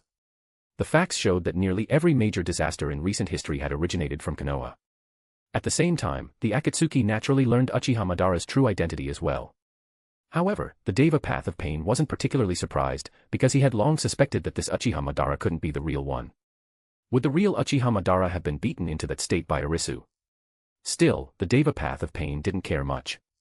The mission still had to be carried out, and the cooperation still had to continue. Although the final layer of deception had been exposed, the two sides silently continued working together without saying it outright. Chapter 322, Sasuke's 3 years of training. 3 years passed in the blink of an eye amid training while traveling across the ninja world. During those 3 years, Uchiha Sasuke always followed Arisu in harsh training, much like how Naruto spent 3 years training outside the village with Jiraiya in the original story. The difference was that Arisu personally took Sasuke all across the ninja world, wandering and training every step of the way. It was also during that long journey that Arisu gradually took in Suigetsu Hozuki, Yugo, and Karen. What had originally been a training journey for just 2 people gradually became a complete squad. In the empty wilderness, a simple temporary camp stood quietly. Suigetsu. Hurry up. Sasuke and Yugo have been ready for ages. The whole team is waiting just for you. Outside the tent, Karen had already packed all of her belongings. Standing there straight, she couldn't help raising her voice toward the tent. The tent flap was lazily lifted, and Suigetsu Hozuki slowly walked out with an unhurried pace. You're making a big deal out of nothing. Even our teacher isn't in a hurry. Why are you rushing everyone? Suigetsu grumbled impatiently. Hearing him, everyone instinctively turned to look. On an old tree stump not far away, Arisu sat quietly with a water pouch in his hand, taking slow sips. His expression was calm, showing no sign of wanting to leave immediately. Sasuke spoke at the right time, his voice calm and steady. Karen, it's fine. There's no rush. That simple sentence instantly wiped away all of Karen's impatience. She immediately turned to Sasuke. Her eyes filled with hearts, her cheeks turned slightly red, and she looked completely love-struck. Sasuke is so gentle. He's so kind and forgiving. As she spoke, Karen practically pressed herself against Sasuke. Seeing this, Sasuke twitched the corner of his mouth slightly. His eyes casually swept over the infatuated Karen, his heart full of helplessness and confusion. Even now, he still couldn't understand why teacher Arisu had accepted Suigetsu, Karen, and Yugo back then. Originally, training with his teacher had been a unique experience, with the two of them fully focused on improving together. But after those 3 joined, their simple 2-person training had become a noisy group of 5. Sasuke had never really been happy with that change. He still preferred being alone with his teacher. 3 years were enough to erase all the immaturity of youth. The current Sasuke had completely grown up. His body was tall, and he had grown much taller than he was 3 years ago. The youthful thinness was long gone. Compared to the changes in his appearance, however, his personality had changed even more dramatically. The proud, impulsive young man who acted decisively and always stood out had completely disappeared. Now he was calm, reserved, extremely careful, and deeply suspicious by nature. Every bit of that change came from Arisu's teaching. After training under Arisu for 3 years, everything he saw and learned had shaped the completely different Uchiha Sasuke of today. Arisu's unique teaching style had thoroughly remade him. The Arisu version really was different. A short while later, Suigetsu finally finished packing. The 5 of them were fully prepared. After gathering all their equipment, they stopped together and respectfully turned their eyes toward Arisu on the tree stump, quietly waiting for his orders. Arisu put down the water pouch, lightly dusted off his hands, looked at the people before him, and calmly asked, "Is everyone ready?" Sasuke, Soigetsu, Karin, and Yugo all nodded. Though each wore a different expression, they were all ready to leave immediately. For Soigetsu and the others, going to Konoha made them somewhat uneasy. After all, Konoha's reputation in the ninja world wasn't very good. Several great ninja wars had all started because of Konoha. Even now, the real leader behind the Akatsuki was from Konoha, and the organization's public leader had also been taught by Konoha's Jiraiya. Who could stay calm after hearing that? Arisu looked at the temporary team before him and nodded slightly. At the beginning, his plan had always been to travel and train with only Sasuke. During these 3 years of traveling across the ninja world, they had come across countless hidden bases left behind by Orochimaru. To help Sasuke gain real combat experience, allowing him to grow stronger, sharpen both his mind and his strength through repeated battles. And also to eliminate a major threat to the ninja world and wipe out Orochimaru's influence. Arisu led Sasuke in destroying every one of Orochimaru's bases. It was during those battles that they met Yugo, Karin, and the imprisoned Soigetsu one after another. To give Sasuke more experience during his training, and also to properly settle these special people, Arisu simply took all 3 of them in and traveled with them, gradually forming the 5-person team they had today. After everything was packed, Arisu stood up and looked at the 4 people waiting before him. "All right. We're heading back to Konoha." Those words immediately stirred the heart Sasuke had kept quiet for so long. After 3 years of wandering, training, fighting, and constant hardship, he had spent almost every moment sharpening himself without ever relaxing. The fingers hanging at his side curled slightly as countless thoughts surged through his mind. He wondered how much Naruto and Yukio had grown over these 3 years. After being apart for so long, they were surely nothing like they had been before. Sasuke could hardly wait to return to the village and spar with Naruto and Yukio to see how strong they had all become. 3 years ago, the 2 of them had left him far behind. It should be different now. There was one more thing. He wanted to capture Uchiha Itachi. After 3 years of bloody training under Arisu, sweeping through Orochimaru's bases and tempering himself in countless real battles, he had completely transformed.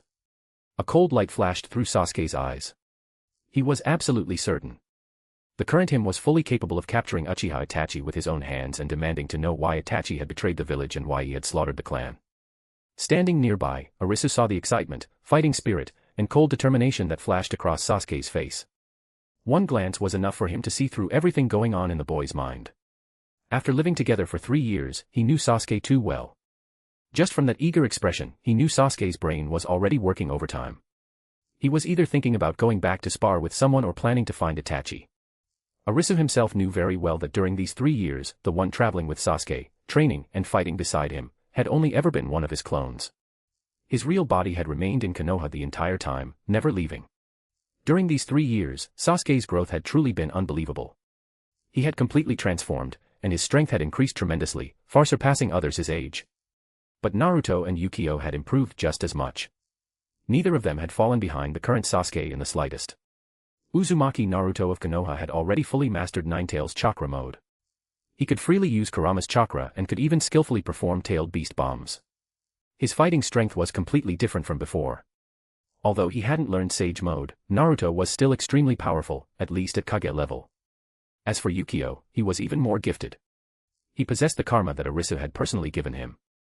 After only 3 years of training and growth, karma itself was already absurdly powerful.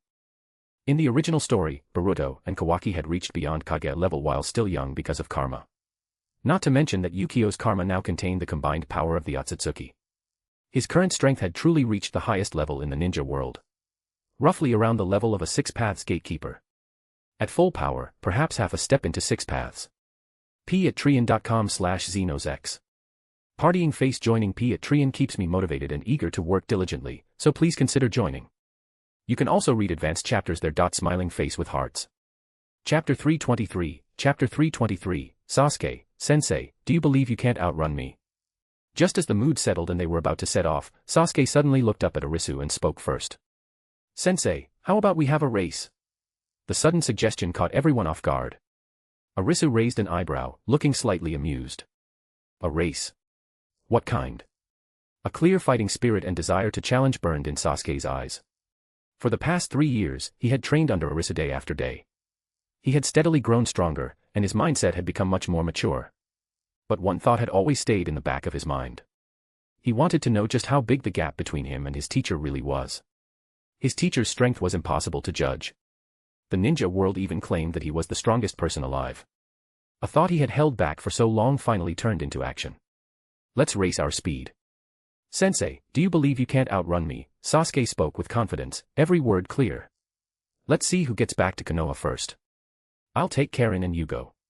You take Suigetsu. How about it? Seeing how eager he looked, Arisu smiled faintly. Without the slightest hesitation, he nodded. Seeing his teacher agree, Sasuke's eyes lit up. All right, Sensei. I'll see you in Konoha. As soon as he finished speaking, Sasuke wasted no time. He placed one hand on Karin's shoulder and the other on Yugo's. In an instant, chakra burst out. Without making any extra sound, the three of them blurred and disappeared from where they stood in the blink of an eye, leaving only a faint breeze passing through the wilderness. Only Arisu and a confused-looking Suigetsu were left behind. Suigetsu stared blankly at the direction where the three had disappeared, scratched his head, and laughed helplessly. No way. Sasuke actually dared to challenge Sensei to a race. He turned to the calm Arisu beside him. Sensei, shouldn't we get moving too? Don't let Sasuke actually beat us. Arisu simply smiled. No rush. After saying that, he casually clapped his hands once. With a soft hum, a deep black portal opened in front of them out of thin air. The view beyond it was perfectly clear. It was the square in front of the Hokage building in the center of Konoha. The lights were steady, the scene was real, and one step would take them thousands of miles away. Suigetsu's pupils shrank. After a brief pause, he grinned. Holy. So the old saying really is true. Sensei, your methods are unbelievable. Arisu neither agreed nor denied it. He simply gestured. Let's go, Suigetsu. Yes, Sensei. Suigetsu immediately became serious and followed behind him into the black portal. In the blink of an eye, the two crossed the vast distance and appeared in front of the Hokage building. The Umbu guarding the area noticed Arisu appear. None of them looked surprised anymore. They had long grown used to this expert appearing without warning. They simply lowered their heads in greeting without saying a word. Arisu led Suigetsu straight into the Hokage building and made his way to the Hokage's office at the top floor. Inside the office, Minato Namikaze was handling paperwork. Sensing a familiar presence, he immediately put down his brush, stood up, and spoke respectfully. Sensei. Seeing this, Suigetsu couldn't help sighing inwardly. So the rumors were true. The seventh Hokage listened to Arisu. Arisu was the real person in charge of Konoha. If Arisu wanted to, Minato Namikaze wouldn't be able to carry out a single order from the Hokage's office. Arisu gave a slight nod in response, then stepped aside and briefly introduced the boy behind him. Minato, this is Hozuki Suigetsu. Lord Hokage. Suigetsu bowed slightly with respect. No need to be so formal. Minato wore his usual gentle smile. Looking at Suigetsu, he spoke warmly, welcome to Konoha. Minato handled things quickly and efficiently without wasting any time. He immediately completed all of Suigetsu's residency procedures. Not only did he assign him a private residence in the village, but he also had someone bring over a standard Konoha ninja uniform. At the same time, he officially confirmed Suigetsu's status as a Konoha special jonin. After everything was finished, Minato looked at Arisu with some confusion. By the way, Sensei, where's Sasuke? Why didn't he come back with you? A faint smile appeared on Arisu's lips. That kid insisted on competing with me to see who could get back to Konoha first. Hearing that, Minato immediately laughed. His eyes were full of helplessness and emotion. As the former Yellow Flash, he had once been known throughout the ninja world for his unmatched speed. Even he had never dared to compare speed with Arisu. Sasuke had only been learning Flying Thunder God techniques for a few years. Like a newborn calf unafraid of tigers, he actually dared to challenge his unfathomable teacher in speed. He was truly bold. On the main road outside Konoha, the air was constantly torn apart by the force of high-speed movement. For an entire day and night, Sasuke kept Flying Thunder God active the whole time, bringing Karin and Yugo along as they traveled at full speed without stopping for even a moment. Crossing mountains and rivers, they forced their way back through sheer speed. When Konoha's familiar front gate and towering walls finally came into view, the tension Sasuke had carried for the entire day instantly eased. 3 years had passed, but the village still looked the same. Looking at the village gate, he couldn't help smiling slightly. He was certain he had probably won this race. He walked up to the two ninja guarding the entrance. It was Kotetsu Hagane and Izumo Kamizuki. Seeing the tall, cold-looking young men approach, neither of them recognized the Sasuke who had left to train 3 years earlier. Both paused in surprise. Sasuke spoke calmly, "Seniors, I'm Uchiha Sasuke. May I ask if Sensei Arisu has come through here?" Kotetsu and Izumo looked at each other before shaking their heads together. "So it's Sasuke. You've grown a lot taller. Lord Arisu hasn't entered the village through the front gate." The moment he heard that, joy flashed across Sasuke's eyes. Great. Just as he thought, Sensei hadn't made it back before him. He had won the race. The happiness quietly rose in his heart. Holding back his smile, Sasuke completed the village entry registration with Karen and Yugo. After finishing the procedures, the three of them walked straight into Konoha for the first time in 3 years. Only after the three figures disappeared deep into the village did the entrance return to normal. Izumo Kamizuki looked toward the direction Sasuke had left, scratched his head, and turned to Kotetsu with a puzzled look. Strange. Did Lord Arisu leave the village? I don't remember that at all. Kotetsu smiled bitterly, shook his head, and answered casually, I don't think so. I even saw Lord Arisu eating ramen with Lady Tsunade at Ichiraku yesterday. He stayed in the village the whole time. He never went out at all. Chapter 324, Arisu vs. Team. After training with Sensei for 3 years, the village really hasn't changed at all. Standing at Konoha's entrance, Sasuke looked excitedly at the familiar streets and couldn't help sighing. Konoha is so much busier than the other villages. A big city really is different. Karen and Yugo beside him were also looking around in surprise. Just then, a familiar figure appeared. Suigetsu, wearing a jonin uniform, was lazily leaning against a pillar by the roadside. Sasuke was slightly startled. He instinctively activated his Sharingan and asked, Suigetsu, how did you get here before me? Karen and Yugo looked just as shocked. They had followed Sasuke the whole way using Flying Thunder God. They had traveled at incredible speed and couldn't understand how Suigetsu had beaten them here. Suigetsu grinned, showing 2 rows of sharp teeth. Sasuke, you challenged Sensei to a race, but you still lost. Sensei and I got here ages ago. I even took a nap. What? Karen cried out. Sasuke's expression changed slightly before he let out a deep sigh. It looked like he was still nowhere near his teacher's speed. Where's Sensei? We need to report to the Hokage building, Sasuke asked. Suigetsu nodded. Sensei's at the Hokage building. So Sasuke took Karen and Yugo straight there. The moment he stepped inside, Sasuke suddenly sensed something in the corner of his mouth lifted slightly. The next second, a golden figure lunged at him from the side. Naruto had launched a sneak attack. Sasuke flashed aside, and the two immediately exchanged a brief but intense series of blows. Their fists cut through the air, and clashing chakra sent bright sparks flying. Damn it, Sasuke. It's been so long, and you've gotten a lot stronger too. Naruto laughed, his face full of excitement and fighting spirit. Sasuke curled his lip and glanced at him. Idiot Naruto. Doesn't feel like you've improved that much. Naruto instantly exploded with anger. His eyes looked ready to spit fire. Want me to use Ninetales mode and settle this with you? Sasuke snorted, sounding slightly dismissive. Without the Ninetales, what are you even? Just as Naruto was about to activate Ninetales mode and teach Sasuke a lesson, a low, helpless voice suddenly sounded. Alright, you two. It's rare that you finally met again. Can't you settle down for once? Yukio walked out from the end of the hallway, looking helplessly at his 2 rivals. 3 years had passed, and Yukio had grown much taller. He was tall and handsome. Sasuke's eyebrows shot up when he saw him. Yukio. You look just like the Sage of 6 Paths. He wasn't joking. The Yukio standing before him looked far too much like the Sage of 6 Paths. Yukio smiled slightly. Everyone in the village says that. I'm used to it now. Alright, you two, stop messing around. Let's go inside. Naruto and Sasuke both crossed their arms, snorted, and turned their heads away from each other. The moment Karen saw Yukio, her eyes lit up. Whoa. He's so handsome. An absolute top-tier handsome guy. He looks so much like Sensei. No, even more like the Sage of 6 Paths. Just then, an excited, trembling voice rang out. Sasuke. Sakura rushed over with hearts practically in her eyes. The longing she had kept buried for years burst out all at once. Looking at the Sasuke who had finally returned, her heart pounded wildly. Sasuke looked at her and forced a polite smile. Sakura. Long time no see. Sakura froze for a moment. Then her cheeks quickly turned red, and her heart started pounding.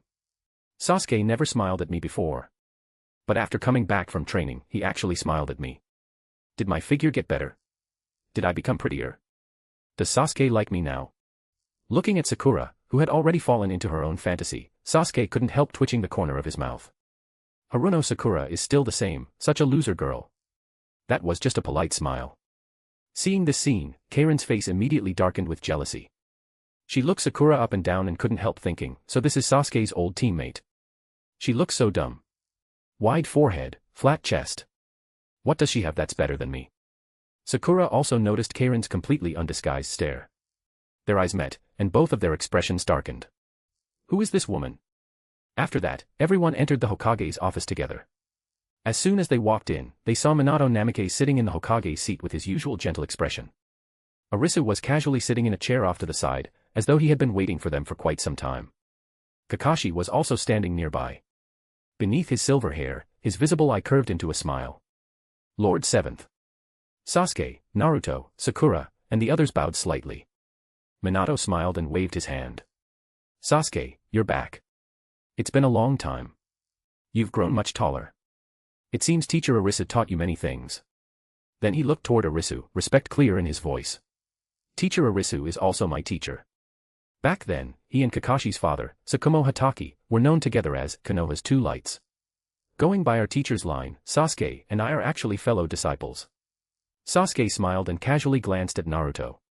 The look in his eyes clearly said, your father and I are from the same generation.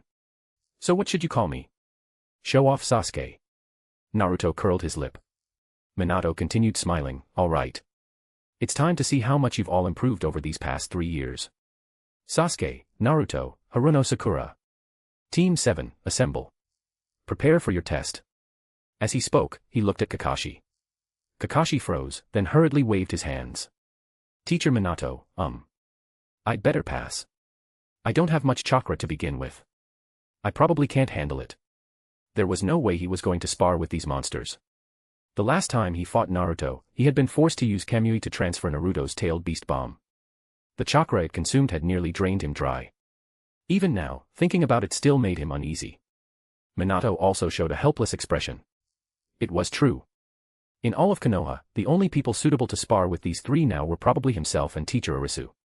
Danzo, Hiruzen, and the other old veterans were still strong, but it wasn't appropriate to have them fighting anymore. Just then, Arisu smiled slightly and made a suggestion. I'll do it myself. It'll be a good chance to see how strong they've become. As soon as he said that, everyone in the office looked surprised. None of them had expected Teacher Arisu to volunteer personally. Yukio's expression didn't change. He had always felt that his father's strength was extraordinary. Minato couldn't help asking, Teacher, you're already 60 years old. Are you sure? Although Arisu still looked young, handsome, and carried himself with exceptional grace, he was actually maintaining his appearance through the strength of 100 seal. His real age had already reached 60. Of course, no one present knew that Arisu's true age had actually exceeded 1,000 years.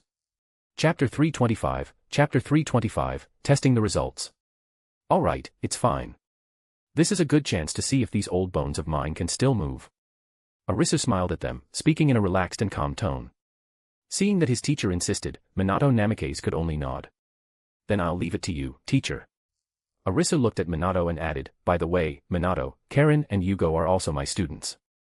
Karen is from the Uzumaki clan, so you probably already sense that. As for Yugo, he was born with a sage transformation body. Minato's eyes lit up slightly when he heard that. He immediately nodded with a serious expression. Don't worry. I'll make the proper arrangements for them. Konoha will always be a friend of the Uzumaki clan. That will never change. After everything was settled, Arisu took Sasuke, Naruto, and Sakura Haruno out of the Hokage building and headed straight to a wide open area outside Konoha. The ground there was flat, with no buildings nearby, making it the perfect place to test high-level combat. Reaching the center of the field, Arisu stood with his hands behind his back. His eyes swept across his three students, a faint smile on his face. Over the years, Tsunade had watched Arisu keep taking in students. Refusing to lose to him, she had boldly accepted Sakura Haruno as her own disciple. After years of hard training in medical ninjutsu and monster strength, Sakura had finally mastered the strength of 100 technique. Her strength was no longer what it used to be. Sasuke, Naruto, and Sakura stood opposite Arisu, each adjusting their condition. Fighting spirit burned in all of their eyes. Naruto cracked his knuckles and shouted excitedly, "Come on, Grandpa Arisu. My dad and mom were both your students. I've wanted to see your strength for a long time."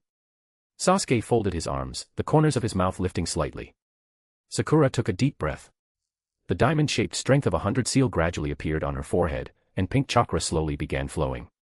Looking at the three of them, Arisu casually rolled his wrist. His clear voice reached everyone's ears. Don't hold back. Fight with everything you've got. Let me see how much you've grown. The chakra in the air began to surge violently.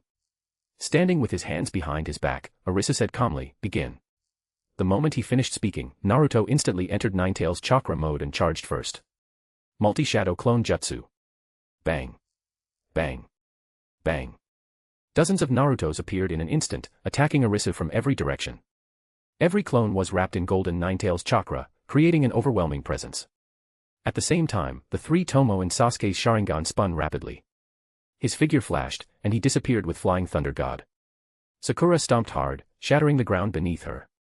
Using the recoil, she leaped high into the air. Pink strength of 100 chakra gathered around her right fist as she smashed it straight down at Arisu. A three-sided attack, perfectly coordinated. The corners of Arisu's mouth rose slightly as he formed a seal with one hand. Earth style, earth flow wall. Boom. A thick earth wall instantly rose from the ground, blocking all of Naruto's shadow clones. Then Arisu lightly stepped back half a pace, avoiding Sakura's powerful punch. At the same time, he swung his left hand backward. Wind style, great breakthrough. Arisu's wind style was on a completely different level from everyone else's. He forced a wind style technique to produce the same effect as Shinra Tensei. The fierce wind roared forward, blowing away several of Naruto's shadow clones. They were scattered in every direction before disappearing instantly. It's not over yet. Naruto's real body shouted as golden chakra burst out. A compressed-tailed beast bomb quickly formed in his hand before he threw it fiercely at Arisu. At the same moment, Sasuke appeared behind Arisu's side. Lightning gathered in his palm as his Chidori sharp spear became a dazzling purple lance that stabbed straight toward Arisu's back.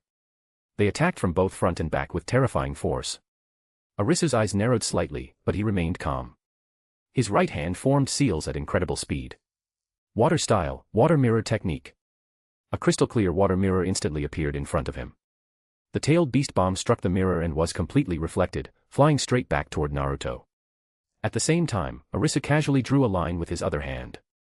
A thin bolt of lightning shot from his fingertip, striking the very tip of Sasuke's Chidori sharp spear. Sasuke felt a gentle yet unimaginably powerful force travel through the lightning. The Chidori sharp spear instantly collapsed, and he was knocked backward. Sasuke. Seeing this, Sakura immediately rushed forward. With the strength of 100 technique fully activated, she unleashed a non-stop barrage of powerful punches, each carrying enough force to split mountains and crack the earth. Arisu stopped retreating and simply raised one palm, easily neutralizing every attack. Yata Sage Art, Sasuke shouted. Faint sage chakra appeared around him. His perception instantly increased several times over, and he released an enhanced fire style, dragon flame technique that was several times stronger than before. Naruto also formed hand seals, creating a wind style, Raisin Shuriken. Sasuke exchanged a glance with Naruto, and the two instantly came up with a plan. Faced with their coordinated long-range attacks, Arisu finally became a little more serious. He formed seals with both hands and shouted, combined ninjutsu, Earth Dragon Flame Bullet. The ground split apart as blazing magma mixed with raging wind swept forward. It not only swallowed the Raisin Shuriken but also forced Sasuke and Naruto to retreat at full speed. The battle continued for more than 10 minutes. The three of them fought with everything they had. Their teamwork became smoother and smoother, and their attacks grew fiercer. But no matter how they attacked, Arisu responded with nothing more than basic ninjutsu, yet he effortlessly dissolved every one of their techniques. To the three of them, it felt deeply hopeless. They couldn't understand it. They were already far beyond normal standards. So how were ordinary ninjutsu still stopping them? Finally, Arisu gently waved his hand. A soft wind-style technique pushed all three of them back several meters at once. All right. That's enough. Looking at the three of them, who were breathing slightly harder than before, he nodded with satisfaction. Naruto, your control over Ninetales mode has become much more refined. You've also become much faster at compressing a tailed beast bomb. Sasuke, the coordination between your Yata Sage Art and your Sharingan is very good. Your timing with Flying Thunder God is excellent. But you should learn to transfer tailed beast bombs. For example, you could teleport one onto me. Sakura, your control over the strength of 100 technique has improved a lot. Tsunade's efforts weren't wasted. Standing with his hands behind his back, Arisu commented on each of them one by one. Then he said, Sasuke, go see your parents. They've missed you a lot over the past 3 years. Sasuke froze briefly before nodding. Yeah. I understand. The three looked at each other before leaving the training ground together. Once they had completely disappeared from sight, Arisu also turned to leave. Just then, a deep voice suddenly came from the shadows nearby. Dad, that wasn't your real strength, was it? Yukio slowly stepped out of the darkness. He stood tall. His handsome face resembled Arisu's by about 70%, but his eyes were much sharper. Arisu stopped walking and turned to look at his son. A gentle smile appeared on his face. Of course not. Yukio slowly walked closer. Then. Father, I want to see just how strong you really are. Over the years, my karma has raised me to a level that doesn't truly belong to me. What I'm even more curious about is this, since you were the one who developed karma, just how strong have you become? p@trian.com/xenosex.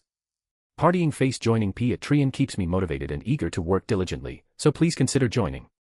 You can also read advanced chapters there. Smiling face with hearts. Chapter 326, Chapter 326, Arisu vs Yukio. Then. Father, I want to see just how strong you really are. Over the years, my karma has raised me to a level that doesn't truly belong to me. What I'm even more curious about is this, since you were the one who developed karma, just how strong have you become? Hearing that, Arisu smiled faintly. His son's curiosity was only natural. After all, the karma he had given him contained the power of several Otsutsuki. A single karma had allowed Yukio to reach his current level, so just how far had its creator reached? After thinking for a moment, Arisu nodded. I've been wanting to stretch a bit anyway. To be honest, it's been a long time since I've had a truly high-level fight. Ever since his battle with Otsutsuki Hagoromo, he had rarely met an opponent who could really satisfy him. The Six Paths Demon Sweep didn't count. That had just been a one-sided cleanup, basically farming harvest in abundance. It wasn't worth mentioning. His battles against Otsutsuki Urashiki, Kinshiki, and Momoshiki had been more like bullying weak opponents. Since coming to the ninja world, the only battles that truly counted were the one where he and Kaguya ambushed Isshiki together, his fierce battle against Kaguya, and his clash with Otsutsuki Hagoromo during the era of the Ninshu. Now that his son had challenged him, it stirred an interest he hadn't felt in a long time. The current Yukio could barely be considered his opponent. Seeing that his father agreed, Yukio's eyes immediately filled with fighting spirit, and his fists clenched on their own. He asked eagerly, "Where do we start?" Arisu shook his head. "Not in the ninja world." As soon as he finished speaking, Yukio casually waved his hand. Space instantly tore open, and a stable portal quietly unfolded. Behind it was the distorted light of another dimension. "Follow me." Without the slightest hesitation, Yukio immediately followed his father through the portal. The next second, the two of them appeared in a familiar yet empty dimension. Kaguya's beginning ball dimension. There were no restrictions from the ninja world here. The space was vast and silent, perfect for releasing their full power without restraint. Arisu looked around and nodded with satisfaction. "We'll fight here." His voice echoed through the dimension, calm but carrying a faint pressure. Standing opposite him, Yukio's karma began to tremble slightly. The power of Momoshiki, Urashiki, Kinshiki, Kaguya, and the other Otsutsuki seemed ready to pour out at any moment. "Father, please teach me." Arisu smiled slightly. Looking at his son with gentle eyes, there was also a trace of anticipation. Hopefully, his son would bring him a different kind of surprise. "My son, fight me with everything you've got. Don't hold back. Attack me without worrying." "I won't die," Arisu said calmly with his hands behind his back. His immortal body gave him absolute confidence. Yukio took a deep breath, and the fighting spirit in his eyes instantly ignited. "Father, then I won't hold back." As soon as he finished speaking, Yukio nodded heavily, and the power inside him exploded into motion. He directly activated Karma and instantly entered Karma Stage 2. In an instant, an unimaginably terrifying power burst out from his body. Strange pitch-black markings spread across his entire body like living creatures. Every mark gave off a frightening aura of destruction. Space twisted violently. It felt as though the air had been tightly squeezed by an invisible giant hand, letting out a strained cry. The air between heaven and earth went completely wild. A black energy storm formed around Yukio. The ground cracked apart inch by inch, and floating rocks were instantly crushed into powder by the overwhelming pressure. This power shook heaven and earth itself, as though even the sky would collapse beneath it. The entire dimension began to struggle under the strain. It started trembling. It was a pressure beyond mortals, almost godlike. At this moment, the terrifying power of Karma Stage 2 was fully revealed. Yukio's karma was special. It did not grow Otsutsuki horns. It only covered his body with markings. Arisu stood where he was, his expression calm and his heart still as water. Thunder in his heart, but a calm lake on his face. With his hands behind his back, he slowly closed his eyes and quietly felt the power his son had released. Around 6 paths level. However, the very next moment. Beep. Beep. Beep. Beep. Beep. Beep. A sharp, urgent alarm suddenly rang inside Arisu's mind. He frowned, confused. What's that sound? A genjutsu. Then, in the next instant, he realized. It was his danger sense. It had been so long since anything had truly threatened him that when the warning sounded again, he failed to recognize it immediately. It hadn't gone off in nearly 1,000 years. So when it suddenly rang again, Arisu had forgotten what it was. The last time it had activated was during the battle against Yata Crow. This is bad. The thought had only just crossed Arisu's mind. It was already too late. Stab. A razor-sharp gray bone spike suddenly burst through from behind him without any warning. Filled with icy killing intent, it pierced straight through his chest, entering through his back and coming out the front. A long, blood-stained bone spike protruded from his chest. All killing ash bones. What? Arisu's pupils shrank to pinpoints. For the first time, genuine shock appeared on his face. Yukio had somehow appeared behind him.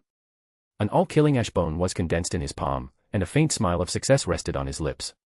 Father, you told me to fight with everything I had. But you were careless yourself. You even underestimated me on purpose. Yukio said with a smile. Arisu opened his mouth slightly, his eyes filled with disbelief.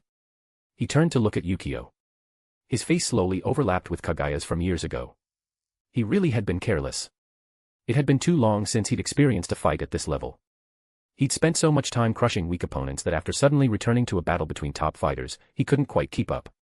Yukio's speed was far beyond Momoshiki's and Urashiki's. So fast. Really fast, my son. Arisu managed to say in a low voice. But Yukio suddenly frowned, his expression changing. Father, why hasn't your shadow clone disappeared yet? Arisu gave a bitter smile. His son probably didn't know. This wasn't a shadow clone at all. It was his real body.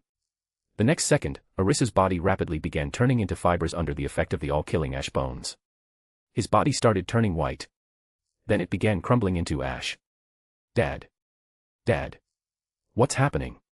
Wasn't this your shadow clone? Yukio instantly panicked. He hurried forward to support his father, his voice full of obvious fear. He had only dared to go all out because he thought this was his father's shadow clone. Arisu let out a soft sigh. His voice was weak, but still reassuring. It's all right. Just wait for me.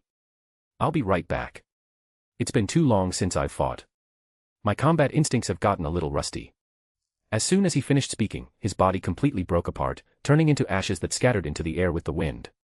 Chapter 327, Sage of Six Paths vs. Yukio. Somewhere in the ninja world. Endless snow stretched in every direction. The world was completely white, the wind howled, and snowflakes cut through the air like blades. A snowdrift buried beneath thick layers of snow suddenly exploded. Whoosh! A completely naked figure shot out of the snowdrift, sending snow flying everywhere before landing steadily on the ground. It was Arisu. He looked down at his bare body, the corner of his mouth twitching slightly. I got careless. Back to the spawn point again. Snowflakes landed on his shoulders and quickly melted away. Arisu looked at the familiar yet unfamiliar frozen landscape before him, his expression a little complicated. The last time he'd returned to the spawn point had been during his battle against Kaguya. Ever since gaining the ability to resurrect, he'd always been fearless. He'd never truly been on guard against anything. He hadn't expected to stumble so badly at the hands of his own son today. Heh. Arisu laughed at himself as a gentle yet powerful wave of sage chakra spread from his body. The next moment, his naked body was covered by a black and red long robe. It was the old outfit he had worn for years long ago. The hem of the robe snapped loudly in the wind and snow, carrying a long-forgotten aura of dominance and deadly intent. Arisu raised a hand and casually drew a line through the air. Buzz. A portal instantly opened beside him. Through it, the sage hall could vaguely be seen. Without hesitation, Arisu reached an arm through the portal. At the same time, inside the sage hall in another dimension, a hand appeared out of thin air and precisely grabbed the six-path sword floating above the hall. The moment it entered his grasp, the six-path sword resonated with Arisu, letting out a low hum. Arisu slowly pulled the sword back through the portal, which closed immediately afterward. Holding the sword in one hand with its tip pointed toward the ground, Arisu's gaze deepened as the corners of his lips curved into a faint, imposing smile. It's time to raise the difficulty for my son. As soon as the words fell, he vanished into the endless snowstorm. Meanwhile, inside the beginning ball dimension, silence filled the world. Yukio stood where he was, growing more worried by the minute. 10 minutes had passed. His father's body had already turned completely to ashes, yet there was still no sign of him reviving. Yukio frowned tightly. Uneasiness gradually rose in his heart as he muttered under his breath, "Father, why aren't you back yet?" Just then, Yukio suddenly turned around. Whoosh! Not far away, a young man stood there quietly, a completely black ancient-looking longsword strapped to his back as he silently watched him. The youth looked 17 or 18 years old, tall and slender, with a black and red robe gently swaying in the breeze. His face was breathtakingly handsome, his features so refined they were nearly flawless. He had a straight nose, thin lips lightly pressed together, and skin as smooth and flawless as fine white jade. His black hair fell loosely over his shoulders without looking messy at all, instead making him seem like an immortal descended into the mortal world. His eyes were as deep as a sea of stars, carrying a faint trace of age and the calm composure of someone who looked down upon all living things, as though they could see through everything in the world. Simply standing there, he looked like a peerless painting, possessing both the clear, handsome appearance of a young man and a transcendent bearing far beyond his years, making it impossible to look away. Yukio froze. When he clearly saw that familiar yet impossibly youthful face, his pupils suddenly shrank, and he blurted out, "The Sage of Six Paths." His voice was filled with uncontrollable shock. The words came out almost by instinct. The youth was the resurrected Arisu. Since his previous disguise had disappeared after resurrection, Arisu simply reverted to his original appearance. Hearing that, Arisu raised an eyebrow slightly, a teasing smile appearing on his lips. "Son, your eyesight still isn't very good." The moment those words were spoken, the atmosphere inside the separate dimension suddenly became rather strange. Hearing this peerless young man call him son, Yukio froze once again. His eyes widened as he stared fixedly at him. That face, impossibly young yet so familiar, gradually overlapped in his mind with his father Arisu's appearance. His eyebrows, nose, even the faint curve of his lips. The longer he looked, the more alike they seemed. Yukio sucked in a sharp breath and cautiously called out, "Dad." With his arms crossed, Arisu casually answered, "Mm." That single sound left Yukio so shocked he nearly turned to stone. His father was actually the Sage of Six Paths. That legendary figure from myth. No wonder the old people in the village had always said he looked just like the Sage of Six Paths. No wonder he'd always felt something was off. So he really was the Sage of Six Paths' biological son. Everything finally made sense. Then he remembered how, in the past, he'd often dragged Ino to the temple to burn incense, sincerely praying before the Sage of Six Paths statue, asking him to protect himself and his family. Yukio's expression immediately became indescribable. His face alternated between red and green, equal parts embarrassed and absurd. "Dad, do I need to kowtow to you 3 times and bow 9 times? Yukio couldn't help twitching at the corner of his mouth as he joked. Arisu's face instantly darkened. He shot his son an annoyed glare. "No. I've never told anyone to kowtow to me 3 times and bow 9 times. Those mortals added that themselves. Cut out that nonsense." After saying that, Arisu raised a hand and casually rested the six-path sword on his shoulder before looking at Yukio again. His tone suddenly turned serious. "Now that you know who I am, do you still dare keep fighting me?" Yukio took a deep breath, his chest rising and falling violently. Then he nodded firmly. "I do." Arisu looked slightly surprised and raised an eyebrow. Meeting his father's gaze head-on, Yukio's eyes burned with fighting spirit. "Today, I want to measure myself against the heavens," he declared loudly. A clear look of approval flashed through Arisu's eyes. As expected of his son. Just like he had been back then. Good. Arisu had just raised his hand. A smile appeared at the corner of his mouth, but before he could finish speaking. Whoosh! Yukio had already moved. His speed reached the absolute limit. The black stage 2 markings on his body lit up once more, carrying terrifying pressure as he charged straight at Arisu. An all-killing ash bone condensed into a sharp spike in his palm and mercilessly thrust toward his father's chest. Arisu stood where he was, the smile on his lips growing even wider. He didn't even try to dodge. Thud. The all-killing ash bone struck Arisu squarely in the chest. But this time, it didn't pierce through. A hint of surprise flashed across Yukio's eyes. The instant the all-killing ash bone touched Arisu's body, something unexpected happened. The seemingly indestructible ash bone suddenly began making cracking sounds as though it couldn't bear the strain. The next second. Crack. Crack. Crack. The all-killing ash bone shattered inch by inch. Starting from the tip, it was as if an invisible force had crushed it, breaking it apart into countless tiny gray fragments that scattered between the two of them. Yukio's pupils contracted sharply. The hand gripping the ash bone even felt a powerful recoil. The all-killing ash bone couldn't even break his defense. Chapter 328, Chapter 328, The Battle in the Separate Dimension. The instant the all-killing ash bone shattered inch by inch, Yukio felt a terrifying recoil surge from his palm into his arm. His entire right arm went numb, and even the power of his kama was briefly suppressed. So strong. Yukio muttered under his breath, his eyes filled with shock. Arisu stood where he was, still looking completely at ease. His black and red robe swayed gently in the breeze of the separate dimension as he rested the six-path sword on one shoulder. The power of the kama is indeed impressive. It combines Mamoshiki's, Urashiki's, Kinshiki's, and part of Kaguya's authority. Its destructive power has already surpassed that of an ordinary six-paths level, Arisu spoke calmly, his voice carrying a hint of instruction. But unfortunately, it's still not hard enough. As soon as he finished speaking, Arisu vanished from where he stood. Yukio's pupils shrank. Almost by instinct, he twisted aside while forming a hand seal. A black truth-seeking ball instantly gathered behind him and turned into a heavy shield. So you've unlocked the truth-seeking balls too? Arisu said with slight surprise. Boom. The next second, a terrifying slash tore through space and struck the truth-seeking ball shield directly. The instant the six-path sword collided with the truth-seeking ball, a thunderous ringing erupted from the impact. The next moment, the truth-seeking ball shield, which had always been indestructible, began to crack apart. Yukio's eyes shook. The truth-seeking ball shattered. Isn't this thing supposed to be indestructible? Arisu wasn't surprised at all. That was only natural. His six-path sword wasn't the same as those truth-seeking balls. It had been tempered and refined by sage arts for over 1,000 years. It had long since become several times, even dozens of times, stronger than the original six-path sword. 1,000 years ago, the six-path sword had already been able to clash head-on with the aim no Naboko. Now, after so many years of tempering, coupled with Arisu's mind having become as unshakable as bedrock, the six-path sword had become truly unbreakable. Time rewind. Yukio immediately tried to use Urashiki's power to rewind time and come up with a new strategy. But the familiar rewinding scene never appeared. Yukio, your rewind doesn't work on me. Arisu shook his head calmly. Back then, the ability he had been most wary of was Urashiki's time rewind. To resist it, he had even sought out the Otsutsuki clan's spacetime treasure, the plow. The next second, Yukio felt an unimaginable force crash into him. His whole body shot away like a cannonball, carving a trench hundreds of meters long across the ground of the beginning ball dimension. Fortunately, it was only a minor scrape for Yukio. Cough.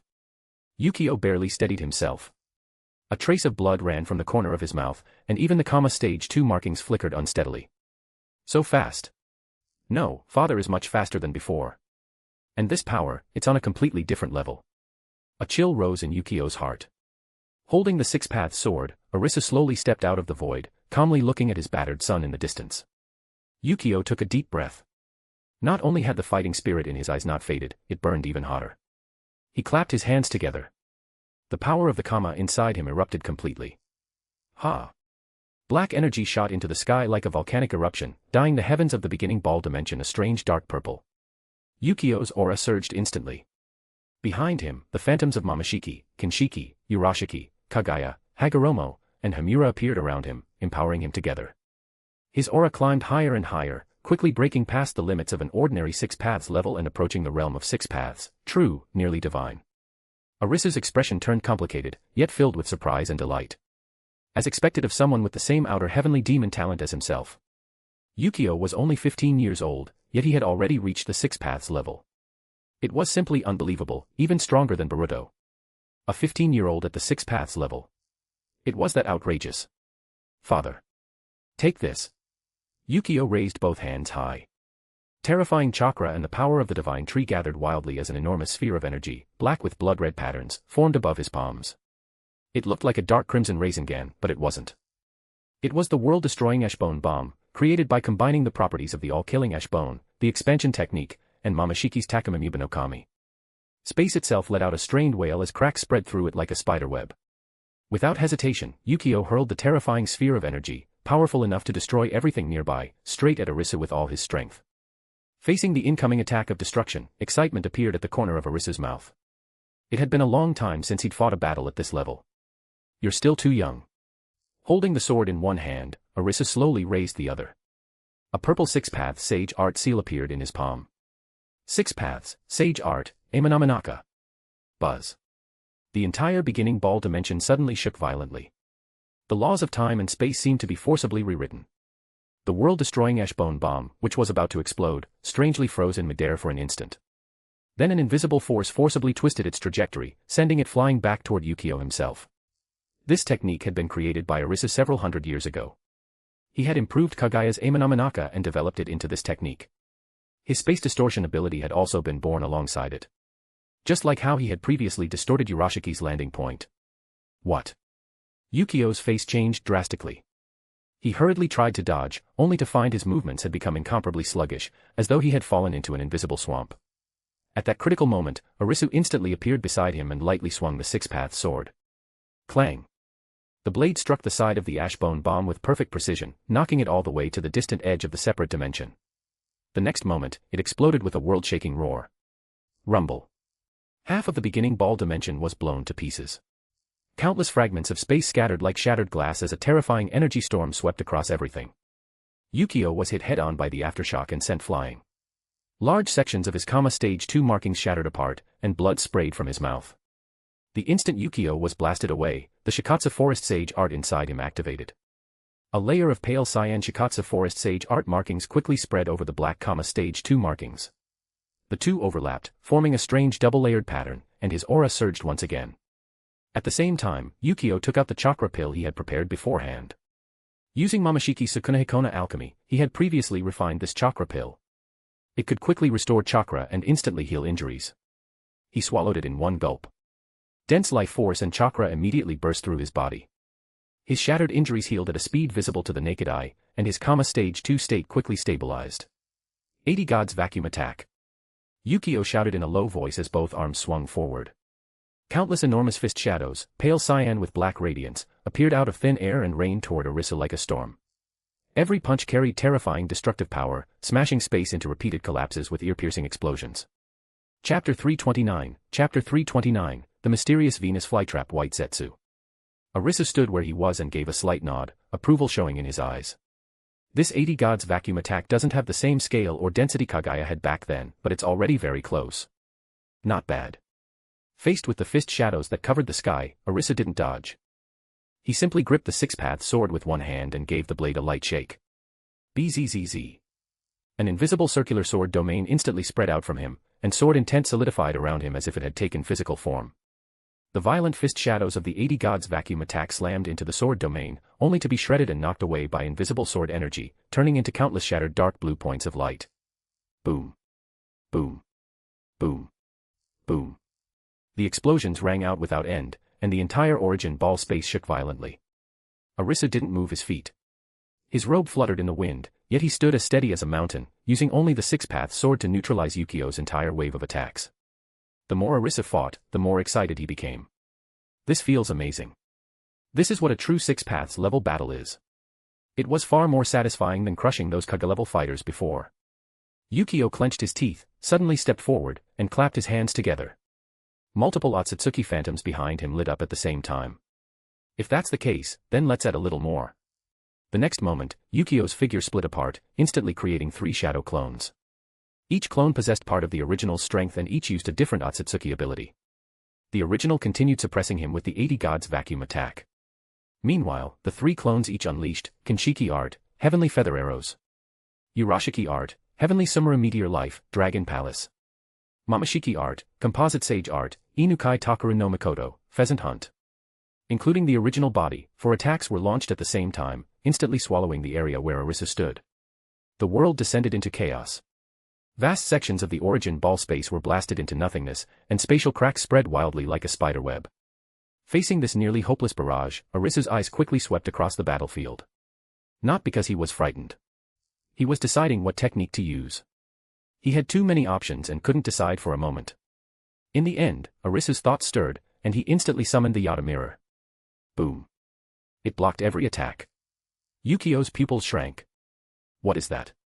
According to the legends, the Sage of Six Paths possessed many divine treasures. Could that be Father's divine artifact? After blocking all the attacks, Arisu reacted immediately. He no longer held the six-path sword with one hand. Instead, he gripped it with both hands, and the blade shook violently. Purple-gold six-paths power wrapped around it like flames. 6 paths, 5 art sage technique, world of swords. In an instant, the space within tens of thousands of meters around Arisu transformed into an absolute domain made of countless strands of sword energy. Every strand of sword energy carried enough sharpness to tear apart stars, and they echoed one another, forming a perfect killing formation. Clang. Clang. Clang. Clang. The endless sounds of collision echoed throughout the entire alternate dimension. Yukio's true body and all 3 clones were suppressed by the sword energy at the same time. The 80 gods' vacuum attack was shredded in large sections, while the clones cried out one after another as sword energy pierced through them and cut them apart. After only a few breaths, all 3 clones collapsed, leaving only the original struggling inside the world of swords. More sword wounds appeared across his body, and blood stained the black and red markings. Arisu slowly walked out of the sword domain, the tip of the 6-path sword pointing toward the ground. He looked calmly at his battered but still defiant son, with a faint sense of pressure in his gaze. "You're pretty strong, son. You actually forced me to use so much of my power." A smile curled onto Arisu's lips. Just as the father and son were fighting inside the alternate dimension. Graveyard of the Mountains. Over the past few years, the Akatsuki had captured several tailed beasts. At present, only the 9 tails and 8 tails remained uncaptured in the ninja world. Uchiha Obito stood quietly before the demonic statue of the outer path. Suddenly, the ground behind him distorted, and the Venus flytrap White Zetsu slowly emerged from the earth. Uchiha Obito frowned and said coldly, "Get out. Who allowed you in here?" The Venus flytrap White Zetsu didn't react. He merely smiled faintly. "Uchiha Obito, I'm here to lend you a hand." This time, the Venus flytrap White Zetsu didn't call him Madara. He directly addressed him as Uchiha Obito by name. Obito's heart sank. His eyes narrowed as he carefully looked over this White Zetsu. Wasn't this White Zetsu only supposed to be good at reconnaissance? The Venus flytrap White Zetsu revealed a strange smile, then clapped his hands together. The corpses of Kinkaku and Ginkaku appeared before Obito. Obito, Kinkaku, and Ginkaku ate the 9 tails flesh before, so they possess 9 tails chakra. They can serve as substitutes, the Venus flytrap White Zetsu spoke. A trace of surprise flashed through Obito's eyes. This really would work. Because of Arisu's existence, Obito had never dared to go to Konoha and capture the 9 tails. That was where the plan had stalled. Well done. How did you find them?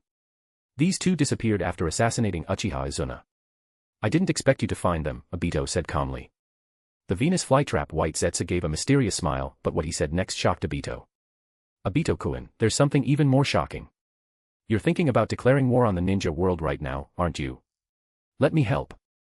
The Venus flytrap White Zetsu suddenly clapped his hands. Several coffins instantly appeared behind him. Obito hurriedly stepped back, staring at the Venus flytrap White Zetsu in disbelief. You know ninjutsu. The Venus flytrap White Zetsu smiled faintly. I'm special. Looking at the row of coffins, Obito frowned deeply. He had always known the White Zetsu at his side might have ulterior motives, perhaps planted by Uchiha Madara to monitor him. He hadn't expected it to reveal its ambition so soon. Let me guess. These coffins contain powerful figures from history. The second Tsuchikage. The third Reikage. Hataki Sakumo. People like that. Obito slowly said, pretending to stay calm. You only got half of it right. The Venus flytrap White Zetsu smiled slightly. Then every coffin lid slowly slid open, revealing people Obito had never seen before. Except for Hashirama Senju. Obito looked over them with confusion. Their clothing was obviously different. It looked like something from a very long time ago. Even Uchiha Madara and the others hadn't dressed like this. Who are they? Obito asked, puzzled. The Venus flytrap White Zetsu smiled and introduced them. They are Indra, Asura, Uchiha Senichi, Senju Shuichi, Uchiha Ko, Senju Yuzuki, Senju Futen, Senju Tsuru, Uchiha Sa, Uchiha Jin, Uzumaki Yu, and Hashirama Senju. The moment Obito heard those names, his scalp went numb. Those were all people recorded in history. They had all died hundreds, even thousands, of years ago. Obito's voice trembled slightly. He had never imagined that the Venus flytrap White Zetsu before him possessed such terrifying ability. How can you prove they're really them? And how did you even get their bodies? Obito asked in shock. They had been dead for so many years. Their bodies should have long since turned to dust. How could anyone possibly find their corpses and then use the impure world reincarnation to bring them back? There's no need to lie to you. Thanks to someone who had been collecting their bodies throughout the river of history, I simply stole them while that person wasn't around. And there are still 3 more. The Venus flytrap White Zetsu clapped his hands again. 3 more coffins appeared. Obito's mind was in complete turmoil. This was too much. What exactly was this Venus flytrap White Zetsu trying to do? There was simply too much information to process. He could no longer tell whether this Venus flytrap White Zetsu was helping Uchiha Madara or helping him. Chapter 330, Another Person Behind the Scenes. The coffin lid slowly slid open, revealing 3 faces that Uchiha Obito had never seen before. 2 of them were pale as paper, with strange horns growing from their foreheads. Their bearing was transcendent, faintly carrying an overwhelming pressure that stood above all living beings. The third looked like an ordinary man. His face was sharp and composed, yet it also carried the weight of countless years. Obito's pupils contracted slightly. He had no idea that these 3 were Otsutsuki Hagoromo, Otsutsuki Himura, and Sarutobi. He forcibly suppressed the storm in his heart, swallowed, and said coldly, "Can you actually summon them into the world? If not, then what's the point of showing me these coffins?" The Venus flytrap White Zetsu kept that strange smile on his face as he slowly replied, "Of course I can. Don't be fooled by the fact that Tobarama Senju was never able to freely summon the dead before. These people's souls are special. In essence, the Pure Land can't completely interfere with them. As long as I perform the summoning technique, they'll appear here." Obito's heart sank. A powerful killing intent instantly rose in his eyes. The last thing he wanted right now was even more variables. First there was that absurdly powerful Arisu. Now a mysterious Venus flytrap White Zetsu had appeared, bringing along a group of monsters who had died hundreds or even thousands of years ago. "Are you one of Uchiha Madara's people?" Obito asked in a deep voice, now filled with obvious caution and hostility. The Venus flytrap White Zetsu revealed a meaningful smile and was just about to answer. At that moment, a low, hoarse voice sounded. "He's one of my people." "Who's there?" Obito was startled. Every hair on his body stood on end as he instantly activated Kamui's intangibility, his body immediately entering its distorted alternate space state as he spun around. A mysterious man in a black robe stood quietly not far behind him. The man wore a mask that hid his face, but the eyes exposed beneath it were a pair of crimson Mangekyo Sharingan. Their pattern was strange and profound, giving off a frightening sense of pressure. It was a pair of Mangekyo Sharingan he had never seen before. "Who are you?" Obito's voice was icy as he locked onto the other men with undisguised killing intent while secretly preparing for an attack at any moment. The black-robed men remained unhurried. "Uchiha Obito, cooperate with us, and nothing will happen to you. Now, listen to us. Launch the 4th Great Ninja War immediately." His tone was calm, yet carried the weight of an order. The atmosphere throughout the graveyard of the mountains instantly became even heavier. Obito's heart churned. How could there be another expert like this? He had always believed he controlled everything, that he was the one moving the pieces behind the scenes and directing the ninja world. But now it seemed he himself was only someone else's chess piece. He had always thought he was playing the ninja world. Now it seemed the ninja world had been playing him. "And if I refuse?" Obito asked in a low voice, suppressing both anger and unwillingness. "Then don't blame us for using force." The black-robed man smiled lightly, his calm tone carrying a chilling edge. A strong sense of foreboding rose in Obito's heart. Even so, he trusted Kamui's intangible state. There were almost no attacks in the world that could truly touch him. The black-robed man let out a quiet sigh. "Look at your palm," he reminded him calmly. Obito frowned and slowly lowered his head to look at the palm of his left hand. There, without him knowing when it had appeared, was a strange mark. Its pattern was exactly the same as the Mangekyo Sharingan in the black-robed man's eyes. When did this? Obito was shaken. Countless thoughts flashed through his mind, but he couldn't remember when the mark had appeared. The next second, the Mangekyo Sharingan in the black-robed man's eyes began spinning. Its eye technique activated instantly. An overwhelming wave of spiritual power poured into Obito's consciousness like a flood. Even while in Kamui's intangible state, Obito couldn't stop that power. Obito's eyes quickly became empty. His body stiffened, then he obediently cancelled his intangibility, silently walked to one side, and waited for orders. "So that's the ability of your Mangekyo. Truly terrifying." The Venus flytrap White Zetsu said respectfully from the side. The black-robed man spoke calmly, a trace of nostalgia in his voice. "As long as this mark is carved onto someone's body, I can ignore distance and directly control the target's mind and chakra through the connection. This technique. I haven't used it in a long time." "I see. So that means..." The Venus flytrap White Zetsu suddenly rolled up his sleeve, revealing his arm. The exact same Mangekyo mark was carved there as well. "So that means... I'm under your control too." The Venus flytrap White Zetsu laughed helplessly.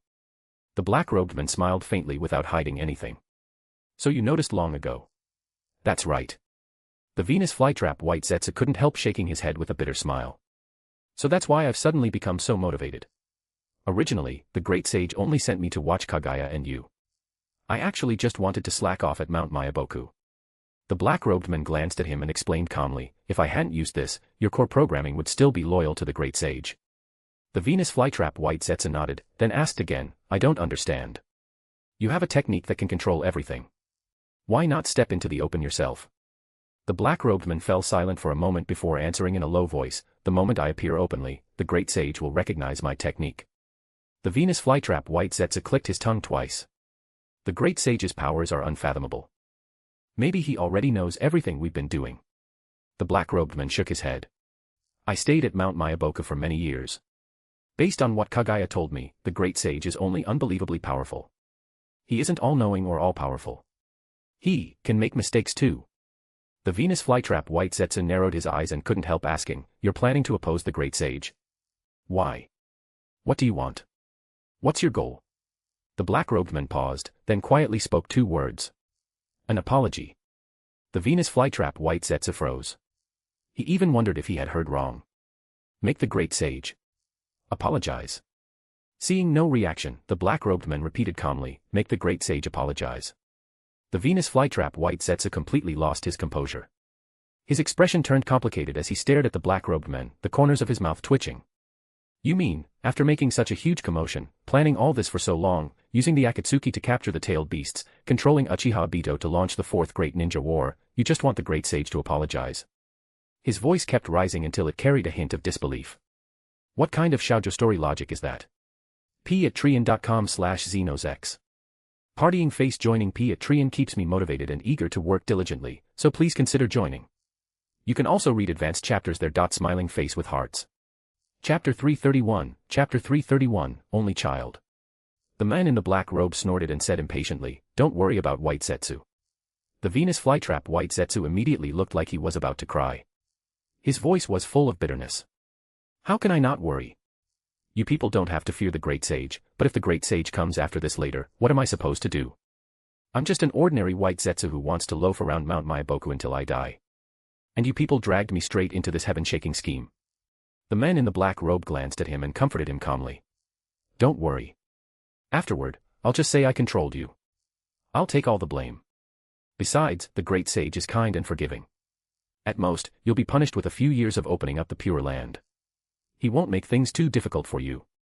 The Venus flytrap White Zetsu wanted to argue a little more, but the black-robed man raised a hand and interrupted him. That's enough. Don't say any more. With that, the black-robed man turned around and said calmly, I'll go see how the tailed beasts are doing. The Venus flytrap White Zetsu hurriedly reminded him, they're all disciples of the Great Sage. I'm afraid they won't cooperate with you. The black-robed man's footsteps paused briefly. A trace of confidence entered her voice. As long as I tell them the truth, they'll stand with me. They have a strong sense of justice. Before this, they even joined together to advise the Great Sage, leading to the 6 Paths Demon Purge back then. Then the black-robed woman silently calculated with her fingers before saying, only the 9 tails and 8 tails remain uncaptured. The 9 tails can be replaced with the corpses of Kinkaku and Ginkaku, but the 8 tails. She turned toward Uchiha Obito, whose eyes were empty after being completely controlled, and ordered coldly, tell every member of the Akatsuki to capture the 8 tails immediately. Yes. Obito answered in a low voice and turned to carry out the order without any resistance. The black-robed woman slowly walked toward the demonic statue of the outer path. She placed a hand on its enormous body. Chakra surged, and she entered the ceiling space directly. Inside a vast, dim ceiling space, several captured tailed beasts had gathered together, and the atmosphere was surprisingly relaxed. Shikaku, Matatabi, Isabu, Son Goku, Kokuo, Saiken, and Chomei were all sitting around a stone table formed from chakra, playing cards, fooling around, and making a racket. Ha ha ha. I won again. Son, you owe me another 10 barrels of barbecue. Shikaku laughed proudly, his tail slapping the ground.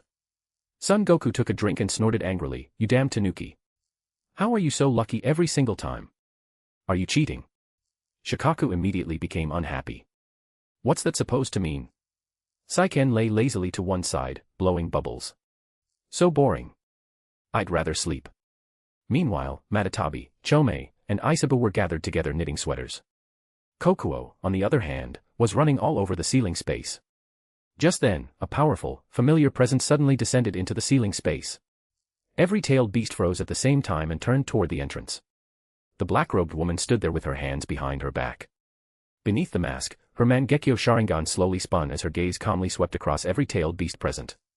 The atmosphere inside the ceiling space instantly became tense. But instead of showing fear, Shikaku's eyes lit up. No way. Someone actually entered the demonic statue of the outer path directly. I thought it was those two guys, Kurama and Gyuki, finally getting sealed too. Shikaku joked with surprise and amusement. The other tailed beasts all frowned and looked warily at the unexpected visitor. Matatabi, whose senses had always been the sharpest, stared intently at her. The chakra on this person felt very familiar. She had definitely met it before. No.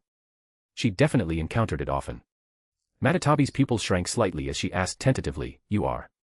Before she could finish speaking, the black-robed woman slowly raised a hand, removed the mask from her face, and revealed her true appearance. At that moment, the entire ceiling space seemed to fall into dead silence. Every tailed beast froze. Their faces filled with disbelief. How could it be you? The smile on Shikaku's face froze instantly, and the cards in his paw slipped to the ground. Meanwhile, the entrance to another dimension quietly opened. Arisu stepped out with his son, Yukio. As soon as they emerged, the aura of the Sage of Six Paths around Arisu quickly faded away. His appearance also returned to the gentle and refined face everyone in Konoha knew. Looking at his father's familiar face, Yukio couldn't help smiling. So that's why everyone in the village says I look like the Sage of Six Paths. Turns out, Dad, you really are the Sage of Six Paths. Arisu smiled faintly and simply nodded. After hesitating for a moment, Yukio couldn't help asking, "Does Mom know?" Arisu shook his head, his voice gentle. "She doesn't. And there's no need to tell her." But Yukio stopped himself. In the end, he nodded and didn't ask any more. The two of them walked side by side along a forest path as the breeze rustled through the leaves. After a moment of silence, Yukio spoke again. "Dad, why did you pretend to be an ordinary person and come to Konoha?" Looking toward Konoha in the distance, Arisu answered slowly, "To observe the changes in history. Long ago, two of my disciples made a promise. They asked me to bear witness to it. I've remained in the human world for several hundred years." Hearing this, Yukio suddenly felt a little jealous. He pouted.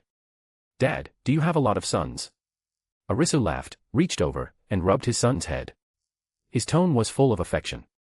"Don't worry. You're my only son. I don't want any more. I like having an only child." His father's words warmed Yukio's heart. The complicated feelings he'd been carrying instantly disappeared. He had been worried that he wasn't the only one. Yukio lowered his head and smiled, his eyes full of happiness. So, in his father's heart, he really was one of a kind.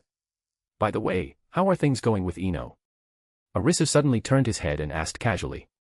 In truth, he had always cared about his son's love life. The moment Ino was mentioned, a sweet smile appeared on Yukio's face, and his eyes softened. Seeing his son looking completely love-struck, Arisu couldn't help twitching the corner of his mouth. Then he asked, "Son, are you still a virgin? You and Ino have already done it." Yukio froze for a moment, then burst out laughing. "Dad, stop trying to make your son laugh. Of course I'm not anymore. Ino and I already did it." As he spoke, he deliberately dragged out the last few words, looking completely at ease. The corner of Arisu's mouth twitched hard, and for a moment his expression nearly fell apart. But after thinking it over, this was the world of Naruto, where everyone matured and fell in love early. Back in the age of constant war, it wasn't unusual for shinobi to marry and have children at 15 or 16. So he didn't say anything else. He merely sighed softly and patted his son's shoulder. "Just be careful. Don't make me a grandfather too early. Though if you do give me a grandson or granddaughter, I wouldn't mind." Yukio grinned and nodded. "Got it." Chapter 332, The 5 Kaguya Summit. Arisu and Tsunade were in the kitchen making cupcakes together. The husband and wife stood shoulder to shoulder. Tsunade had rolled up her sleeves and was skillfully stirring the batter. Arisu stood beside her, gently handing her the molds, occasionally saying a few words with a smile. The two got along well. After so many years together, they were already an old married couple, but at heart they were still in the honeymoon phase. Just then, a steady knock came from outside the door. Arisu paused slightly and looked up. "Come in." As soon as he spoke, an Umbu ninja instantly appeared at the doorway. Kneeling on one knee, he lowered his head respectfully. Lord Arisu, Lord 7th Hokage Minato Namikaze requests your presence at the Hokage building for a meeting. Hearing this, Tsunade immediately stopped stirring. She frowned, obvious displeasure flashing through her beautiful eyes. Setting down the bowl in her hand, she let out a cold snort. That kid Minato Namikaze can't be Hokage without my husband, can he? The Umbu ninja kept his head lowered, hardly daring to breathe. Of course he knew the woman before him was the legendary Lady Tsunade. Even the Hokage had to show her respect. There was no way a mere Umbu like him dared respond. Seeing this, Arisu smiled gently and waved a hand. He walked over to Tsunade, softly patted her shoulder, and comforted her. It's all right, Tsunade. Village matters are official business, and official business comes first. Finish making the cakes. I'll be back soon. Though Tsunade was still a little unwilling, seeing her husband's gentle smile, she finally just sighed and said nothing more. After changing into another coat, Arisu quickly headed to the Hokage building with the Umbu ninja. By the time he arrived at the Hokage's office, the 7th Hokage, Minato Namikaze, had already been waiting for quite some time. The moment he saw his teacher arrive, he immediately stood up. Wearing his familiar warm smile, he quickly walked over. Teacher, I'm truly sorry to disturb you at this time. This concerns the entire ninja world, so I hope you'll forgive me. Arisu smiled faintly, waved for him not to stand on ceremony, and walked straight to the sofa before sitting down. It's all right. Tell me what's happened.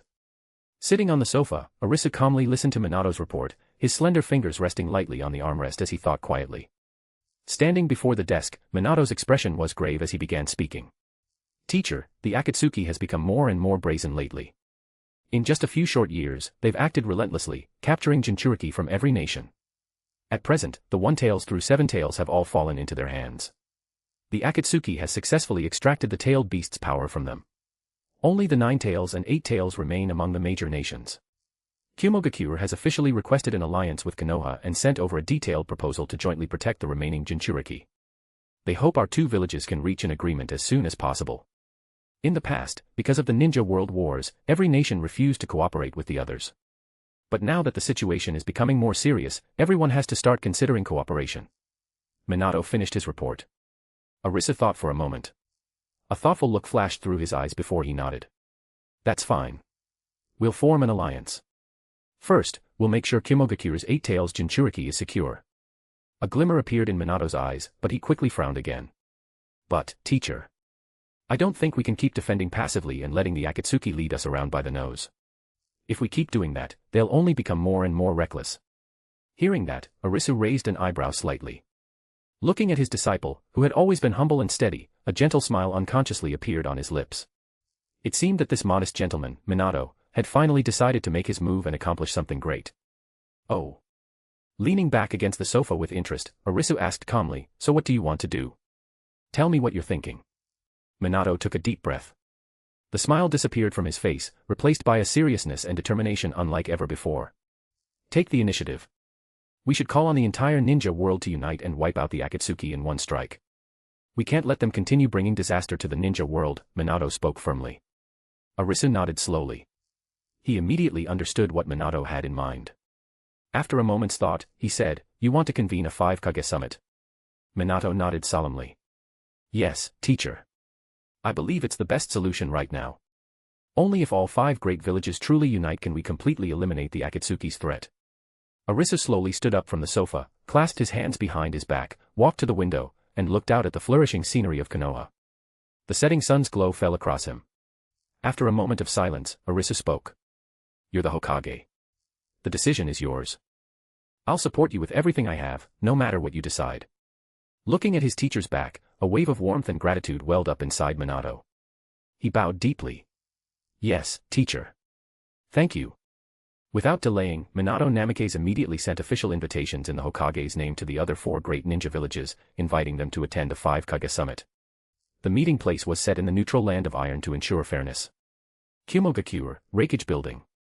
Konoha is calling for a 5-Kage summit. After reading the invitation, the 4th Reikage, first slammed the table hard. Then an expression that was both approving and dissatisfied appeared on his face. Humph. The Akatsuki has gotten so arrogant. They've already captured the One-Tails through Seven-Tails, and before long even my B will be in danger. We really should unite and beat the hell out of them. But why is Konoha the one taking the lead? Our Kumogakure isn't weak either. Why should they get all the glory? A ninja beside him cautiously said, Lord Raikage, Lord Eight Tails is currently in a dangerous situation. A waved his hand broadly, his voice booming like thunder. Go. Of course we're going to the Land of Iron. I'm all for an alliance, but we've got to keep an eye on those Konoha guys. If Minato Namikaze tries any tricks, I'll tear the meeting hall down on the spot. Still, we really can't put off dealing with the Akatsuki any longer. Iwagakure, Tsuchikage Building. Leaning on his cane, the third Tsuchikage, Inoki, narrowed his eyes and read the invitation twice before letting out a few cold laughs whose meaning was hard to tell. Konoha, taking the initiative to call a 5-Kage summit. During the last 3 ninja world wars, their village was always the one taking the lead. Their reputation is already terrible, and they still have the nerve to call on everyone to unite. Inoki's aged face was full of caution. But the Akatsuki really is too powerful. In just a few short years they've swallowed up 7-tailed beasts. I've lived this long, and this is the first time I've seen an organization this troublesome. Rashi and Han have both been captured. Inoki fell silent for a while before finally sighing. We'll go. We'll go to the Land of Iron. I'd like to see just how much sincerity Minato Namikaze can show this time. Iwagakure won't trust Konoha easily, but we won't just stand by and watch the Akatsuki continue to grow either. Faced with the overall situation of the world, the old man, Inoki, ultimately chose to compromise. Chapter 333, Arisu of Darkness. Kirigakure, Mizukage Building. The 5th Mizukage, Terumi Mei, looked at the invitation. Her red lips curled slightly, but her eyes were filled with obvious doubt and mockery. That Minato Namikaze. Konoha started all 3 great ninja wars in the past and threw the ninja world into chaos. Now that the Akatsuki has become a real force, they suddenly remember to unite everyone. What a nice plan. But, the Akatsuki really is terrifying now. All of our Jinchuriki have been captured. I asked the other villages for help before, and nobody paid any attention to me. Now that things are about to fall apart, they finally want to hold a 5-Kage summit, Terumi Mei said unhappily. Ao, standing behind her, asked quietly, Lady Mizukage, then we're going to the Land of Iron. I'll go in person and see for myself. If Konoha thinks they can use this chance to take control of the ninja world, they've miscalculated. Terumi Mei stood up, her presence imposing. Sunagakure, Kazekage Building. The 5th Kazekage, Gaara, sat at his desk and calmly finished reading the invitation. There was little emotion on his young face. Only his light green eyes showed deep thought. Could this be the reason I was brought back to life? Gaara folded his hands together. Ever since he had died once, he had vaguely felt that he had some kind of mission. Heaven hadn't let him die. Looking at it now, was it for the sake of uniting the ninja world? Baki, standing nearby, said worriedly, Lord Kazekage, Konoha has never had a very good reputation. During the 3 great ninja wars, they were always the side that started them. But the Akatsuki is terrifying now. They've already captured several tailed beasts in succession. Even our one tail was extracted long ago. Gaara gently closed the invitation. I'm going. No matter what Konoha did in the past, the Akatsuki has become a threat to the entire ninja world. An alliance is necessary. The Land of Iron is neutral, so it's the perfect place for everyone to speak openly. Baki was briefly stunned before nodding. The date for the 5-Kage summit in the Land of Iron was quickly decided. Although the Kage of the major ninja villages still held grudges against Konoha, faced with the Akatsuki's growing strength and their shared enemy, they ultimately chose to put aside their differences for the time being. Each brought trusted ninja and set out for the neutral nation. At the same time, the Akatsuki was also making intense preparations for its next move. Pain sat atop the enormous stone statue, his voice low and commanding. The 8 Tails, it's time to act. Zetsu, begin. Half of White Zetsu's body emerged from the shadows as he let out a sinister laugh. Hee hee, everything's ready. Killer Bee is troublesome, but the Akatsuki isn't what it used to be. Just as the Akatsuki began its operation to capture Killer Bee, the 8 Tails Jinchuriki of Kimogakure, a secret report quickly reached Arisu in Konoha. Standing in his backyard, Arisu unfolded the coded message and calmly read its contents. The Akatsuki has locked onto the 8 Tails. The capture operation is about to begin. He narrowed his eyes slightly and gently squeezed the paper between his fingers. It turned to ash and scattered into the wind. Arisu didn't hesitate for even a moment. Nor did he tell Minato Namikaze or anyone else about the information. He simply stood there quietly, letting events follow their predetermined course. Just then, there was a knock at the door. Arisu turned around and said gently, "Come in." The door opened. Uchiha Sasuke, dressed in black with a cold expression, walked in. He first lowered his head slightly in greeting before getting straight to the point. "Lord Arisu, I heard Konoha is about to attend the 5-Kage summit. The Akatsuki is extremely powerful. They're very likely to attack the summit. I want to personally protect the 5 Kage summit, that was what Sasuke said.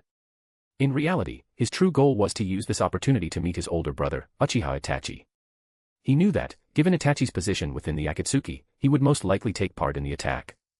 Only then could he ask him face to face about the truth behind his betrayal of the village. You want to protect the 5 Kage summit? The corner of Arisu's mouth twitched. If he remembered correctly, in the original story, Sasuke had attacked the 5 Kage summit. Looking into Sasuke's eyes, filled with complicated emotions, Arisu seemed to see through his thoughts at a glance, yet didn't expose them. He smiled gently. Sasuke, I understand what you're thinking. However, I don't plan to attend this 5 Kage summit. Arisu shook his head. Sasuke paused. Then, Arisu clasped his hands behind his back and said calmly, how about this? You should go directly to Minato. I can personally write you a letter of recommendation and recommend you to him so he can take you to the Land of Iron. What do you think? Minato is your senior fellow disciple. Just tell him. Sasuke fell silent for a moment before finally nodding. Thank you, Teacher Arisu.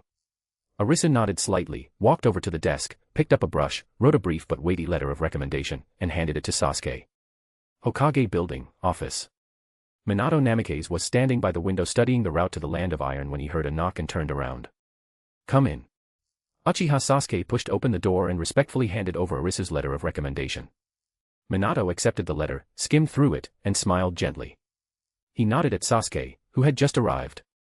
Sasuke, actually, I was already planning to take you and Naruto with me. The Akatsuki is powerful, and the 5 Kage summit will be full of danger. Bringing along a few more dependable young people will give us a little more security. Although Minato was speaking to Sasuke, the person he had originally wanted to bring most was Yukio, his teacher's own son, whose strength and talent were both outstanding. But since his teacher had personally recommended Sasuke by name, there was naturally no way he could refuse. He would simply take them both and leave his teacher behind to guard the village. Minato put away the letter. His gaze remained gentle, yet carried the authority of the Hokage. Good. We leave tomorrow morning. Go back and get ready. Bring everything you'll need and stay alert at all times. The Akatsuki won't let this opportunity pass easily. Elsewhere, inside the ceiling space, the 7-tailed beasts were listening with great interest to gossip about their teacher. Shikaku looked shocked. I always thought teacher had no worldly desires. I never expected him and Kaguya to have a love-hate story like that. Son Goku wore a complicated expression. Teacher never told us any of this, Chomei sighed softly. I never thought teacher would treat sister Kaguya like that. Matatabi immediately became unhappy and spoke up. If that woman Kaguya hadn't tried to kill teacher first, would teacher have treated her that way? The tailed beasts all started discussing it. None of them had expected something like this to have happened in the past. What was all this about teacher actually being a hypocrite? A troublemaker? What was all this about teacher manipulating Kaguya's 2 sons into sealing her away, then later releasing her again just to gain power? This painted teacher in far too dark a light. Heh. This is nothing but wild history. It's all unofficial stories. How do I know what you're saying is true? After all, none of what you said is recorded in the history books, Isabu couldn't help asking. Chapter 334, Chapter 334, The 5 Kage are corrupted. A few days later, the Kage from the 5 great ninja villages had gathered in the Land of Iron. Minato Namikaze only brought Naruto and Sasuke to attend the 5 Kage summit. He didn't want to bring too many people and make it look tense, as though they were heading into a war. Yukio and Arisu stayed behind in Konoha to guard the village. On the eve of the 5 Kage summit, Killer Bee, the 8 tails Jinchuriki from Kimogakure, was successfully captured by the Akatsuki. This time, nearly every member of the Akatsuki took part. Their strength far surpassed what it had been before. Killer Bee didn't even get the chance to escape by cutting off one of his tails like he had in the original story before falling completely into their hands. Meanwhile, in a hidden forest somewhere in the Land of Iron, Uchiha Obito quietly appeared with a man in a black robe. The black-robed man silently looked up at the sky, the corner of his mouth seeming to curl into a cold smile. Outside the 5 Kage summit venue, Uchiha Sasuke suddenly stopped and looked up at the sky. His brows immediately drew together. Among the clouds, he could vaguely make out a Mangekyo pattern he had never seen before. It looked strange and complex, as though it were slowly spinning. You've received an invitation to the ninja war. Once you see this mark, the black-robed man is about to drag you into the 4th great ninja war. Sasuke, what are you standing there for? Come on, let's go in. My dad and the others went in ages ago. Naruto scratched his head and urged him in confusion. Sasuke didn't move. His expression grew more and more serious. He said in a low voice, "Naruto, get closer." Although Naruto had no idea why, he had always trusted Sasuke, so he immediately moved over. At that moment, Sasuke suddenly raised his right hand and quickly formed hand seals, summoning the divine artifact teacher Arisu had given him. The Yata mirror. The mirror instantly expanded, covering both him and Naruto inside it and forming an impregnable defensive barrier. Naruto jumped in surprise. "Sasuke, what are you doing?" "Shut up, Naruto. There's something wrong with those clouds." Sasuke's voice was stern as his Sharingan stared fixedly at the sky. Naruto followed his gaze. At first, he looked completely confused. "I don't see anything." Before he could finish speaking, the faint Mangekyo pattern among the clouds rapidly darkened. The design became clearer and clearer, while its rotation grew faster and faster, as though it might fall from the clouds at any moment. "Ah! I see it now. It's getting darker and darker. Is that some kind of pattern? How can there be something like that in the clouds?" Naruto shouted in surprise, his eyes wide. Sasuke rolled his eyes. Clouds don't grow patterns on their own. Someone's using a jutsu. Only then did Naruto realize what was happening. The grin disappeared from his face. "Then what do we do now? Until this jutsu ends, we'd better not go outside," Sasuke said in a deep voice, his eyes sweeping the surroundings warily. Naruto looked worried. "Ah. Then what about my dad?" Sasuke frowned. "The 5 Kage have definitely noticed it too. We don't need to worry about them. With your dad's strength and sensing ability, don't you trust him?" Naruto thought about it. Over all these years, Minato Namikaze had never let him down. In the end, he nodded and remained under the protection of the Yata mirror. At the same time, inside the 5 Kage summit venue, Minato Namikaze was speaking with the other Kage when he instinctively glanced out the window, his brow creasing slightly. Just then, before Gaara could say anything, Terumi-Mei couldn't help speaking first. "Hokage, where did that mark on your hand come from?" Minato froze. Following Terumi-Mei's gaze, he looked down. An eerie mark had appeared on the back of his hand without him noticing. The pattern clearly resembled a certain Mangekyo Sharingan, yet carried an unfamiliar sense of oppression unlike anything he had ever seen. Minato's expression changed at once. "Everyone, check your hands." The other 4 Kage immediately looked down. Sure enough, the same mark had appeared on every one of them. Not only the 5 Kage, their bodyguards, including Kuratsuchi, Ao, and C, all had the same pattern on their hands. Even the samurai of the Land of Iron and Lord Mifune, the representative of the neutral nation, were no exception. Kuratsuchi couldn't help crying out, "What's going on?" Ao frowned and quickly analyzed it. "This mark, it looks somewhat like the Uchiha clan's Mangekyo Sharingan, but it's also different." The Reikichi's bodyguard, C, also said quietly, "It does look similar, but on this scale, it's definitely not an ordinary genjutsu." C immediately formed the seal to dispel it. Nothing happened. A powerful sense of unease rose in Minato's heart. He had a bad feeling. He suddenly stood up, about to warn everyone to strengthen their guard. But they no longer had time to react. The Mangekyo pattern in the sky completely lit up. A blinding light instantly engulfed the entire venue. In an instant, the dazzling Mangekyo pattern in the sky burst into a strange light. The light swept over the venue like a tidal wave. They were corrupted by a mysterious force. The 5 Kage's bodies stiffened almost at the same time. Their eyes quickly became dull and empty. Minato Namikaze, Terumi-Mei, Gaara, the 4th Reikage, the 3rd Tsuchikage Inoki. Everyone's eyes lost focus, and their expressions became blank. Then their bodyguards, Lord Mifune, and the samurai of the Land of Iron all fell victim as well. One after another, they lowered their heads, their eyes becoming equally vacant. The entire venue fell into deathly silence. Only the sound of breathing remained. Soon, 3 figures silently appeared in the center of the venue. The black-robed men. Uchiha Obito. And White Zetsu, who emerged from the ground like a pitcher plant. The black-robed man looked around, his gaze sweeping over the controlled Kage and ninja, but his brow furrowed slightly. 2 slipped through. The black-robed man said. White Zetsu poked his head out of his bud-like body, shrugged, and said lazily, "Sasuke and Naruto. No big deal. They're just 2 kids." The black-robed man rejected the idea immediately. "No. Those 2 are special. Their souls are anything but ordinary.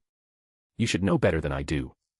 Their souls belong to the reincarnations of the great sage's 2 disciples. I'm worried something might happen. Besides, Naruto still has the 9 tails inside him. We need it." The black-robed man turned to Obito and ordered coldly, "Obito, take me to them." We can't let them keep roaming free. Understood. Obito answered quietly. He placed one hand on the black-robed man's shoulder. Space twisted, and the two vanished instantly. At the same time, somewhere outside the venue, Naruto and Sasuke remained enveloped in the light of the Yata mirror. The mirror stood like an unbreakable barrier, completely blocking the strange light descending from the sky. Although they could clearly see the ominous light rising from the direction of the summit venue, they were not corrupted in the slightest. Chapter 335, Kurama, it's me, Hikaru. Sasuke kept his Sharingan active the whole time, watching the surroundings with caution. Fine beads of sweat had already formed on his forehead. Naruto clenched his fists, his face grim. Sasuke, my dad and the others. Don't panic yet. The Yata mirror can block this jutsu. As long as the thing Sensei gave us is still here, we're safe for now. Sasuke's voice was low but unwavering. Looking across the entire ninja world, the Yata mirror was practically flawless.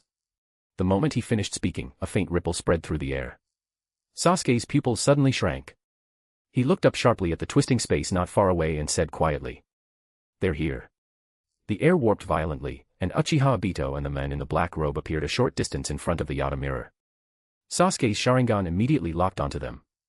The instant he saw the Mangekyo Sharingan spinning in the black-robed man's eyes, his expression changed completely, and shock crashed through his mind. Another member of the Uchiha clan. Naruto spoke first, his voice full of urgency, "Uchiha Obito. Stop pretending. My dad already revealed who you are. You can still turn back. Kakashi-sensei's been devastated because of what happened to you. He just wants you to come back to the village." Obito said nothing. He simply stood silently behind the black-robed man like a loyal subordinate, without the slightest reaction. Sasuke immediately warned in a low voice, "Naruto, stop talking. That guy called Uchiha Obito, he's under control too." Naruto froze for a moment. He opened his mouth, then closed it again without saying another word. Standing outside the Yata mirror, the black-robed man coldly stared at the crimson barrier covering its surface, a trace of seriousness flashing through his eyes. This mirror had clearly exceeded his expectations. With his current methods, he couldn't break it by force. He could only wait until Sasuke ran out of chakra and dismissed it himself. He wasn't in a hurry. He simply stood there quietly, waiting for his prey to exhaust themselves. Sasuke had obviously seen through his plan. He gritted his teeth as veins bulged on his forehead. The Yata mirror consumed an enormous amount of chakra. His chakra was draining at an alarming rate. There was no way he could keep it up for long. "Naruto, give me some chakra." "We can't take down the Yata mirror," Sasuke said urgently. Naruto nodded immediately, but he couldn't hold himself back. "Sasuke, why don't we just drop the Yata mirror and beat up the enemies outside?" As soon as he spoke, dense golden chakra burst from his body. The Ninetales chakra cloak appeared as he entered Ninetales chakra mode, looking ready to charge out and start fighting. "Idiot," Sasuke shouted in a low voice. "That jutsu is still active out there. If the enemy dares to show themselves so openly, then the moment we go outside, we'll definitely end up under their control too." Naruto stopped in place. Unwilling as he was, he accepted Sasuke's judgment and forced himself to suppress the urge. Meanwhile, inside Naruto's sealed mindscape, Kurama sat with his thick arms crossed, his brows tightly knitted. Confusion filled his enormous fox eyes. He stared fixedly in the direction of the black-robed men. That strange power, along with the Mangekyo pattern in those eyes, gave him a long-forgotten sense of familiarity. That power, that pattern. "I feel like I've seen them somewhere before," Kurama muttered quietly, unease showing in his eyes, yet he couldn't remember where or when he had encountered them. The tension in the air grew heavier. The golden light of the Yata mirror remained firm, but it had begun to flicker slightly. The black-robed men continued waiting patiently. Obito stood silently beside him like a lifeless statue. The situation fell into a stalemate. Soon, waves of spatial distortion appeared again. The controlled five Kage, their guards, Lord Mifune, and the samurai of the Land of Iron all appeared around the Yata mirror. Countless samurai completely sealed off the area, surrounding it without leaving a single gap. When Naruto and Sasuke saw the scene before them, both of their faces changed dramatically. Minato Namikaze stood at the very front, his eyes empty and his expression blank. The seductive face of Mei Terumi was now completely lifeless. Gaara was the same. So were the Reikage and the Tsuchikage Inoki. These powerful Kage-level shinobi now stood there quietly like puppets on strings. Their guards and the samurai of the Land of Iron formed a sea of black figures. Every one of them wore a vacant expression, and the strange Mangekyo mark still remained on their bodies. "Dad." Naruto's eyes widened in shock. "How? Even my dad got controlled." He rushed forward, only to be stopped by the surface of the Yata mirror. He could only watch Minato's emotionless face, anger and pain surging in his heart. Sasuke's expression became even darker. He stared at the controlled crowd, especially after seeing every Kaga-level fighter reduced to puppets. Even his breathing became heavy. Damn it. Even the 5 Kage were controlled. Sasuke clenched his teeth, unable to hide the shock in his voice. He had thought they were only targeting the 2 of them. He had never imagined even warriors like the 5 Kage would fall under their control. Just how powerful was the enemy? Controlling the 5 Kage with a single jutsu. Just how powerful is this black-robed man's genjutsu? Sasuke turned to Naruto. Naruto, do you understand now why we can't go out? The moment we remove the Yata mirror, we'll end up just like them.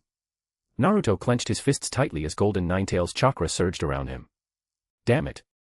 They turned my dad and the Kage into this. Sasuke, are we really just supposed to sit here and wait? He asked unwillingly. At the same time, Naruto hurriedly asked Kurama for help. Kurama frowned deeply. His teacher had given him one mission, to help Naruto. Now that Naruto was in danger, it was time for him to act. Naruto, I have a secret technique. Baryon mode. We can give it a try, Kurama said seriously. Outside, Sasuke continued staring at the black-robed man as more and more sweat rolled down his forehead. The Yata mirror was flickering as well. Its chakra consumption continued unabated. Naruto immediately placed a hand on Sasuke, and the Yata mirror stabilized once more. Seeing this, the black-robed man let out a faint sigh beneath his mask. Kurama. He slowly raised a hand and gave it a light wave. He intended to break the barrier by force. All of the controlled 5 Kage and samurai stepped forward at the same time, shrinking the encirclement again. The overwhelming pressure descended on the 2 inside the Yata mirror like a mountain. But at that very moment, an unprecedented power suddenly erupted from Naruto's body. A completely new power slowly began flowing out of him. The black-robed man was stunned. Kurama, why are you trying so hard? The black-robed man stopped pretending. He directly entered Kurama's mindscape. Kurama. Cut it out. It's me, Hikaru. The great sage sent me. This is all part of Sensei's mission.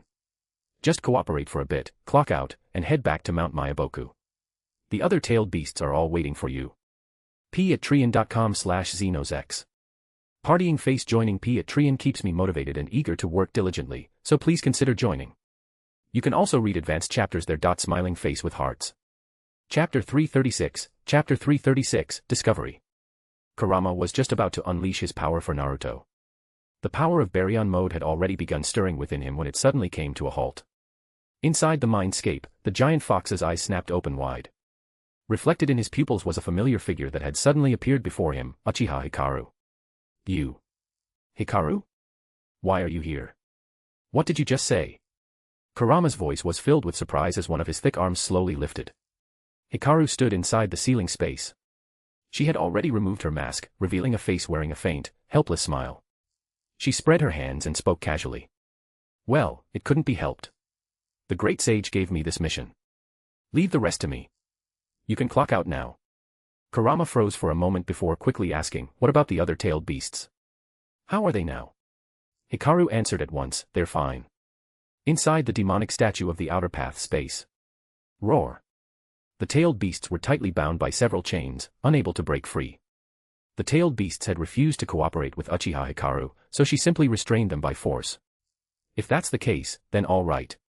Kurama looked at Hikaru, hesitation flashing through his giant fox eyes. He lowered his head and thought for a while.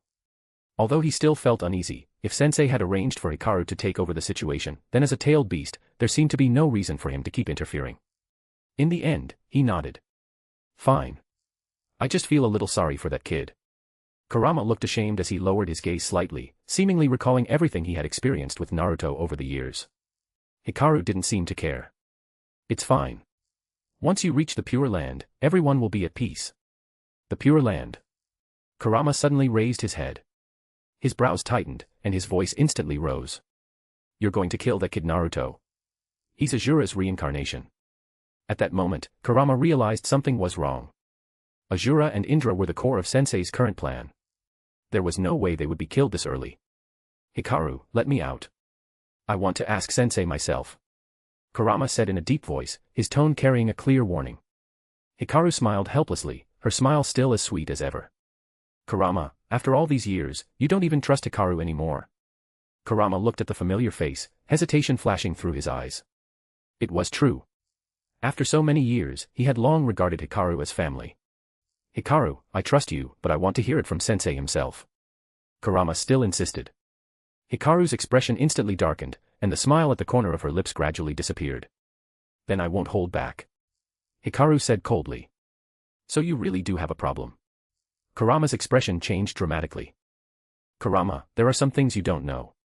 Hikaru's figure gradually faded from Kurama's mindscape, leaving only Kurama's angry yet shocked roar echoing through the ceiling space. Outside, the crimson barrier of the Yata mirror had begun flickering violently. Sasuke's breathing grew heavier, veins bulging across his forehead as his chakra consumption neared its limit. Although Naruto continued supplying him with chakra, both of them knew that staying on the defensive like this could not last. At that moment, Hikaru had completely left Kurama's mindscape and returned to reality. Without expression, she raised her right hand and gave a light wave. Move. At her command, the controlled 5 Kage and the many samurai of the Land of Iron all advanced at once. The power of so many Kage-level fighters merged into a terrifying torrent and slammed toward the Yata mirror's barrier. This is bad. Sasuke's pupils shrank sharply, and he made his decision immediately. Naruto, we can't wait any longer. The instant the words left his mouth, Sasuke pressed his right hand onto Naruto's shoulder. The Flying Thunder God technique activated. Whoosh! With a flash of light, Sasuke and Naruto instantly vanished from the protection of the Yata mirror. Boom! The combined attack of the Kage-level fighters struck empty space, blasting the place where the Yata mirror had been into a massive crater as dust shot into the sky. Not far away, Hikaru watched the direction in which the two had disappeared. Her brows were tightly furrowed, a trace of coldness flashing through her eyes. Sigh. She let out a quiet sigh and casually waved her hand. The Venus flytrap White Zetsu slowly emerged from the ground, its bud-shaped body swaying gently. I've already dealt with the White Zetsu monitoring underground too. The Great Sage won't find out. The Venus flytrap White Zetsu said. Hikaru simply shook her head. It's useless. Uchiha Sasuke and Naruto have already escaped. They'll definitely tell the Great Sage everything that happened here. Next, prepare to face the Great Sage directly. Hearing this, the Venus flytrap White Zetsu fell silent for once, the face on its bud stiffening slightly. Hikaru keenly sensed its body trembling faintly, so she turned her head and asked, Are you afraid? The Venus flytrap White Zetsu took a deep breath and nodded. Its voice actually carried a trace of human-like trembling. Before, I never felt fear. Now we White Zetsu were becoming more like humans. Hikaru clasped her hands behind her back and looked toward the gradually brightening horizon. Prepare for the fourth great ninja war. After saying that, she spoke no more. Her figure disappeared from where she stood, leaving only the Venus flytrap White Zetsu standing alone in the ruined forest, motionless for a long time. The Venus flytrap White Zetsu quietly stood there, looking at the massive crater before murmuring to itself, something big is coming. Inside the Akatsuki base, the atmosphere in the dark, damp cave was unusually heavy. Kakuzu leaned against the rock wall with his arms crossed, the gaze beneath his mask flickering. Beside him, Tobi stood with his hands in his pockets, his head tilted against a stone pillar. His usual carefree attitude had long since disappeared. Those people really were controlled. I'm afraid Nagato still hasn't realized it, Kakuzu said in a low voice. Tobi didn't answer immediately. He simply gave a quiet, The strange changes within the Akatsuki could no longer be hidden from the two of them. It was as if invisible threads filled the air, silently linking every member together. Meanwhile, in Kono, Arisu sat quietly in a wicker chair with his eyes closed, looking completely at ease. Strange. Why hasn't today's report arrived yet? Arisu muttered to himself. The intelligence network he had built with his own hands had always been highly efficient. Every day, White Zetsu would deliver a compiled report on time, allowing him to stay informed about everything happening throughout the ninja world. Although he had not attended this 5 Kage summit himself, he had already sent White Zetsu to infiltrate and monitor it, ensuring he would receive first-hand information. Just as Arisu was waiting, he suddenly sensed a familiar presence rapidly approaching. Chapter 337, Declaration of War. Dad. Sasuke and Naruto are back. Along with Yukio's urgent shout, a mess of hurried footsteps came from the courtyard entrance. Yukio rushed in first, followed by the panting Uchiha Sasuke and Uzumaki Naruto. Teacher, something happened at the 5 Kage summit, Sasuke spoke in a hurry. Naruto couldn't even catch his breath. Grandpa Arisu. My dad was controlled. Arisu frowned, but didn't speak right away. He simply raised a hand, signaling the two of them to calm down. After they had barely caught their breath. Sasuke and Naruto took turns recounting everything that had happened at the Five Kage summit. Illusion clouds appearing in the sky, the Five Kage suddenly losing control and attacking without warning, an incredibly powerful genjutsu, the mysterious man in a black robe, and even Obito seemingly being controlled. Arisu listened quietly from beginning to end, and a sharp light flashed deep within his eyes. This technique. With all his experience, Arisu immediately thought of Uchiha Hikaru's Yakimada. How is this possible? Arisu thought to himself, his brows knitting even tighter. Was Hikaru the one controlling the Five Kage? Had her ability really reached that level? On the surface, however, Arisu remained as calm as ever. I understand. Go get some rest. Don't spread this around for now. His voice was low and steady. But, teacher. Sasuke hesitated. This time, all Five Kage had been controlled. The crisis already concerned the survival of the entire ninja world. Don't worry. I know, Arisu replied evenly. Though unwilling, Sasuke and Naruto saw how unshakably calm their teacher was. In the end, they obeyed and left with Yukio. The courtyard fell silent once more. Arisu leaned back into the wicker chair and closed his eyes. At the same time, Hikaru had assembled a massive army and summoned powerful figures from every era of ninja history with the impure world reincarnation. The Venus flytrap White Zetsu stood with his back against the enormous demonic statue of the outer path. He slowly raised both hands, his palms facing the statue as chakra surged through his body like a raging tide. Divine Sage Art, Impure World Reincarnation. White Zetsu slammed both hands onto the ground. In an instant, a terrifying power that surpassed the boundary between life and death erupted, tearing open the barrier between the living world and the pure land once again. Rumble. Inside the cave, the ground shook violently as countless black coffins burst from the earth, rising one after another. Then the disturbance rapidly spread outward. Within a radius of 10 li, the land itself began to churn. Thousands, tens of thousands, 100,000, a million. In only a few moments, more than 1 million coffins burst out of the ground at the same time, covering the land like a black forest.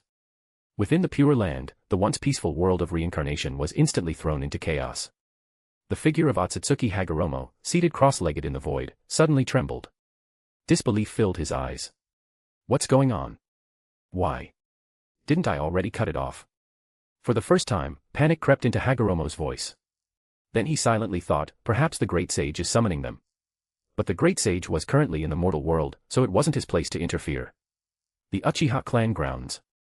Uchiha Taijima stood in the center of the compound. Seeing his body suddenly begin to glow, shock immediately spread across his face. I've got a bad feeling about this, Taijima muttered. Beside him, Uchiha Yudo looked equally grim, his body trembling on its own.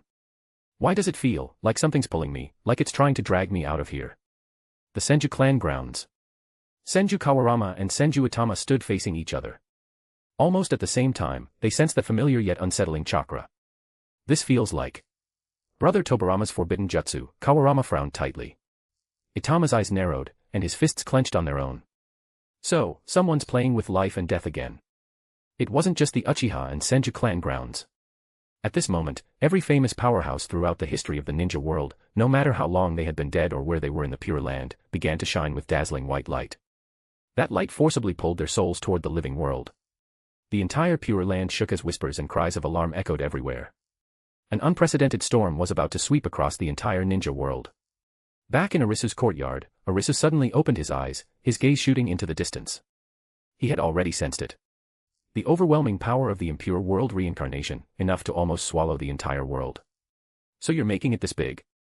Fine. I'll play along. A trace of coldness appeared on Arisu's face. In the next instant, he flashed straight to Mount Myaboku. He immediately gave his orders. Seal off the entire mountain. At the same time, place Mount Myaboku's army on full alert. If necessary, they could later descend into the ninja world. Arisu arrived at Longevity Peak and immediately saw Kaguya and Hikaru. He simply glared at them. In an instant, the two of them turned into two white Zetsu. Great Sage, forgive us. We were controlled. Kaguya and Hikaru controlled the two of us. The two white Zetsu hurriedly knelt on the ground. Arisu looked helpless. Forget it. It isn't your fault. Go home.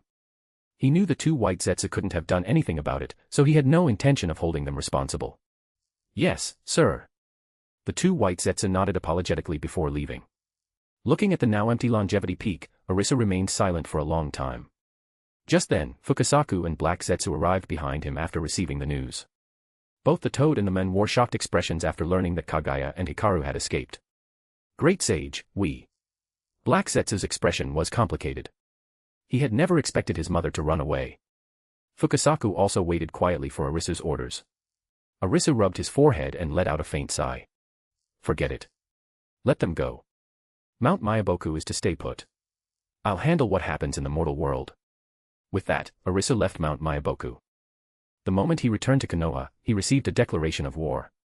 Using the 5 Kage, Uchiha Hikaru ordered every major hidden village to attack Konoha, and the Fourth Great Ninja War broke out instantly. Faced with the situation, Arisu directly took control of the ninja world. He contacted the daimyos of every nation and ordered them to establish the allied shinobi forces, with himself serving as supreme commander. The 5 great nations, the land of lightning, the land of wind, the land of fire, the land of water, and the land of earth, all obeyed Arisu's orders. Everyone was stunned. They couldn't understand why the daimyos were listening to Arisu when their own Kage had ordered them to attack Konoha. Arisu then announced that the 5 Kage had been controlled by the Akatsuki and that he was forming the allied shinobi forces to launch a campaign against them. The situation became tense, and the villages quickly understood what was happening.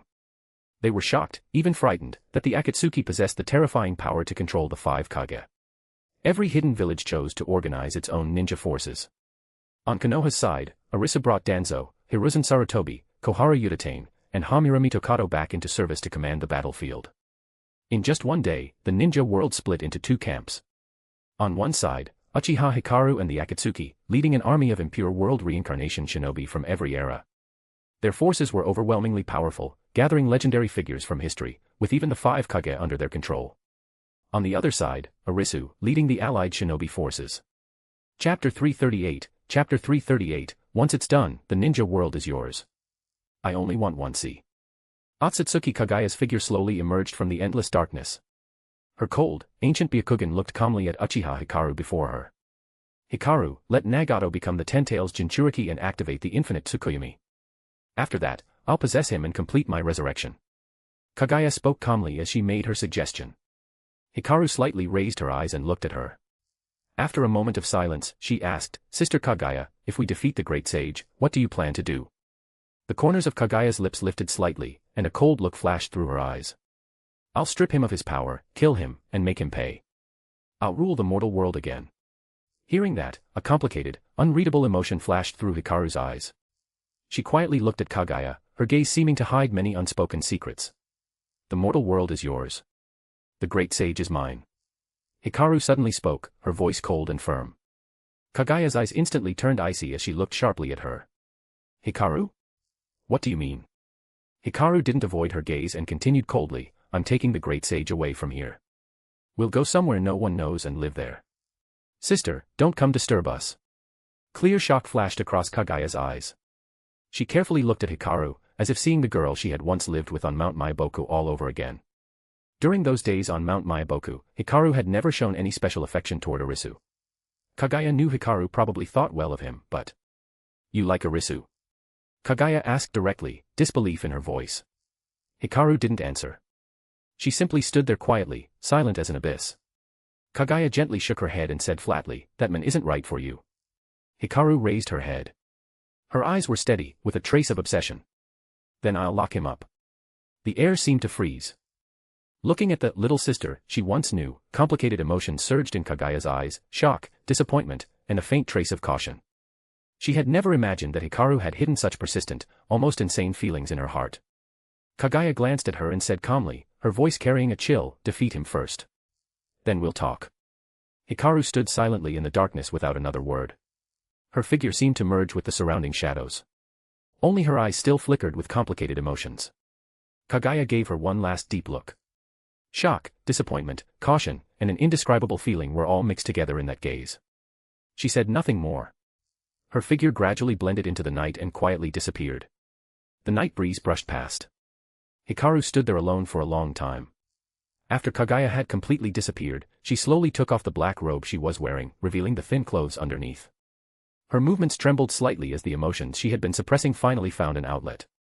Arisu.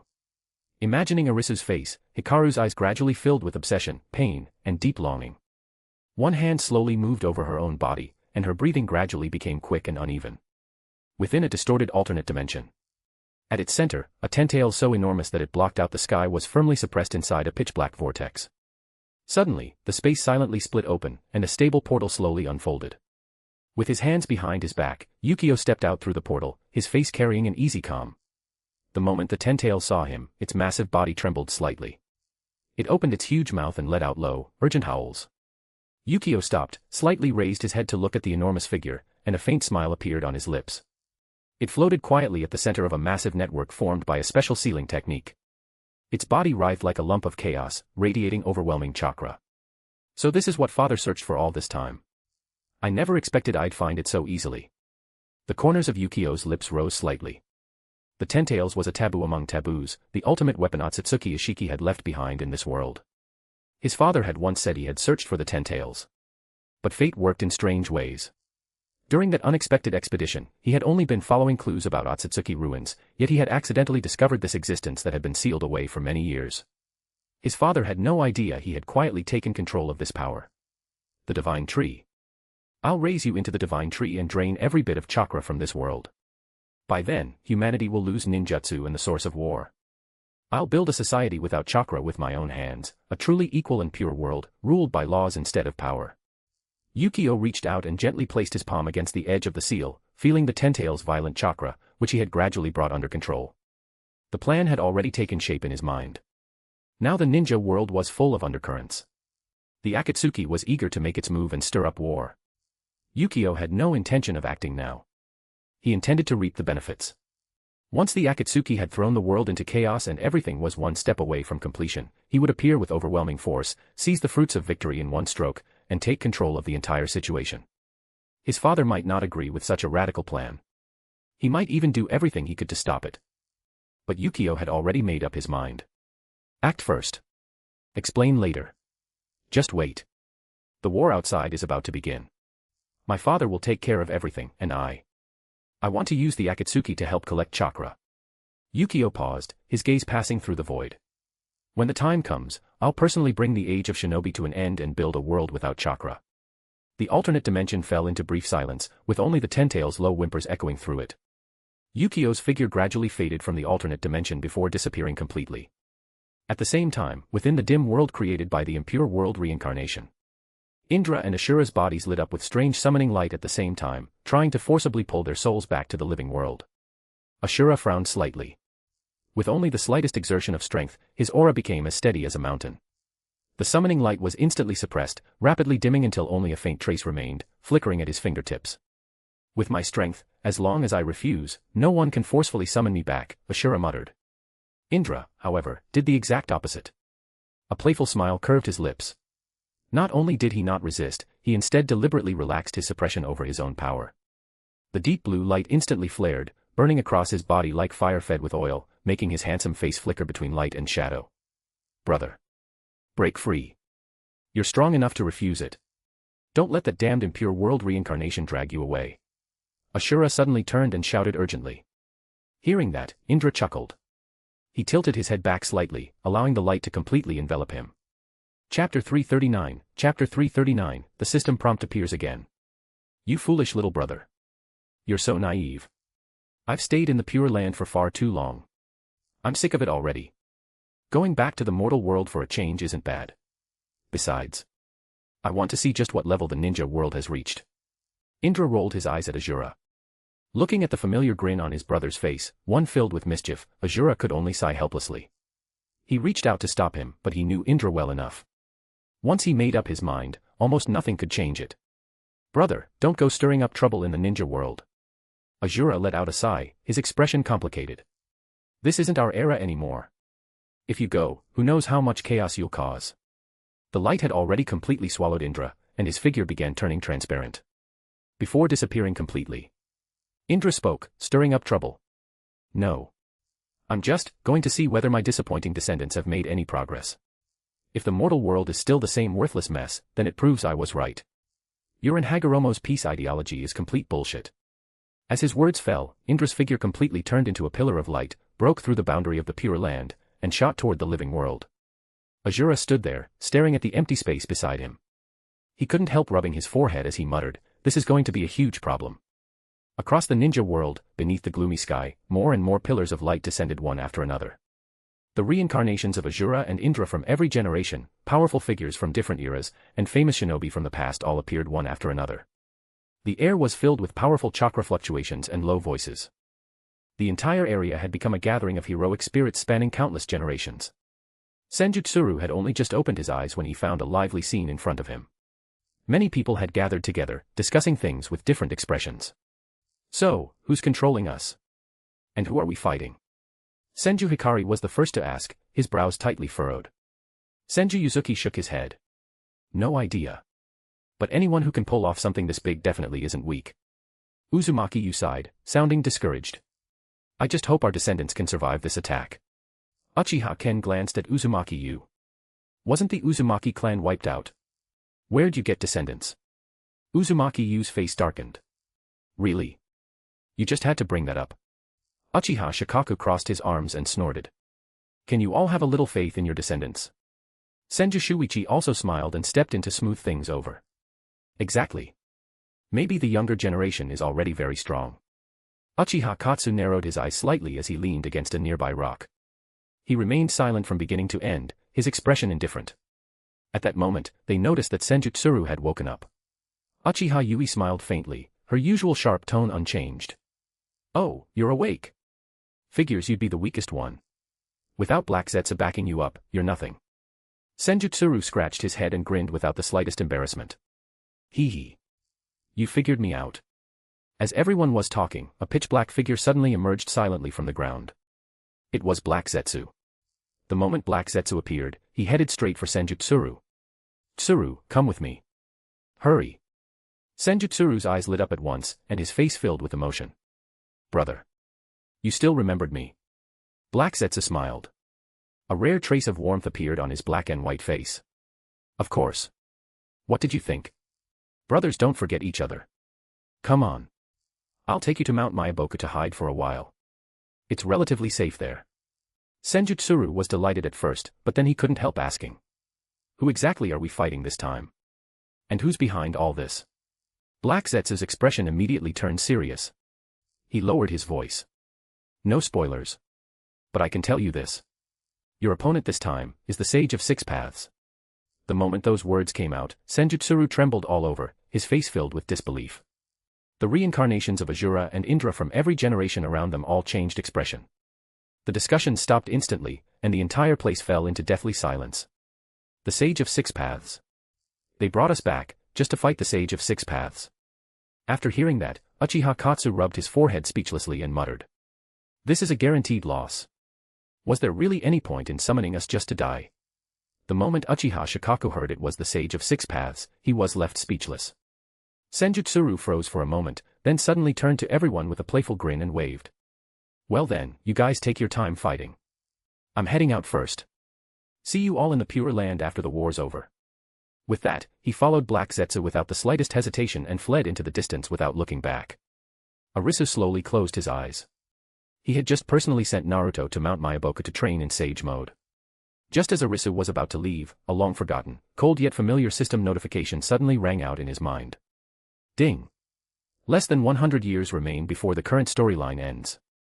Please make your choice. Arisu stopped in his tracks, surprise flashing through his eyes. The system. He was slightly taken aback.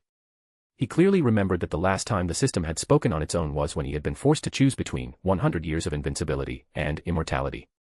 After that, the system had never taken the initiative to issue another mission or notification. Yet now it had suddenly appeared again. System, what do you mean? Less than 100 years until the storyline ends. Arisu frowned slightly and asked. Here's the situation. Since Earth's Boruto has currently only been updated, the storyline of this world will only progress until Boruto's defection. After that, the world will reset completely, and the timeline will return to the ancient era, the period when Kaguya and Isshiki first arrived. It will then enter an endless cycle, replaying the original ninja world storyline over and over until the young adult arc of Boruto is released. Arisu fell silent for a moment before quickly sorting out the logic. So when Boruto reaches his teenage years, the world resets, time jumps back to when Kaguya and Isshiki first descended in ancient times, and then everything repeats. Correct. The system's mechanical voice remained emotionless, though it carried a rare hint of formality. Thank you for everything you have done for the ninja world. You now have two choices. Option 1, return home. You will keep all your strength and return to Earth. Rest assured, you will return to the exact moment you transmigrated. Option 2, Guardian of Reincarnation. After your departure, this world will reset, and new transmigrators will appear. You may choose to stay behind as the Guardian of Reincarnation, becoming the will of this world. Eliminate every transmigrator who attempts to disrupt or alter the cycle, ensuring that the world continues to follow its predetermined storyline. This duty will continue until the young adult arc of Boruto is officially released, at which point the timeline will finally be able to move forward again. Thank you. The system sincerely thanks you for protecting the ninja world. Arisu's expression turned complicated, countless emotions welling up in his heart. Chapter 340, You never once said you loved me. Arisu stood where he was and slowly closed his eyes. The two choices kept appearing in his mind, like two completely different lights pulling at his heart. Go home. Return to Earth. Return to that familiar yet long unfamiliar world. There would be no chakra there. No ninja wars. He could take his invincible power with him and live a truly peaceful life. Or he could use that power to control the leaders of every nation, unite them, and build a new era for Earth. Or he could become the Guardian of Reincarnation for this world. He would watch the ninja world reset again and again, starting from Kaguya and Isshiki's arrival, replaying those destined joys and sorrows over and over until the Boruto young adult arc was officially released. Eliminating every transmigrator who tried to disrupt the storyline. After a long while, Arisu opened his eyes and asked in a low voice, System, if I choose to become the Guardian of Reincarnation, what will I get to keep? The mechanical notification sounded almost immediately. Question received. Analyzing permissions. If you choose to become the Guardian of Reincarnation, you will retain and gain the following permissions. 1. You will retain all of your current strength, bloodline abilities, sage arts, total chakra, and every other ability, including but not limited to 6 paths level power, the Rinne Sharingan, the Tensigan, sage power, true immortality, the Dragon Vein, Ten-Tails Jinchuriki related permissions, and more. Your personal power will not weaken because of the world's reset. 2. You will gain the additional authority of the world's will. You will become the highest overseer of this ninja world's timeline, able to freely travel through every era of the cycle while monitoring the entire ninja world and the direction of the storyline. If other transmigrators are detected attempting to drastically alter the established storyline or disrupt the cycle of reincarnation, such as killing key figures ahead of time, spreading advanced technology on a large scale, preventing Kaguya's revival, or causing other major deviations, you will have the authority to directly eliminate them. 3. Permanent existence. During the cycle, you will not disappear because of timeline resets. You may choose to act in different eras under different identities, or remain in your true form as an observer. 4. Limited rule adjustment. You may make minor adjustments to the world's rules, such as strengthening certain seals or slightly changing the fate of non-essential characters, but you may not completely overturn the main storyline. After listening to the explanation, Arisu remained silent for a moment before asking again, then what benefits do I get? As the Guardian of Reincarnation, you will receive the following core benefits. After your departure, the world's timeline reset will attract large numbers of transmigrators and reincarnators. Some will possess cheat systems, some will carry memories from previous lives, and others will have knowledge or power far beyond the current era. If left unchecked, they will greatly distort the fate of the ninja world by awakening the Sharingan ahead of time, mass-producing tailed beast weapons, spreading nuclear technology, or even interfering with key events such as Kaguya's revival or Naruto's birth, causing the world to completely deviate from its intended cycle. Your duty is to punish and eliminate these disruptors. Every time you successfully eliminate a transmigrator or reincarnator who seriously disturbs the cycle, you will obtain a massive amount of world origin power, permission points, and greater control over the world's rules. The more you eliminate, the stronger your guardian permissions will become, eventually allowing you to reach creation-level authority. Hearing this, Arisu frowned slightly. You want me to fight those transmigrators with systems? The system answered immediately. Not simply fight. At that time, you will possess an authority far above theirs. As the embodiment of this world's will, you will be able to draw upon the origin power of the entire universe to specifically suppress, seal, or even strip away the functions of those foreign systems. For example, you may reduce the effective range of an opponent's cheat ability, force their system into cooldown or malfunction, or even erase the existence rights of their system if necessary. Your power will naturally suppress the vast majority of outside systems, rather than relying on brute force alone. At the same time, the world itself will support you and bless you with fortune, ensuring that you always hold the advantage while hunting them. This is an unprecedented opportunity. What do you think? After speaking, the system quietly waited for Arisu's final decision.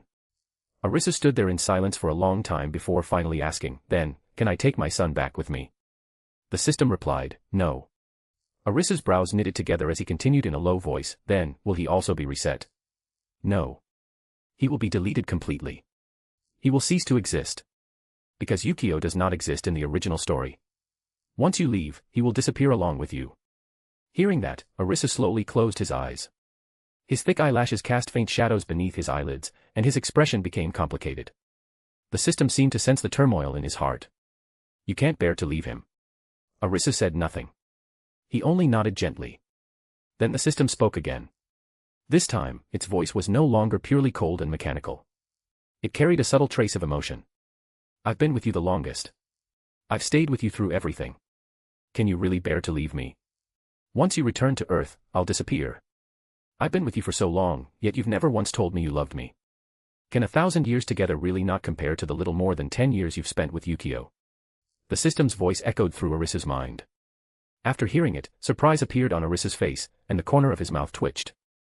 Arisu opened his eyes, his gaze moving back and forth between the two choices before him. Go home. Guardian of Reincarnation. System, let me deal with the fourth great ninja war first. I'll choose afterward, Arisu took a deep breath and said. The system answered almost without hesitation. No.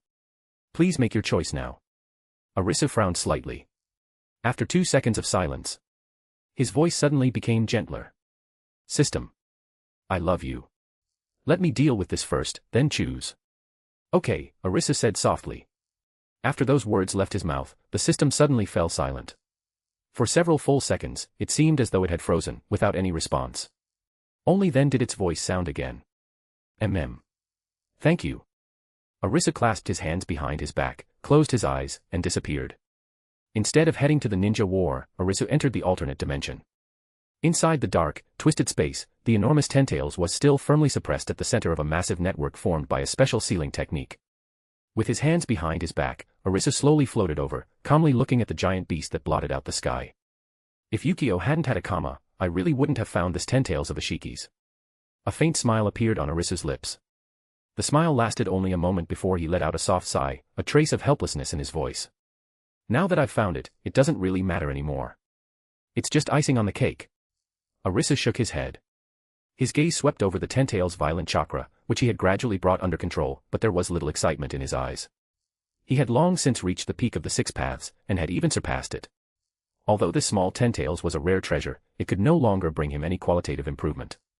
At most, absorbing it would simply continue increasing his chakra reserves and strengthen some of his abilities. p@trian.com/xenosex. Partying face. Joining p@trian keeps me motivated and eager to work diligently, so please consider joining. You can also read advanced chapters there. Smiling face with hearts. Chapter 341, Chapter 341, The Final Moments. Meanwhile, on the battlefield of the Fourth Great Ninja War, the situation had already collapsed to the extreme. The Allied shinobi forces' defensive lines broke apart one after another. Countless Chunin and Jonin fell in succession. The alliance formation, once united as one, completely fell into chaos, retreating step by step throughout the battle, utterly unable to withstand the oncoming assault. The Edo Tensei army under Uchiha Hikaru's control had become an unsolvable nightmare on the battlefield. This undead army, made up of the greatest powerhouses from every era, advanced with unstoppable force, sweeping away everything in its path. The successive defensive lines painstakingly established by the Allied forces were like paper before them, torn apart and trampled down in an instant.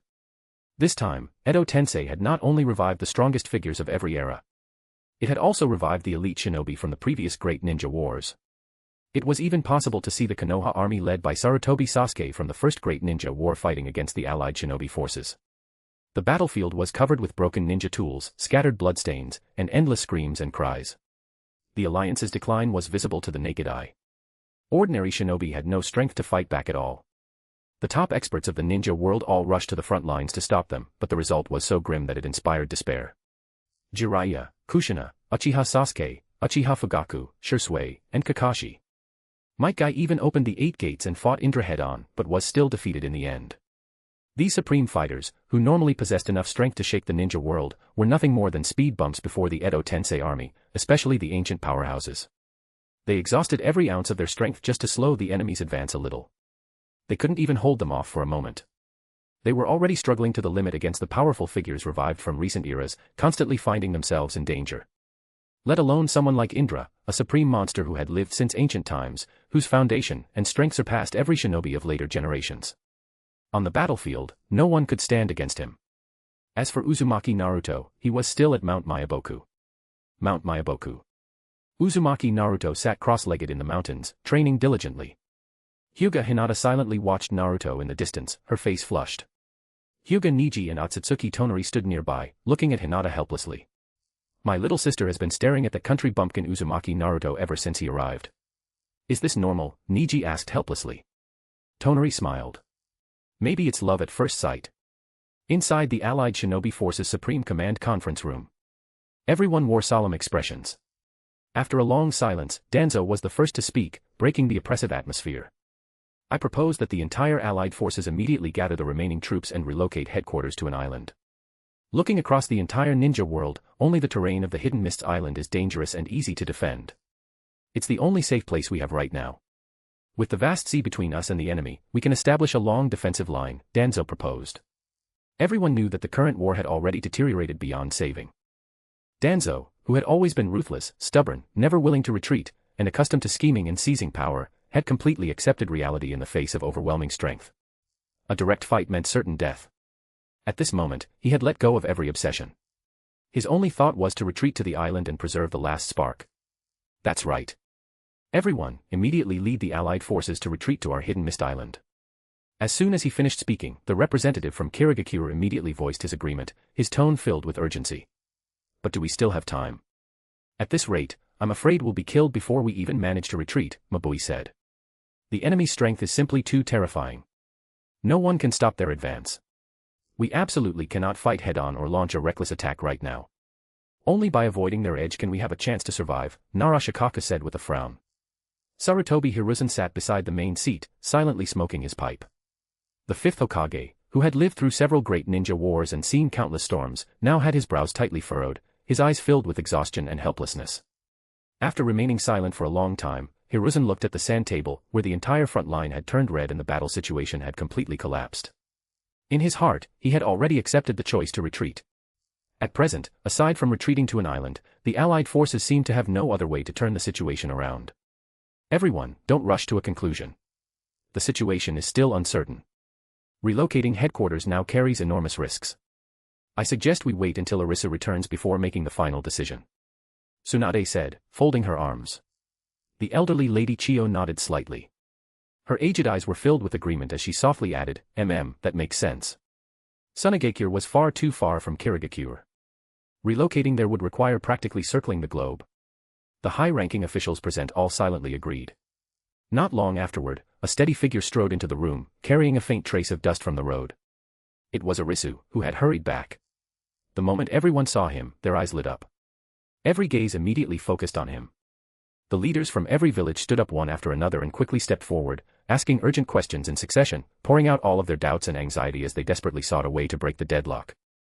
Faced with the crowd's overlapping questions and panicked expressions, Arisu remained calm without the slightest trace of fluster. Everyone, there's no need to panic. From this moment on, abandon both retreat and attack.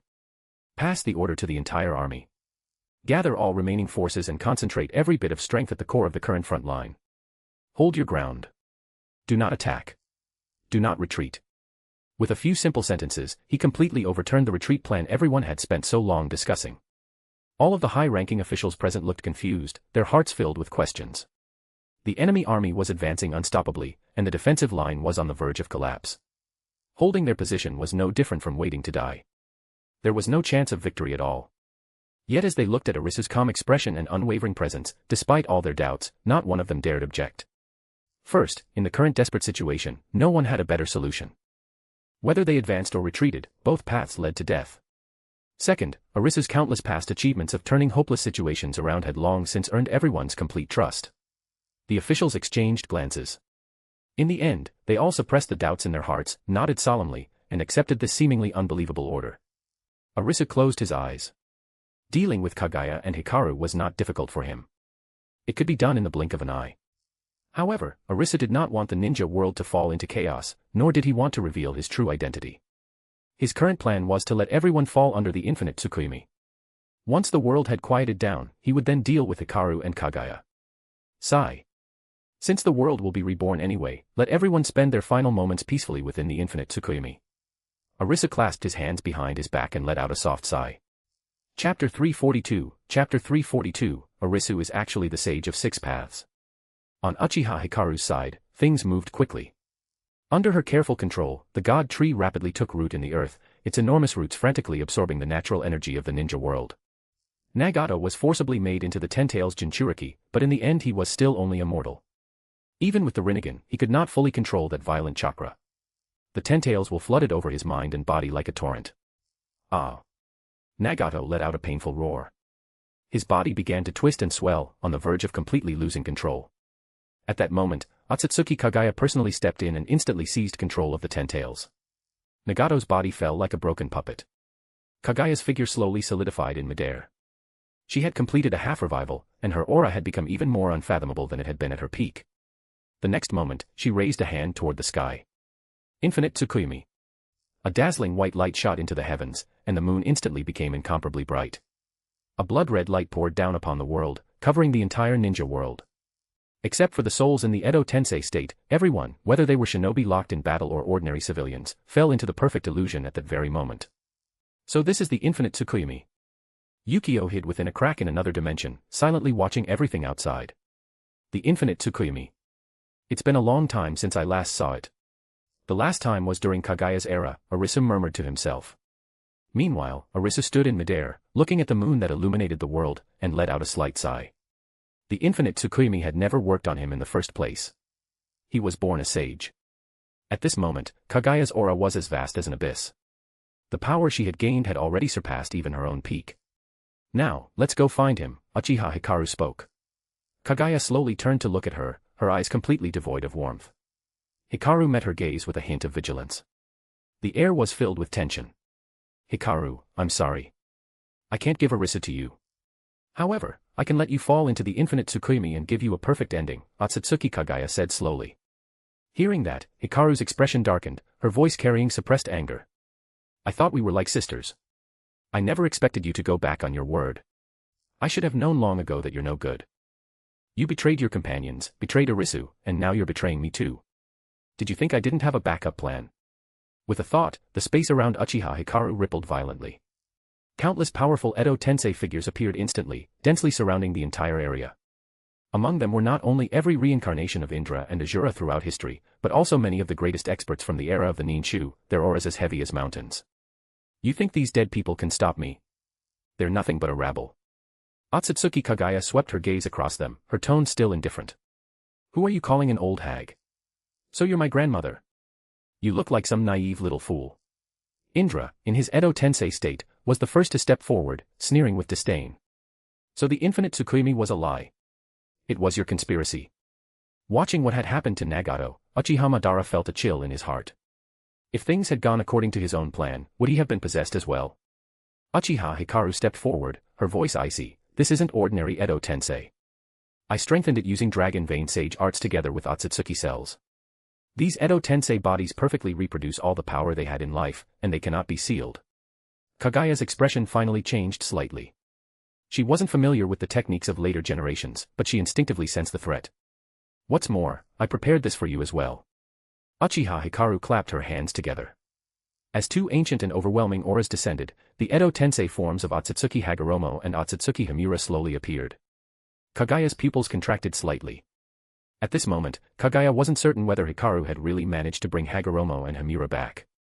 Uchiha Hikaru continued, Kaguya, it's not too late to choose. I don't want to fight you, because Arisu could make his move at any time.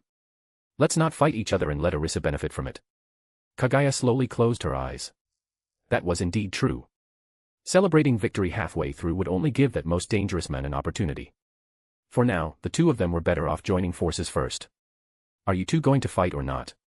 If you won't fight, then I'll forcibly break free from Edo Tensei myself. Indra finally couldn't hold himself back. He spoke impatiently, his voice full of fighting spirit. His blazing eyes were fixed on the incomparably powerful Kaguya. At this moment, all he wanted was to fight her. Uchiha Hikaru glanced at Indra, clearly displeased. Was this disciple of Arisu here purely because he enjoyed fighting? If you want to fight that badly, why don't you go challenge Arisu, Uchiha Hikaru said flatly. Indra's expression stiffened. He curled his lips. That's no fun. I don't want a one-sided fight. I only want an evenly matched opponent. Just as both sides remained locked in a stalemate, three figures suddenly appeared out of nowhere in the middle of the battlefield. With his hands behind his back, Arisu slowly walked forward with Kakuzu and Afe. Hee, quite lively here. They're all familiar faces. Arisu looked around, his gaze passing over everyone present, and a nostalgic smile appeared at the corner of his mouth. Whether it was Uchiha Hikaru, Kaguya, or the powerful figures revived through Edo Tensei, almost all of them had once been his disciples or former subordinates. Uchiha Hikaru and Kaguya both reacted as though facing a great enemy. Their auras instantly rose to their limits, their eyes filled with caution. Arisu merely waved a hand. In an instant, every connection between Uchiha Hikaru and the Edo Tensei was completely severed. She immediately lost control over the entire army. The restraints on every Edo Tensei shinobi disappeared at the same time, and their bodies regained complete freedom. Teacher, you've finally come. Indra stepped forward and spoke respectfully, though with unmistakable excitement. We pay our respects to the Sage of Six Paths. The other reincarnations of Indra and Asura from every generation also gathered around, their expressions varied but all filled with respect. The third leader of the Ninshu, Sarutobi, also stepped forward respectfully. Greetings, Founder. Uchiha Madara and Uchiha Azuna stared at Arisu in a daze before cautiously calling out. Great-grandfather. Senju Hashirama also looked shocked. Lord First Hokage. Uchiha Yudo was completely dumbfounded. Elder. Uchiha Taijima looked even more confused. Isn't he my grandfather? Hatake Sakumo widened his eyes. Isn't he my brother Arisu? One astonished voice after another rang across the battlefield. The tense standoff instantly became somewhat chaotic. Seeing this, Arisu smiled helplessly, then raised a hand to signal everyone to quiet down. Let me introduce myself again. I am the Sage of Six Paths. The Arisu you all speak of, they're all me. Chapter 343, Killing Kaguya. Everyone was stunned, their faces filled with shock. No one had expected that Arisu, who had always been by their side and whom they had called by so many different identities, was actually the legendary Sage of Six Paths standing behind Arisu. Kakuzu looked at their stunned, distorted expressions and smiled faintly. He still clearly remembered what he had looked like when he first learned his teacher's true identity. Back then, he had been even more shocked than everyone present combined.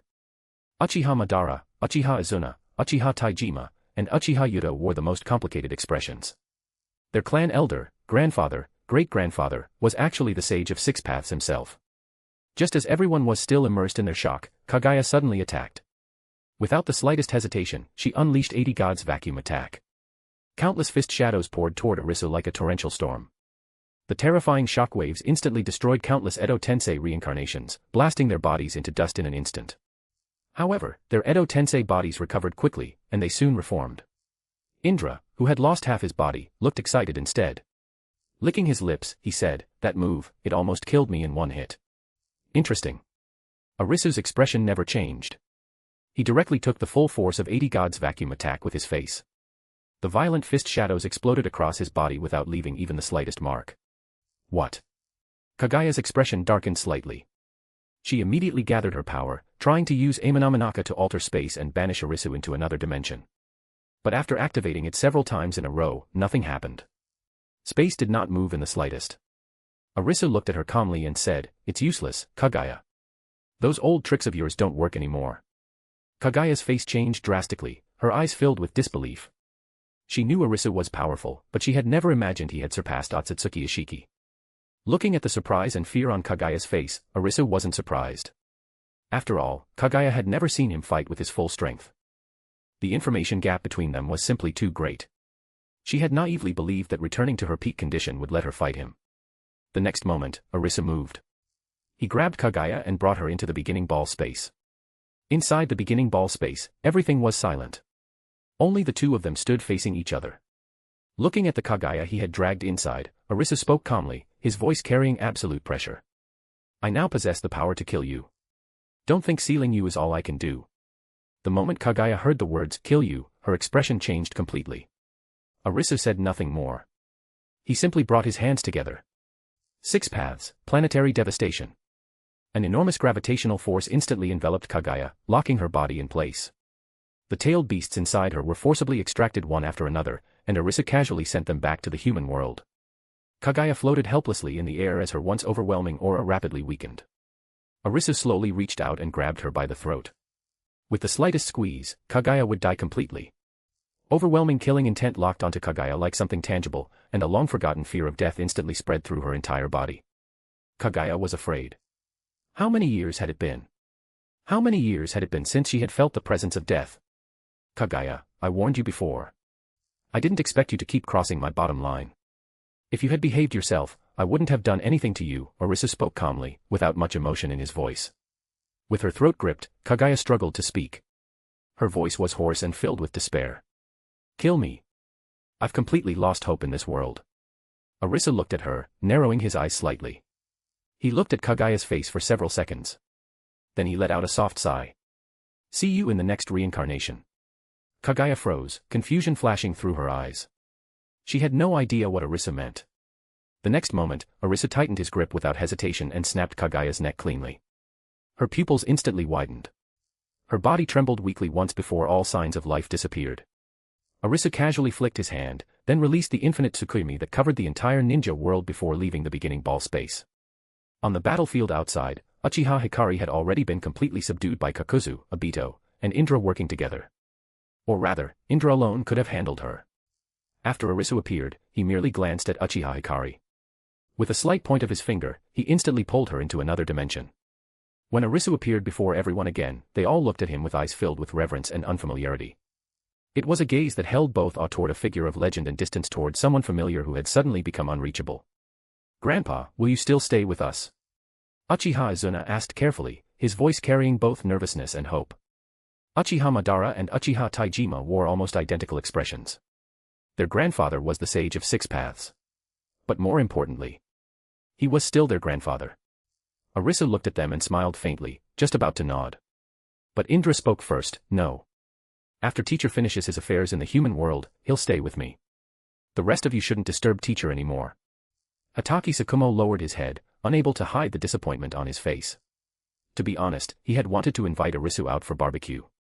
But with so many important figures present, what right did an ordinary person like him have to interrupt? He could only quietly keep his mouth shut. He was just an ordinary man.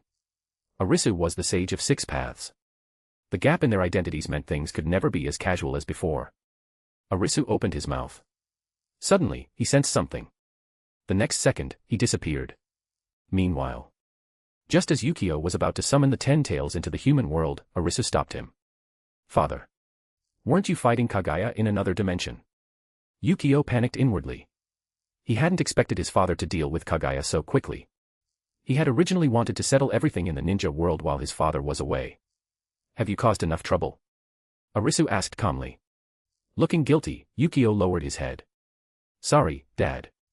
I didn't tell you beforehand, but I also wanted to change this world. This world. Before he could finish, Arisu interrupted him. You want to change this world? This world isn't worth changing. No matter how you change it, it will become what it originally was. It's meaningless, Arisu spoke with a complicated look in his eyes. After learning that this world would reset, he naturally knew that no matter what anyone did, it would return to how it originally was.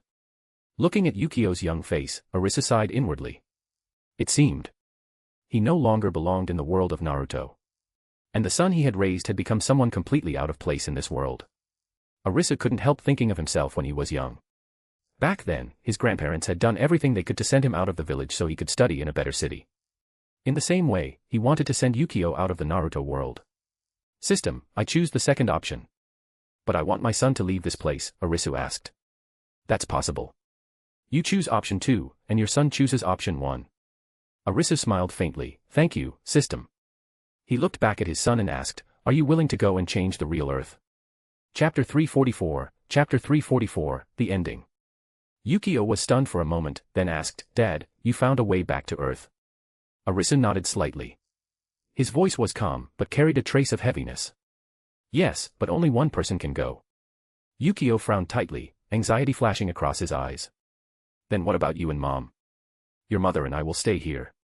You'll go alone. When the time comes, go see our hometown for me, and change that world. With his hands behind his back, Arisu looked into the distance. Yukio's eyes reddened as he couldn't help asking, Dad, didn't you say that world was a good place? No wars, none of the cruel rules of the ninja world. Arisu shook his head and sighed. No. That world devours people too. It also needs to be changed. Yukio fell silent for a long time, his fists clenching slightly. Then he said quietly. Can I bring Ino with me? Arisu shook his head again and looked straight at his son. To tell you the truth, our world is only a two-dimensional world. When you get to Earth, just search for Naruto on the internet, and you'll understand. The moment Yukio heard that, his face turned deathly pale. He stood there as if struck by lightning, unable to speak for a long time. After quite a while, he shook his head firmly. No. I want to stay here with you and Mom. Even if this world is fictional, I can't bear to leave you. I can't bear to leave Mom. Hearing that, Arisu turned his back to him and let out a heavy sigh. He stepped forward and gently patted his son's shoulder. No. Go first. Wait for a while. Maybe through you, I'll be able to return to Earth. Then we'll bring your mother with us. Arisu naturally knew he couldn't take Tsunade away. He was only comforting Yukio. Only then did Yukio begin to hesitate, looking at his father with mixed emotions. Can I say goodbye to Ino? Yukio asked quietly. Arisu shook his head. No. I don't plan to release the infinite Tsukumi in this world. In a few years, this world will reset anyway. Let those trapped in the infinite Tsukumi have a perfect ending. All right. It's time to go. There was a trace of reluctance in Arisu's voice. With reddened eyes, Yukio suddenly hugged Arisu tightly, his voice choked with emotion. Dad, will we meet again? Arisu nodded and patted his son's back. We will. We definitely will. I hope that by the time I return to Earth, Earth will already be under your rule. After a pause, Arisu added, and remember to go to Japan and urge them to release the Boruto youth arc as soon as possible. Yukio nodded, half understanding. Arisu didn't explain, because once Yukio reached Earth, he would naturally understand. In his heart, Arisu said, System, send my son over. System, all right. Arisu gently patted Yukio's shoulder. The next second, Yukio's figure disappeared instantly, leaving behind only a faint ripple in space. Arisu looked at the place where his son had disappeared, his expression complicated. He rubbed his reddened eyes and murmured to himself, back then, I was 16 when I came to the world of Naruto. Now Yukio is about 16 as he leaves the world of Naruto. Crackle. Yukio only felt his vision blur. In the blink of an eye, he found himself in a park. Warm sunlight shone over him. The blue sky stretched endlessly above. In the park, the bright red 5-star red flag fluttered in the breeze, especially eye-catching. Around him were pedestrians dressed in ordinary t-shirts and jeans. They spoke Chinese that he could understand completely, with familiar accents. Yukio stood there blankly, looking around in every direction, his face full of astonishment. I'm on Earth. I'm in China. He took a deep breath, feeling the ordinary air that no longer carried any trace of chakra. The shock in his heart took a long time to settle. After sending Yukio away, Arisu's figure flashed, and he immediately returned to where he had been. There, the Edo Tensei reincarnations all looked at him expectantly. Those once famous powerhouses of the ninja world now gazed at him with almost devout admiration. Arisu smiled helplessly. Since you all like me so much, then I'll go live in the Pure Land with all of you. As soon as he finished speaking, he gently clapped his hands. In an instant, every Edo Tensei reincarnation was released, turning into ashes that scattered into the wind. Only Kakuzu and Obito remained. Great Sage, what should we do about the infinite Tsukumi? Kakuzu asked. Obito also nodded, the look beneath his mask filled with inquiry. Arisu waved his hand slightly, his tone calm. Leave the infinite Tsukumi as it is. Let these people have a perfect ending. Even if it's ultimately a dream, it's an incomparably real one. Kakuzu and Obito looked at each other before nodding together. The Sage of Six Paths is merciful. Having spent so long in the Akatsuki, Kakuzu actually agreed with the infinite Tsukumi to some extent. Obito, on the other hand, was even more indifferent. The Mount Myaboku where he lived was already a utopia-like perfect world. Bring Uzumaki Naruto into the infinite Tsukumi as well. That was the last thing Arisu said. Many years later. There was no longer a single person awake in the entire ninja world. Everyone had fallen into the beautiful dream of the infinite Tsukumi. The Edo Tensei world, however, was lively and prosperous. The Pure Land Plaza was packed with people. Famous figures from every generation had gathered together, their laughter filling the air. With his hands behind his back, Arisu walked through the crowd with Hagoromo and Hamura, greeting everyone one by one. Sage, we wish you peace and good health. Uchiha Hiruka and Senju Shuhaku stepped forward holding wine cups and clinked cups with Arisu. Hey, eat well and drink well. Arisu smiled gently, warmth filling his eyes. Then Uchiha Katsu walked over from the side holding Senju hand to offer a toast. You too. You got married. Arisu raised an eyebrow slightly in surprise. Blushing, Senju gently leaned against Uchiha Katsu's shoulder and nodded. Uchiha Katsu smiled. We let go of our grudges over 100 years ago and got married. Arisu nodded slightly, pleased. Congratulations. It's a pity I couldn't attend your wedding. Immediately afterward, Senju Fujian also stepped forward with a wine cup. A toast to the sage. Arisu nodded in response. You've worked hard. After that, Uchiha Sha, Uchiha Chen, Senju and Uzumaki you all came forward one after another to offer toasts. The atmosphere was warm and harmonious. After finishing that, Arisu walked over to where the Uchiha clan was gathered. Uchiha Madara, Uchiha Izuna, and Taijima had already been waiting for a long time. Smiling warmly, Arisu said, it's time for our family to eat together. Uchiha Madara, Uchiha Izuna, and Taijima all smiled happily. During the meal, Arisu joked, Madara, by the way, where did your stone tablet come from? I've always wanted to ask that. I asked Uchiha Hikari before, and she said she wasn't the one who made it. Hearing that, Madara answered seriously, it appeared out of nowhere. I always thought it had been left behind by the Sage of Six Paths, that is, by you. Arisu narrowed his eyes slightly. Madara wouldn't lie to him. That meant the stone tablet had really appeared out of nowhere.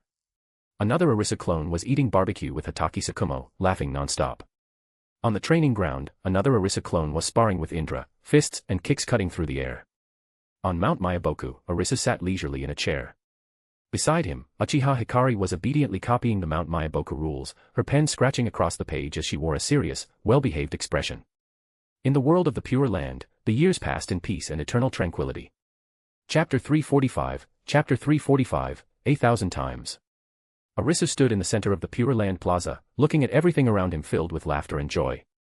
A trace of deep reluctance flashed through his eyes. With his own hands, he had given everyone the perfect ending they wanted. There was no war, no hatred, only eternal joy and reunion. At this moment, every regret had been made whole, and every grudge had faded away. Just then, the system's cold notification suddenly rang out in Arisu's mind. 10 seconds until the world resets. 10, 9, 8, 7. Arisu stood quietly, his gaze sweeping across every familiar face. 6, 5. 4. Madara Uchiha's family was still chatting with smiles on their faces. The Senju clan and the Uchiha clan were living together in harmony. Indra and Asura were sparring with Arisu watching over them.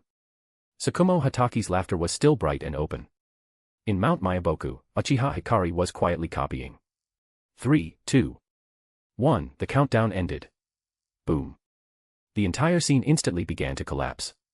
The sky cracked apart like shattered glass, splitting into countless black rifts. The earth shook violently, and space and time began to twist and flow backward. Everything was rapidly reversing. Everyone froze where they stood, happy smiles still on their faces. Then their bodies began to twist and stretch, breaking apart into countless specks of light like a crumpled painting before gradually disappearing into the void. Only Arisu remained standing in the center, completely motionless. He quietly watched everything around him change beyond recognition. Mountains and rivers receded into nothingness. Palaces and pavilions crumbled into dust. The lively laughter turned into the silence of death. Looking at the completely empty Pure Land, Arisu only felt the enormous emptiness that came after the excitement had faded away. The plaza that had once been filled with voices and constant laughter was now nothing but a silent void. Those familiar faces, those warm laughs, the fragrance of wine from raised cups, all seemed to linger in the air, yet they could never be touched again. Arisu let out a quiet sigh and murmured to himself, let's just treat it as a dream. Waking up still leaves me deeply moved. As the words fell, Arisu closed his eyes, but the corners of his lips lifted into a faint smile of relief. The complicated feelings in his heart, satisfaction, reflection, and reluctance, gradually settled at this moment. The entire world had fallen silent. Only he remained, quietly waiting for the next cycle to begin. Everyone. I'll see you in the next reincarnation. Arisu said softly. He raised his hand and gave a gentle wave, as though saying goodbye to everyone. In the end, the Pure Land completely collapsed, becoming an endless expanse of darkness. Time, the era when Kaguya and Isshiki descended. Arisu slowly opened his eyes. His appearance changed, and he became a kind-faced old man with white hair and beard, sitting leisurely by a lake with a fishing rod in hand. The lake shimmered under the light. A gentle breeze swept across its surface, carrying the fresh scent of the ancient era. Arisu took a deep breath. It's been a long time since I've smelled the air of this era. Suddenly, footsteps came from not far away. A boy of about 16 was looking around as though searching for something. Arisu glanced at the boy. A trace of surprise flashed through his eyes. The boy's clothes were clearly out of place in this era. The fabric and design were strange, with clean, neat tailoring that was nothing like the clothing of this primitive age. After approaching, the boy politely asked, "Sir, do you know how to get to Mount Maiboku?" Pretending to be surprised, Arisu stroked his beard and asked, "My young friend, what kind of place is Mount Maiboku?" The boy patiently explained, "It's where a bunch of toads live. There should be some really amazing, techniques there." Seeing Arisu's confused expression, the boy secretly shook his head and smiled helplessly. "Forget it. You probably don't know." Just then, the boy's stomach suddenly growled. "Gore." He immediately looked embarrassed. Arisu smiled faintly and said kindly, "My young friend, would you like to have some fish with me? This old man just caught a few. They're as fresh as can be." The boy hesitated for a moment before finally nodding. The civilians in the Naruto world really are kind-hearted, he sighed inwardly. The two sat by the lakeside and roasted fish together. Looking at Arisu's kind and gentle appearance, the boy let down more than half of his guard. "My young friend, what's your name? Judging from your accent, you don't seem familiar with the language here." Arisu casually asked while turning the grilled fish. The boy shook his head with a bitter smile. "I'm from somewhere else, a place called Earth. I only arrived here not long ago. Let me introduce myself. My name is Reki." Hearing that, Arisu revealed a warm smile. "Hello, Reki." But in his heart, Arisu couldn't help smiling to himself. Another transmigrator, just as expected. This transmigrator seemed to have received a script similar to his own, actually arriving at such an early point in time. And his way of thinking was the same as Arisu's had been. The first thing he wanted to do was find Mount Maiboku and learn sage arts. After Arisu and Reki finished eating the grilled fish, the boy patted the dust off his clothes and stood up. "Sir, I'll be on my way. Also, I want to tell you something. Before long, 2 aliens and a huge tree will probably descend on this place. Things probably won't be peaceful after that. You should leave as soon as possible."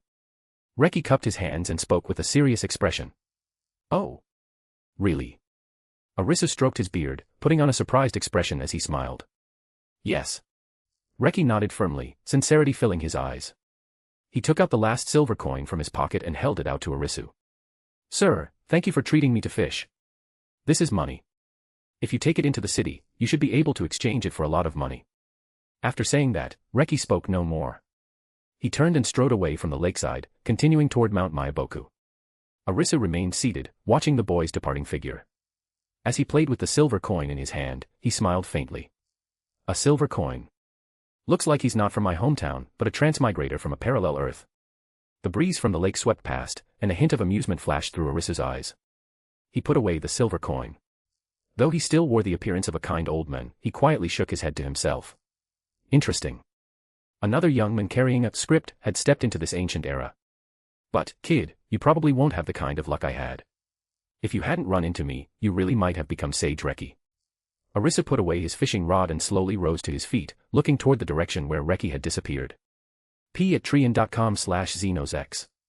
Partying face. Joining p@trian keeps me motivated and eager to work diligently, so please consider joining. You can also read advanced chapters there. Smiling face with hearts. Chapter 346, Chapter 346, The White-Browed Toad's Scheme. After Reki left, Arisu remained seated by the lake, watching the boy's departing figure, his gaze flickering slightly. He silently called out to the system in his heart. "Are there any restrictions on eliminating transmigrators?" The system's voice was cold and mechanical as it sounded in his mind.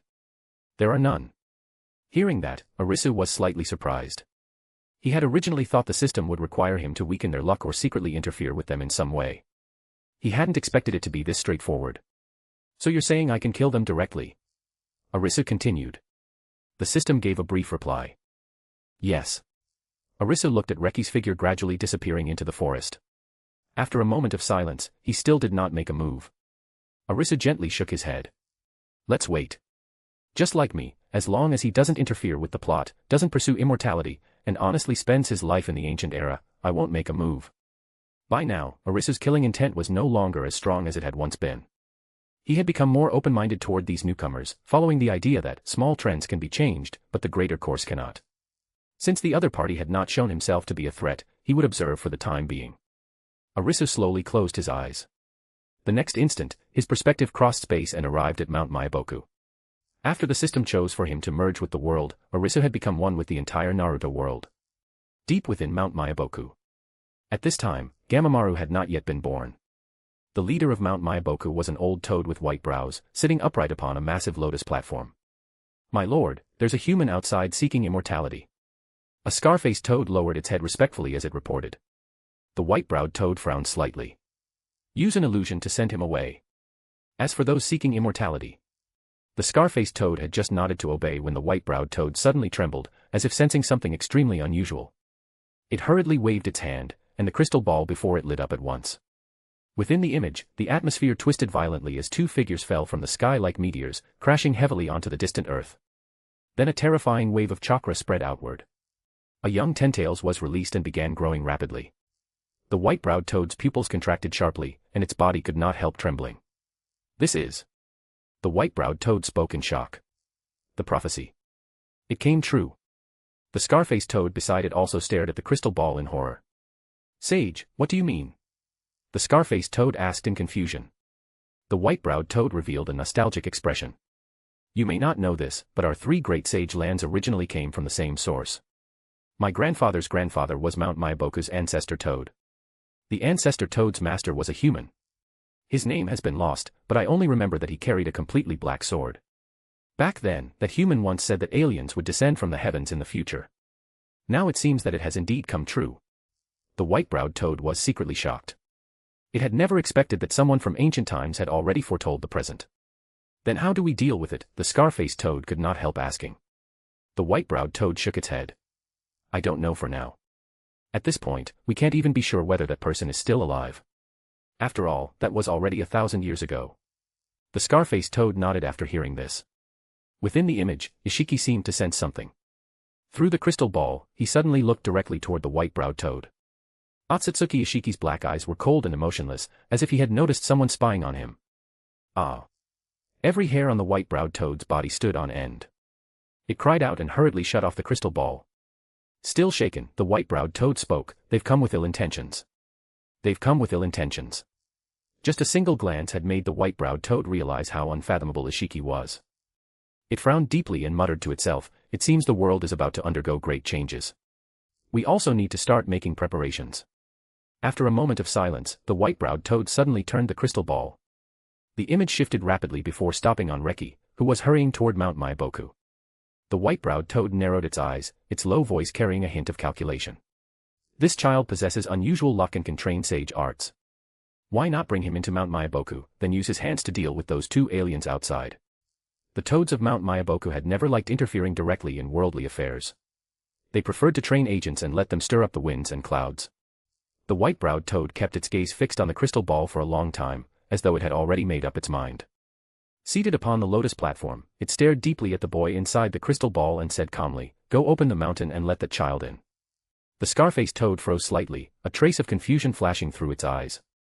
Just moments ago, its lord had said to send him away with an illusion. Why had it changed its mind in the blink of an eye? But the authority of the great toad sage could not be questioned. It could only lower its head respectfully. "Yes, my lord." With that, the scar-faced toad quickly turned and hurried toward the entrance of Mount Myaboku. The spacious hall was left with only the white-browed toad. Its hands clasped behind its back, its aged face already set with firm resolve. Mount Myaboku had to train someone to oppose those two aliens who had descended from the heavens. Whether it ultimately succeeded or not, this step had to be taken. If necessary, it would even unite the three great sage lands and devote all their efforts to training the boy named Reki, allowing him to save this world that was about to fall into turmoil. At the same time, Arisu remained hidden within the void, silently watching everything unfold.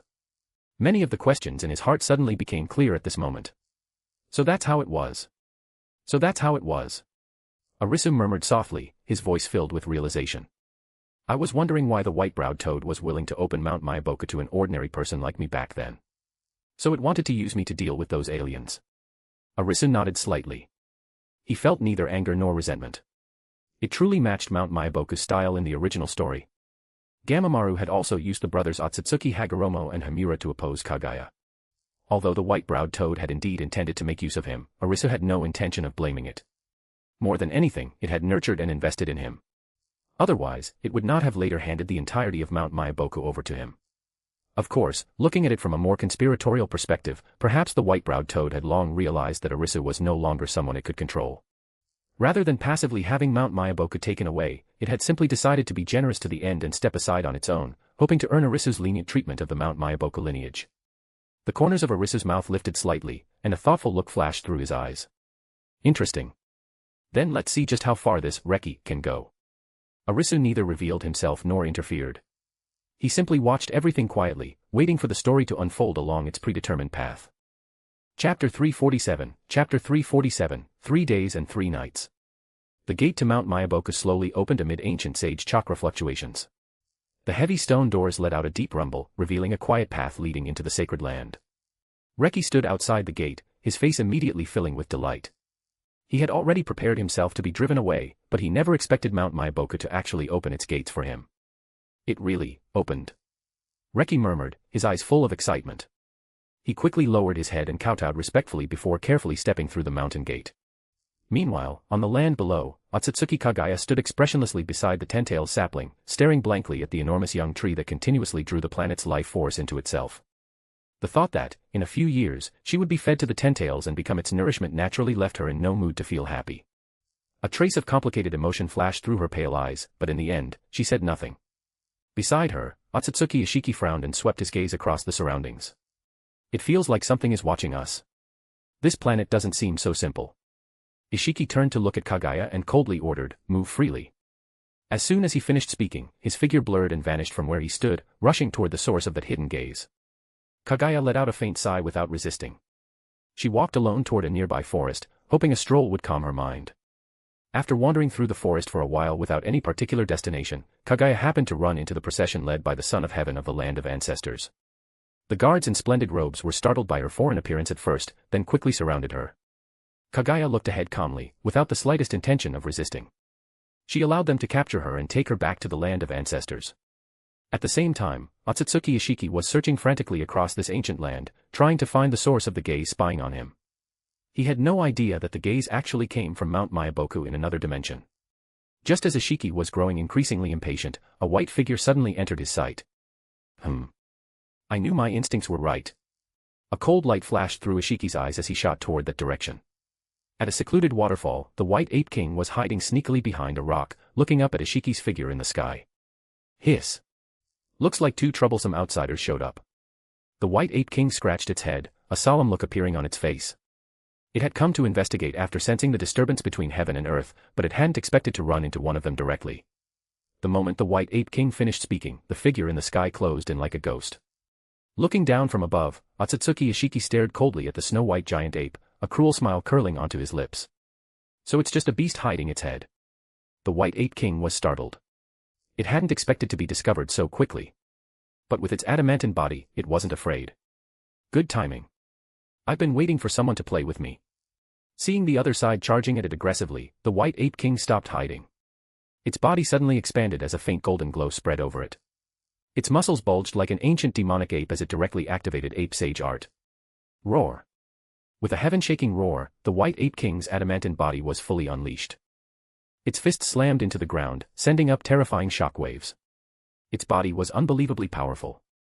Every punch and kick carried enough force to split mountains and shatter the earth. Otsutsuki Isshiki neither dodged nor retreated. His body twisted nimbly through the air, easily avoiding most of the attacks.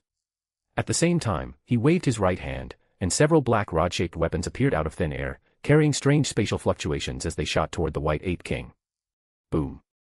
Boom. Boom. The two instantly clashed. Relying on ape sage art and its adamantine body, the White Ape King's defense was terrifyingly strong. Every attack Isshiki landed on it produced only a dull impact, unable to truly break through its defense.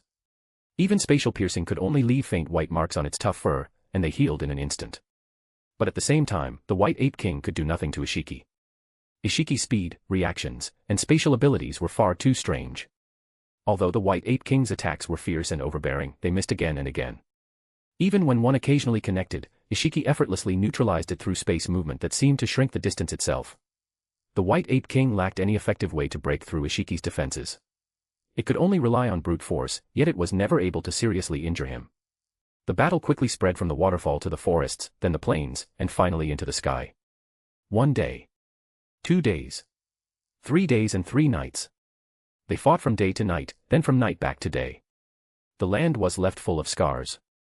Mountains collapsed, rivers changed course, and everything within hundreds of miles became ruins. The White Ape King was suppressed by Otsutsuki Isshiki for a full 3 days and 3 nights. Again and again it was blasted away, smashed into mountains, and thrown into deep chasms, only to roar and climb back to its feet each time, relying on its nearly immortal recovery to continue fighting to the death. I can fight you all day. The White Ape King's face was bruised and swollen from the beating, but it still clenched its fists. This lowly creature can actually fight this well. Otsutsuki Ishiki's frown deepened. He had never expected such a troublesome creature to exist on this primitive planet. The opponent couldn't break through his defenses at all, yet it was like an indestructible rock, tying him down for 3 whole days and 3 nights. He himself hadn't used much strength. The White Ape King's attacks did no damage to him, but his own attacks also seemed unable to do any real damage to the White Ape King. It was just like a blood demon that refused to die. Interesting, but this ends here. Killing intent surged in Ishiki's eyes. His figure suddenly split into several afterimages as he prepared to use an even stronger trump card. Since the other side was so durable, he would use the sealing cauldron to seal it away. Or he could simply throw this big white ape into the Ten-Tail's mouth first. The White Ape King panted heavily. Covered in wounds, it still stood firm, a low growl rumbling in its throat as it prepared to face the next assault. Just as the White Ape King and Otsutsuki Isshiki were fighting so fiercely that heaven and earth seemed to lose their color, a figure quietly appeared high in the sky. White Ape King, we meet again. Arisu's gaze fell upon the blood-soaked yet still unyielding White Ape King, and countless emotions welled up in his heart. He naturally knew that, back then, when the White Ape King said it had fought Isshiki for 3 days and 3 nights, it had been telling the truth. The scene before him was the best proof. At that moment, the battle suddenly changed. A cold gleam flared in Otsutsuki Ishiki's eyes. He clapped his hands together and shouted in a low voice, "It's time to end this." A black sealing technique erupted instantly, transforming into a massive sealing cauldron that descended from the sky, its terrifying suction enveloping the White Ape King. The White Ape King roared as it tried to break free, but it was already too late. Its body was instantly sucked into the sealing cauldron and completely sealed inside. Boom. The sealing cauldron crashed heavily onto the ground, sending dust flying everywhere. Arisu was slightly startled, his brows knitting together. He clearly remembered that, according to the original course of events, the White Ape King should have escaped after this battle and returned to the summoning realm. But now, why hadn't it gone back? Just as Arisu was wondering, the system's cold voice sounded in his mind. The White Ape King was originally meant to die during this period. It only survived because of the butterfly effect you previously caused. Therefore, death is its original destined path.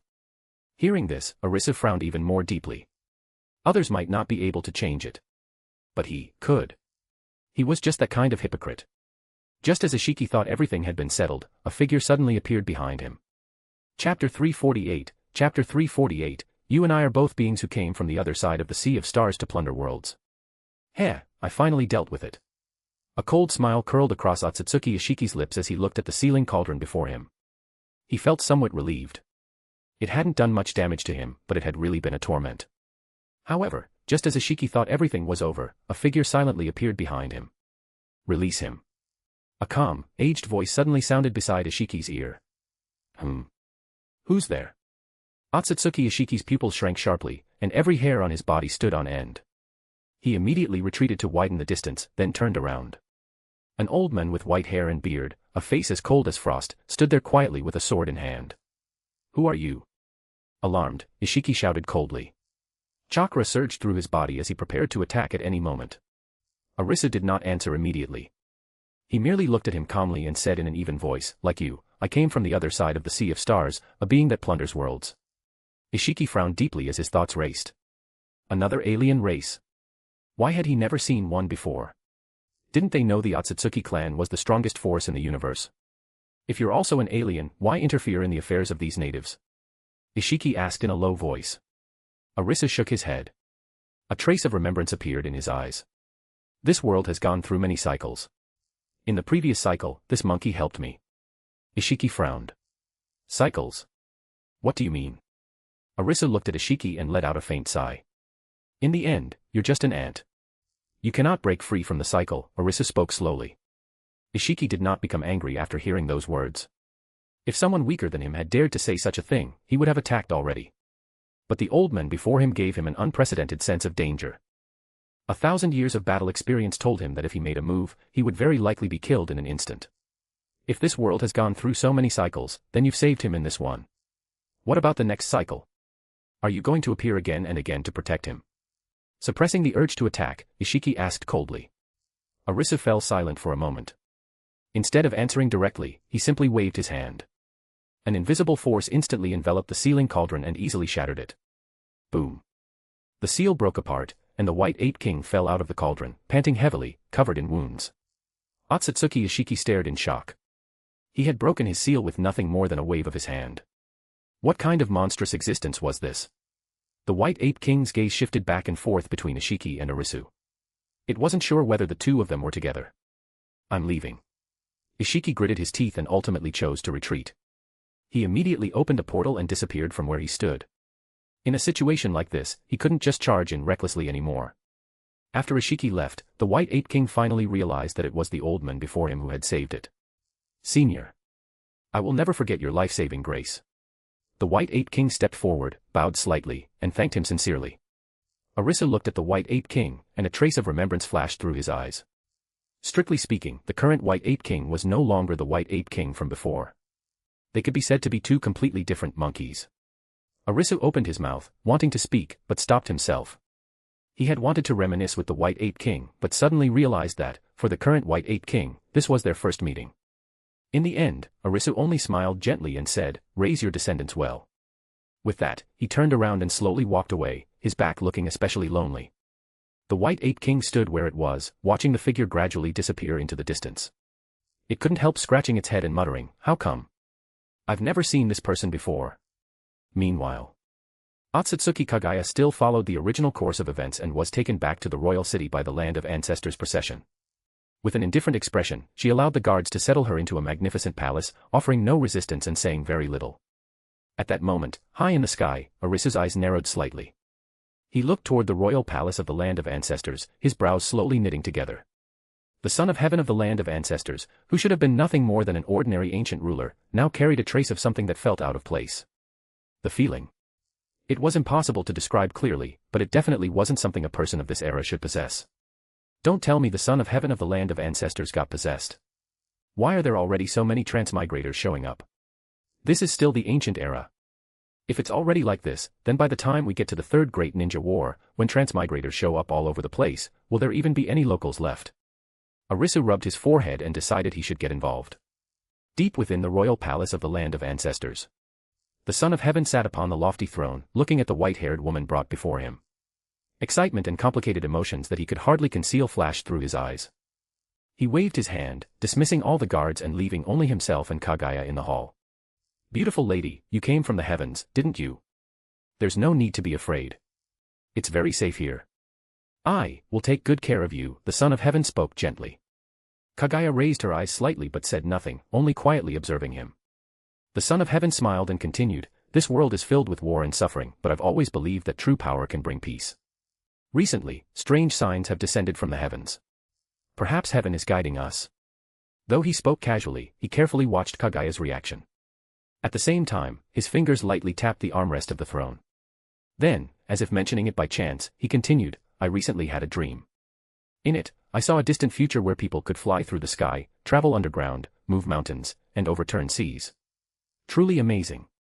If we could obtain that kind of power, perhaps we could end this chaotic age and let the people live in peace." Every so often, his words included terms and ways of thinking that absolutely did not belong in this era, making him seem like an ambitious and somewhat prophetic wise ruler. Watching everything from the shadows, amusement flashed through Arisu's eyes. Interesting. So that's how it is. He did not intervene immediately and simply continued watching. Suzuki sat excitedly on the throne, looking at Kaguya with great interest. Holy crap, I finally got Kaguya back. On the surface, Suzuki remained calm while seated on the throne, but inside he was already overjoyed. Everyone else transmigrated to the start of the main story and joined the protagonist's group.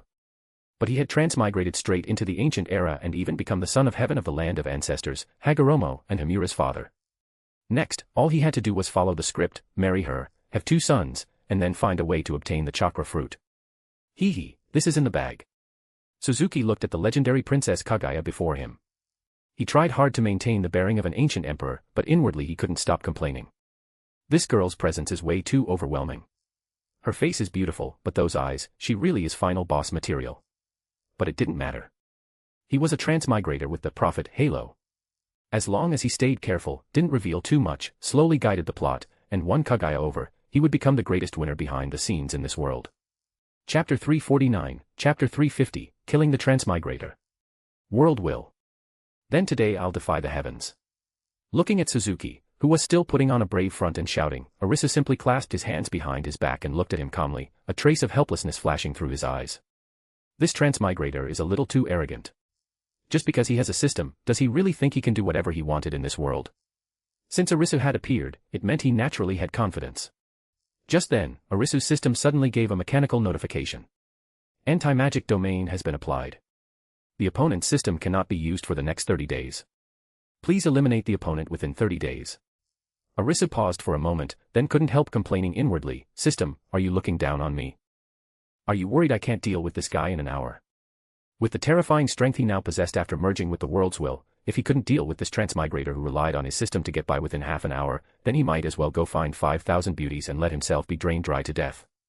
Suzuki was still yelling, ha ha ha. I've got a system backing me, what the hell are you? Today I'm going to slaughter you, this so-called heavenly will. From today onward, this world belongs to me, Suzuki, and... Arisu merely stood where he was, looking at him calmly, a meaningful smile curling at the corner of his lips. He made no move. However, the 6 paths experience card Suzuki had been waiting for never arrived. 1 second, 2 seconds, 3 seconds. The smile on Suzuki's face gradually froze. He realized that the so-called 6 paths experience card never arrived, and the system had completely stopped responding. No matter how he called for it, all he got was silence. System. System. Say something, damn it. Suzuki's voice began to shake, and cold sweat instantly covered his forehead. Arisu still smiled without saying a word, simply watching him quietly. Your favorability system seems to have stopped working, Arisu spoke unhurriedly. Suzuki's face instantly turned pale as paper, and sweat poured down like rain. System. Don't scare me. If nothing else, at least give me teleportation. Hurry up and give me a teleportation so I can run. System. You can't seriously be unable to beat this old man, can you? He frantically called out to his system in his mind, only to find that it seemed to have completely crashed, with no response whatsoever. What terrified him even more was that the old man before him had actually called out the name of his system in a single sentence. Just what kind of terrifying supreme expert was this? Suzuki completely panicked. He finally realized that this time he had really kicked an iron plate and run into the true guns, blades, and cannons of the Naruto universe. This kindly-looking old man was probably a supreme existence in this world, like the creator mode itself, someone who could crush him with a casual squeeze. System. System, get the hell out here. Hurry and give me power. Hurry. His voice trembled as he cursed his system, but he still got no response. In the end, Suzuki's legs gave way. With a thud, he dropped to his knees, desperately kowtowing until his forehead bled, begging through heavy sobs. Lord Heavenly Will. Spare me. I was wrong, I really was wrong. From now on, this world will only have the son of heaven of the land of ancestors. There will no longer be Suzuki, the earthman from my previous life. I swear that from now on I'll honestly be the son of heaven and never have any improper thoughts again. Please spare my life. Hearing this, Arisu couldn't help laughing. Arisu shook his head calmly and slowly walked toward the kneeling Suzuki. Suzuki was so frightened that tears and snot streamed down his face. It was the first time in his life he had been so close to death. Back on Earth, even getting into a fight was against the law. Now that he was suddenly facing real death, that overwhelming fear instantly shattered his less than resolute will. Kneeling on the ground, Suzuki desperately kowtowed while begging through tears, Senior. I'll do anything you want. I'm willing to do anything. Do you want me to blow you? I can be your ox or your horse too. Please don't kill me. Woo-woo. I'm begging you, I don't want to die yet. Arisu remained expressionless. Have some backbone. If you die, then you die, Arisu spoke calmly. Damn it all. Seeing that Arisu had no intention of sparing him, Suzuki's fear completely turned into despair and hatred. He suddenly began cursing his former self, roaring hysterically, damn it. It's all because of that idiot online. He said there was a cosplay convention on the highway and told me to go check it out in the middle of the night. Otherwise how the hell would I have gotten into a car accident and transmigrated to this damn place? If I ever get back, I'll definitely kill that bastard. Suzuki's broken curses echoed throughout the sleeping chamber. Arisu stood there, quietly watching the completely shattered transmigrator. That's enough. Arisu had no patience to waste any more time. His figure instantly appeared in front of Suzuki, and his right hand lightly rested on top of his head. Suzuki's pupils contracted sharply. Before he even had time to beg for mercy. Pop. The next second, his entire head exploded like a watermelon struck by a heavy hammer. Blood, brain matter, and shattered skull fragments mixed together and splattered everywhere while still steaming, spraying across the luxurious carpet, the bed, and the walls. The scene was extremely bloody and brutal. A crimson mist of blood spread through the air. The headless corpse twitched a few times before collapsing limply to the floor, blood still gushing from the neck. As Suzuki died, a brilliant ball of light slowly floated out of the headless corpse and flew straight into Arisu's body. A strange, somewhat fawning system voice immediately sounded in Arisu's mind. Ding. The favorability system is at your service, host. However, before it could finish speaking, where did this worn-out second-hand trash come from? You dare touch what's mine. Arisu's original system made its move. Suzuki's favorability system was instantly swallowed whole by the core system inside Arisu without the slightest mercy. A faint crack sounded as the two collided. Arisu's system then gave another notification. Congratulations. You have successfully devoured the opponent's system. The rewards will be settled together after this reincarnation ends. Arisu nodded calmly. Now that he already stood at the peak of the Naruto world, there was no need for him to immediately obtain even greater power. The system spoke again. Sir, the plot has now deviated significantly. The son of heaven of the land of ancestors has died. If Kaguya cannot fall in love with a mortal, the subsequent plot will seriously diverge from the main storyline. Please take action to correct it. p@trian.com/xenosx. Partying face. Joining p@trian keeps me motivated and eager to work diligently, so please consider joining. You can also read advanced chapters there. Smiling face with hearts. Chapter 350, Chapter 349, The early transmigrators were lewd. Thinking of this, Suzuki lightly tapped the armrest of the throne again, suppressing the excitement in his heart. His face still wore the expression of a benevolent and wise ruler. Miss, get some proper rest first. If you need anything, just tell me. Next. I'll wait for her to slowly trust me, then complete the mission the system gave me. A trace of disgust rose in Kaguya's heart. She couldn't understand why the son of heaven was staring at her with such a lecherous look. He had been perfectly normal when they first met. She had even felt a slight bit of goodwill toward him. She had no idea what had happened. It was as if someone else had taken over his body. He suddenly started looking at her with lustful eyes, like he had become a completely different person. After Kaguya left, only Suzuki remained in the hall. Damn it, this Kaguya is way too hard to deal with. Suzuki glanced at the favorability meter and cursed under his breath. System prompt, the target's favorability is extremely low. Please proceed carefully to avoid raising her suspicion. Suzuki's heart tightened. He quickly said in his mind, System, display the current mission progress. Main mission, establish a connection with Otsutsuki Kaguya. Current favorability, 15%. Reach 30% favorability to receive, Senju Hashirama version Sage Body. Reach 50% favorability to receive, Eternal Mangekyo Sharingan, Kamui. Reach maximum favorability to receive, Chakra of the Nine-Tailed Beasts. Phew. Good thing I have the system. Otherwise, I'd be completely lost in this primitive era. Suzuki scratched his head. He couldn't understand it. Why doesn't Kaguya like me? Didn't the son of heaven of the land of ancestors win her over with just a single piece of clothing in the original story? I talked to her about great ideals and future peace, but none of it worked on her. Her gaze was as cold as if she were looking at a stranger. She didn't respond to anything I said. But it doesn't matter. I have the system cheat. As long as I take it slow and follow the original plot, gain her trust first, then find a way to push things forward, the chakra fruit, the two sons, and the plans after that, there's still time. Suzuki took a deep breath. The smile on his face remained unchanged. Suzuki sat on the throne, maintaining the dignity of an emperor on the surface, but inside he was already burning with restless desire. Thinking of Kaguya's cold and peerless figure, the enormous imperial harem that originally belonged to the son of heaven of the land of ancestors appeared in his mind. His heartbeat gradually sped up, his throat went dry, and his mouth felt parched. In the end, Suzuki found an excuse, hurriedly got up, and left the hall, preparing to attend to the original son of heaven's harem. Arisu stood silently in the sky, taking in everything below. He couldn't help but smile and shake his head. This transmigrator is far too reckless. He actually imagined that Kaguya would fall in love with him in such a short time. Does he really think Kaguya is an NPC in a game? Did he think that by casually saying a few words and throwing out a few grand dreams, her favorability would shoot up and she'd blush and throw herself into his arms? And his way of talking was completely wrong. He should have started with small things and taken it step by step. Instead, the moment he met a goddess-like being standing far above everyone else, he started talking about ending the age of chaos, great power, and the balance of heaven and earth. It's a complete disaster. What's more, he had looked at her lustfully from beginning to end. One look was enough to tell he was a virgin who hadn't had much contact with women before transmigrating. Women won't like someone like that. Arisu took one look and made his judgment. Sexually repressed. Arisu chuckled softly. His eyes flickered slightly, but he made no move to interfere. He simply continued watching this somewhat absurd plot development. As long as this person followed the original story and let Kaguya betray Isshiki, there would be no need for him to interfere. Meanwhile, deep inside the royal harem of the Land of Ancestors Palace, Suzuki completely let himself go. Sounds of indulgence echoed without end.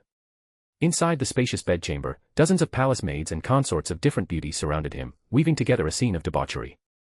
Suzuki's eyes were bloodshot as he completely immersed himself in the indulgent pleasures of an emperor. High above, Arisu silently watched the scene unfold, and couldn't help slightly frowning.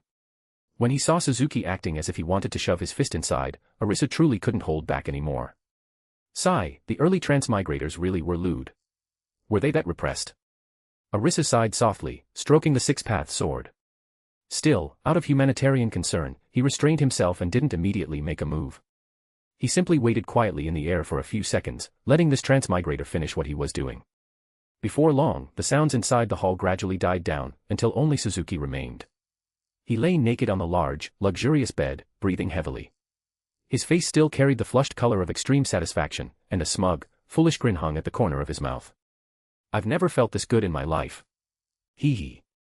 I wonder what Kaguya feels like. Just then, Arisu's figure appeared out of thin air inside the bedchamber.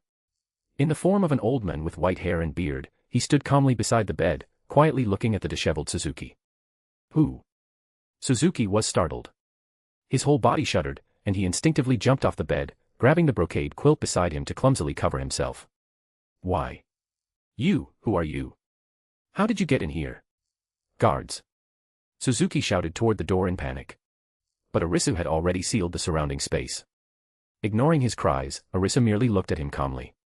Having fun? Arisu asked. Suzuki's face turned deathly pale. His heart pounded like a drum, but he forced himself to stay calm. Who exactly are you, sir? Trespassing into the royal palace is a capital offense. Do you understand that? At this moment, Suzuki still thought he was some kind of assassin. Arisu shook his head. A transmigrator, carrying a system into this world. After finally getting this far, you wasted all your time on this sort of thing. Suzuki, you're really something.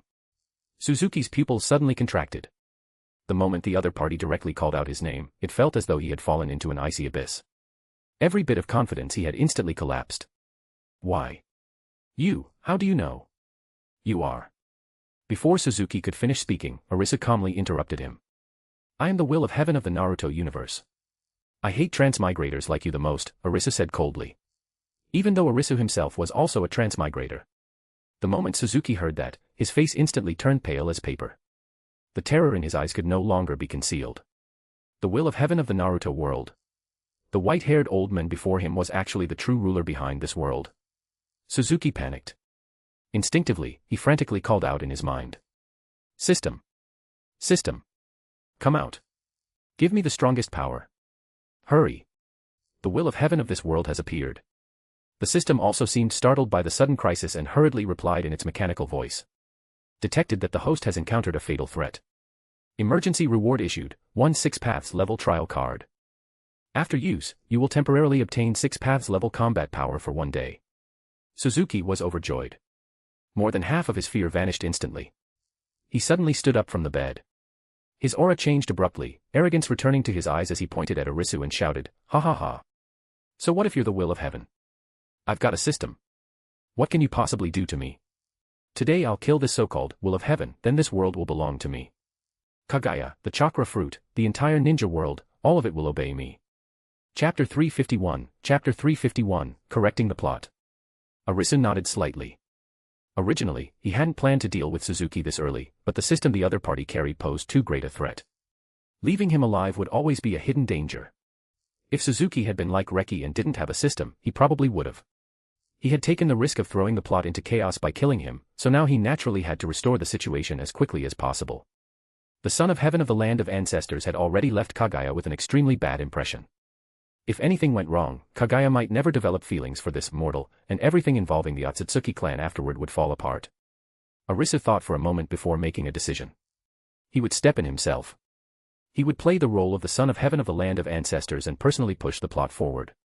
With the experience from his previous reincarnation, he naturally knew what kind of personality and way of interacting Kaguya truly liked. Arisu's appearance changed, instantly becoming the son of heaven of the land of ancestors. But unlike Suzuki's lecherous, repressed, lustful demeanor before, he now carried the graceful bearing of a refined gentleman. It was clearly the same face, yet the temperament was completely different. Not bad looking. Arisu looked down at his new outfit and gently flexed his fingers. After becoming the son of heaven of the land of ancestors, Arisu didn't immediately approach Kaguya. He deliberately ignored her for 5 full days. During those 5 days, he only had the maids deliver tea and meals on time. He himself never showed up even once. Occasionally, when he passed by the side hall, he would merely glance at it before turning and leaving, his attitude somewhat indifferent. At first, Kaguya didn't pay it any attention. But as the days passed, she realized this son of heaven was completely different from the men who had eagerly tried to please her before. He neither pestered her nor deliberately tried to flatter her. It was as if her existence made no difference to him. Instead, that sparked a trace of curiosity in Kaguya. On the evening of the 6th day, when a maid brought dinner once again, Kaguya finally couldn't help asking, "Your son of heaven, what has he been busy with lately?"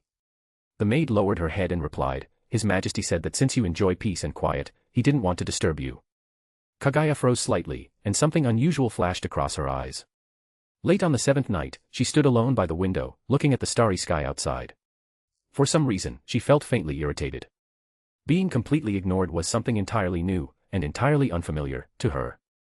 Just then, Arisu finally appeared. Dressed in a plain white robe and carrying a cup of warm tea, he slowly walked into the hall. Kaguya turned to look at him, her tone carrying a hint of probing. "Why were you avoiding me before?" "Because I know you don't like being bothered. You came here all alone. It must have been hard, right? If I'd circled around you every day like that man before, it would have only made you dislike me even more. Besides, I've been busy with state affairs lately and didn't have the time." Arisu smiled faintly as he placed the teacup in front of her and spoke softly. Kaguya was silent for a while and didn't argue. Just as she thought the man before her was about to chat with her longer, Arisu clasped his hands behind his back and said, "Go to bed early." Kaguya was stunned. From that day on, Arisu began approaching her at an unhurried pace. At that moment, ripples finally spread across the calm lake of Kaguya's heart. She began taking the initiative to talk with the son of heaven. She would stand beside him and watch the stars late at night. Whenever he draped an outer robe over her shoulders, a long-lost blush would appear on her cheeks. Afterward, Arisu assigned a maid named Aino to serve Kaguya. Half a month later. Standing before the hall, Kaguya looked at the men personally trimming flower branches for her, and her gaze had completely softened. Why are you so good to me?" She quietly walked behind Arisu and asked in a low voice. Arisu turned around and smiled. "You came here all alone, without any family. I can't bear to see that, so naturally I want to take better care of a helpless young woman like you," Arisu said with a warm smile. Kaguya's cheeks turned red, and her heart suddenly skipped a beat. She had never told this man that she possessed overwhelming power. Looking at the refined and gentle man before her, who had always respected her, she lowered her proud head for the first time. Her voice was as soft as a mosquito's hum, carrying a trace of a young girl's shyness and affection. "You're really kind." From that moment on, Otsutsuki Kaguya truly fell in love with the son of heaven of the land of ancestors.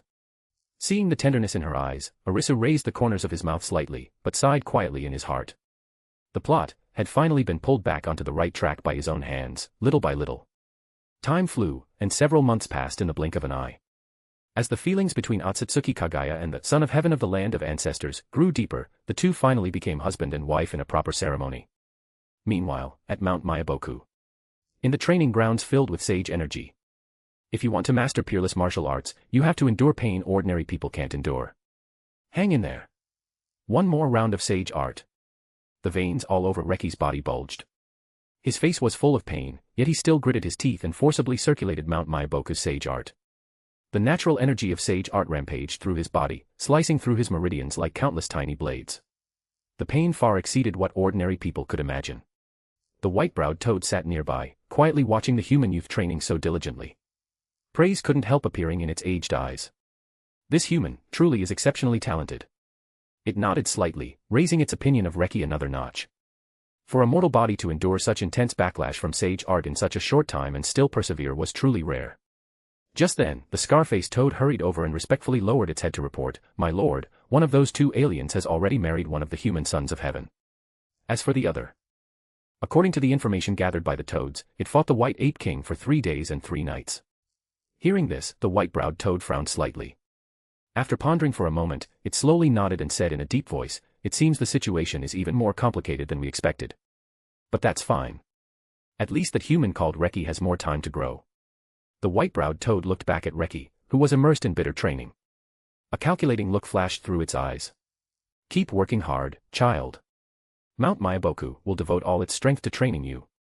Reki didn't hear the conversation between the two toads. He was completely focused on resisting the rampaging sage art energy inside his body. Sweat had already soaked through his clothes, yet he stubbornly continued to endure.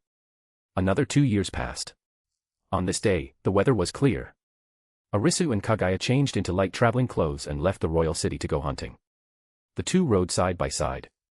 Kaguya wore simple hunting clothes, yet they still couldn't hide her unmatched beauty. Arisu wore ordinary noble hunting attire, with a gentle smile always on his face. The husband and wife looked deeply devoted to each other. Along the way, they passed a remote village. Many villagers had gathered at the village entrance, surrounding a young man dressed in unusual clothing. The young man clapped his hands together and was using Mount Myaboku sage art to treat a seriously injured villager. Green healing light flowed from his palms, rapidly repairing the injured man's damaged muscles and bones, drawing constant gasps of amazement from the surrounding villagers, who knelt to thank him. That is. Kaguya's eyes narrowed slightly. At a glance, she could tell Reki was extraordinary. What is that young man doing? He can actually emit light out of thin air to heal people. Could he be a miracle doctor? Pretending to be an ordinary mortal, Arisu revealed a look of surprise and deliberately asked as though he didn't understand. Reki was concentrating on the treatment when a sudden warning flared in his heart. He abruptly looked up and met Kaguya's gaze. Those pale yet powerful eyes were clearly filled with scrutiny and surprise. "Holy crap, Kaguya. This is bad. I've been discovered." Reki was horrified. He quickly transformed into a toad and hid inside the Peace Hotel to escape. Chapter 352, Chapter 352, You are the strongest person on this planet. A strange light flashed through Kaguya's eyes as she looked toward the direction where Reki had disappeared into the toad. "I didn't expect there to be such a special native on this planet. That kind of power should be enough to stand against Isshiki," Kaguya thought to herself. Strange, how did that person suddenly disappear? Could he have used some kind of strange technique? Arisu, meanwhile, pretended to be surprised. Acting as though he knew nothing, he asked in confusion. Hearing that, Kaguya covered her mouth and smiled softly. Perhaps it was some kind of folk performance. "Husband, there's no need to dwell on it," Kaguya said as she leaned against Arisu's shoulder. Arisu nodded and played along. "It certainly is unusual." After that, the two said nothing more. They hunted together in the nearby mountains for a while. After a plentiful harvest, they returned to the royal palace of the land of ancestors. After returning to the palace, Arisu gently bid Kaguya farewell, saying he needed to attend to state affairs, and left the bedchamber alone. Kaguya took the opportunity to quietly leave the royal city. Following the aura from before, she made her way to the cave where Reki was hiding. Inside the cave, the light was dim. Then, Kaguya explained the situation to Reki. "Reki-kun, you are one of the strongest people on this planet."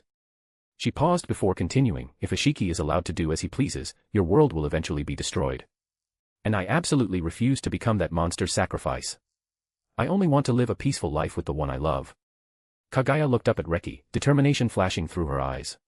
"Why don't we join forces, set a trap for Isshiki, and feed him to the 10 tails?" Reki looked at Kaguya with some hesitation. He felt quite conflicted. He had only been in this world for a few years, and now he was being dragged into a 6 paths level battle. But when he thought of the enormous power contained within the legendary chakra fruit, he couldn't help feeling tempted.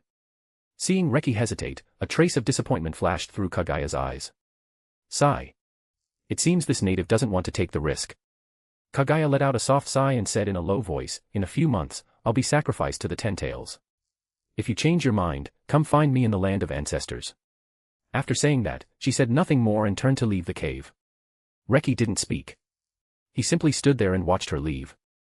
Then he slowly sat back down on the stone seat, his brows tightly furrowed as he fell into deep thought. In the original story, Kaguya successfully backstabbed Isshiki. If I'm added to the mix, it should work too, right? But right now, I've only barely reached the level of a quasi-super Kage. Reki was different from Arisu. Although Arisu had also been at Kage level in the early stages, his system had constantly suppressed him, causing him to stagnate for a long time. As for himself, although Mount Myaboku had spared no effort in cultivating him, his foundation was still lacking. After thinking for a long time, Reki suddenly stood up. A fierce look flashed through his eyes as he said in a low voice, "Screw it. Nothing ventured, nothing gained." Reki paused, hesitated for a few more seconds, then muttered to himself, "But I still need to watch out for that woman, Kaguya. Who knows if she'll stab me in the back? Right now, she should still be that naive sweetheart, right?" Standing inside the cave, Reki slowly clenched his fists. His eyes held both ambition and deep vigilance. He thought to himself, "Oh. Right, I'll go ask the white-browed toad. Maybe it has some kind of treasure. I remember that in the original story, Mount Myaboku had a kind of sage talisman with the power to regrow flesh from bare bones." Afterward, Reki immediately set off for Mount Myaboku and asked the white-browed toad if it had any treasures that could strengthen his trump cards. To his surprise, the white-browed toad actually gave him a sage robe that could conceal his aura, along with several fairly powerful sage talismans. Overjoyed, Reki quickly thanked it before leaving. Meanwhile, in the main hall of the royal palace of the Land of Ancestors, Arisu was sitting on the throne handling state affairs when several ministers suddenly hurried in to report, "Your Majesty. An envoy from the land of that has come requesting an audience." Arisu raised his eyes slightly. His expression remained calm, and he wasn't surprised. If nothing unexpected happened, the land of that had undoubtedly come because of Kaguya. It was no secret that the son of heaven of the land of that coveted Kaguya's beauty. Arisu spoke calmly, "Oh. Then invite the envoy from the land of that inside. Make sure he isn't neglected." Soon, an envoy from the land of that, dressed in white and carrying himself with extraordinary poise, slowly walked into the hall.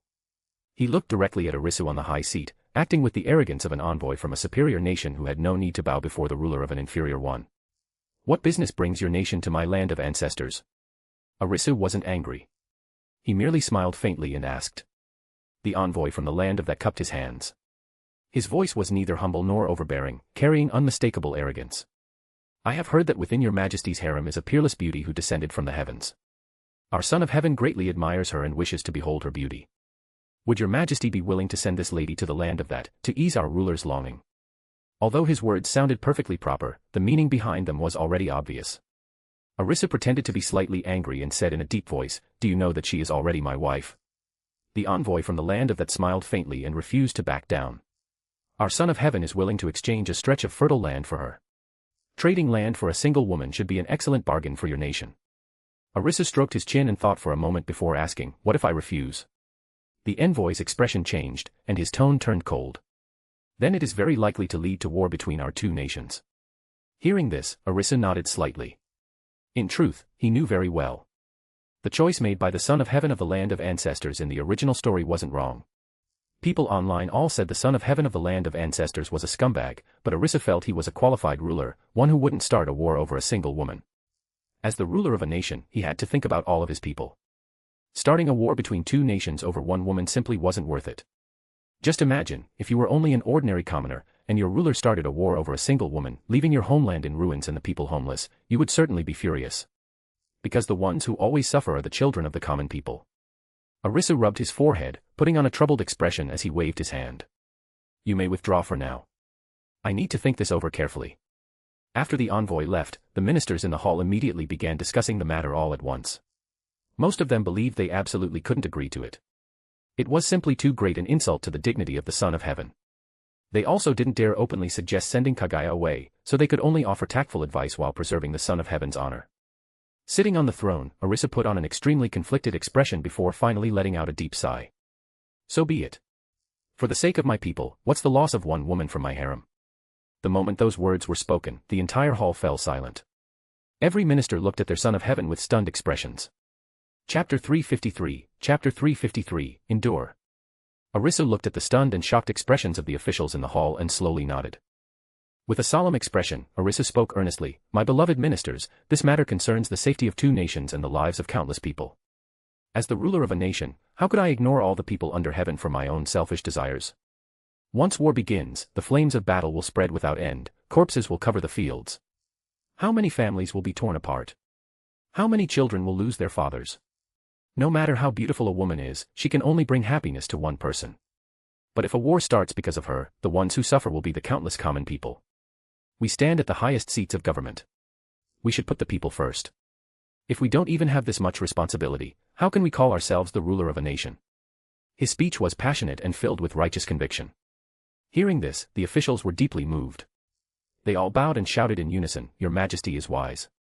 Among them, an elderly minister with white hair and beard practically turned into an award-winning actor. Tears streamed down his face as he stepped forward, tightly gripped Arisu's hand, and choked out, "Your Majesty has suffered such great humiliation, all because we ministers are incompetent. I deserve to die 10,000 deaths. Your Majesty's humiliation is my crime." The corner of Arisu's mouth twitched slightly. "We ask your Majesty to endure this humiliation for a few days. In the future, we will surely wash away this disgrace." Arisu nodded gravely, "Endure, hide our strength and bide our time." After saying that, Arisu waved his hand, signaling the officials to withdraw, then left the hall alone. The moment he stepped outside, the heavy look on his face disappeared without a trace. With his hands behind his back, Arisu strolled through the palace corridors, completely calm inside. A dispute between two small mortal kingdoms had been blown up as if the sky were falling. To him, it was nothing more than another part of moving the plot forward. It wasn't nearly that serious. "My acting wasn't bad," Arisu muttered softly, a faint amused smile appearing at the corner of his lips.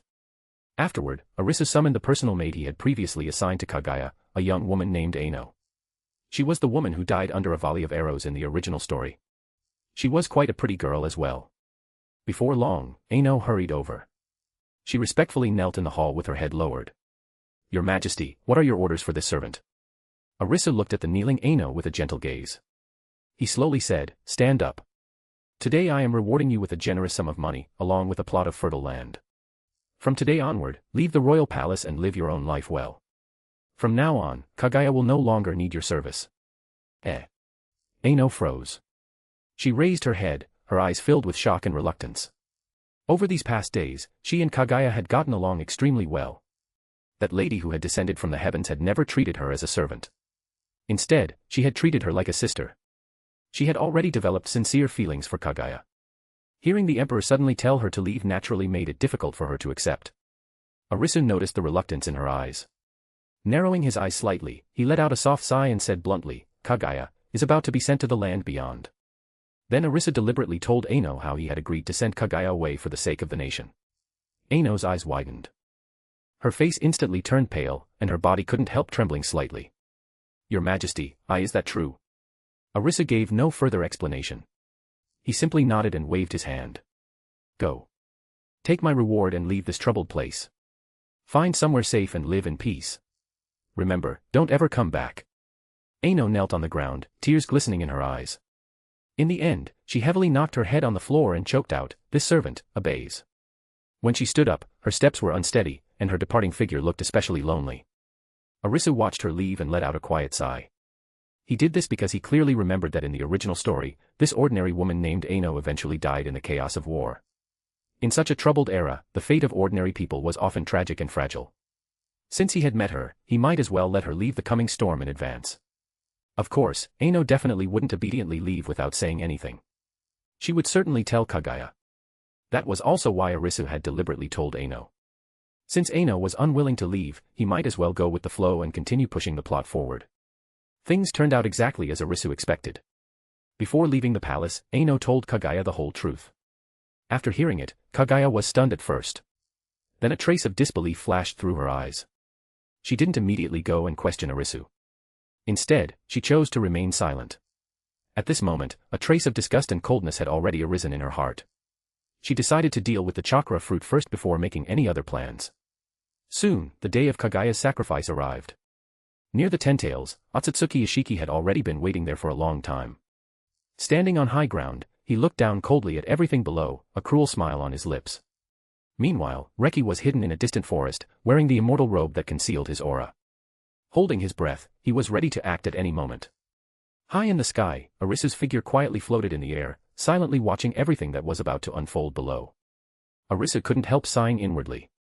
Many years ago, I also set things up like this and tricked Isshiki. Time really flies. So many years have already passed. Those familiar scenes felt as though they had happened only yesterday. With a distant gaze, Arisu revealed a faint, complicated smile and quietly waited for the plot to continue along its predetermined path. Soon, the distance between Kaguya and Otsutsuki Isshiki grew closer and closer. Hidden in the darkness of the forest, Reki took a deep breath. He had already quietly prepared to summon the toads of Mount Myaboku, planning to launch a surprise attack that would catch Isshiki completely off guard. Just as Reki was about to make his move, Otsutsuki Isshiki suddenly stiffened. His pupils contracted sharply, and it was as if something had instantly struck him. His expression became extremely strange. The next second, his body shook violently, and the look in his eyes quickly turned blank, then filled with shock. When he opened his eyes again, the cold arrogance that had belonged to Otsutsuki Isshiki had completely vanished. In its place was utter disbelief and astonishment. Isshiki lowered his head and looked at his pale yet powerful body, his hands trembling slightly. I transmigrated into Otsutsuki Isshiki. Otsutsuki Isshiki was stunned. He had actually transmigrated. The current point in time should be just before Kaguya was about to betray him. Alarm bells instantly went off in Ishiki's mind. He immediately kicked Kaguya away with one strike. Terrifying power erupted in an instant. Kaguya's expression changed. Impossible. He found out. High in the sky, Arisu immediately realized that Isshiki had been possessed. He couldn't help frowning tightly. Don't possess characters from the original story. That makes things really difficult for me. Original characters being transmigrated into were the hardest to deal with. Kill them, and it would affect the plot. Spare them, and they would stir up trouble. Chapter 354, What? You don't like it? Arisu floated high in the sky, looking at Otsutsuki Isshiki below, who had suddenly been possessed by a new transmigrator. A trace of helplessness and a headache flashed across his eyes. Another one. The situation completely spiraled out of control at this moment. After being possessed, Ishiki's gaze changed abruptly. A violent aura burst from his body, and without any warning, he launched a fierce attack on Kaguya. Otsutsuki Kaguya was caught off guard. Reki also panicked instantly, and the ambush he had prepared completely fell apart. Seeing things had gone wrong, Reki immediately chose to run. He turned around and was about to flee into the depths of the forest. At that moment, Arisu, high in the sky, frowned slightly. He didn't choose to intervene directly. Instead, he stepped in a more concealed way. Arisu's figure instantly turned into an invisible stream of light and silently attached itself to Reki. A solemn, mechanical notification suddenly sounded in Reki's mind. Ding! The invincible choice system has been successfully bound. The host is currently facing a life-or-death crisis. Emergency choice triggered.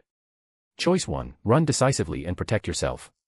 Reward, incompetent transmigrator, title, permanent buff, escape speed plus 300%, but charisma minus 99%. Choice 2, fight Isshiki head-on and let this country bumpkin from the universe learn a lesson. Immediately grant 6 paths power, reward, true immortality. Reki, who had been about to flee with all his strength, suddenly froze. Ecstasy instantly spread across his face. A system. Ha ha ha. I knew I'd get a cheat. Looking at the two choices, his breathing became rapid. True immortality. Real immortality. Who would pick the first one? Without the slightest hesitation, Reki shouted, I choose number 2. His heart surged with excitement. What was there to be afraid of now? Just charge straight in. But, what the hell is 6 paths power? Reki scratched his head, a trace of confusion flashing through his mind. Could it be some hidden character that was added later in Naruto? I never caught up, so I don't know. But this clearly wasn't the time to think about that. He immediately confirmed his choice. Reki had no idea that this so-called invincible choice system was actually Arisu in disguise. The so-called 6 paths power it granted was nothing more than Arisu using his own power to force an extremely pure cultivation base into him. The instant the choice was made, a vast power, like an endless ocean, poured in through the top of his head. Reki's entire body shook violently, and his eyes instantly became incomparably bright. He could clearly feel his strength being forcibly raised to the quasi-6 paths level in the blink of an eye. Sage energy surged endlessly through his body, as if it could never be exhausted. This power feels amazing. Instead of running, he disguised himself as an enormous toad and hopped rapidly toward the battlefield. At this moment, Otsutsuki Isshiki and Kaguya were locked in an intense battle. Although Kaguya was powerful, she was facing the even stronger Otsutsuki Isshiki. She had gradually fallen into a disadvantageous position, and the situation was becoming increasingly dangerous. Otsutsuki Isshiki suddenly noticed a strange toad rushing toward him. He frowned, instinctively thinking of Mount Myaboku. but he quickly shook his head. At this point in time, none of Mount Myaboku's famous sage toads had even been born yet. Just then, the toad suddenly opened its enormous mouth, accompanied by a dazzling white light. Sage Art, Frog Group Elbow. Reki launched a surprise elbow strike. Carrying terrifying sage power, it slammed directly into Otsutsuki Isshiki and sent him flying, crashing heavily beside the 10 tails. Otsutsuki Isshiki steadied himself. His eyes were filled with shock as he stared at the unfamiliar men who had suddenly appeared before him. His mind went completely blank. Who the hell is this guy? Was there a character like this in the original story? Who are you? Otsutsuki Isshiki asked coldly. Reki leaped out of the toad with overwhelming momentum and laughed loudly. I am the great sage of Mount Myaboku. Before his words had even finished, Reki had already charged forward, engaging Otsutsuki Isshiki in fierce hand-to-hand combat. To everyone's surprise, the two fought evenly, neither gaining the upper hand. Isshiki was deeply shocked. A transmigrator. Or some major character added later in Boruto. As the fierce battle continued, Reki also clearly felt just how extraordinary this Six Paths power was. It not only granted terrifying strength, but also functioned like a multi-purpose cheat. Whether it was offense, defense, recovery, or chakra endurance, it far exceeded his imagination. The longer Reki fought, the more excited he became. This time, I'm really going to defy the heavens. You, Otsutsuki Isshiki, had to cultivate step by step to reach this point. But me. Mine came from the system. Reki thought to himself. On the battlefield, the situation suddenly reversed. Reki actually. Seeing Reki suddenly unleash terrifying quasi-Six Paths level power, the strong hope that had disappeared from Kaguya's eyes reappeared. Without any hesitation, she immediately flew forward and fought alongside Reki. Together, they launched a fierce assault on Otsutsuki Isshiki. For a time, Sage Art Radiance and Otsutsuki Chakra collided violently. Explosions rang out one after another, and the earth continued to crack apart.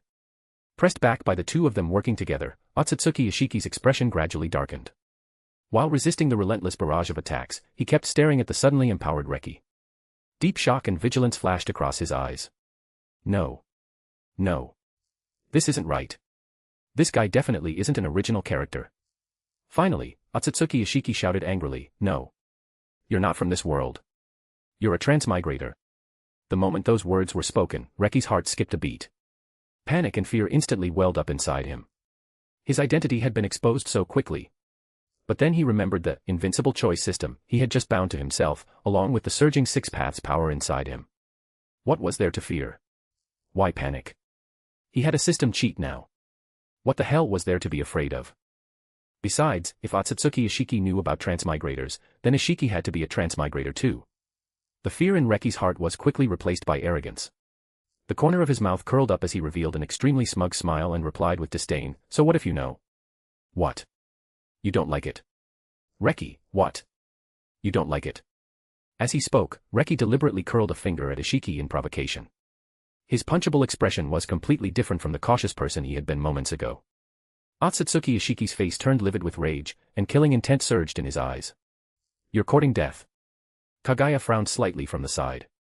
She was somewhat dissatisfied by how frivolous Reki had suddenly become, but for now, they could only work together against the powerful enemy before them. Chapter 355, What would this world do without Arisu? Arisu looked at Reki's arrogant expression and couldn't help but shake his head lightly. Youth, you got full of yourself a little too fast. But don't get too cocky either, kid. You transmigrators who throw the world into chaos, this old man will deal with every last one of you. Arisu remained quietly attached to Reki's body, continuing to disguise himself as the invincible choice system while secretly controlling how everything unfolded. Isshiki Otsutsuki was still Isshiki Otsutsuki. As the strongest person in the Naruto world at present besides Boruto and Kawaki, he relied on his absurd abilities to gradually stabilize the situation under Kaguya and Reki's joint assault, slowly turning the advantage back in his favor. Sukuna Hikona and Deiko couldn't let him attack or defend at will. Watching the tide turn again, Reki's face turned a little pale, and panic began to rise in his heart. This guy, he's just as overpowered as he was in the original story. No wonder he's the monster who beat Naruto and Sasuke, and only lost because of Baryon Mode Naruto. As the battle dragged on, Reki and Kaguya once again fell into a clear disadvantage. He's actually this broken. Arisu took it all in and frowned slightly. Just as Isshiki was about to forcefully suppress the two of them and feed them to the 10 tails, Arisu secretly made his move. Anti-magic domain. At the very instant Isshiki was about to succeed, he suddenly discovered that the power inside his body had come to a strange halt. What's going on? Isshiki's expression changed drastically. His eyes widened as he tried to activate Sukune Kona, only to find that his signature dojutsu couldn't be used at all. Daikokutten also gave no response, and even the portal wouldn't open. He tried to fly into the air, only to find that he couldn't fly anymore. Like an ordinary person, he was firmly pinned to the ground by gravity. This isn't right. There's something dirty here. Where's my power? Where are my abilities? Isshiki Otsutsuki seemed to realize something. Deep fear flashed through his eyes as he thought, could it be, that this world's will of heaven has discovered me? So the will of heaven itself has taken action. He completely panicked. He suddenly raised his head and shouted at the sky with all his strength. Will of heaven. I want to report someone. There are transmigrators here. I want to report them to the will of heaven. Isshiki Otsutsuki's eyes were bloodshot, and he looked completely mad. Since he might die anyway, he wasn't going to let another transmigrator have it easy. Dragging someone down with him was good enough. Reki also panicked after hearing that. While frantically asking his system whether it could defeat this world's will of heaven, he also shouted toward the sky. Will of heaven. I want to report someone too. Reki, will of heaven. I want to report someone too. There's another transmigrator here.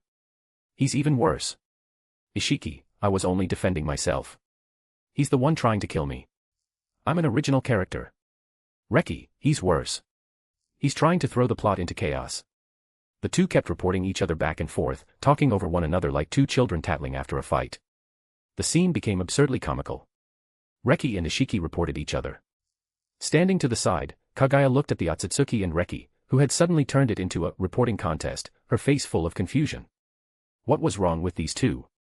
How did they suddenly become as childish as little kids? High above, Arisu looked at the ridiculous scene below and almost lost his composure. He didn't reveal himself. Arisu intended to sit back and watch the transmigrators kill each other, then let the native Kaguya reap the benefits. Still pretending to be the system, Arisu silently watched the farce continue. Just as both sides were busy reporting each other and arguing without end, Reki suddenly seized an opening and slammed Isshiki Otsutsuki with a vicious elbow, sending him flying straight toward the Tentail's sapling's wide-open mouth. The instant he was knocked away, Isshiki grabbed Reki's clothes tightly. The two immediately became like two sparrows tangled together, struggling and pulling at each other right in front of the Tentail's mouth. The Tentail's sapling seemed to be stimulated by the sudden food. It opened its huge mouth wide and continuously swayed its body, looking especially eager. Kaguya. Hurry and give me a hand, Reki shouted anxiously, panic clear in his voice. Standing not far away, Kaguya looked at the two men struggling in front of the Tentail's mouth, and her eyes instantly turned ice cold. She let out a cold laugh. Fine. I'll give you a hand. Kaguya sneered. As soon as she finished speaking, her figure burst forward at astonishing speed, almost becoming a white streak as she charged at the two of them. Reki vaguely sensed something was wrong, but Isshiki Otsutsuki reacted even faster. The hell are we still fighting each other for? If we keep this up, that woman will be the one who benefits in the end. Isshiki cursed at Reki while still grappling with him. Right. Reki suddenly came to his senses. The two instantly stopped fighting each other and united, trying to resist Kaguya together. However, it was already too late. For some reason, Kaguya had become unbelievably fast. Carrying an overwhelming determination, she struck out with a single palm. Boom. The terrifying force instantly blasted both Reki and Isshiki Otsutsuki away. They didn't even have time to react before they were sent straight into the Tentail's open mouth. Ah. Damn it. Accompanied by two terrified screams, the Tentail's sapling excitedly closed its mouth. Its enormous roots began writhing wildly, as if greedily absorbing the power of the two of them. Standing before the Tentails, Kaguya watched the scene coldly, without the slightest trace of pity in her eyes. High above, the corners of Arisu's mouth curled up slightly as he watched. Both transmigrators had been dealt with. After swallowing Reki and Isshiki Otsutsuki, the Tentail seemed to receive an enormous amount of nourishment and immediately began changing wildly. Its massive body writhed violently. Its roots spread crazily. The earth continued to crack apart, while waves of terrifying chakra poured into its body like a flood. The Tentails rapidly expanded, and its aura became increasingly violent and powerful. Soon, a brilliantly glowing chakra fruit slowly formed above its head. A look of resolve flashed through Kaguya's eyes. Her figure flashed, and she flew directly before the fruit before swallowing it in one bite. In an instant, terrifying energy erupted inside her body. The rabbit goddess had returned. Kaguya's long hair fluttered without wind. Her signature Byakugan and horns appeared once more, while powerful chakra fluctuations swept across the entire world. She flew high into the sky and looked coldly down at the land below. The next moment. Infinite Tsukuyomi. An enormous phantom moon appeared in the sky, radiating an eerie light. Beams of light rained down across the entire world. Every living being touched by the light instantly fell under the illusion and entered an eternal dream. In an instant, the whole world was completely enveloped by the infinite Tsukuyomi. Deep within Mount Mayaboku. Through a crystal ball, the white-browed toad saw Reki's final defeat. A trace of heaviness crossed its aged face. It silently closed its eyes, let out a long sigh, and announced to all of Mount Mayaboku. Seal the mountain. No one is to leave. We wait for the right opportunity. The toads of Mount Mayaboku answered in unison. Before long, the entire sacred mountain fell into silence and vigilance. With his hands behind his back, Arisu quietly looked at the world below that had been enveloped by the infinite Tsukuyomi, then nodded lightly. Although Isshiki is dead, he was, after all, a character from the Boruto era. He didn't have much to do with the main plot of Shippuden. Arisu looked up slightly and sighed, his hands still behind his back. Arisu, you really did great this time. What would this world do without you? Arisu muttered to himself with his hands behind his back. Chapter 356, The Observer of the World. Kaguya stood high in the sky, looking down at the world below that had been completely enveloped by the infinite Tsukuyomi. Moonlight spread across the land like a silver veil. Everything had fallen into eternal sleep. The world was silent. Kaguya narrowed her eyes slightly. Her figure flashed, and she sped toward the land of ancestors. The royal palace of the land of ancestors had already fallen completely silent. Kaguya landed in the familiar palace corridor and slowly walked inside. She pushed open the doors to the bedchamber. Her eyes swept across the empty bed and the furnishings around it. The corpse of the emperor of the land of ancestors was gone. Something's wrong. Kaguya frowned deeply, a trace of coldness flashing through her eyes. Even under the infinite Tsukuyomi, although all living beings would fall into an illusion and sleep, corpses would not disappear into thin air. What's more, with the emperor of the land of ancestors' ordinary mortal body, he should have been lying here peacefully under this technique. She stretched out a hand, sending out a trace of chakra to carefully sense the lingering aura inside the hall. She sensed nothing. A chill rose in Kaguya's heart. She vaguely realized that things were far more complicated than she had imagined.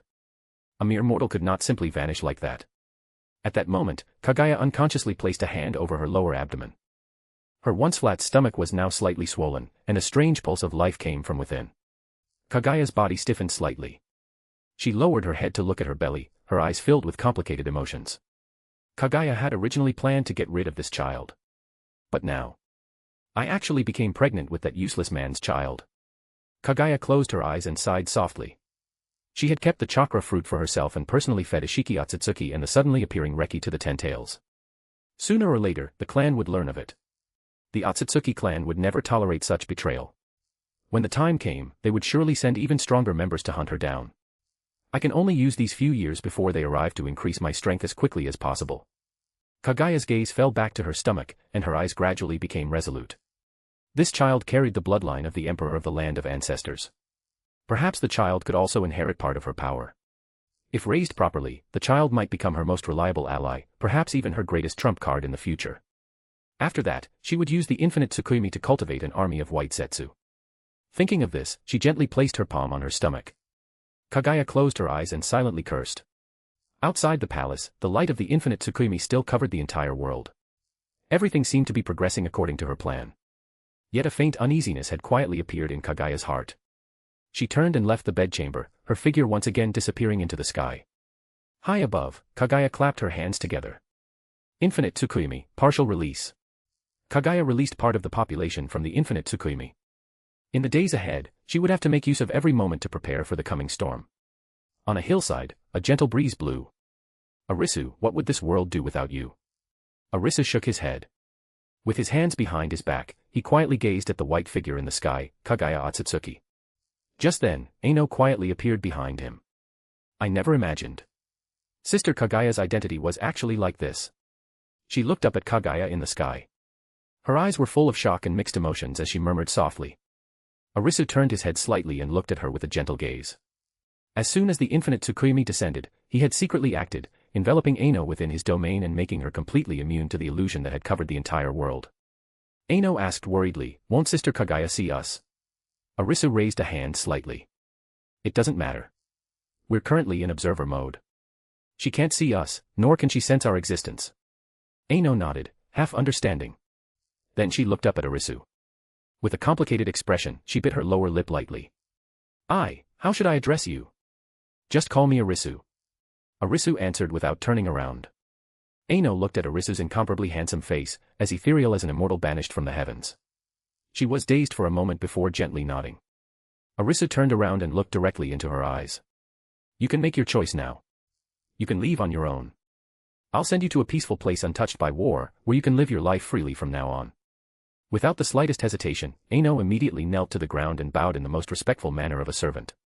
There's no one left in the world. I wish to stay by Lord Arisu's side and depend on you for the rest of my life. Would you please take me with you? Aino said. Seeing this, Arisu nodded lightly. To be honest, being a lonely observer all by himself was rather boring. He waved his hand. With Aino, his figure flashed, and they instantly disappeared. Outer space. A triangular spatial rift glowing with sage art light appeared out of nowhere. Arisu and Aino stepped out of it, arriving in a space he had personally created. It was similar to the Pure Land, but this was an independent dimension created by Arisu. Even those with spatial abilities could not enter it. The place was filled with brilliant starlight, a pure land existing independently of the real universe. Aino stared at everything before her in complete astonishment. She was so shocked that she could barely speak. After a long while, she finally asked in a trembling voice, "My lord, are you a god?" Without turning around, Arisu said, "I am not what you call a god. I am the observer of this world. I exist beyond cause and effect, above the timeline. I was born before chaos first began, and I remain after all things come to an end. Everything you have experienced, reincarnation, fate, even the arrival of those uninvited guests, has unfolded beneath my gaze," Arisu spoke slowly. Hearing this, Aino's delicate body trembled violently. Deep shock and reverence filled her eyes as she stood frozen in place. She had never imagined that the emperor she followed was such a transcendent existence. What Aino couldn't understand was why someone like him had chosen to play the role of the emperor of the land of ancestors. She didn't dare ask. Arisu continued, "In the future, your world will be visited by a great number of outsiders. They call themselves transmigrators. They carry powers that don't belong to this world and seek to disrupt the course of fate. My duty is to ensure this timeline is not completely thrown into chaos. When necessary, I will personally eliminate those who bring disorder. The emperor of the land of ancestors was one of them. I dealt with him," Arisu explained to Aino. "My lord, so you've been silently protecting this world all along.